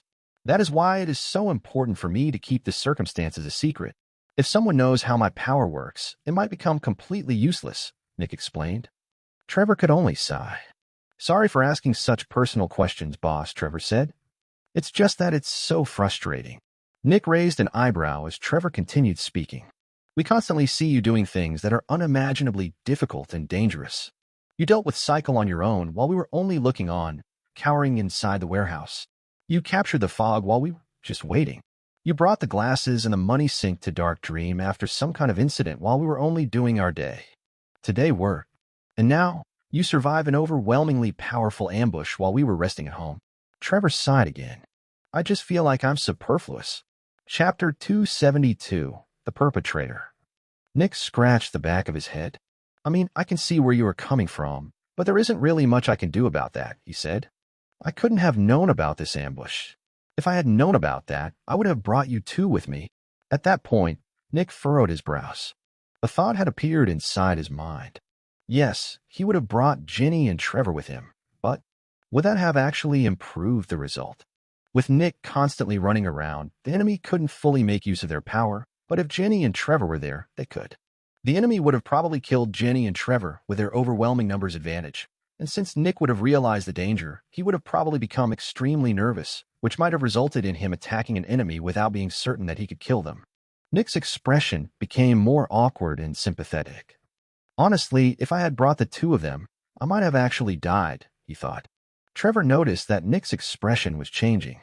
Trevor was a pretty intelligent guy, and he had an inkling about what Nick might be thinking. Let's drop this topic, Winter suddenly said. We have more important things to talk about. Trevor and Ginny looked at Winter before sighing. Right, there were more important things to discuss. Nick, do you have any idea about why another manufacturer would want you dead? Winter asked, turning to Nick. No matter how much I think about it, there doesn't seem to be any valid reason to attack you. It's not the city since they need to stay neutral. It's definitely not Kugelblitz. Anatomy and Ghosty's lab are too big to care about Dark Dream. Even more, they wouldn't want to offend my father just for a couple of adolescents. Gemini is very secure right now, and they need to consolidate after acquiring their elder. Additionally, they also wouldn't want to offend Kugelblitz. Solace wants an elder, not more adolescents. The thing that keeps them in the lower levels is only their lack of an elder, and using their resources for anything else would be a huge waste. And the Spartans can't afford to fight us for even more reasons. They just recently got their first adult, and they need to consolidate just like Gemini. On top of that, the difference in strength between us isn't that huge, which would make a fight very troublesome. No matter how much I think about it, I can't find any reason why a manufacturer would want to attack you.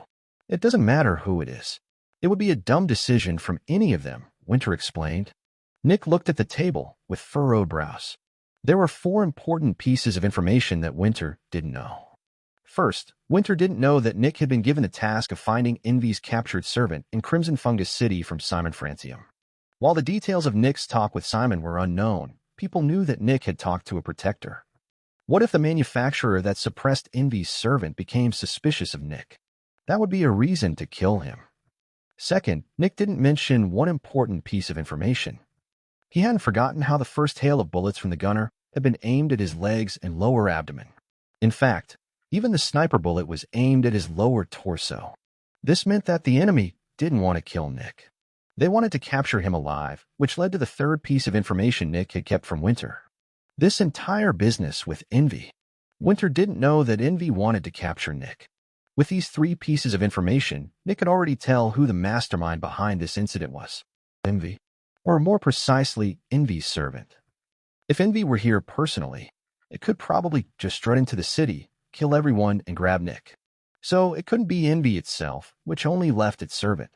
Nick was over 95% sure that this was the doing of one of Envy's servants. Sadly, there were still a couple of open questions. Envy's servant had to be extremely powerful. Capturing Nick shouldn't be very difficult. So why didn't Envy's servant grab Nick on its own? Why use extractors? Even more, if Envy's servant could manipulate extractors to such a degree, why wouldn't it directly manipulate Dark Dream's extractors?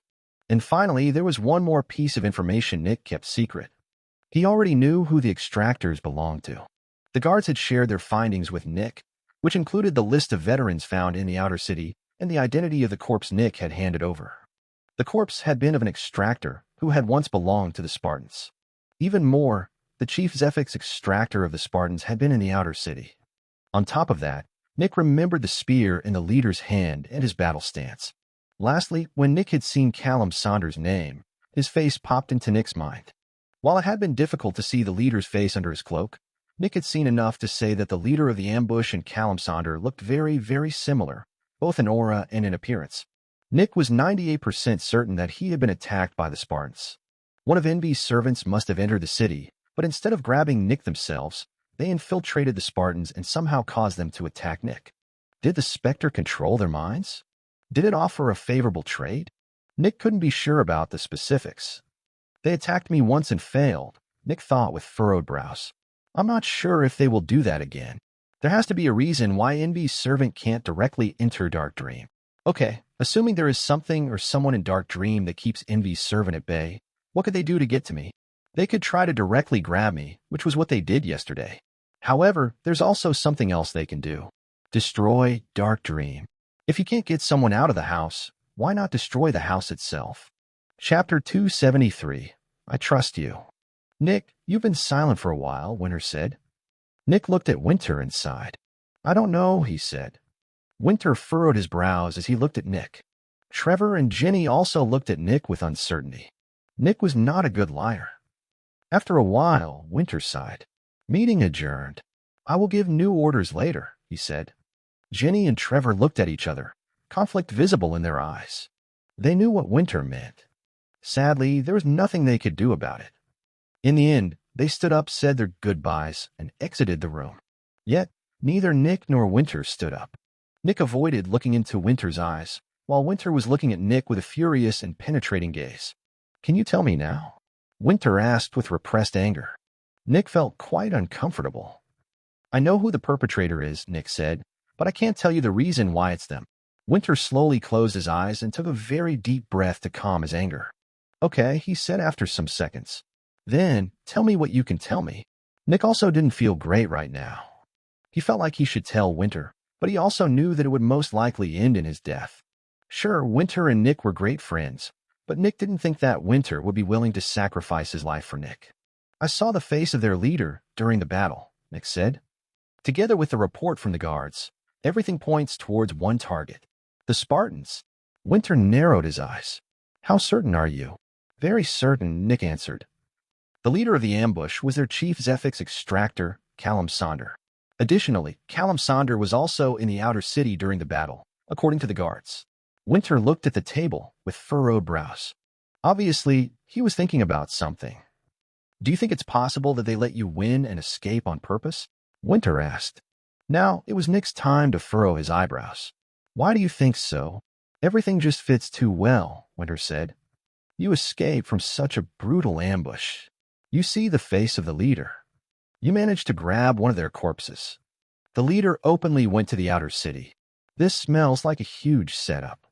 Everything just seems way too convenient. Winter, I killed 9 people, Nick said.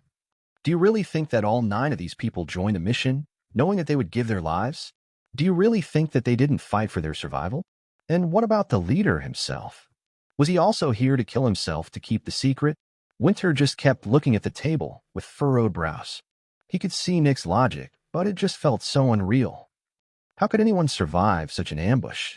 All of the attackers were at least as powerful as Nick, and there had been 11 of them. So while Nick's words made sense, it just felt so unreal. It was way more likely for the enemy to have planned for Nick to escape so that he would blame the wrong target. Maybe Solace sacrificed a couple of their Johns to make Dark Dream blame and attack the Spartans? If everything worked out, Solace would gain a lot of Specters without angering Cuboblitz. Was it really that simple? Was it really just the Spartans? Winter, I killed 9 people, Nick said with annoyance. All 9 of them wanted to survive. None of them wanted to die. This was not some kind of setup. They honestly tried to get me. Get you? Winter repeated. Tried to kill me, whatever, Nick said with annoyance. Winter looked into Nick's eyes. The fact that Nick had said get instead of kill seemed suspicious. Winter had known Nick for years, and he felt that Nick would have used kill instead of get in this circumstance. Were they really trying to kill you? Winter asked. Nick gritted his teeth. No, they tried to disable me, Nick said with annoyance, but that is really not important. How is this not important? Winter asked, also annoyed. This gives way more credibility to my theory of someone setting us up. Nick, do you honestly think you would have been able to survive if they really tried to kill you? Yes. Nick shouted in anger as he stood up. I'm absolutely certain I can. That would not have made any difference. Winter looked deeply into Nick's eyes. Silence. Are you sure? Winter asked. Yes, I am. Nick slowly spoke through gritted teeth, his eyes filled with anger. Silence. Winter took a deep breath and rubbed the bridge of his nose. Do you know why they didn't want to kill you? Winter asked. Nick sat down again. Yes, he said 2 seconds later. Winter nodded. Are you absolutely certain it is not a setup? He asked. Nick nodded solemnly. I am. Winter took another deep breath. Then he sighed. Fine, he said. Then, I believe you. Even though I am dying to know what is going on here, I trust you. Thank you, Nick answered after sighing himself. So, what will they do next? Do you know that? Winter asked. Nick looked at the table. Telling Winter was risky. This was very similar to his situation with the city. If Winter had known that Nick was the target, not Dark Dream, there would have been a possibility that Winter would have just fired Nick to get the huge target off his back. After all, Dark Dream became a target just by being affiliated with Nick. Right now, Winter was under the impression that Dark Dream was the true target, not Nick. Nick looked at Winter for a bit. Winter could tell that Nick knew what the Spartans would do next. Nick thought about his next words for a while. Yes, I know what they are most likely going to do, Nick said. Their target is me, not Dark Dream, but they will most likely target Dark Dream now to get to me. Chapter 274, Assassinations. Yes, Nick had decided to tell Winter the truth, at least regarding the Spartans' target. Winter furrowed his brows. You're their target, he asked. Nick nodded. They do not want to attack Dark Dream.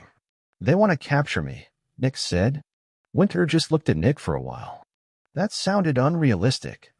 Yet he hadn't lied when he said that he trusted Nick. Nick seemed extremely confident earlier, and Winter didn't feel like he was lying. So, the Spartans were actually interested in capturing Nick. They weren't actually after Dark Dream? Are they the only ones after you? Winter asked. Nick furrowed his brows. Well, there's someone that wants to get me, but they don't have the luxury of coming here themselves, which is why they are using the Spartans.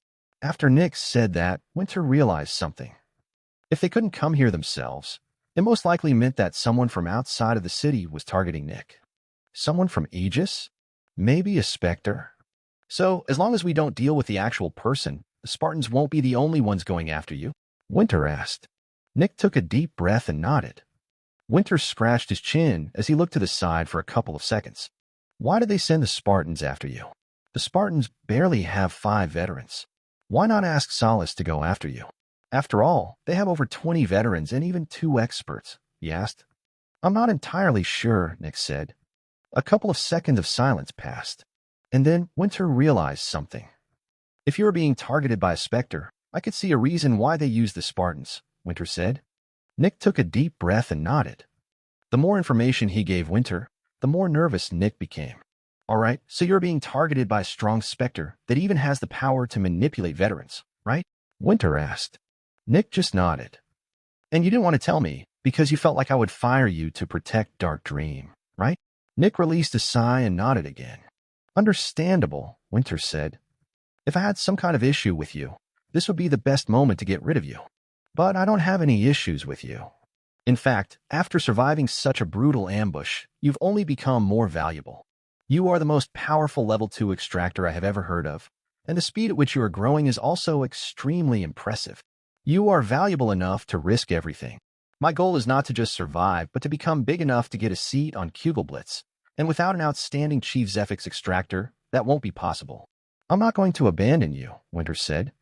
Nick hadn't expected that Winter would actually be willing to put himself and his company in that much danger just for Nick. Right now, Nick only felt relieved and a bit guilty for keeping these things secret. However, Winter said with furrowed brows, I'm more surprised that you're still here of your own volition. Nick raised an eyebrow. What do you mean? You are being targeted by a specter beyond your power, and you're not looking for shelter or someone to protect you, Winter said. If I were in your situation, I would have sold my shares in Dark Dream and joined Kugelblitz. I don't think there's a safer location within the city than Kugelblitz. Even level 6 Specters would need to be extremely careful in there, Winter said. Nick looked with uncertainty at Winter. I don't want to abandon what we've built, Nick said. Additionally, I don't want to join any other manufacturers. It might sound stupid and naive, but I don't want to work for somebody that's exploiting people. At least here, I can control what happens. Nick sighed. Lastly, I want to become powerful as quickly as possible to redeem myself. Winter looked at Nick with furrowed brows. He had talked with Nick several times about this entire horror business. Yes, Nick had been a dumbass, but he had done his best to repay the boy, and he had also just been 16 years old. It wasn't like he had been a fully grown adult himself. Yet, no matter what Winter said, Nick just kept on insisting that he had to redeem himself. That was why Winter didn't bring up the topic anymore. So, you're not going to go to another manufacturer, Winter said. Right, Nick answered. All right, Winter said before standing up. Give me a second, Winter said before leaving the room. About a minute later, Winter came back with several sheets of paper. Around 15 newbies, a bit over 20 Johns, and 5 veterans, Winter said, reading from one of the sheets. That's what the Spartans have. Nick looked at Winter with a determined gaze. These numbers didn't scare him. Lucky for us, Winter continued, they only recently got their first adult. The 3 brothers who were leading the Spartans left their old place of employment after they became early veterans. At most, there's 1 mid-veteran amongst them. The other 2 veterans advanced within the last 4 years, and I'm quite certain that they are still initial veterans. In an open battle, they will roll over us. Fortunately, due to the city's laws, an open battle is impossible. In the end, this will most likely go according to how these things always go. They will try to reduce our numbers in secret, and we're going to try to reduce their numbers in secret. It's a battle of assassinations and intelligence. On top of that, they were the ones that initiated the attack first, which means that I have more leverage in deciding how this will happen. Nick raised an eyebrow. What do you mean by that? Simple, Winter said. I'm Vernon Melfian's son, and the Spartans decided to attack my company. I'm going to tell Dad, and he's going to put a lot of pressure on them. Either they agree to my terms, or they will lose all business relations with Kugelblitz. That would mean their end. Chapter 275, Shadow Shroud. Darkness. Up above, an endless plain of steel plates. Below, black water. In this space, nearly nothing lived. No insects, no fish, no animals, no humans. This was a space that rarely saw life. But at this moment, a completely black figure crawled across the endless ceiling of steel. If anyone saw the black figure, they would immediately run away in terror. It had no features, and its entire body was covered in some kind of black cloth. And yet, it seemed to shine in the eternal darkness. It was almost like light was coming out from the black figure, giving it an ethereal feel. Slowly, the black figure buried its claws in the ceiling of steel, leaving behind small holes. The figure had been traveling like this for several minutes.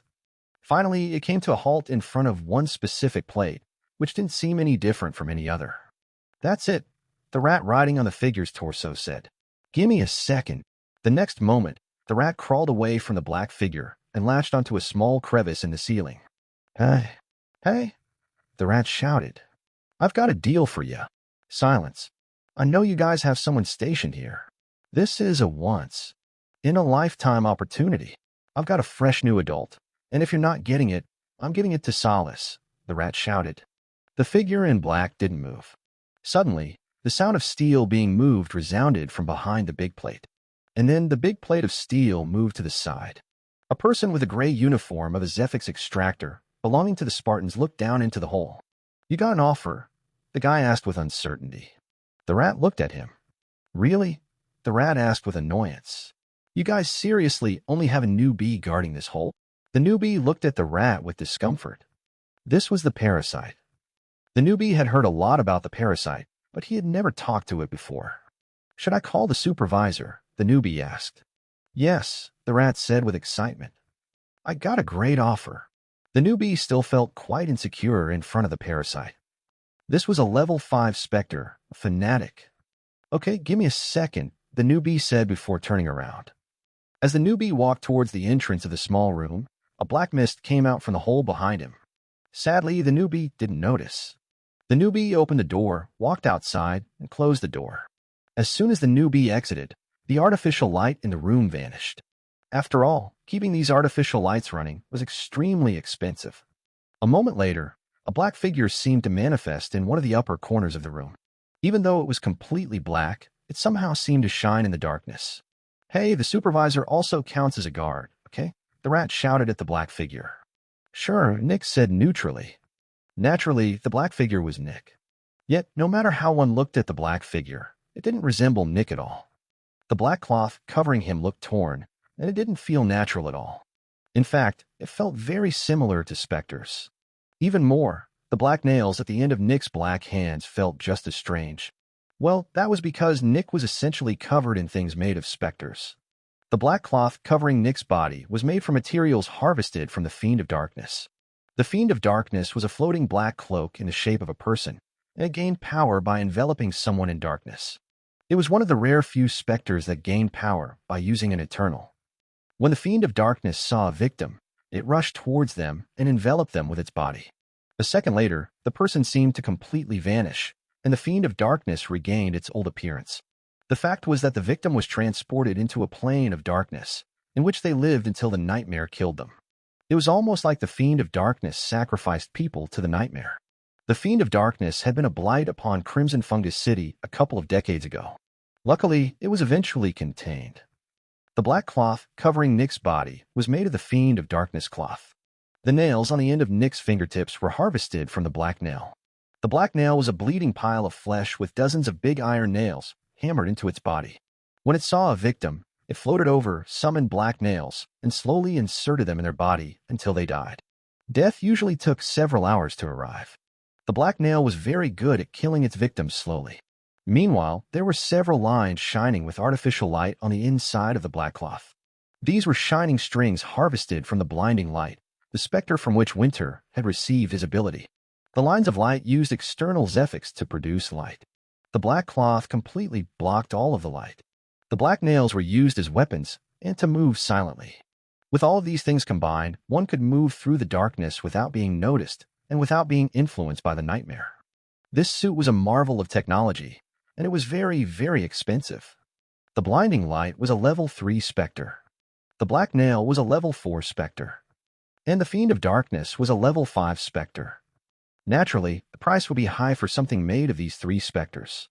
So high, in fact, that was worth about as much as all of Dark Dream. The suit Nick was wearing at the moment didn't belong to him. It was a loan from Vernon. All the aforementioned Specters were owned by Kugelblitz, and only they had these kinds of suits. Every specialist and a couple of experts working for Kugelblitz owned one of these suits. They were used for espionage, reconnaissance, and assassination. They were called Shadow Shrouds. Chapter 276, Infiltration. In one of the upper corners of the room, Nick just waited in the darkness. Silence. Eventually, the light in the room activated again, and a moment later, the door opened. A man with silver hair and silver eyebrows walked into the room with a serious expression. Bang.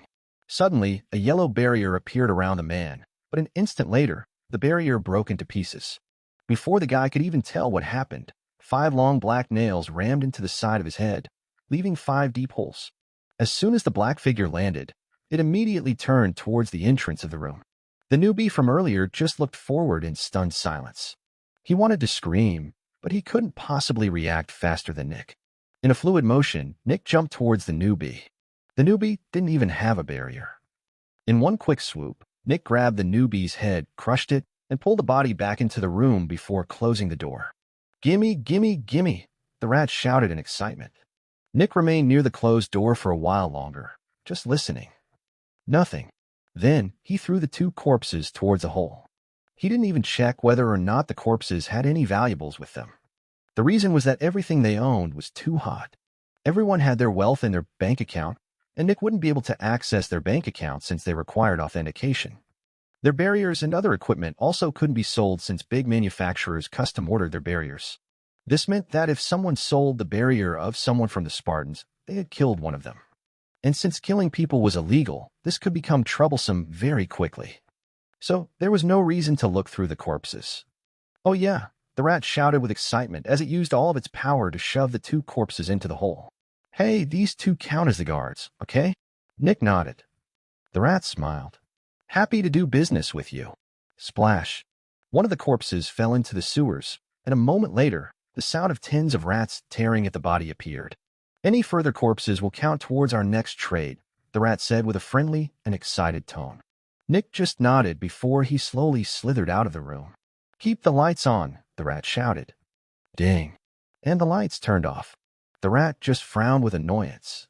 Well, even though it had to use a lot of Zephyx to keep its rats from dying in the darkness, the parasite was still getting a lot out of this trade. It had not even been 24 hours since Nick's conversation with Winter. After the two of them were done talking, Winter quickly devised a plan to strike back. The longer they waited, the more time the Spartans had to prepare. As a possible suspect, Callum Sonder had spent several hours in the guard station, and he had only been able to leave early morning on the next day. Since veterans no longer needed to sleep, he probably immediately went to work to report the outcome of his mission to the other two leaders of the Spartans. That should have happened about 12 hours ago. Right now, it was 10 p.m., the day after the attack on Nick's residence. In the last 12 hours, Winter had created a plan of attack, had talked to his father, had gotten a shadow shroud, and had given Nick his orders. Nick's job was to strike back. There hadn't been a declaration of war, but that didn't matter. Talking with the Spartans before attacking them would only increase their vigilance. Right now, the Spartans probably felt very safe. The reason for that was that the enemy had just gone through a huge battle yesterday. No normal person would immediately rush into battle again after escaping from such a devastating ambush. Even more, how would the enemy even attack them? The Spartans were located in the lower layer of the inner city, at the edge of the megastructure. Powerful guards and extractors were everywhere in the inner city. The only two ways to get into the building of the Spartans were through the entrance from the inner city or the entrance from the outer city, and both of them were heavily guarded. Additionally, the Spartans had 5 veterans and 20 Johns. Attacking them was impossible for something as weak as Dark Dream. Sadly for them, they had overlooked a third entrance, the place where they traded with the parasite. But that was to be expected. After all the steel plates below the inner city looked the same, and nobody could tell which one led to their trading place. Additionally, there was no light at all, which made it impossible for any human to get there. Lastly, the room of the trading spot was almost as hard as a strong containment unit and could only be opened from the outside. The Spartans didn't fear anyone coming through that place. Sadly for them, Winter was their enemy. Winter had quickly thought of a good way to enter the building. After he thought of that way, he immediately contacted the parasite. Naturally, the parasite wasn't interested in betraying one of his customers, but Winter managed to convince him. The Spartans will get eradicated soon. You will lose a customer regardless. Might as well turn the customer into food, Winter said. In the end, the parasite agreed. However, it wanted something in return. The parasite would lead Nick to the entrance, but in exchange, it would get the guards for free, and it would also gain priority over all the corpses Nick would create during his mission.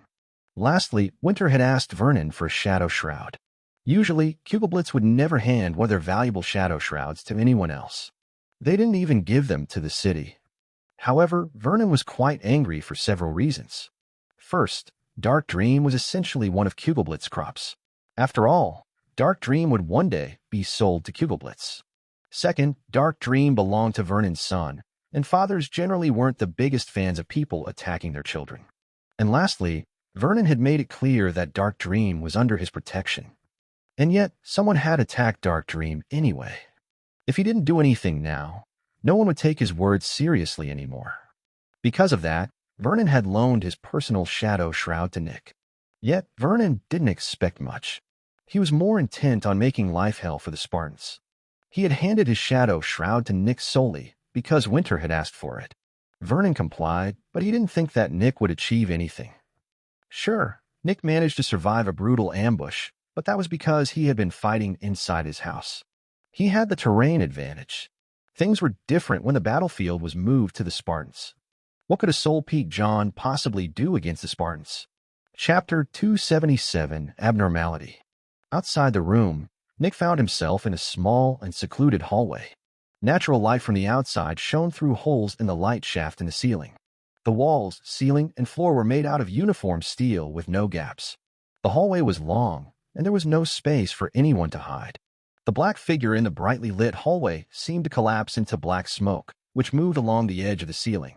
At the end of the hallway, a set of stairs led upwards, but before the black smoke reached the stairs, it stopped. A shadow. There was the shadow of a person on the stairs. Naturally, the supervisor whom Nick had killed had asked for backup before going in. It was illegal to trade with a parasite, and the supervisor wanted to make sure that nobody accidentally walked into this hallway and saw something that they shouldn't. The black smoke looked at the shadow for a while. Sadly, Nick couldn't tell which way the guard was facing based on the shadow alone, and he couldn't check. If the guard was looking down the stairs, they would see the black smoke coming out of the brightly lit hallway. And even if Nick managed to kill the guy before he could ring the alarm, there was the possibility that a second guy was looking at the first guy. After some deliberation, Nick decided that it wasn't worth the risk. So Nick decided to change his approach. A moment later, the black smoke gathered in one of the small light holes before very slowly passing through it. It took over 30 seconds, but eventually, all the smoke passed through the small light hole. Nick found himself in an extremely bright and reflective shaft, which was about 10 by 10 centimeters wide. While Nick was inside the light shaft, the light in the corridor below him dimmed a slight bit. Luckily, it wasn't very noticeable. Then, Nick floated forward. As he moved, the light brightened and darkened. When he approached the stairs, Nick's speed slowed to an absolute crawl. He was barely moving 1 centimeter per second. Minutes later, Nick finally arrived on top of the person casting the shadow. It was a level 2 extractor that was looking towards the stairs leading to the hallway where Nick had just been. However, Nick noticed something else as well. There's actually a glass door between the guy and the stairs. If Nick had charged forward, he would have needed to break through the glass door, and that would have most likely triggered an alarm. What's he even doing there? Also, there was a second person in the room.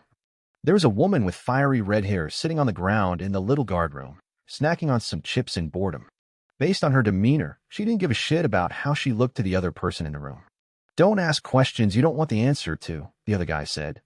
The other guy was a man with brown and gray hair, and he looked with a serious expression through the glass door leading to the small staircase.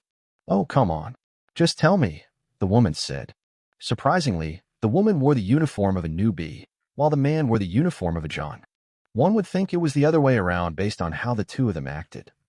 "No, I'm not telling you," the man said. "You have to learn to keep your mouth shut when it comes to the company's secrets." "Oh, so it's a secret," the woman said with excitement as she threw another chip into her mouth. "Obviously," the guy said. "Why else would we be here?" "Is it a specter?" the woman asked. Silence. "Oh, come on. Just give me a little bit of the secret." "Pretty please."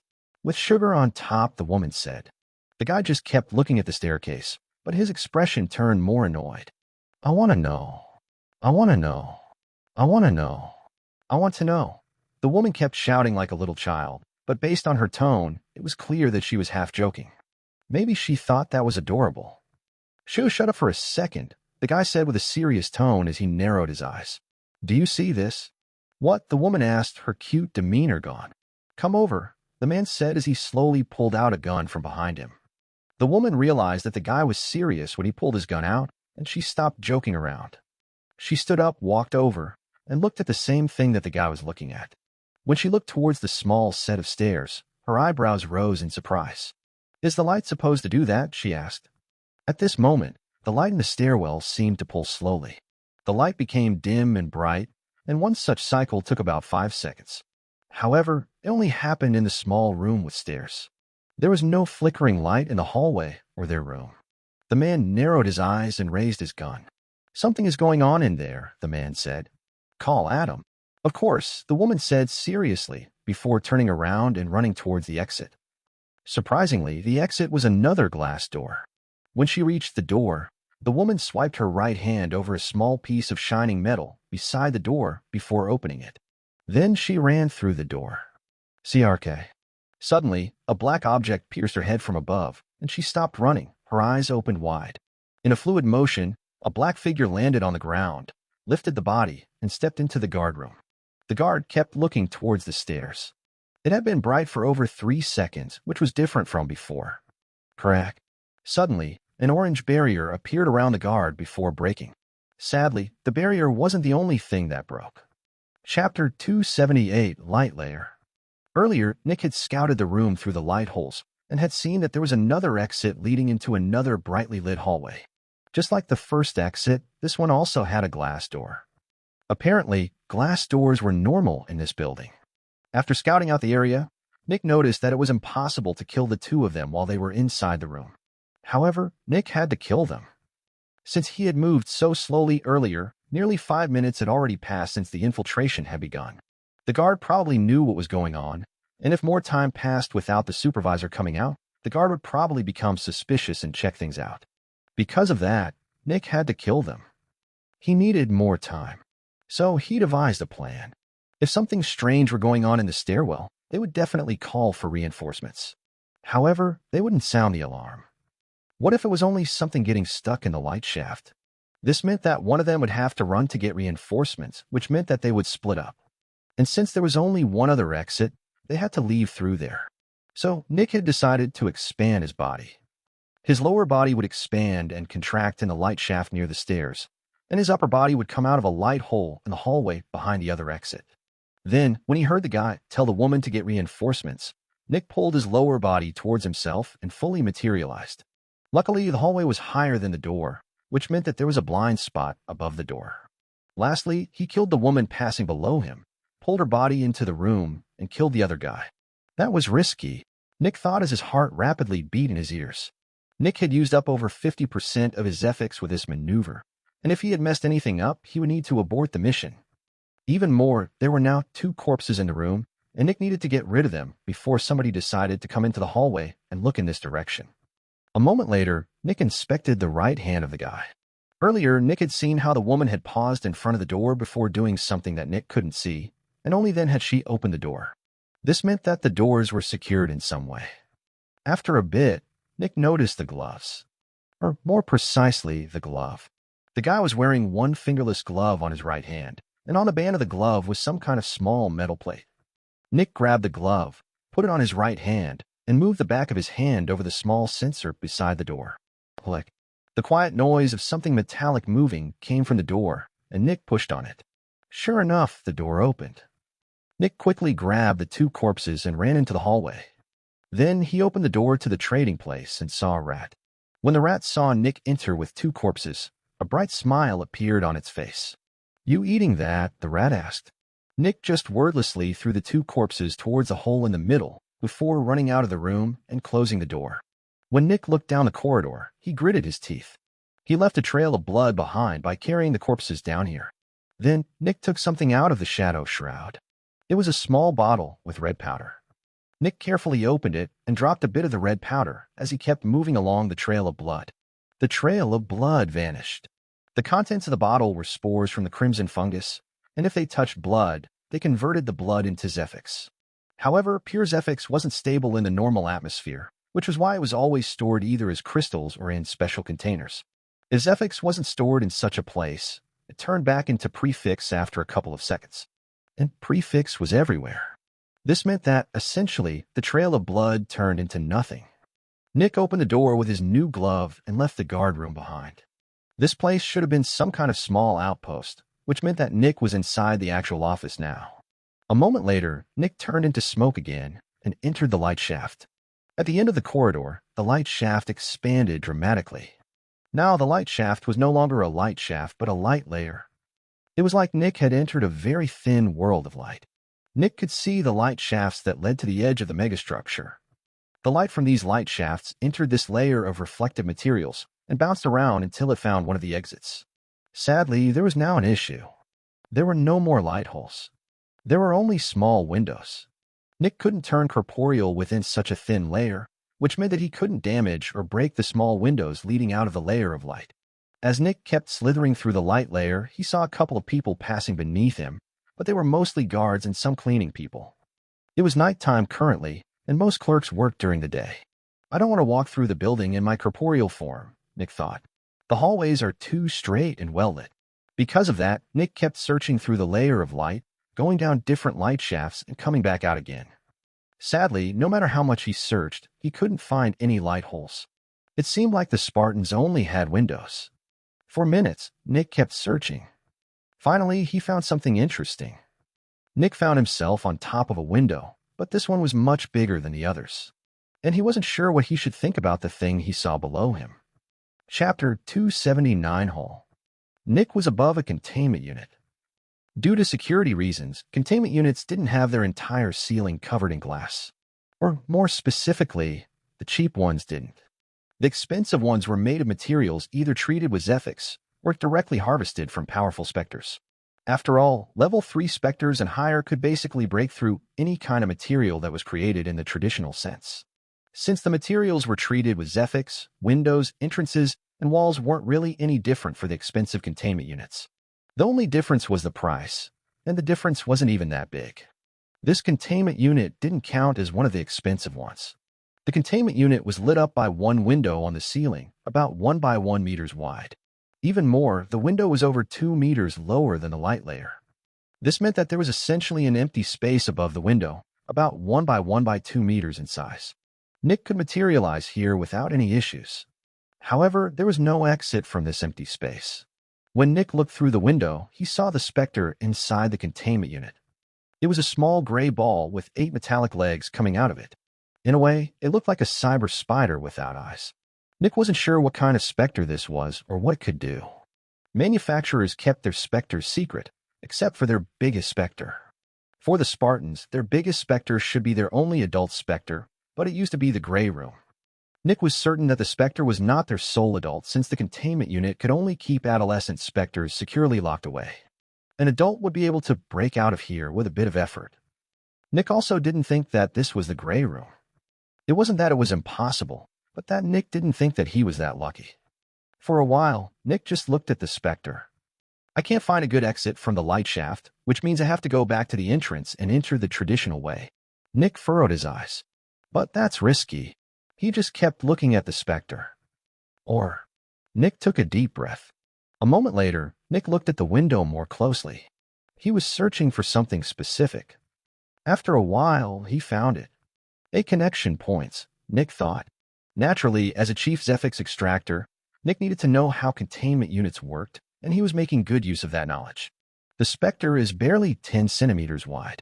I think I can get it through the connections, but only if it is cooperative and listens. The next moment, Nick turned corporeal, and his ability deactivated immediately. After all, he was now blocking a big part of the light shaft, which made a huge shadow appear in the middle of the containment unit.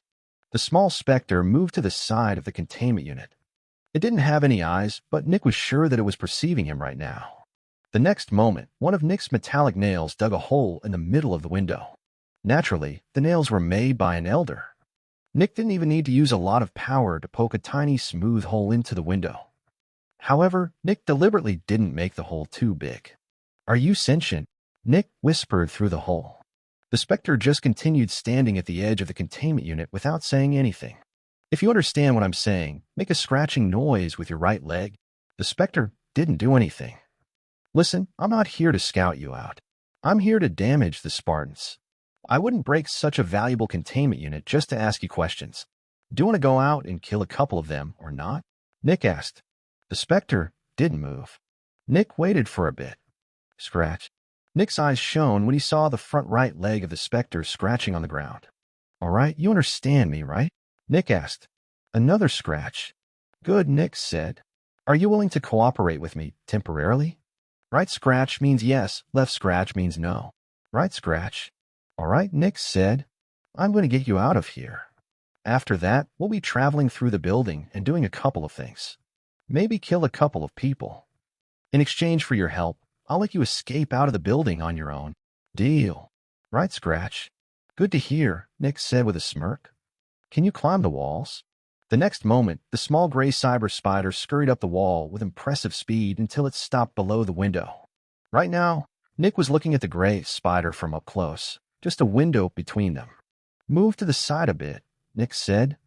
These kinds of windows are connected with thin electrical wires. There are 8 connection spots at the edge. Here, here, here, here, and on the opposite sides of them. Every spot has a wire coming out of it, leading into a mesh in the middle that connects all the spots. If any of these wires get exposed to air, their current will change, which will trigger the alarm. We don't want that, obviously. After Nick explained all of these things, the spider moved out of the way. I want to make a hole in the middle. When you move through the open space later, you have to be very careful not to crack the window. A moment later, Nick put one of his nails on the window, and then he started to create smooth cuts in the middle of the window. Without these extremely advanced and powerful nails, Nick wouldn't be able to cut a hole in the window without creating any cracks. It took over 3 minutes until Nick finally managed to remove the layers of glass. In the end, there was a hole about 30 centimeters in diameter in the middle of the window. All right, you can come out, Nick said. Then the spider moved slowly and carefully towards the hole. Chapter 280 Office. Due to the shadow shroud, it was impossible to see Nick's expression, but he was very nervous right now. Specters couldn't feel empathy, and their own gain was their highest priority. Even more, many Specters were completely insane. The empath and the bleeding lady were good examples. It was very possible that the Spectre would immediately attack Nick after he freed it. Nick watched as the Spectre slowly and carefully moved through the hole. Nick's heart rate increased, and he was ready to strike at a moment's notice. After moving through the hole, the Spectre slowly moved to the wall of the light shaft. And then it just waited. Scratch, scratch. It scratched the wall twice with one of its right feet. Nick nodded. Good to have you on board, he said. First, I need to find a good place to exit. I'll need your help in creating an opening for me. The next moment, Nick turned into black smoke again, but he kept looking at the Spectre. Nick knew that the Spectre didn't know about his abilities, but he still felt nervous when he was in his most vulnerable form in front of Spectre. Luckily, the Spectre didn't do anything. Nick slowly floated upwards and entered the light layer. CRK, CRK, CRK, CRK. The spider was quickly and quietly following behind Nick, only the sounds of its scratchy feet audible. Nick kept looking back at the Spectre from time to time, but it wasn't doing anything suspicious. He was glad that the Spectre was small enough to fit into the light shaft. Nick directly flew towards one of the offices on the edge of the hallway. When Nick had searched for an opening earlier, he had found this office. When they reached a good spot above the office, Nick created a circle with his smoke body. The Spectre understood what Nick meant and moved into the middle. After putting its 8 feet on the ground, shing, it quickly rotated in place, and a perfect circular cut was made. The Spectre rapidly grabbed the loose piece of ceiling and pulled it back into the light layer. Then, Nick moved through the hole. Since it was so big, Nick moved very quickly, and he didn't even need to use any Zephyx.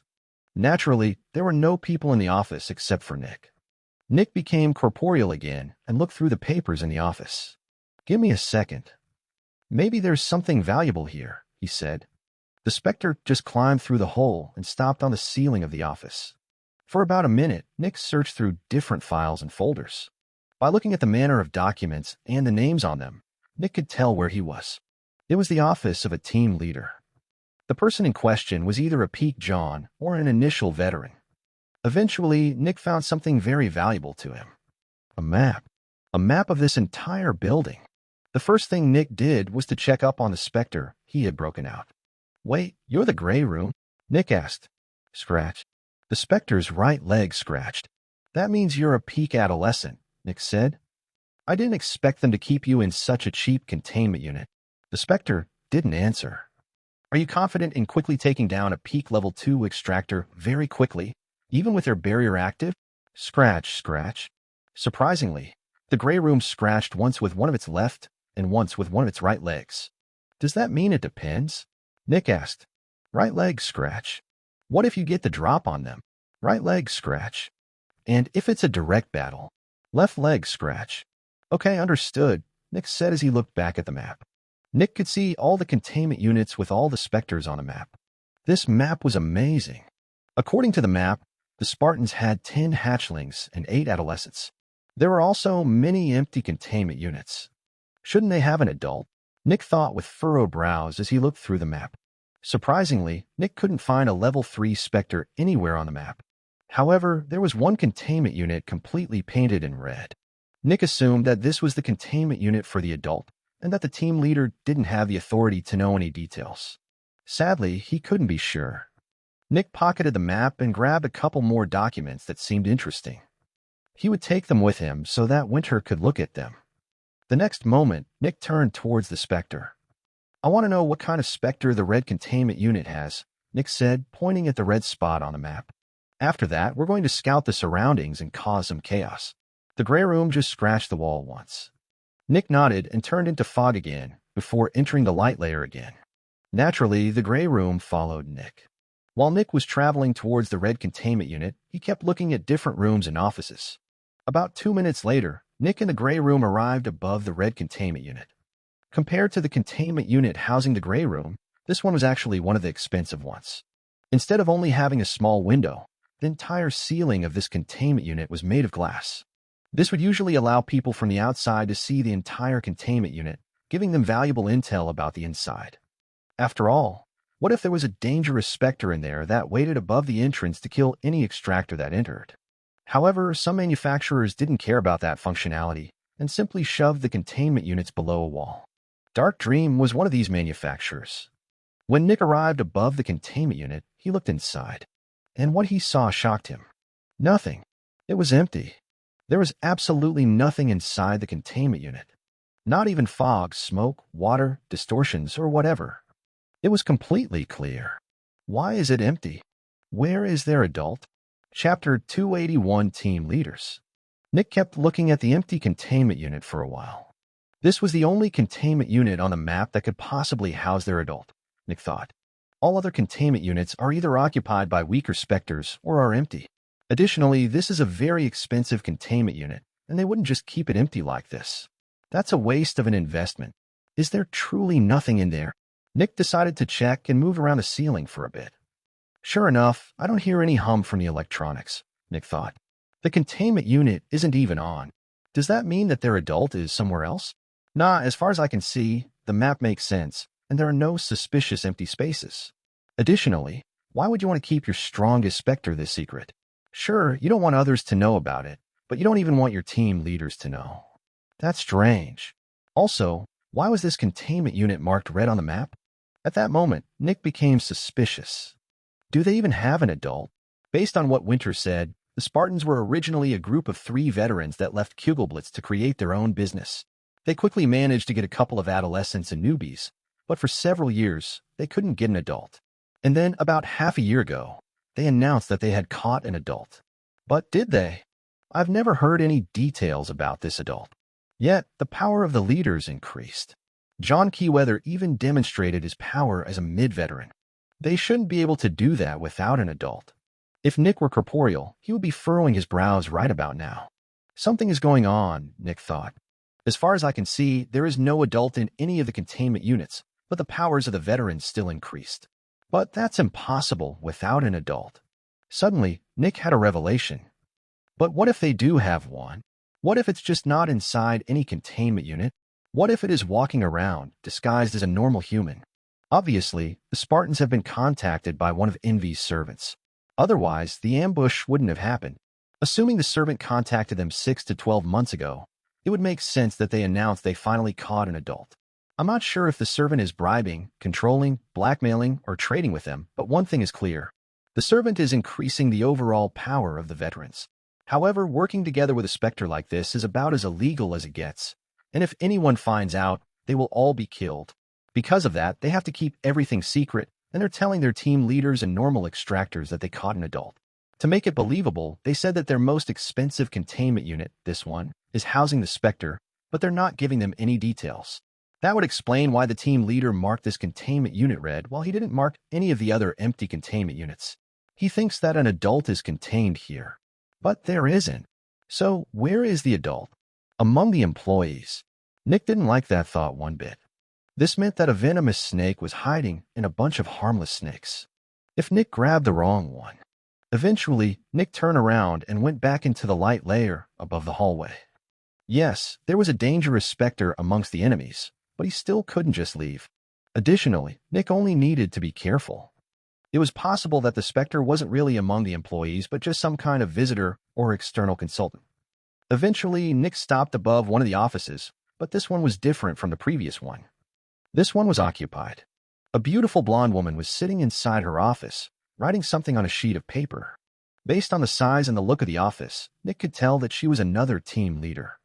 Nick's smoke body stopped above her head and created a circle. His message was clear. The gray room moved towards the place and waited. Nick moved to the side. Silence. Bang. The gray room cut through the floor and pushed itself downward by jumping off the ceiling. The woman became startled, but before she could even look around, the gray room landed on her head. Her barrier wasn't active. Even though these barriers were expensive, the slight drain of Zephyx could still annoy a couple of people. Most of them kept their barriers active and just dealt with the annoying feeling, but some of them, especially when they felt safe, deactivated their barriers. And, well, this team leader was sitting inside her office. There was probably no safer location from her perspective. As soon as the gray room landed on her head, her eyes became unfocused, and she fell forward, her head hitting the table. Nick came through the hole and materialized, looking at the team leader. She didn't move, yet she was still alive. Even more, she didn't seem injured. It was all too clear to Nick that the gray room was feeding. Nick wasn't sure how the gray room fed, but the team leader's state was too abnormal right now. Nick furrowed his brows, grabbed her neck, and broke it. "We're here to kill. I told you that I would let you escape the building, but in exchange, you have to help me," he said. The gray room didn't move for a while, but eventually, it went back to the walls. It didn't communicate in any way. The next moment, Nick looked at the dead team leader.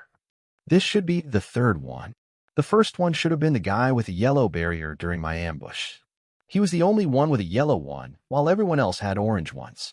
I didn't originally pay the color any mind, but the supervisor I killed near the trading post earlier also had a yellow one. He was probably also a team leader. So, she should be the third. I don't know how many teams the Spartans have, but I'm sure almost all of their team leaders are dead. 282 Chapter 282 Guards. It was quite funny that the Spartans used to have around 30 Johns, but even though Nick had not even killed half of them, he had most likely gotten all or most of the team leaders. Nick looked around the office for a bit and gathered a couple of documents that seemed important. "All right," Nick said to the gray room. "Let me check how the outside looks. I'll be back soon." Then, Nick turned into smoke and entered the light layer again. About half a minute later, he returned. "I know what we're going to do," he said. "First, we need to clear the hallway. One of the extractors is currently walking to one of the offices here. You can take care of him." Nick grabbed the glove on the right hand of the dead team leader and put it over his right arm, stuffing the old glove into the pockets of the corpse. Then, Nick opened the door with the glove. Lastly, Nick pointed down the hallway. "Down there. He should round the corner soon." "I'll check the other side," Nick said. The gray room quickly scrambled through the open door and ran down the corridor before waiting near the edge. Nick looked towards the other side, keeping watch over all the doors. If even one of them opened, he would kill whoever walked out. "Sir." Nick turned around and saw the gray room spinning on top of the orange barrier of the person who had just rounded the corner. An instant later, the barrier broke, and the gray room landed on the guy's head. Nick nodded, went back into the office, grabbed the corpse, came out, and walked over to the gray room. "You can stay on him for a bit longer," Nick said as he lifted the living body with the gray room still on top of it. The reason why Nick didn't immediately kill the corpse was that he didn't want to make a mess. A blood splatter in the hallway would give his presence away immediately. Nick looked around the corner and saw an empty hallway. Then he silently charged down the hallway, opened the door, charged down another hallway, opened another door, went through the guard room, opened yet another door, went down the stairs, ran down another corridor, and opened the last door. "Oh, that looks good," the rat shouted with excitement. Naturally, Nick had brought the 2 corpses to the parasite. Every corpse was valuable. A Peak John was worth 50 normal corpses. Nick broke the neck of the living body and threw it forward. The gray room jumped away from the corpse and landed on the wall. The rat looked with interest at the little gray specter. "Oh, you found a friend," it commented. Nick glanced at the motionless gray room and pointed at the exit. "Later, when we're done, you can escape through here. This leads into the sewers. However, I have to remind you that you should keep to our promise. For now, you still have to help me," Nick said. The rat grinned. With a helper, Nick would bring more corpses. "Yeah, you should listen to him. the rat told the gray specter.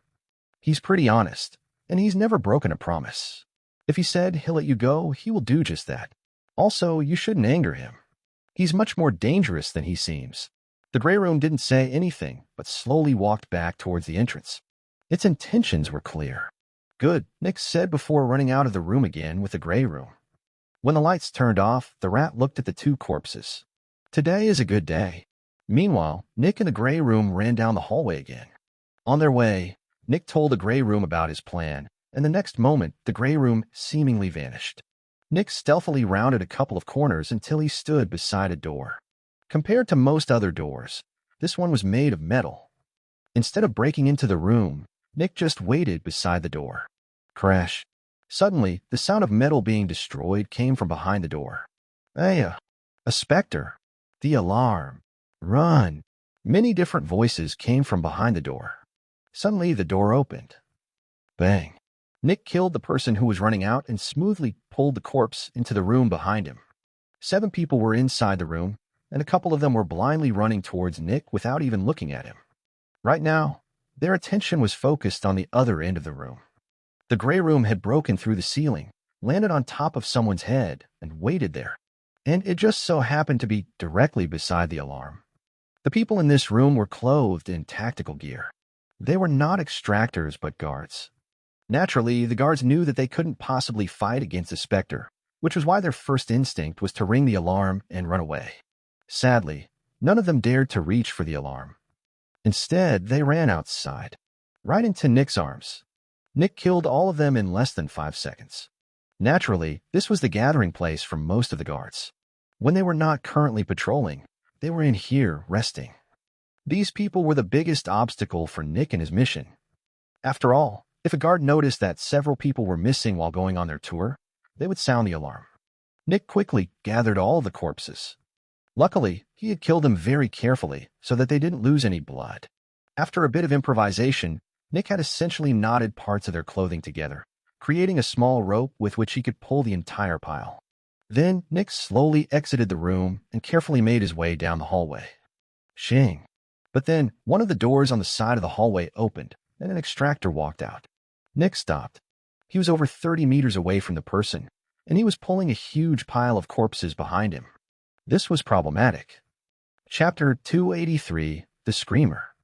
Nick didn't have any of his spears or fist weapons with him since they could identify him, which meant that he didn't have a ranged weapon. Nick had to make a decision. There was no time for hesitation.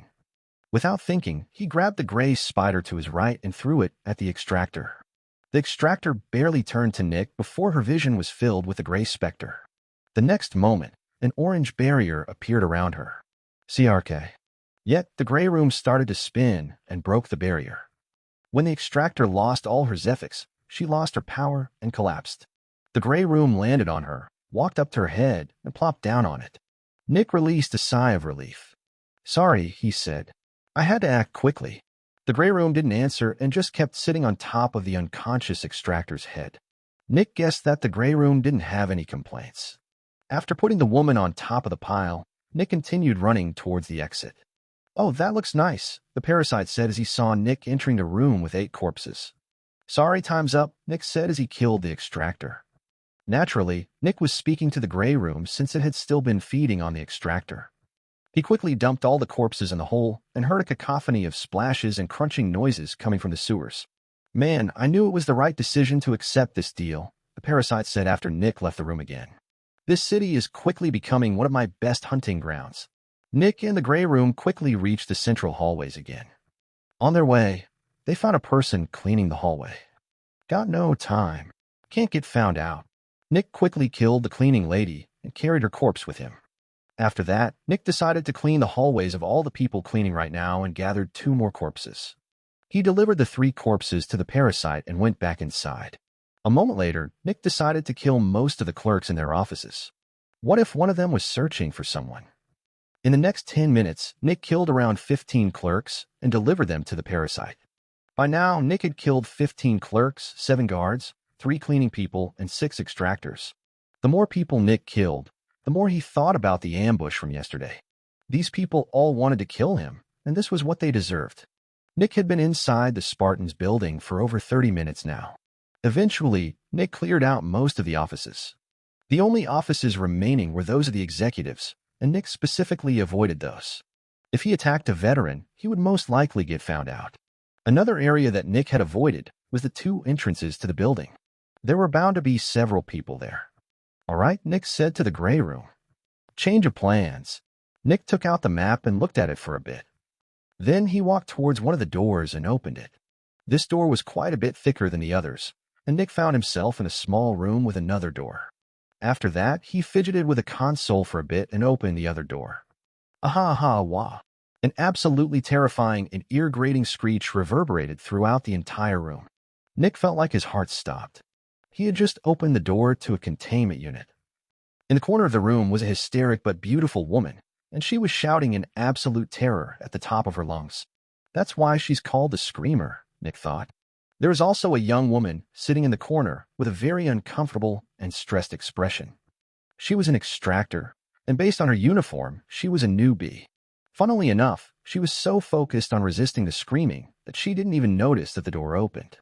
Nick ran into the containment unit and killed the extractor. The Spectre just kept screaming. "Hey, can you hear me?"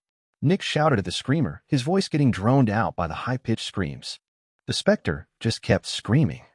"If you're sentient, you need to tell me. Otherwise, I'm going to kill you." More screaming. It was like the Spectre was completely beside herself in panic. "All right, then," Nick shouted. Bang. The Screamer's shout stopped as Nick punched her in the face. Then, Nick grabbed her head and tore it into pieces. Pieces of flesh and blood splattered onto the walls and floor of the containment unit. To make sure that the Spectre was truly dead, Nick tore her into multiple pieces. Specters were very resilient. When Nick was certain that the Spectre was dead, he released a sigh. "The first Spectre I ever killed," he thought as he looked at the gory pieces. Naturally, Nick's goal was to damage the Spartans as much as possible, and besides killing their employees, getting rid of their Specters was the next best thing. Nick had already taken their old primary Spectre, the Grey Room, with him, and now he had killed one of their Specters. Nick left the pieces of the Spectre inside the containment unit and left with the extractor's corpse. Luckily, the outer doors were soundproof, which meant that nobody in the building heard the Spectre. However, that couldn't really be considered luck since every manufacturer would isolate this Spectre with a soundproof wall. Startling the entire building every time someone entered the containment unit was not the nicest thing to do. Nick closed the door to the containment unit and turned to the Grey Room, which was waiting on the wall. "Not sentient," Nick said before the two of them exited. After delivering the corpse, Nick went to the next containment unit. With the team leader's card, it wasn't difficult to enter all of the containment units. Nick would make sure that the Spartans regretted attacking him. Chapter 284, The Approaching Finale. When Nick entered the next containment unit, he wasn't surprised to see a big fleshy worm. However, he was surprised to see two people looking at him inside the containment unit. Nick just looked back, stepped forward, and closed the entrance behind him. The two of them were newbies, and they had been working with the bloodworm. Naturally, Nick killed the two of them quickly and then tore the bloodworm apart. No descendants of the blood ancestor were sentient, and any non-sentient Spectre would be killed by Nick. After killing the Spectre, Nick delivered the two corpses to the parasite. Then, Nick entered the next containment unit.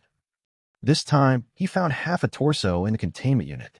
The torso belonged to a man, and he just glanced at Nick emotionlessly without saying anything. When he saw Nick's get-up, he raised an eyebrow, but he didn't say anything. This Spectre was called the Agonizing Weight, and Nick hadn't expected to find a humanoid Spectre in here. The name didn't sound very human. "Hey, you're sentient, right?" Nick asked. The man just looked at Nick. "You better answer, or I'm going to kill you," Nick said. The Spectre didn't answer. "Alrighty then," Nick said. Boom. Nick exploded forward. CRRKK. Nick's nails hit the wall as the torso threw itself to the side with its arms. "I didn't think you were serious," the torso said with narrowed eyes, not seeming very perturbed. "What's this about?" "So, you are sentient," Nick commented. "I am," the Agonizing Weight said. "Good," Nick said with a nod. "I'm not part of these people. In fact, I'm their enemy, and I want to cause them as much damage as possible. I killed a couple of their non-sentient Specters already. As for the sentient ones, I'm offering a trade. A bit of your help for your freedom. You're not the first one joining me." The agonizing weight looked at Nick with furrowed brows. Fine, I'll come with you, he said. However, I don't know how you're going to get me out of here. Nick pointed at the light window on the ceiling. If this is anything like the other containment units, I can create a 30-centimeter wide hole without sounding the alarm. If we get rid of one of your arms, we can get you through it. The agonizing weight still seemed suspicious. All right, make the hole, he said. Nick nodded. Give me a second. Then Nick left the containment unit, closed the door, and went to the other side of the light shaft by traveling through the light layer as fog. When he arrived, Nick created a hole at the side first and dug through a layer of metal, which eventually led to the hallway. Nick hadn't done this with a gray room since such a hole would be noticeable, but since there were now not as many people walking around, he decided to take the risk. Additionally, he was nearly done here. When he was done, Nick entered the light shaft again and dug a hole in the window. All right, can you fit through this hole without damaging the window?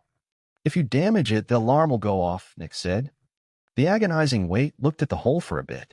Then he tore one of his arms off, including the shoulder.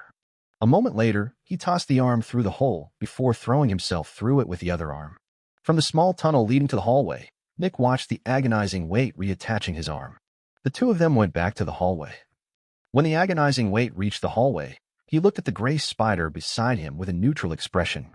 Nick looked at the big hole he had made and became nervous. If anyone walks through here, they will immediately notice, Nick thought. We don't have any time left. Then Nick turned in a specific direction. Time for the finale, he said. After you two help me with this one, you can leave through the hole.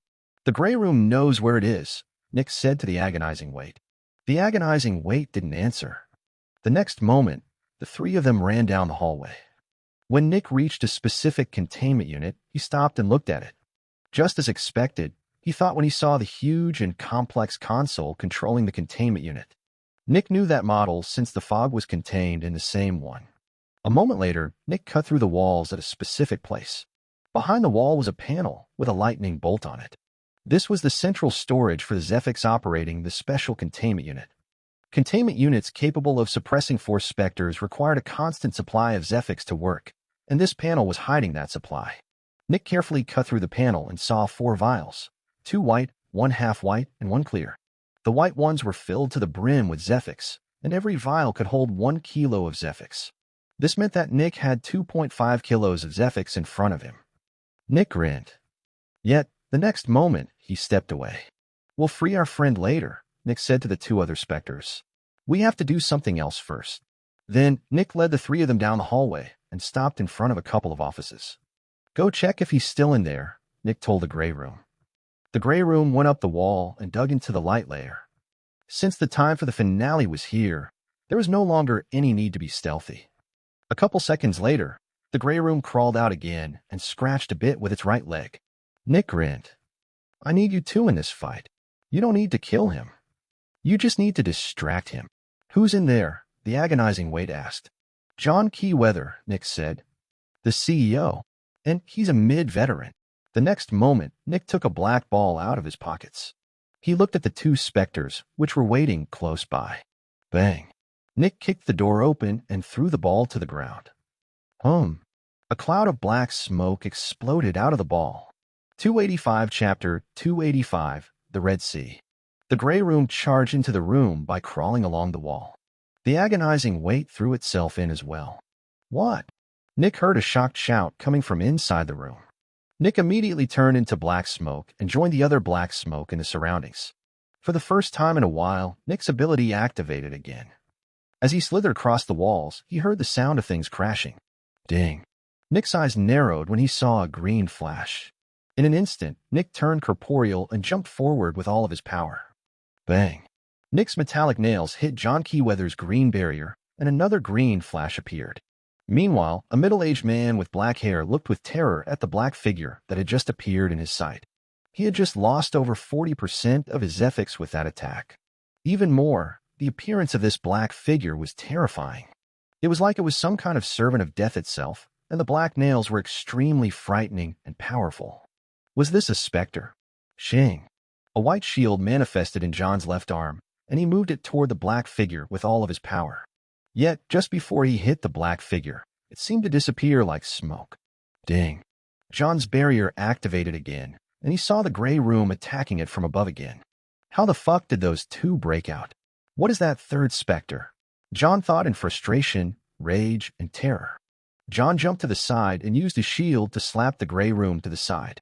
The gray room was one of their most important specters, and even though it was attacking him right now, he didn't want to kill it. Then John saw a hand clawing at his barrier, which activated again. Bang. John kicked the agonizing weight to the side. Boom. The black figure appeared again, its black nails brutally tearing at his barrier. John's face turned white as he felt himself running low on Zephyx. I have to flee. John attacked the figure with his spear, but the figure just vanished again. Then he turned to his right and punched the wall. Boom. The wall exploded, and the hallway was covered with pieces of metal and steel. Then John immediately ran out. He left the smoke cloud and saw the agonizing weight and the gray room running down the hallway in front of him. They're running away? John thought in shock. Why were they running away? Bang. John's green barrier appeared again, but the next moment, it broke into pieces under his shocked gaze. He couldn't see it, but right now a black figure was behind him, and it had just left the black cloud of smoke behind them. The black figure's nails stretched towards John's head, and then they engulfed it. Crksh. The nails dug into John's eyes, crushing them. Then the nails rammed into his brain and violently moved around. The nails tore out by tearing the socket apart before finally burying into John's head with one final attack. John was dead. The CEO of the Spartans had died. At this moment, two people ran out of an office in front of John. They were the two other founding members of the Spartans, and what they saw terrified them to the core. A completely black figure with terrifying nails was on top of their friend. The figure's head turned forward, and for just an instant, time seemed to stand still as the two sides looked at each other. Crksh. Then the black figure violently pulled the corpse back into the black cloud. John! Callum shouted as he and his friend charged into the cloud of smoke. Callum quickly found John's corpse inside the black cloud and looked at it. Since John's head had faced the ground earlier, Callum hadn't seen the true extent of the damage. When Callum saw the ravaged head of his friend, it felt like the world was ending. This was his friend. They had been best friends for decades. The next moment, a terrifyingly loud alarm echoed throughout the building. The third founder had activated the alarm as he searched through the black cloud for the black figure.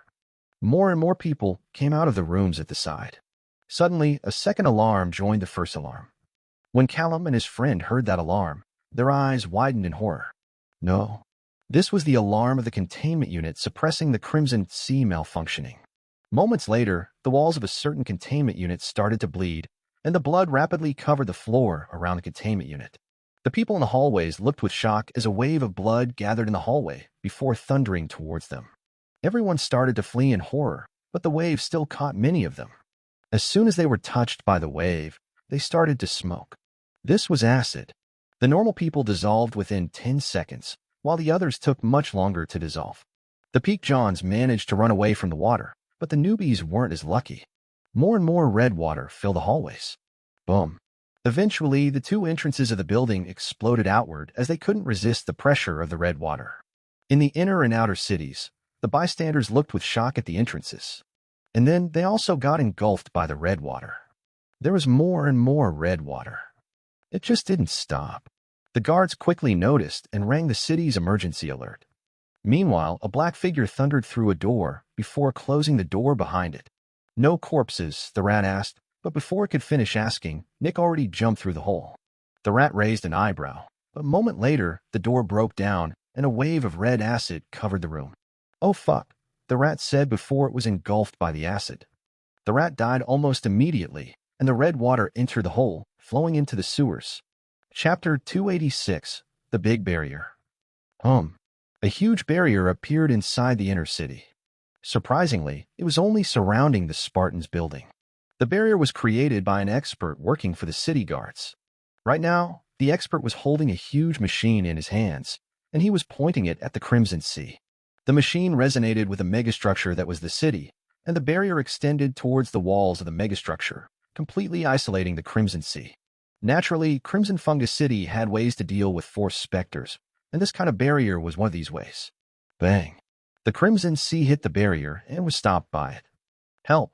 One of the newbies from the Spartan shouted as she hammered on the barrier. By now, many parts of her skin had turned red, and on other parts, there wasn't even any skin left. The Crimson Sea was completely devouring her. More and more guards appeared behind the huge barrier. The reactions of the guards were mixed. Some of them got excited since one of their competitors was getting fucked, but some just felt sad and terrible. When they looked around, they could see that the Crimson Sea had already extended over 100 meters into the inner city. Quite a few houses had been engulfed, and by now, the citizens in said houses were already dead. 3 more newbies came out from the Crimson Sea and started to bang on the barrier. "Follow protocol," one of the experts shouted to the guards. The guards took deep breaths. 3 of them jumped up and landed on the slanted barrier. Then they took out long rifles and pointed them at the barrier. Surprisingly, the barrier allowed the rifles to enter. The newbies realized what was about to happen, and their terror intensified. Bang, bang, bang. 2 of the newbies exploded in a shower of blood, leaving 2 more. The others were waiting for their deaths, but surprisingly, the guards didn't shoot at them. Bang. One of the guards shot at the building, leaving a huge hole behind in the wall at a height of about 10 meters. "Jump in there if you want to live," one of the guards shouted. The newbies didn't hesitate and immediately started climbing. The reason why these 2 newbies were left alive was because their barriers were still active, which meant that they hadn't been touched by the Spectre. When a breach occurred, it was protocol to kill every person who came into direct contact with any Spectre. The 2 newbies managed to climb into the hole, and they no longer were inside the Crimson Sea. Yet, the Crimson Sea continued expanding and rising. The guards looked with narrowed eyes at the growing Spectre. Naturally, the Crimson Sea wasn't endless. It had a finite size and couldn't just grow like that. The reason why the amount of water was increasing was its food. If one wanted, one could categorize Specters into 2 kinds. Specters whose growth was limited by time, and Specters whose growth was limited by food. The Dreamer was a Spectre whose growth was limited by time. This meant that it could only eat so much food in a given time frame, which meant that it couldn't just suddenly explode in power. In contrast, the Dung Heap was a Spectre whose growth was limited by food. If 10,000 tons of fresh food were dumped onto the Dung Heap, it might immediately advance to becoming an adult, and that growth wouldn't stop anytime soon. If one dumped a planet of food onto the Dung Heap, it might ascend to becoming an eternal very quickly. The Crimson Sea was one of these kinds of Specters. When it had broken out of its containment unit, it had consumed several clerks, cleaning people, guards, and even Zephyx Extractors. And unfortunately, the Crimson Sea became more powerful by killing people. Right now, there were still a few Zephyx Extractors remaining inside the building, and they were surrounded by the Crimson Sea. The normal people were already all dead. If a newbie were still inside the building, they would have already run out of Zephyx. After killing the normal people, the Crimson Sea advanced to becoming a peak adolescent, which increased its power and size. The Crimson Sea's acid was growing in power, and even the few Johns still inside the building felt their barriers getting weaker rapidly. Splash! A John jumped out of the Crimson Sea, but he hit the huge barrier. Bang! His head vanished as one of the guards killed the John. His barrier had already been deactivated. Killing the John assured that the Crimson Sea didn't gain anything from this kill. The newbies high on a wall looked with horror as the Crimson Sea came closer and closer to their location. Suddenly, some red mist started to rise from the Crimson Sea. The newbies looked with shock at the red mist. What was happening now? The guards on the outside narrowed their eyes. They realized what this meant. The red mist entered the hole in which the 2 newbies were. "My Zephyx is falling," one of them shouted. "Mine too," the other one shouted. Boom! At that moment, a new hole appeared at a height of about 30 meters, and an instant later, 2 figures jumped out from it. They were the 2 remaining founders of the Spartans. Callum Sonder extended an emblem towards the barrier covering the building, and a moment later, a hole appeared inside the barrier. Callum Sonder and his friend flew through the hole, and the barrier closed behind them. Naturally, both of them had already worked for the city once, and both of them had some common equipment used by the guards. These kinds of emblems were used to get past these kinds of barriers. These barriers were meant to isolate dangerous Specters and to keep them in place. While the Specters were suppressed, Extractors would go in to deal with them. Callum Sonder and his friend landed outside the barrier, but before they could release a sigh, several guards appeared in front of them. Shing. And then another person appeared in front of the guards, who looked at Callum Sonder. "Congratulations, the governor said with an unamused voice before gesturing to the Crimson Sea, which was still releasing red mist. You have another adult now. Chapter 287, Suppression. The Crimson Sea was not a sentient specter, which meant that it hadn't kept its ability to produce acidic red mist a secret. And since the red mist hadn't been there since the beginning, it meant that the Crimson Sea hadn't had the ability to create the red mist before. Specters generally only gained new abilities when they advanced a level. The Crimson Sea had become an adult. Sir, this is not our fault. Callum Sonder immediately shouted with helpless frustration. Someone sabotaged us. I don't care about that right now, the governor said with a solemn tone. I want to know the status inside the building. Callum took a deep breath. The entire building is covered by the Crimson Sea, Callum explained. We dug through the megastructure to get here. Everything below the hole is lost. What about the containment units? The governor asked. Can the Crimson Sea corrode containment units? Callum grimaced. That was all the governor needed to see. I want Teresa and Stark to stay on standby near the other exit, the governor told one of the guards. I don't want any surprises to happen. They are to kill every specter that they see. I don't care about the potential lost profits. Sir, one of the guards shouted with a salute before jumping away to inform Teresa and Stark. Then the governor turned back to look at the Crimson Sea. How many of your people died? He asked Callum without looking at him. Callum looked at his friend for a bit, and the two of them conferred for a bit. We don't have the specific numbers, but it should be something like 15 to 20 level 1 extractors, 10 to 15 level 2 extractors, between 30 and 50 normal people. And John Keyweather, Callum said with a heavy tone. The governor furrowed his brows. John Keyweather died? How? It was the saboteur, Callum said. It was a human, completely covered by black cloth. I saw them killing John with my own eyes. The governor continued looking at the building as he kept thinking about some things. By now, the two newbies had died in the red mist, and the Crimson Sea expanded a bit more. But then it stopped expanding. It had already killed everything inside the building. A huge crowd of people had gathered, and among them were the employees from the Spartans who hadn't been on duty. They just looked with horror and shock at their workplace, which was now being submerged in red acid. If they had been on duty, the thought was terrifying. Sir, the two majors are in place, a guard told the governor. The governor nodded. Start the suppression, the governor ordered. The guards answered with a collective shout, and the next moment, several experts gathered near the machine that created the barrier. On the other side of the megastructure, the same thing happened. Naturally, someone had also created a barrier on that side. The next moment, all the guards started to push forward. As they advanced, the barrier shrunk. From a radius of 100 meters, it shrunk to 90 meters. Over the next minutes, the barrier shrank to a radius of 30 meters. Surprisingly, the steel that had been submerged in the Crimson Sea didn't show any kind of rust or damage. In fact, it looked like it had been cleaned. Naturally, since the Crimson Sea was a specter, its acid wasn't the same as traditional acid. When the barrier reached its current size, its speed of shrinking slowed down. That was because there was now no more air left inside the building and the barrier. Everything was covered by the Crimson Sea. Start extermination, the governor commanded. The guards answered and took out several big contraptions that looked like gigantic machine guns. A moment later, they put the heads of the contraptions through the barrier, and moments later, the heads began to spin. Ready, ready, ready. The governor noted that everyone was ready. Fire. Bang. An explosion of blue lightning came out of each of the contraptions, each destroying several meters of water. An instant later, the barrier shrunk by about a meter. The guards using the contraptions let go and stepped back. The power source that the contraptions used was their own Zephyx. Other guards approached the contraptions and pushed them into the barrier again. Ready, ready, ready. Fire. Bang.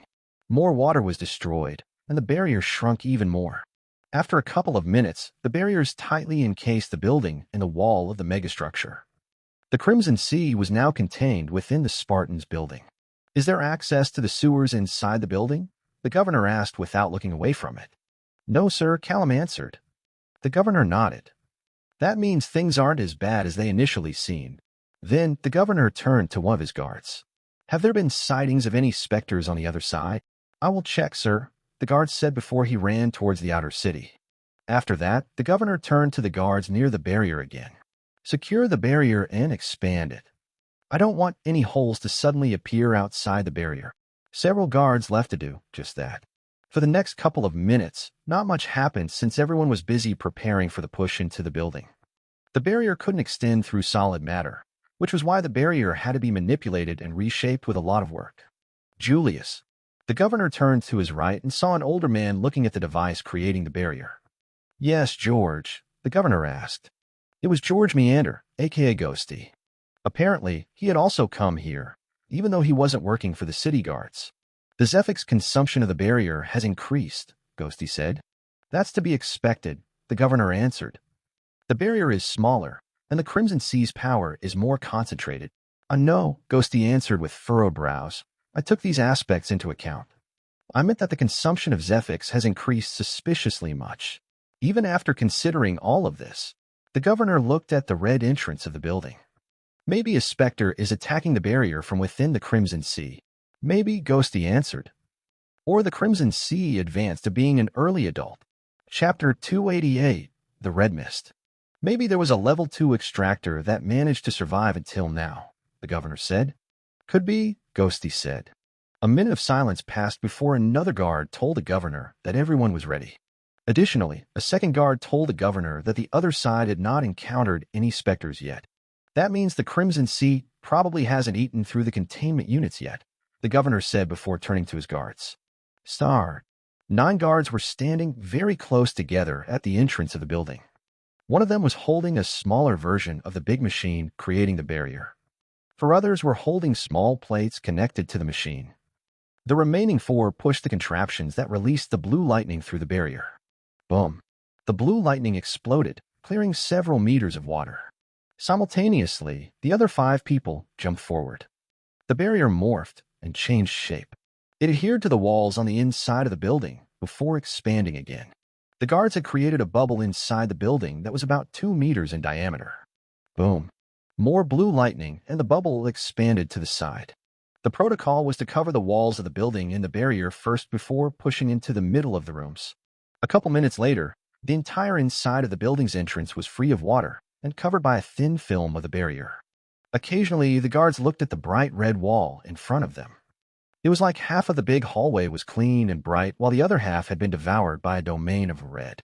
Sadly, the guards didn't have the time to admire the endless red in front of them. The governor looked at the entrance. Things were under control. Sir, an expert said as he arrived beside the governor. The other side reports an increase of Zephyx expenditure that seems unanticipated. The governor furrowed his brows. Not only their side, Ghosty said before the governor could say anything. The governor looked at Ghosty. Ours as well. Ghosty nodded as he fidgeted with a couple of devices. Earlier, the Zephyx expenditure was twice as high as expected. Now it's almost 3 times as high, Ghosty said. Either something is malfunctioning, more Specters are attacking the barrier, or the Crimson Sea advanced to become a mid-adult, Ghosty explained. The governor became a bit worried. I presume we can still deal with the expenditure? Absolutely, Ghosty said before the relevant guard could report. It needs to be about 10 times higher to become an issue. The governor nodded. Then things are still under control. The Crimson Sea should become weaker the more we advance. By now, the guards had cleared the entire entrance, and they were reaching the first hallways already. The same was true for the other side as well. It increased again. Ghosty suddenly said, his voice no longer as calm. Again, the governor asked with worry. Ghosty nodded. It's now nearly 4 times as high as expected. You should call Mordash. The governor looked at Ghosty, who just raised his eyebrows in shock.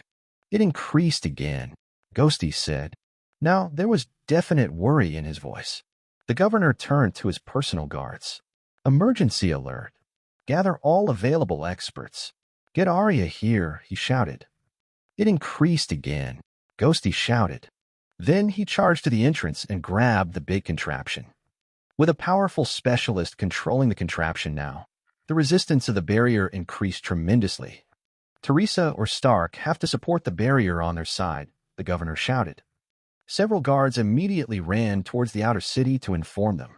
The next moment, the governor looked at the building with narrowed eyes. Shing. Suddenly, the governor vanished. Bang. A huge amount of red water was vaporized as an intense explosion of fire appeared inside the building. Ghosty, who was carrying the contraption, immediately ran into the building, the barrier adapting to his movements and stretching further in. They had to get rid of the Crimson Sea. Ha! Silence. Ghosty, the governor, the guards, and the onlookers watched in stunned silence. It changed. Suddenly, the red wall was no longer just red. Now, there were hundreds of laughing faces in it. The faces moved across the red domain, laughing the entire time. The next moment, everyone could see bloody hands forming in the red domain, which were clawing at the barrier. It became an elder. Ghosty shouted in shock. Impossible. Callum shouted from behind him. There are no more people in there. The only things in there are our specters. At that moment, Ghosty's eyes widened in realization. Specters? Specters, he shouted. Then he turned to Callum. Had you ever tried feeding a specter to it? Callum blinked in shock. No, of course not. Many things were going through Ghosty's mind. He had a hypothesis that all ways in which specters could gain power were intrinsically related to human suffering. In his hypothesis, specters were the manifestation of human suffering. Yet, they also represented prosperity since manufacturers could suppress them and become more powerful thanks to them. So, isn't it possible that killing specters can also be considered causing suffering to humanity? Ghosty thought. The Crimson Sea's advance in power. The fact that only specters were left in the building. The fact that no specter had tried to escape through the entrances. It can gain power by consuming specters. Ghosty shouted at the governor. It consumed all the specters in the building, which is how it became so powerful. The governor narrowed his eyes. At least, that meant that the Crimson Sea was done growing for now. The governor continued suppressing the Crimson Sea, but then something shocking happened. The Crimson Sea was vanishing. The ceiling of the hallways was revealed as the water level lowered. During this entire time, the faces just kept laughing. When the governor saw that, he felt like his heart had stopped. No. The water level quickly sunk to the bottom, and the water receded further into the building. The governor rapidly ran after the water and followed it. And when he entered a room on the lowest part of the building, he saw something terrifying. A hole. A huge hole. The Crimson Sea had entered the sewers. Meanwhile, on the border between the outer city and the Dregs, someone clothed in a Zephyx Extractor uniform was looking with shock at the Dregs. It was Nick, who had already changed his appearance. What is that? Nick thought. Right now, Nick watched in shock as red mist started to come out of the rusty grates on the floor. All the people in the Dregs looked with concern and worry as their surroundings were covered in red mist. From a high building, Nick was watching as the Dregs turned into a sea of red mist. Chapter 289, Terror. On top of one of the big buildings, Nick looked at the Dregs, which were slowly getting filled with red mist. What is this? Nick said to himself in shock. The people of the Dregs looked with confusion and concern at the red mist. They had never seen anything like this before. Was this some kind of new thing the city was doing? Ah, it burns, a 6-year-old child shouted as it scratched its arm. When the child scratched its arm, a red paste seemed to appear on top of its arm. Everyone looked over at the child, and its bones sticking out from beneath the red paste that had once been its blood, skin, and muscles. The next moment, everyone else started to feel a burning sensation which spread all across their bodies. Then it started. The hair of all the people started to get thinner, and several strands fell down. Nails were getting discolored. Clothing was turning black and becoming thinner. Shoes were starting to smoke. Skin was turning red. Eyes were turning red. The screaming began. Panic. Terror. Thousands of people were running around in horror as they tried to escape from the red mist. Some of them were climbing up buildings. Some of them entered buildings. Some of them hid behind other people. Some were jumping into piles of rubble. Many were running towards the inner city. Many more were running towards the city's exit. Wailing filled the city. One man was running away in a panic and accidentally collided with a malnourished boy. Splash. The boy's body split into clumps of flesh, covering the man, who just stopped running in shock and horror. Mommy, it hurts. Help me. Children were screaming as their mothers covered them with their bodies. One of the mothers hugged her daughter tightly. It's going to be Dash. She looked at her crying daughter, but couldn't continue speaking. Her daughter's cheeks had holes in them, and her mother could see her daughter's molars through the holes. Mommy, I'm sorry. It hurts, the daughter cried. The mother watched in horror as the child's fingers were separating from her hands. The skin on her face was vanishing. Her eyes were filling with blood. "Mommy!" The daughter cried before her jaw fell from her skull. Her cries became incomprehensible. The mother hugged her daughter tighter, but she felt almost no resistance. Her daughter was turning into a viscous red liquid of blood, meat, skin, and bones.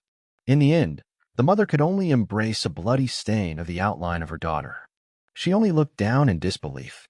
Her own skin was turning red, and she started to bleed all over her body. Her vision became blurrier and blurrier as the indescribable sensation of burning reached deeper and deeper into her being. At least the family wasn't separated for long. The streets were covered in a viscous red film, which was slowly dripping into the sewers. The middle of the dregs had become silent. The buildings and streets had been stained in red, complementing the spots of rust. Meanwhile, things were very different for the edge of the dregs.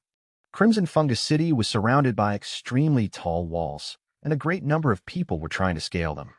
Luckily, the sewers were in the form of a lake beneath the city, which meant that the edge of the city represented its shores. The very edge didn't have metallic grates and plates as flooring, but actual stone and dirt. A couple of meters near the walls was free of the red mist, and all the people who had fled found shelter there. Boom! The sound of a humongous explosion thundered through the city, but the people near the walls didn't care. Many of the people were trying to climb up the walls, but it was impossible. The walls were made of extremely smooth steel, and there was no way to climb them. They were trapped like insects in a glass jar. Other people were trying to break through the doors leading into the insides of the walls, but there was no way to break them open.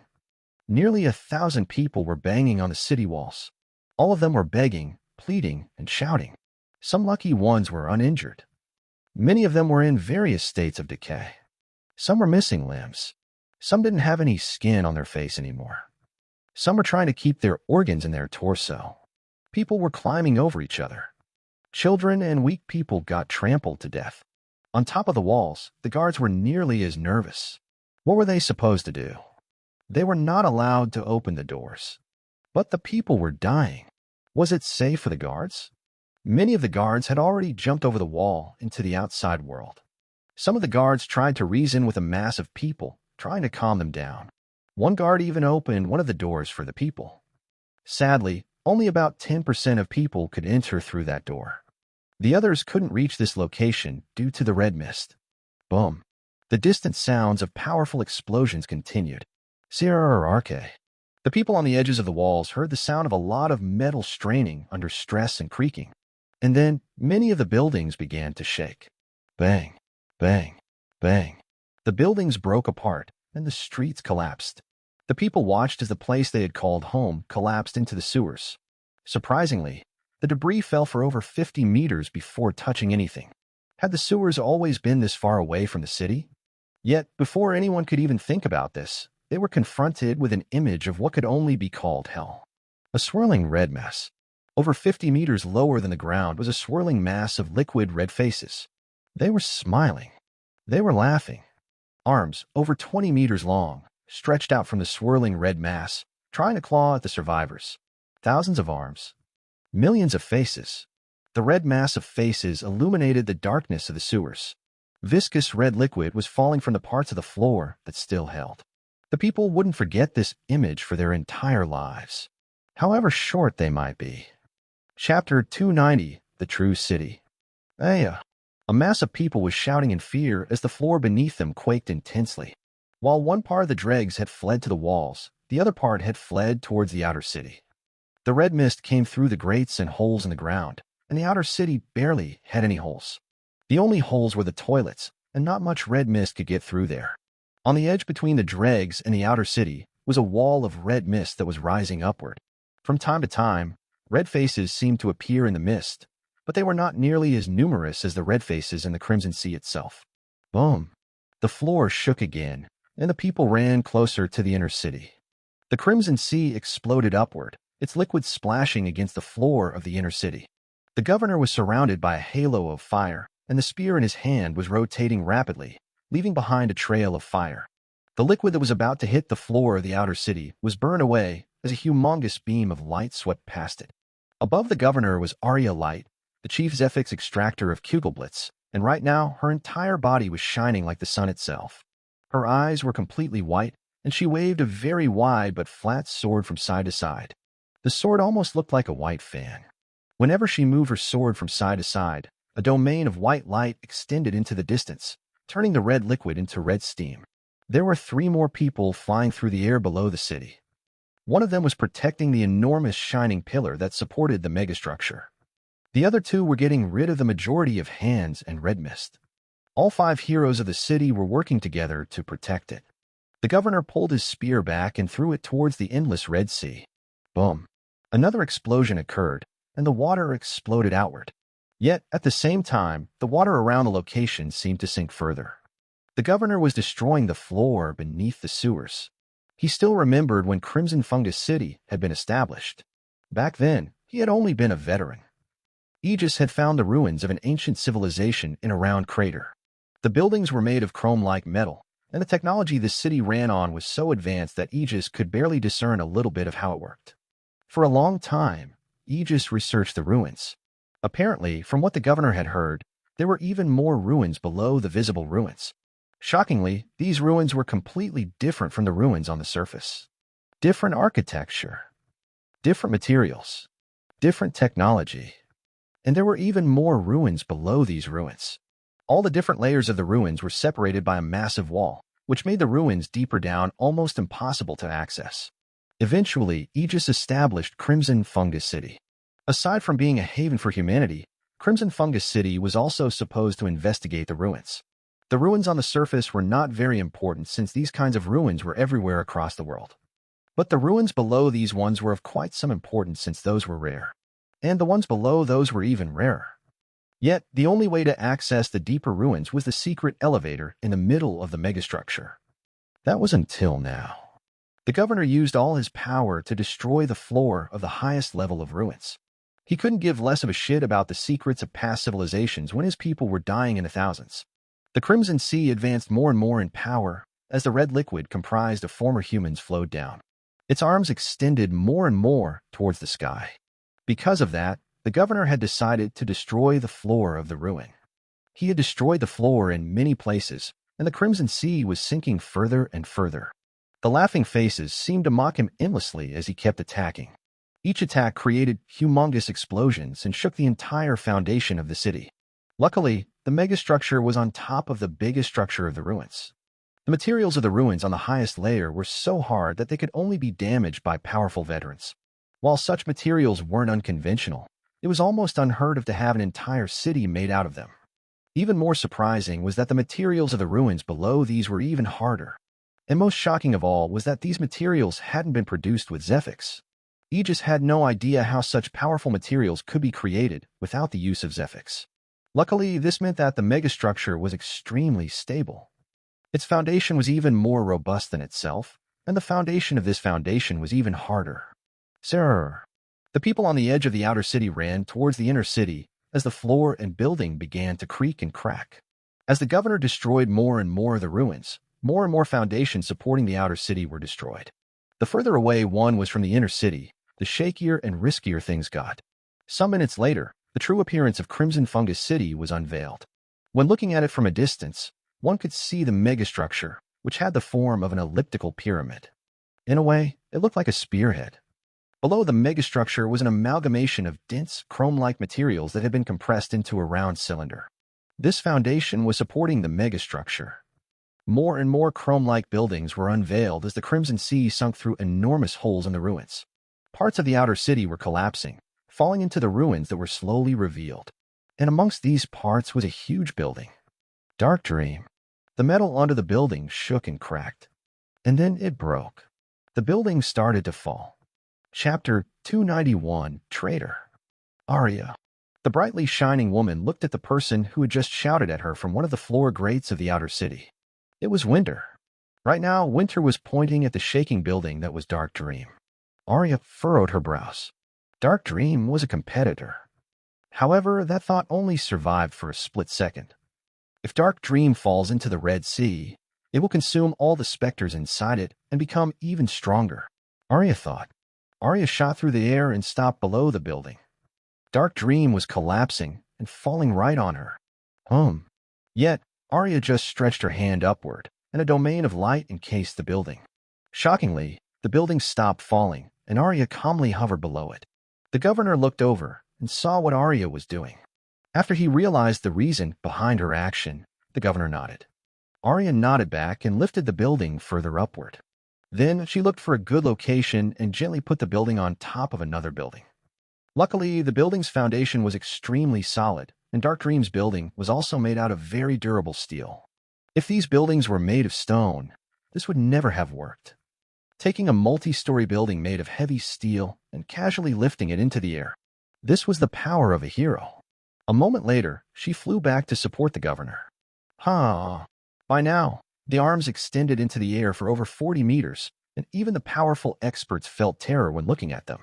While it was extremely difficult to kill and contain the Crimson Sea, its actual power hadn't been dangerous to even veterans at the beginning. After all, it had only been an adolescent. But now every bloody hand made the experts fear for their lives, even though they weren't even close to them. The Crimson Sea had already killed thousands of people, and it had grown massively. While the normal people were busy hiding in the city, the guards are looking at what was happening below the city through the holes in the floor. From time to time, they saw people zip by and launch an attack at the endless Red Sea. It was almost like they were fighting against hell itself. Sometimes, people couldn't flee quickly enough, and they fell into the Red Sea together with the collapsing buildings. The fight continued. The governor had destroyed the majority of the first layers of ruins below the city by now, and the Crimson Sea was now around 80 meters away from the actual city. The arms could only stretch for about 40 meters. The collapse of the city had slowed down. Fortunately, the outer walls of the ruins were made of the same material as the ruins themselves, which meant that the Crimson Sea couldn't escape. The governor took a deep breath. They were regaining control over the city. He threw a glance at the megastructure. It was stable and still holding. The Crimson Sea wasn't damaging the foundation in any way. However, everything was still filled with red mist. The governor and the other heroes didn't care about the mist since it couldn't even injure them, but the same thing wasn't true for the other people. It seemed like they had to learn to live with the red mist until they could find a permanent solution for the Crimson Sea. Forest specters were extremely difficult to kill and suppress, and the Crimson Sea wasn't different. Even though the governor was many times stronger, that didn't help a lot. Dealing with forest specters required very special equipment and special methods. Luckily, the city was still safe. Traitor! The governor looked back when he heard someone scream in absolute rage. Then he saw something he would have never expected. In front of a big hole stood Callum Sonder, the chief Zephyx Extractor of the Spartans. And many meters below him, in the process of falling, was his friend. It was a man with red hair who was carrying a spear on his back. John Keyweather, Callum Sonder, and this man had been the three founders of the Spartans. But now, Callum was looking at the falling person with eyes filled with hatred, desperation, and rage. The person who had shouted was the one who was currently falling right toward the Crimson Sea. "This is all because of you," Callum shouted after the falling person with rage. The falling man raised his hands towards the distant Callum. The next moment, a bracelet on his arm began to shine, and his entire arm turned black. Eyes appeared in the blackness of his arm, and they all looked at the distant Callum. And then, his arm suddenly expanded towards Callum with frightening speed. Callum's eyes widened in shock. He knew that the bracelet had scary powers, but he hadn't thought it could do that. About a year ago, the man with the red hair had found the bracelet in the inner city. It was a specter, and it gave extractors power in exchange for a service. Sometimes, it wanted to consume extractors. Other times, it just wanted someone to suffer. The bracelet always told them what it wanted, and when it got what it wanted, it bestowed a crazy amount of strength and Zephyx to the person wearing it. The latest task was to capture Dark Dream's chief Zephyx Extractor alive. The Spartans had believed that the bracelet was a possession specter without any sort of consciousness or battle strength. But now, it had suddenly transformed into something that seemed very alive. Because of that, Callum didn't manage to react in time. The elongated black claw grabbed his head and pulled him down with the red-haired man. An instant later, the red-haired man was grabbed by the red hands coming out of the Crimson Sea. The eyes inside the black arm all turned to look at the hand that had just grabbed a man, and a moment later, the bracelet left the man's arm. The bracelet vanished, and a black figure with claws and wings appeared. At the same time, one of the hands also grabbed the falling Callum. Everything had happened in less than 2 seconds, and the governor was still watching in shock. What was this black figure? A specter. That was when he remembered what Callum had said earlier. Callum had said that a black figure had killed John Keyweather. Was this the one? Was this black specter the one that had released the Crimson Sea? Chapter 292, Crimson. The black figure flapped its wings and jumped away from the red hands. Apparently, it did not want to get close to any of the hands. The governor put his spear to the side. He would capture the specter alive and interrogate it. Crack. Time seemed to stand still.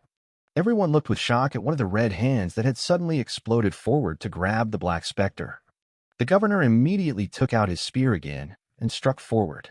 The thousands of red hands were severed, including the one that held the black specter. But then the red hands turned into red liquid. The red liquid encompassed the red-haired man, Callum, and the black specter. And they dissolved. Ha! The laughter of the Crimson Sea seemed to become louder and brighter. Ha ha! And even louder. Ha dash. And then it suddenly stopped. Silence. A moment later, all the hands seemed to collapse and fall into the sea. The faces in the Crimson Sea vanished. The Crimson Sea stopped moving. Right now, it just looked like a smooth sheet of red metal below the city. A moment of silence passed, and then everything below the city seemed to turn red. Eyes. Millions of eyes opened on the surface of the Crimson Sea. In silence, the Crimson Sea was staring at Crimson Fungus City. The governor realized with horror what had happened. The Crimson Sea had advanced again. It was now fanatic. Ha ha. Suddenly, somebody laughed, but it was not the Crimson Sea. A man had suddenly jumped off the edge of the outer city. He was the one who was laughing. Ha ha. Ha ha. Ha ha. More and more people started to laugh as they jumped off the edges of the city, right towards the Crimson Sea. A mere moment later, over 200 people were falling towards the Crimson Sea. Catch them, the governor shouted. The governor and the other heroes quickly grabbed as many people as they could, but they could only hold so many people at once. On top of that, they couldn't accelerate or decelerate quickly since the G-forces would kill the people. In the end, the majority of people landed in the Crimson Sea. Every person perfectly landed in the middle of one of the eyes. It has the ability to control minds now. Do not look into the eyes, Arya Light shouted at the people of the city. Everyone who thought about looking at the Crimson Sea immediately recoiled in horror. They didn't dare to look at what was going on beneath them anymore. Suddenly, the millions of eyes gathered together into 100 huge eyes, every eye nearly 100 meters wide. Luckily, none of the normal people were watching anymore, and the power of the Crimson Sea didn't seem to work without eye contact. Ha ha. The governor felt the hair on his neck stand up as he heard laughter from close by.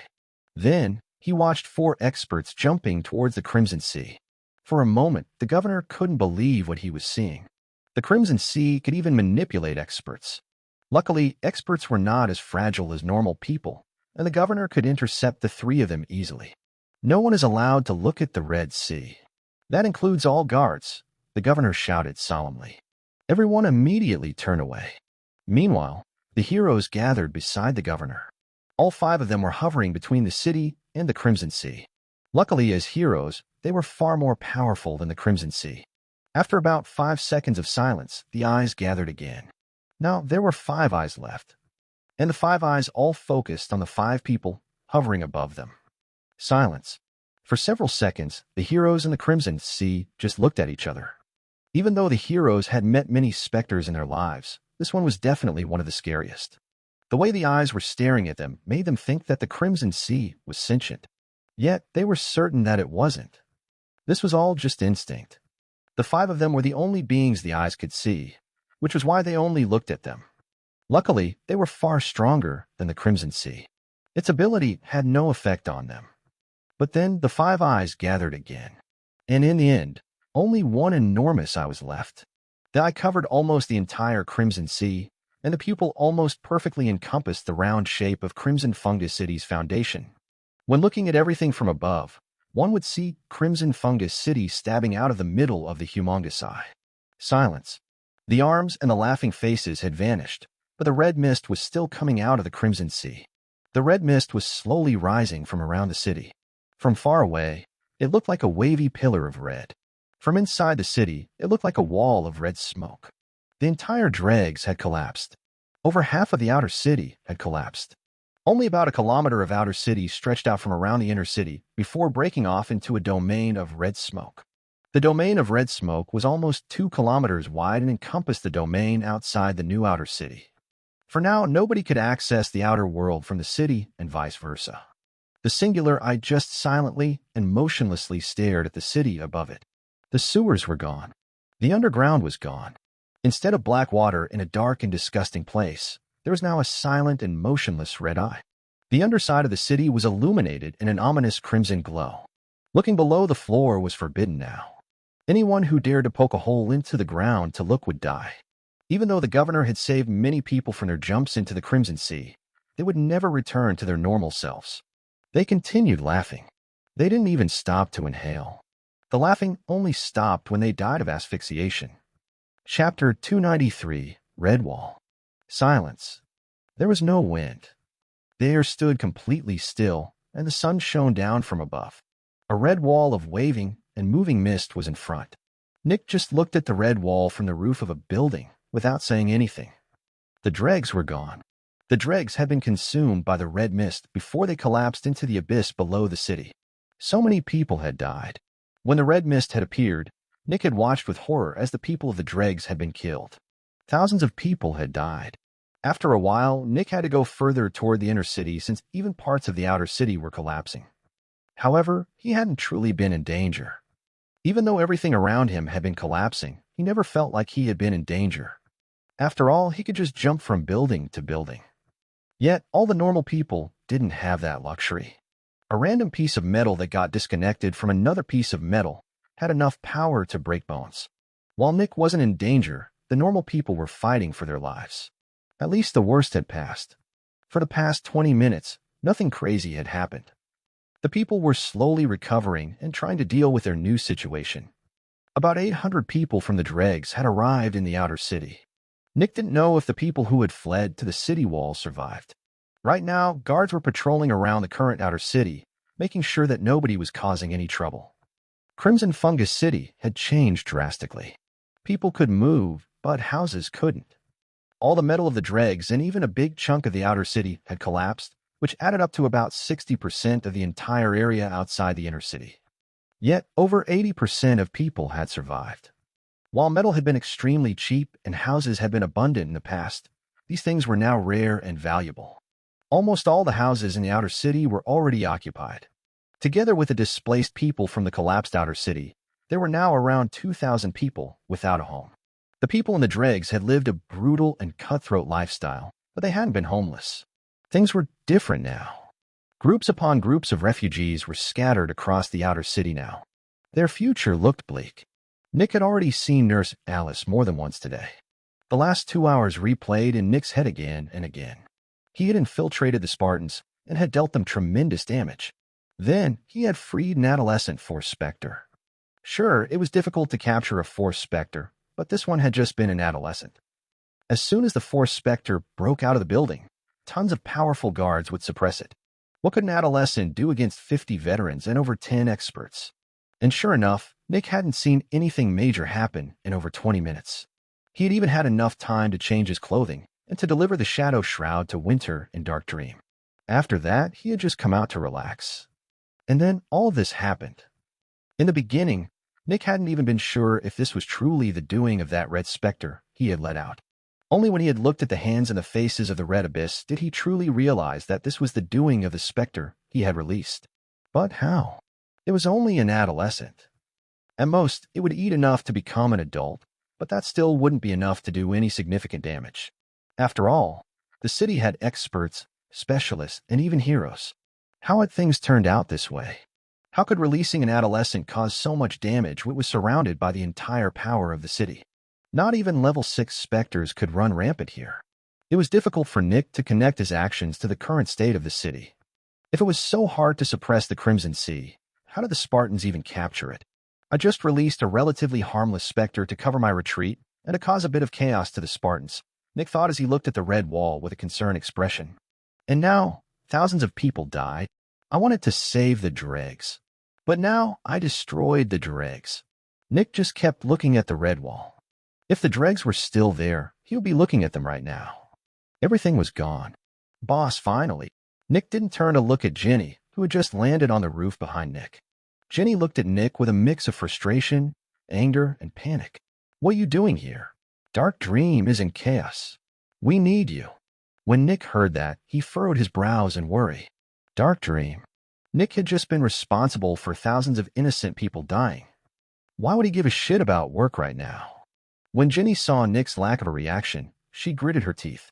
Nick, she shouted, using Nick's name for once. This is a bad time for everyone. We are all suffering. We all want to cry, but we have to deal with the urgent things first. Everyone else is currently doing their best to fix Dark Dream. As our boss, you have to be an example to all of us and help as well. Jenny shouted. She was angry that Nick became unresponsive during a moment of crisis. She always believed Nick to be reliable and responsible during a crisis. But apparently, he wasn't. Instead of helping like everyone else, he was just looking at the destroyed city. She was disappointed in Nick. Nick took a shaky breath. Then he quickly shook his head and stood up. Sorry, he said in a distracted tone. What do you need? Come, I'll show you where our office is now, Jenny said.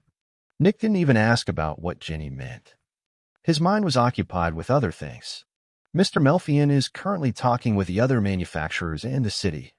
I'm busy dealing with our remaining extractors, and we need somebody to lead us until Mr. Melfian is back. Nick followed after Jenny, his mind distracted. Where's Trevor? Nick asked absent-mindedly. He jumped. Chapter 294, Assessing. Oh, that's bad, Nick said absent-mindedly. Jenny narrowed her eyes in rage and turned back to look at Nick. Do you know what I mean? She asked. Yes, Nick said as he looked back with a neutral expression. He jumped into the red Spectre and died, right? Jenny's eyes became filled with fury, but instead of saying anything, she just kept quiet and continued going towards Dark Dream's new location. Jenny had known Nick for over 4 years now, and she had always believed him to be reliable, dependable, nice, and empathetic. Yet, people only showed their true selves when they were in desperation. A loving mother might hold her child in front of her when a threat appeared. A strong man might run away and leave his family behind. A strict mother might protect her child with her own body. A weak man might fight a seemingly immortal foe to buy time for his friends and family. And Nick? He was always nice, strong, and dependable, but as soon as things became terrible, he just wallowed in self-pity. And when one of his closest friends died, he just gave a nonchalant response like he had just been told about the weather tomorrow. Jenny had believed that Nick cared about them. But obviously, he didn't. She thought that Nick was different from all the other manufacturers. In her career, she had heard a lot about other manufacturers, and she always despised how cold and apathetic they were. She had always been happy that Dark Dream was different. But now she only felt like a clown. Different? Of course not. Dark Dream was just like all the other manufacturers. They were only interested in profits. Maybe she should reconsider the offers from other manufacturers she had declined in the past. Nick silently followed Jenny for a bit. Eventually, the two of them arrived near the inner city. Dark Dream's building was sitting on top of 3 other buildings, and it was currently leaning against the megastructure. Luckily, containment units didn't break easily, and Arya had been careful when putting down the building. In front of the building was a group of people. There were 13 extractors and around 20 normal people. I gathered all the extractors, Jenny told Nick in a professional tone. There might be more that survived, but these are the only ones we could find. 13. There used to be 24 in Dark Dream. Nick absent-mindedly looked at the people. A lot of the people he was familiar with weren't there. For example, Jonathan and Cryan were missing. Yet, Nick just didn't think about them. How were they any different from the thousands of other people he had just killed? What was the point of all of this? What about the Specters? Nick asked emotionlessly. I didn't see any breaches, but I didn't look closely, Jenny said with a polite tone. There are several Specters in the building that can kill me, and I believed it would be foolish for me to enter on my own. Nick just absent-mindedly nodded and jumped towards the entrance of the building. I'll check, he said.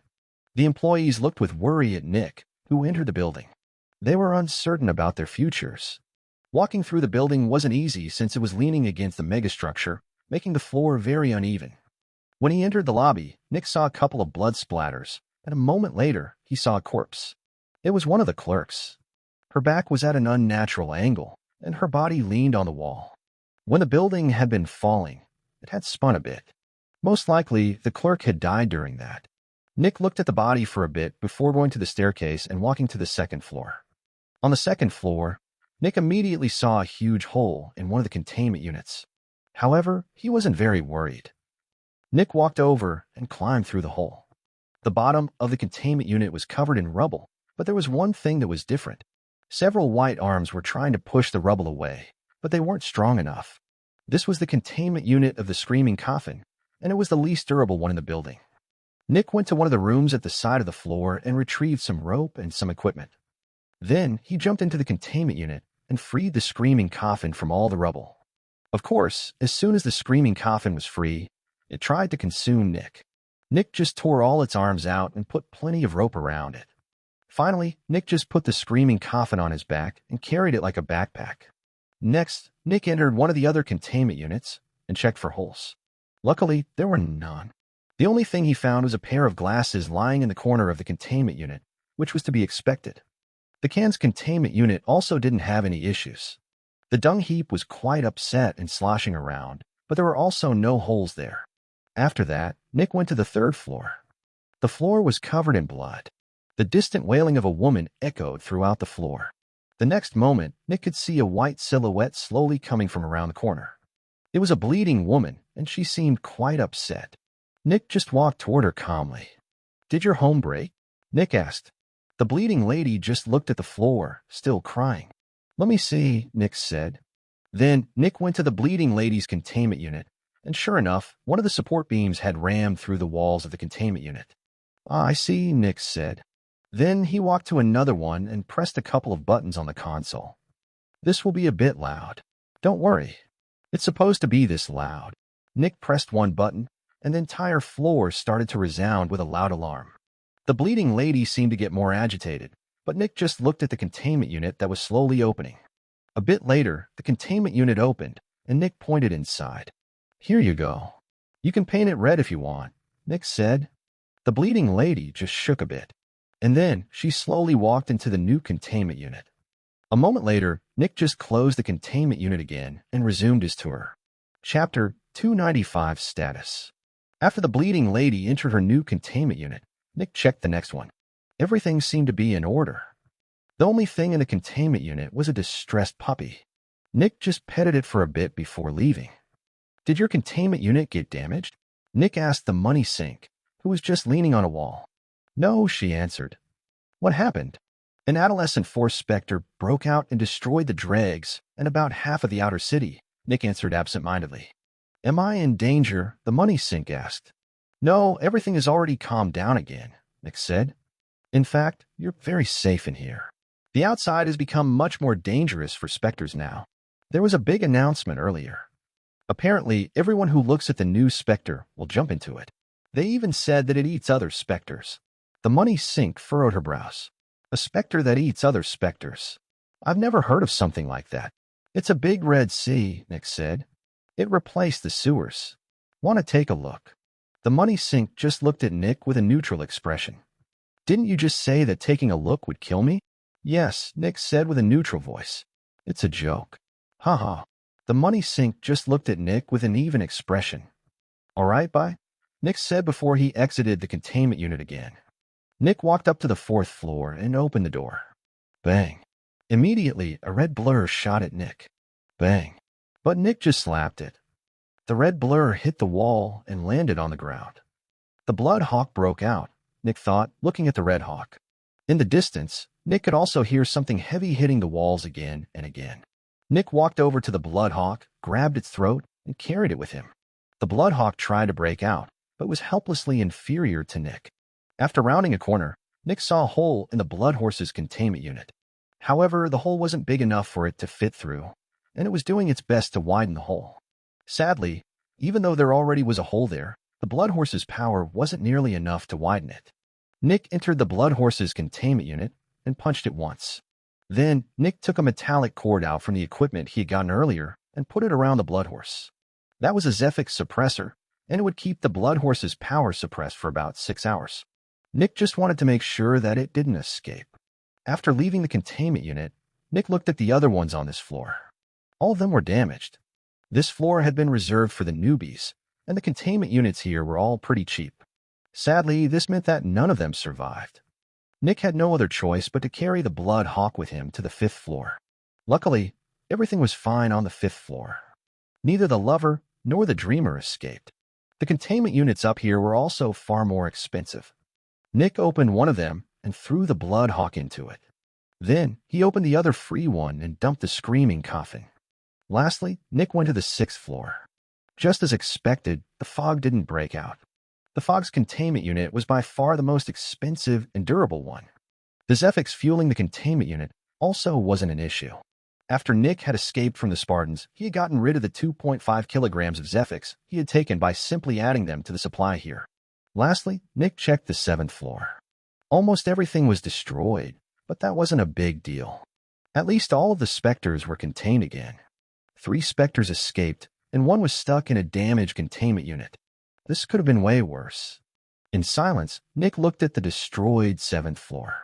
With the urgent things dealt with, Nick had a quiet moment to himself. Everything felt like a dream. It just felt like everything that happened within the last hours was just some dream. Had these things truly happened? Had Nick really done all these terrible things?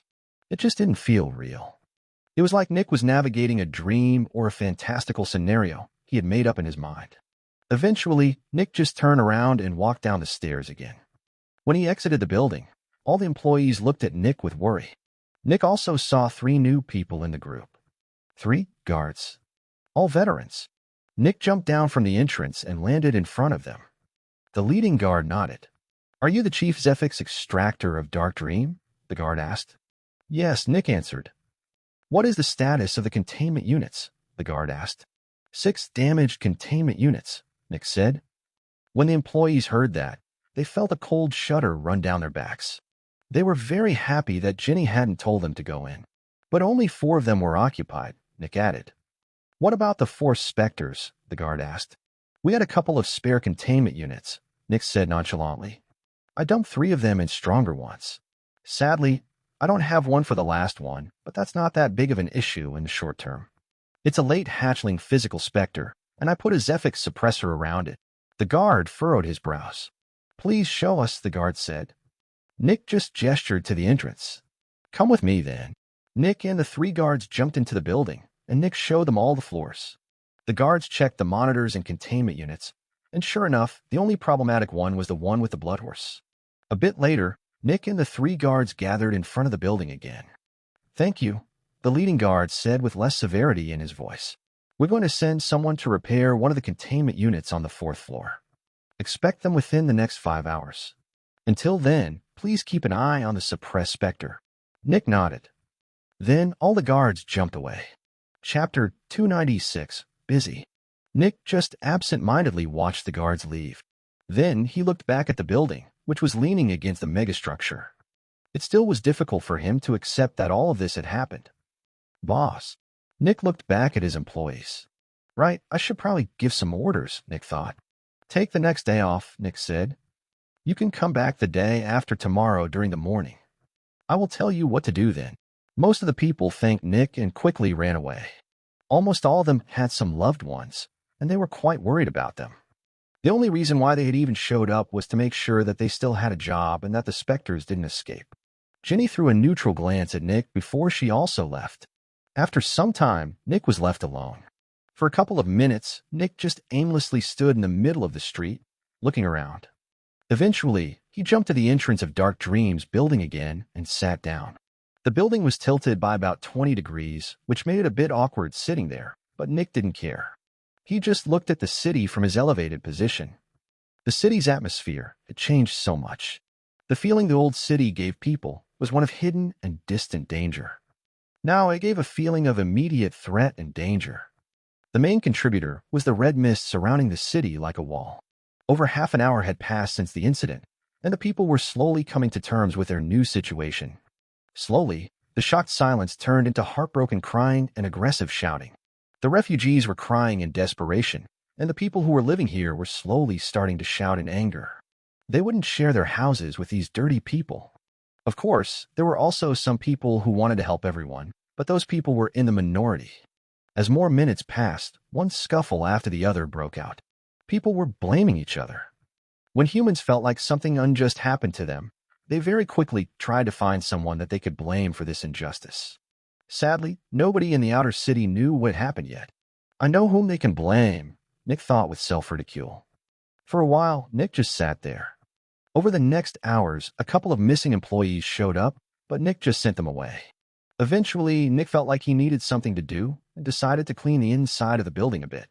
His first order of business was to feed the clerk's corpse to the screaming coffin. After that, Nick grabbed the biggest pieces of rubble and moved them out of the building.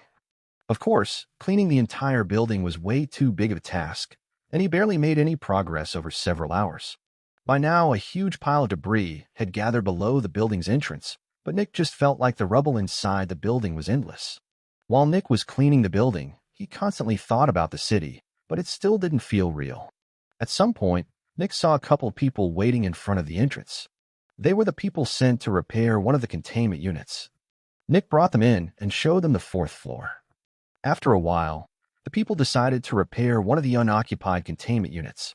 Over the next hours, the people managed to repair it, and Nick transported the blood horse into the repaired containment unit.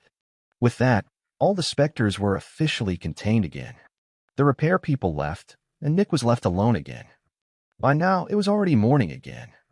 Nick was still cleaning the building. At 8 a.m., one of Winter's people showed up to tell Nick that Winter was still stuck in meetings. Apparently, he was talking to a crazy number of people because of many different things.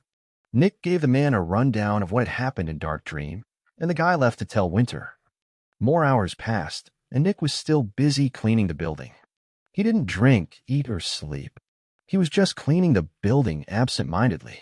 At 12 p.m., one of Winter's people showed up again with a message. Sir says that he has done his best, but he couldn't get an exception for you, the man said. Exception for what? Nick asked. The man looked a bit surprised about that question. The Undercity work, the man said. Sir didn't get an exception for you, but you only have to do it once compared to all the other Zephyx Extractors. Sir has already dealt with a matter of security for the company. When the guards come to take you, just follow their orders. You don't have to worry about Dark Dream. Sir also said that he will contact you personally when he finds the time. He also told me to tell you that you shouldn't do anything drastic, and that the only reason why he could talk with so many people in such a short time was that he trusts you with Dark Dream in his absence. Nick's expression turned a bit uncomfortable. Thanks, Nick said. The man nodded and left Nick again. He still didn't know what Undercity work was, but it didn't seem that important to Nick right now. In fact, nothing seemed important. What was the point of doing any of these things when he might as well be dead soon? Whenever Nick thought about the fact that the state of the city was his fault, he felt a deep feeling of foreboding. His heart was telling him that this was dangerous. It was like Nick was hiding from an extremely powerful Specter. Nick's heart was telling him that he would die if he confronted the Specter. In the same way, Nick felt like he would die if he confronted the things that had happened yesterday. Absent-mindedly, his mind went out to the foreign ball of Zephyx in his neck. The dangerous and explosive warmth of the foreign Zephyx calmed Nick down. If he just touched it, if he just moved it a bit. Chapter 297, Outsider. Nick, Chief Zephyx Extractor of Dark Dream. 2 veterans working for the city arrived in front of Dark Dream and confronted Nick when he brought out yet another piece of rubble.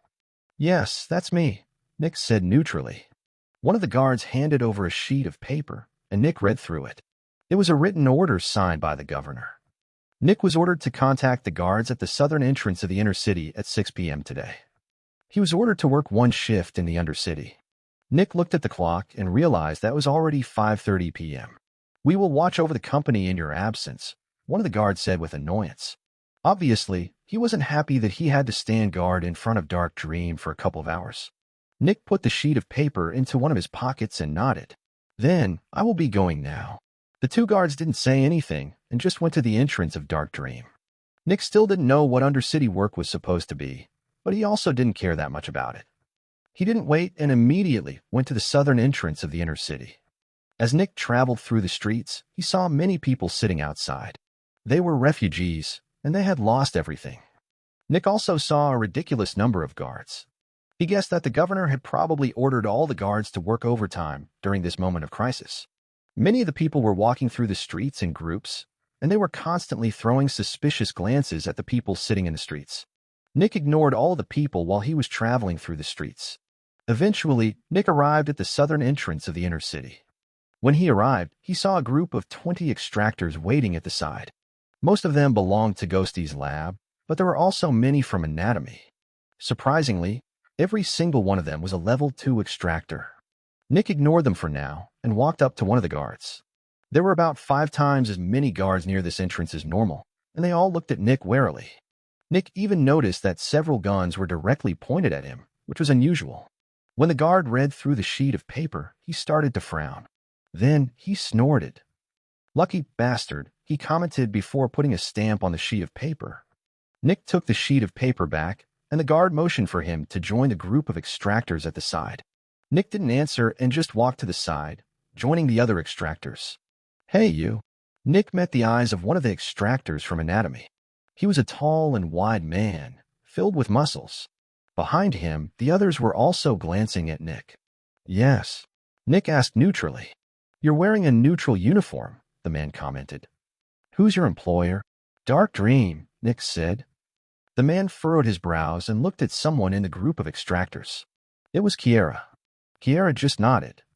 "Yes, he's our boss." That elicited a small chorus of O's from the group. This was the chief Zephyx Extractor of Dark Dream? Naturally, almost all of them had heard of Nick.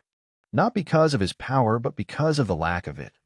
A chief Zephyx Extractor who was also a John was so strange and abnormal that basically everyone talked about it. "Good, you can stay," the big man said. Nick was not sure what this was about. The city was in charge of everything, and Nick was quite sure that this guy didn't have any kind of say in all of this. Nick didn't say anything and just walked over to Kiera. "Boss," Kiera said in greeting. "I'm sorry that I couldn't show up yesterday. I had things to do." Nick just nodded. "I understand." Silence. Some minutes later, another extractor showed up, and the big guy confronted them. Just like Nick, this extractor wore a neutral uniform. "Who's your employer?" the big guy asked. "Dark Dream," the woman said. Nick raised an eyebrow. He didn't know this person. The big man looked back at Nick. "Is that true?" he asked. "I don't know her," Nick said. That made everyone look back at the woman with narrowed eyes. "I work in a different department," the woman shouted in anger at Nick. "I've also never seen you before, and yet I don't claim that you don't work for Dark Dream." The watching people narrowed their eyes even further at the woman, who got more and more nervous. Then Kiera let out a short laugh. "You claim you work for Dark Dream, but you don't even recognize our chief Zephyx Extractor," she said. The woman's eyes widened in shock as she looked at Nick. The tall guy from anatomy glared at the woman. Eventually, she walked to the group, but everyone kept a big distance from her. It was almost like she had some kind of deadly and contagious disease. "What's this all about?" Nick asked Kiera. "Why are extractors claiming to work for us?" "They're from the Spartans," Kiera said with disgust. "After all their executives died, the Spartans split up. Everybody knows that the Spartans are the reason for the city's current state, which is why they try to hide their identities. They wear normal uniforms and claim to work for us." Nick looked at the isolated extractor while Kiera was talking. "She will most likely get into an accident later," Kiera said with apathy and disgust. Nick looked at the extractor for a bit more. Then he looked away. He didn't feel bad for her in any way.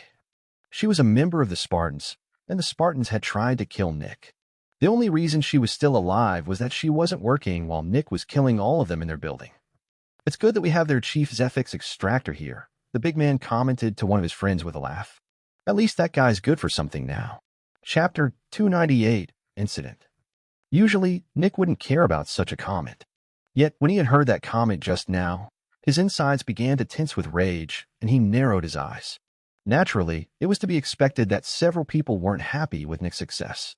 He was a John, just like them. What made him so special that he got such a prestigious position as Chief Zephyx Extractor?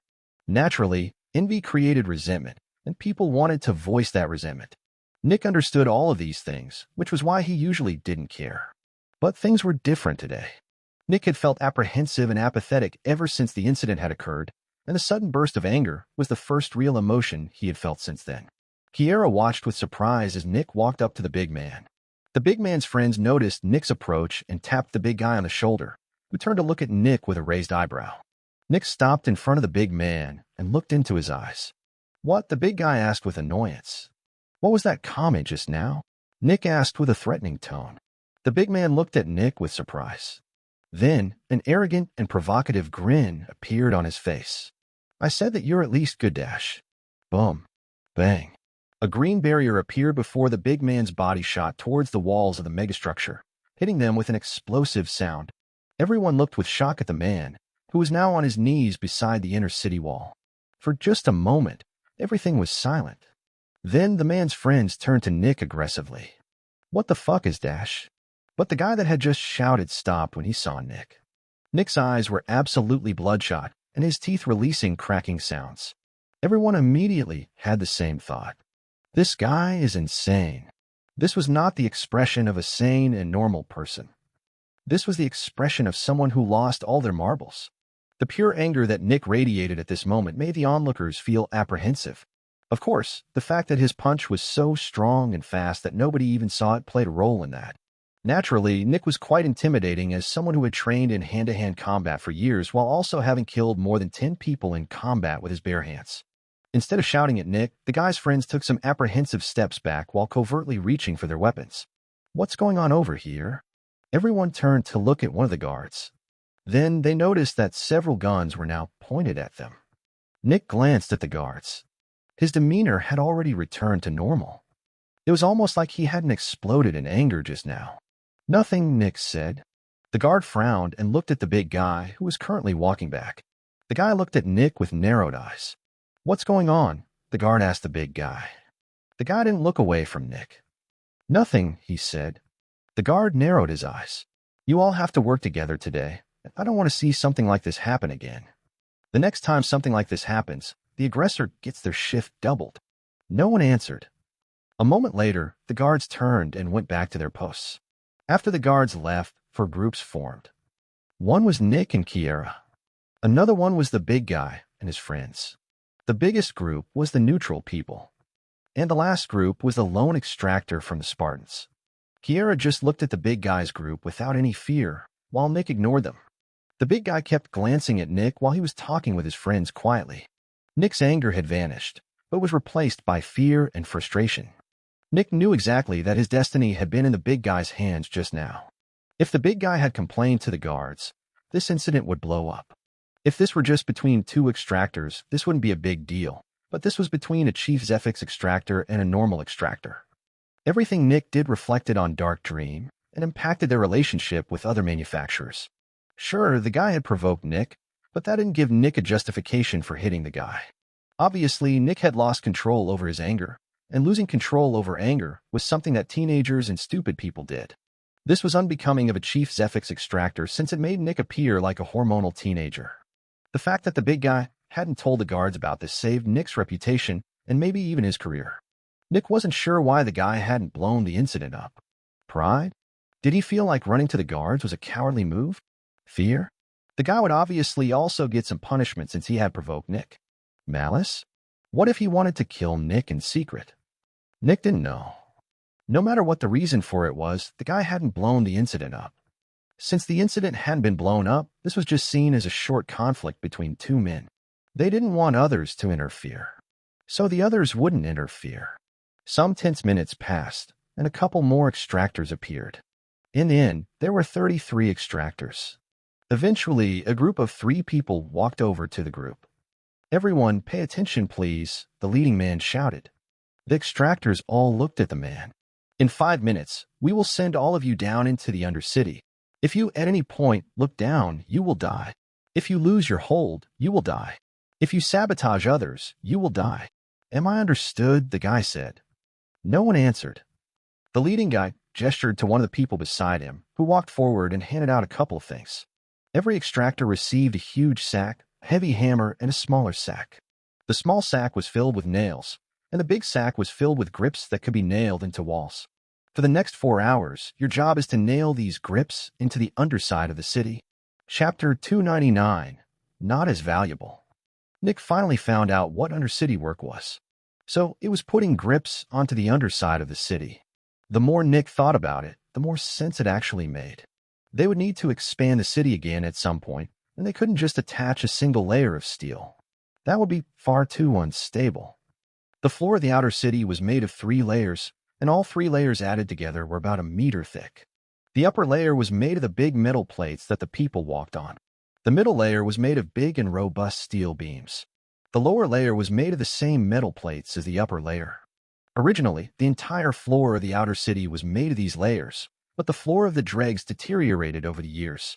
Parts of the Dregs had only had a single layer of metal plates and grates. But that didn't matter anymore. The Dregs were destroyed. Another reason why the city might want some grips on the bottom of the city was that some people might be able to catch themselves if a part of the floor broke. They didn't need to be able to climb back up to survive. They just needed to hang on for a while so that other people could save them. Lastly, the stability of the city had changed. The inner city wasn't any more or less stable than before, but the same thing wasn't true for the outer city. In the past, many supporting pillars kept the outer city stable. Sadly, over 80% of them had vanished, which was one of the main reasons why so much of the city had collapsed. Most of the outer city was hanging on to the support of the inner city, and due to the lever principle, the further one went from the inner city, the more dangerous it got. How much strain did a metal plate put on the city's support when it was an entire kilometer away from the closest support? This meant that the city needed to create diagonal supporting beams. Those were beams that connected to the bottom of the big pillar and the underside of the city but further away from the central support.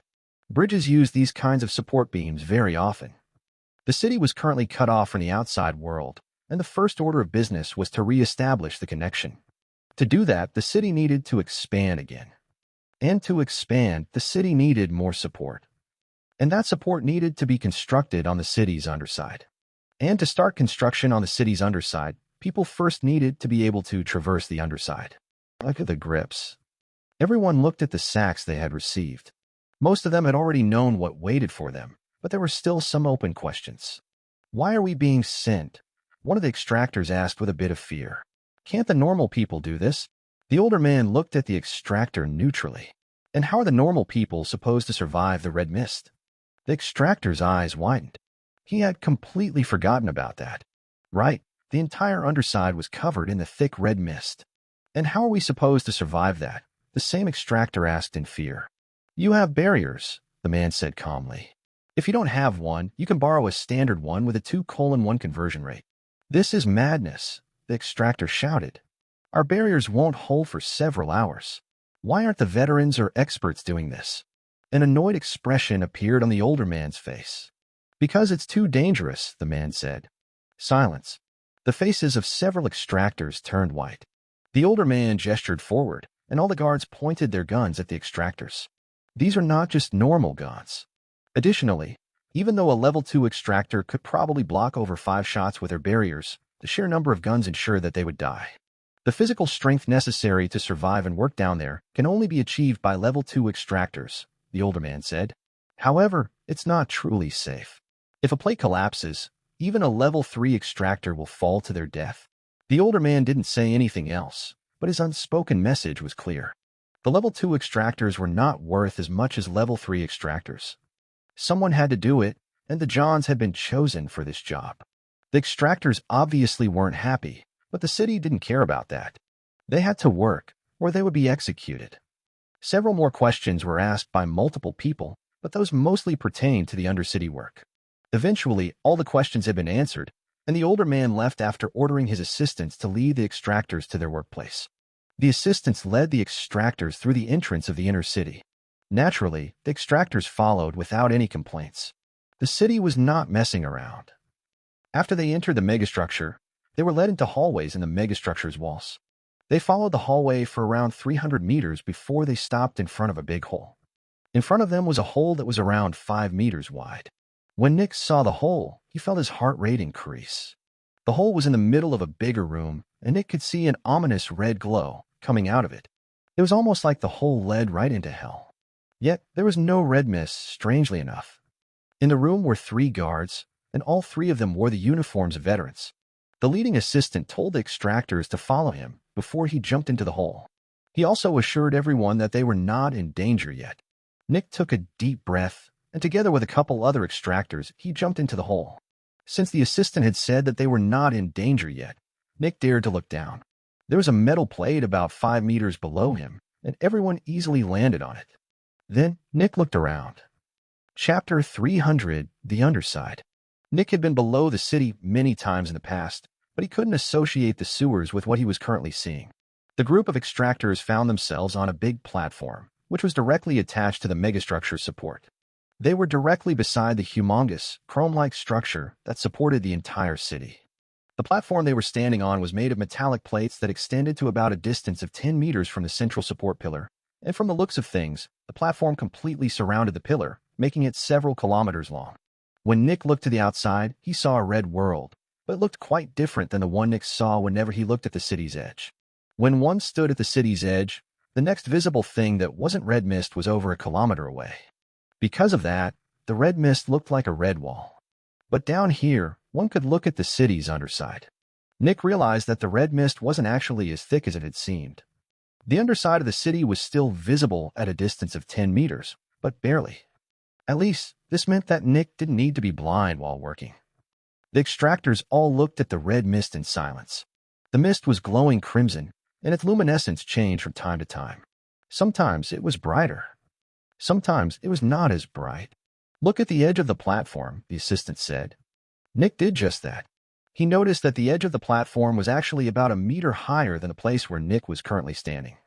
A couple of plates had been put on the edge of the platform, creating a small wall. "We had to construct this divider because of the size of the Crimson Sea," the assistant said. "The edge of the Crimson Sea is around 2.5 kilometers away from here, and several people have already died because they saw the very edge of the Crimson Sea. And no, the red mist does not block the view of the Crimson Sea." Nick took a deep breath. Right, tall person might be able to view the Crimson Sea from this location if there were no divider. "From now on, you can't be careless anymore," the assistant said with severity. "If you see even a tiny part of the Crimson Sea below you, you will die. Don't even look forward since you might accidentally catch a glimpse of the Crimson Sea's edge. Keep your eyes locked onto the city's underside. We've already lost over 20 level 2 extractors to the Crimson Sea during construction. It would be for the best if you didn't join them," the assistant said. Naturally, the extractors were quite nervous. Any glance downward, even by accident, would kill them. They were terrified. Anthony Hawkins, one of the extractors, looked with confusion at the assistant, who had just called him by name.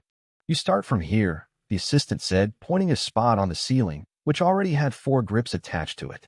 The spot was about 2 meters away from a couple of grips leading into the red world. The 4 grips that were already attached were in a side-by-side position, creating 2 ladders that were offset. If one faced the ceiling while lying down, the first grip would be where one's left foot ended. The second one would be at the right knee. The third one would be at the left hip. The fourth one would be at the right chest. It was obvious that the extractors were supposed to continue this pattern. The extractor walked to the spot below the grips and gulped. "Don't start yet," the assistant said. "I will call the start and end of your shifts." After saying that, the assistant called out more names and pointed them toward more locations. Nick, the assistant said as he pointed at 4 grips. Nick walked over and stopped below his assigned spot. The assistant continued assigning spots. The extractors turned to the side when they heard a distant laugh. This kind of laughter was very familiar to them. All of them still remembered the cacophony of laughter from yesterday. Each time someone laughed, someone died. "If you were already working, you would all be dead," the assistant said. Nick's heart nearly stopped. Right? If he were already working on the city's underside, him turning his head to the right might have put the Crimson Sea into the right corner of his right eye. Ha-ha! Ha-ha! Ha-ha! 3 more laughs came from the red world. "Laughter rarely occurs alone," the assistant said evenly. "Just like with you all, many people forget the danger, and when someone laughs, they turn to look in that direction. Whenever someone dies, between 1 and 4 others die as well." Silence. While the assistant continued assigning spots, Nick thought back to yesterday. It hadn't even been 24 hours since the incident. Nick remembered the red water that had come out of the containment unit's edges after he had grabbed the Zephyx containers. Sure, the red water was dangerous, but it was nothing compared to the endless terror that the current Crimson Sea instilled in the people. How could something this weak turn into something this terrifying in such a short amount of time? It just didn't feel real. "All right, get ready to start," the assistant said. Nick shook his head to get rid of the memories of yesterday and looked upward. Then he jumped and grabbed 2 of the grips with his hands. "Look at the grips and how they have been nailed into the metal," the assistant said. Nick did just that. Every grip had 4 huge nails going through them. Yet the nails were not straight. There was one nail in each corner, and the nail was hammered into the wall in such a way that it diagonally pointed outwards. We expect you to do it the same way. If you hammer the nail straight into the wall, the grip isn't nearly as stable. Then the assistant looked at the time. 5:23 p.m. Your shift starts now. A special thanks to everyone who donated. You've helped me more than you know. I'll keep working on bringing more audiobooks. If you'd like to support further, you can become a member or donate, and you will get a link to the audiobook library. The links are in my bio and description. In the audiobook library, you can already find 10 complete audiobooks. Lord of Mysteries 1, Lord of Mysteries 2, COI, Omniscient Reader's Viewpoint, ORV, Mother of Learning, Reincarnator, Leveling Up with Gods, The Author's POV, Kill the Sun, and 7 ongoing. Shadow Slave with Chapter 1 to 2740. Reverend Insanity with 200 chapter. A Regressor's Tale of Cultivation with 200 chapter. My House of Horrors with 300 chapter. Got dropped into a ghost story, still gotta work with 44.1 chapter. Naruto, The Wind Calamity with 200 chapter. Starting with 13 hidden traits with 200 chapter, updated weekly. You can also download the audio files directly from the library. Making videos takes a bit more time because of rendering, but I'll keep pushing forward. Once again, thank you for listening to Lightverse Recap,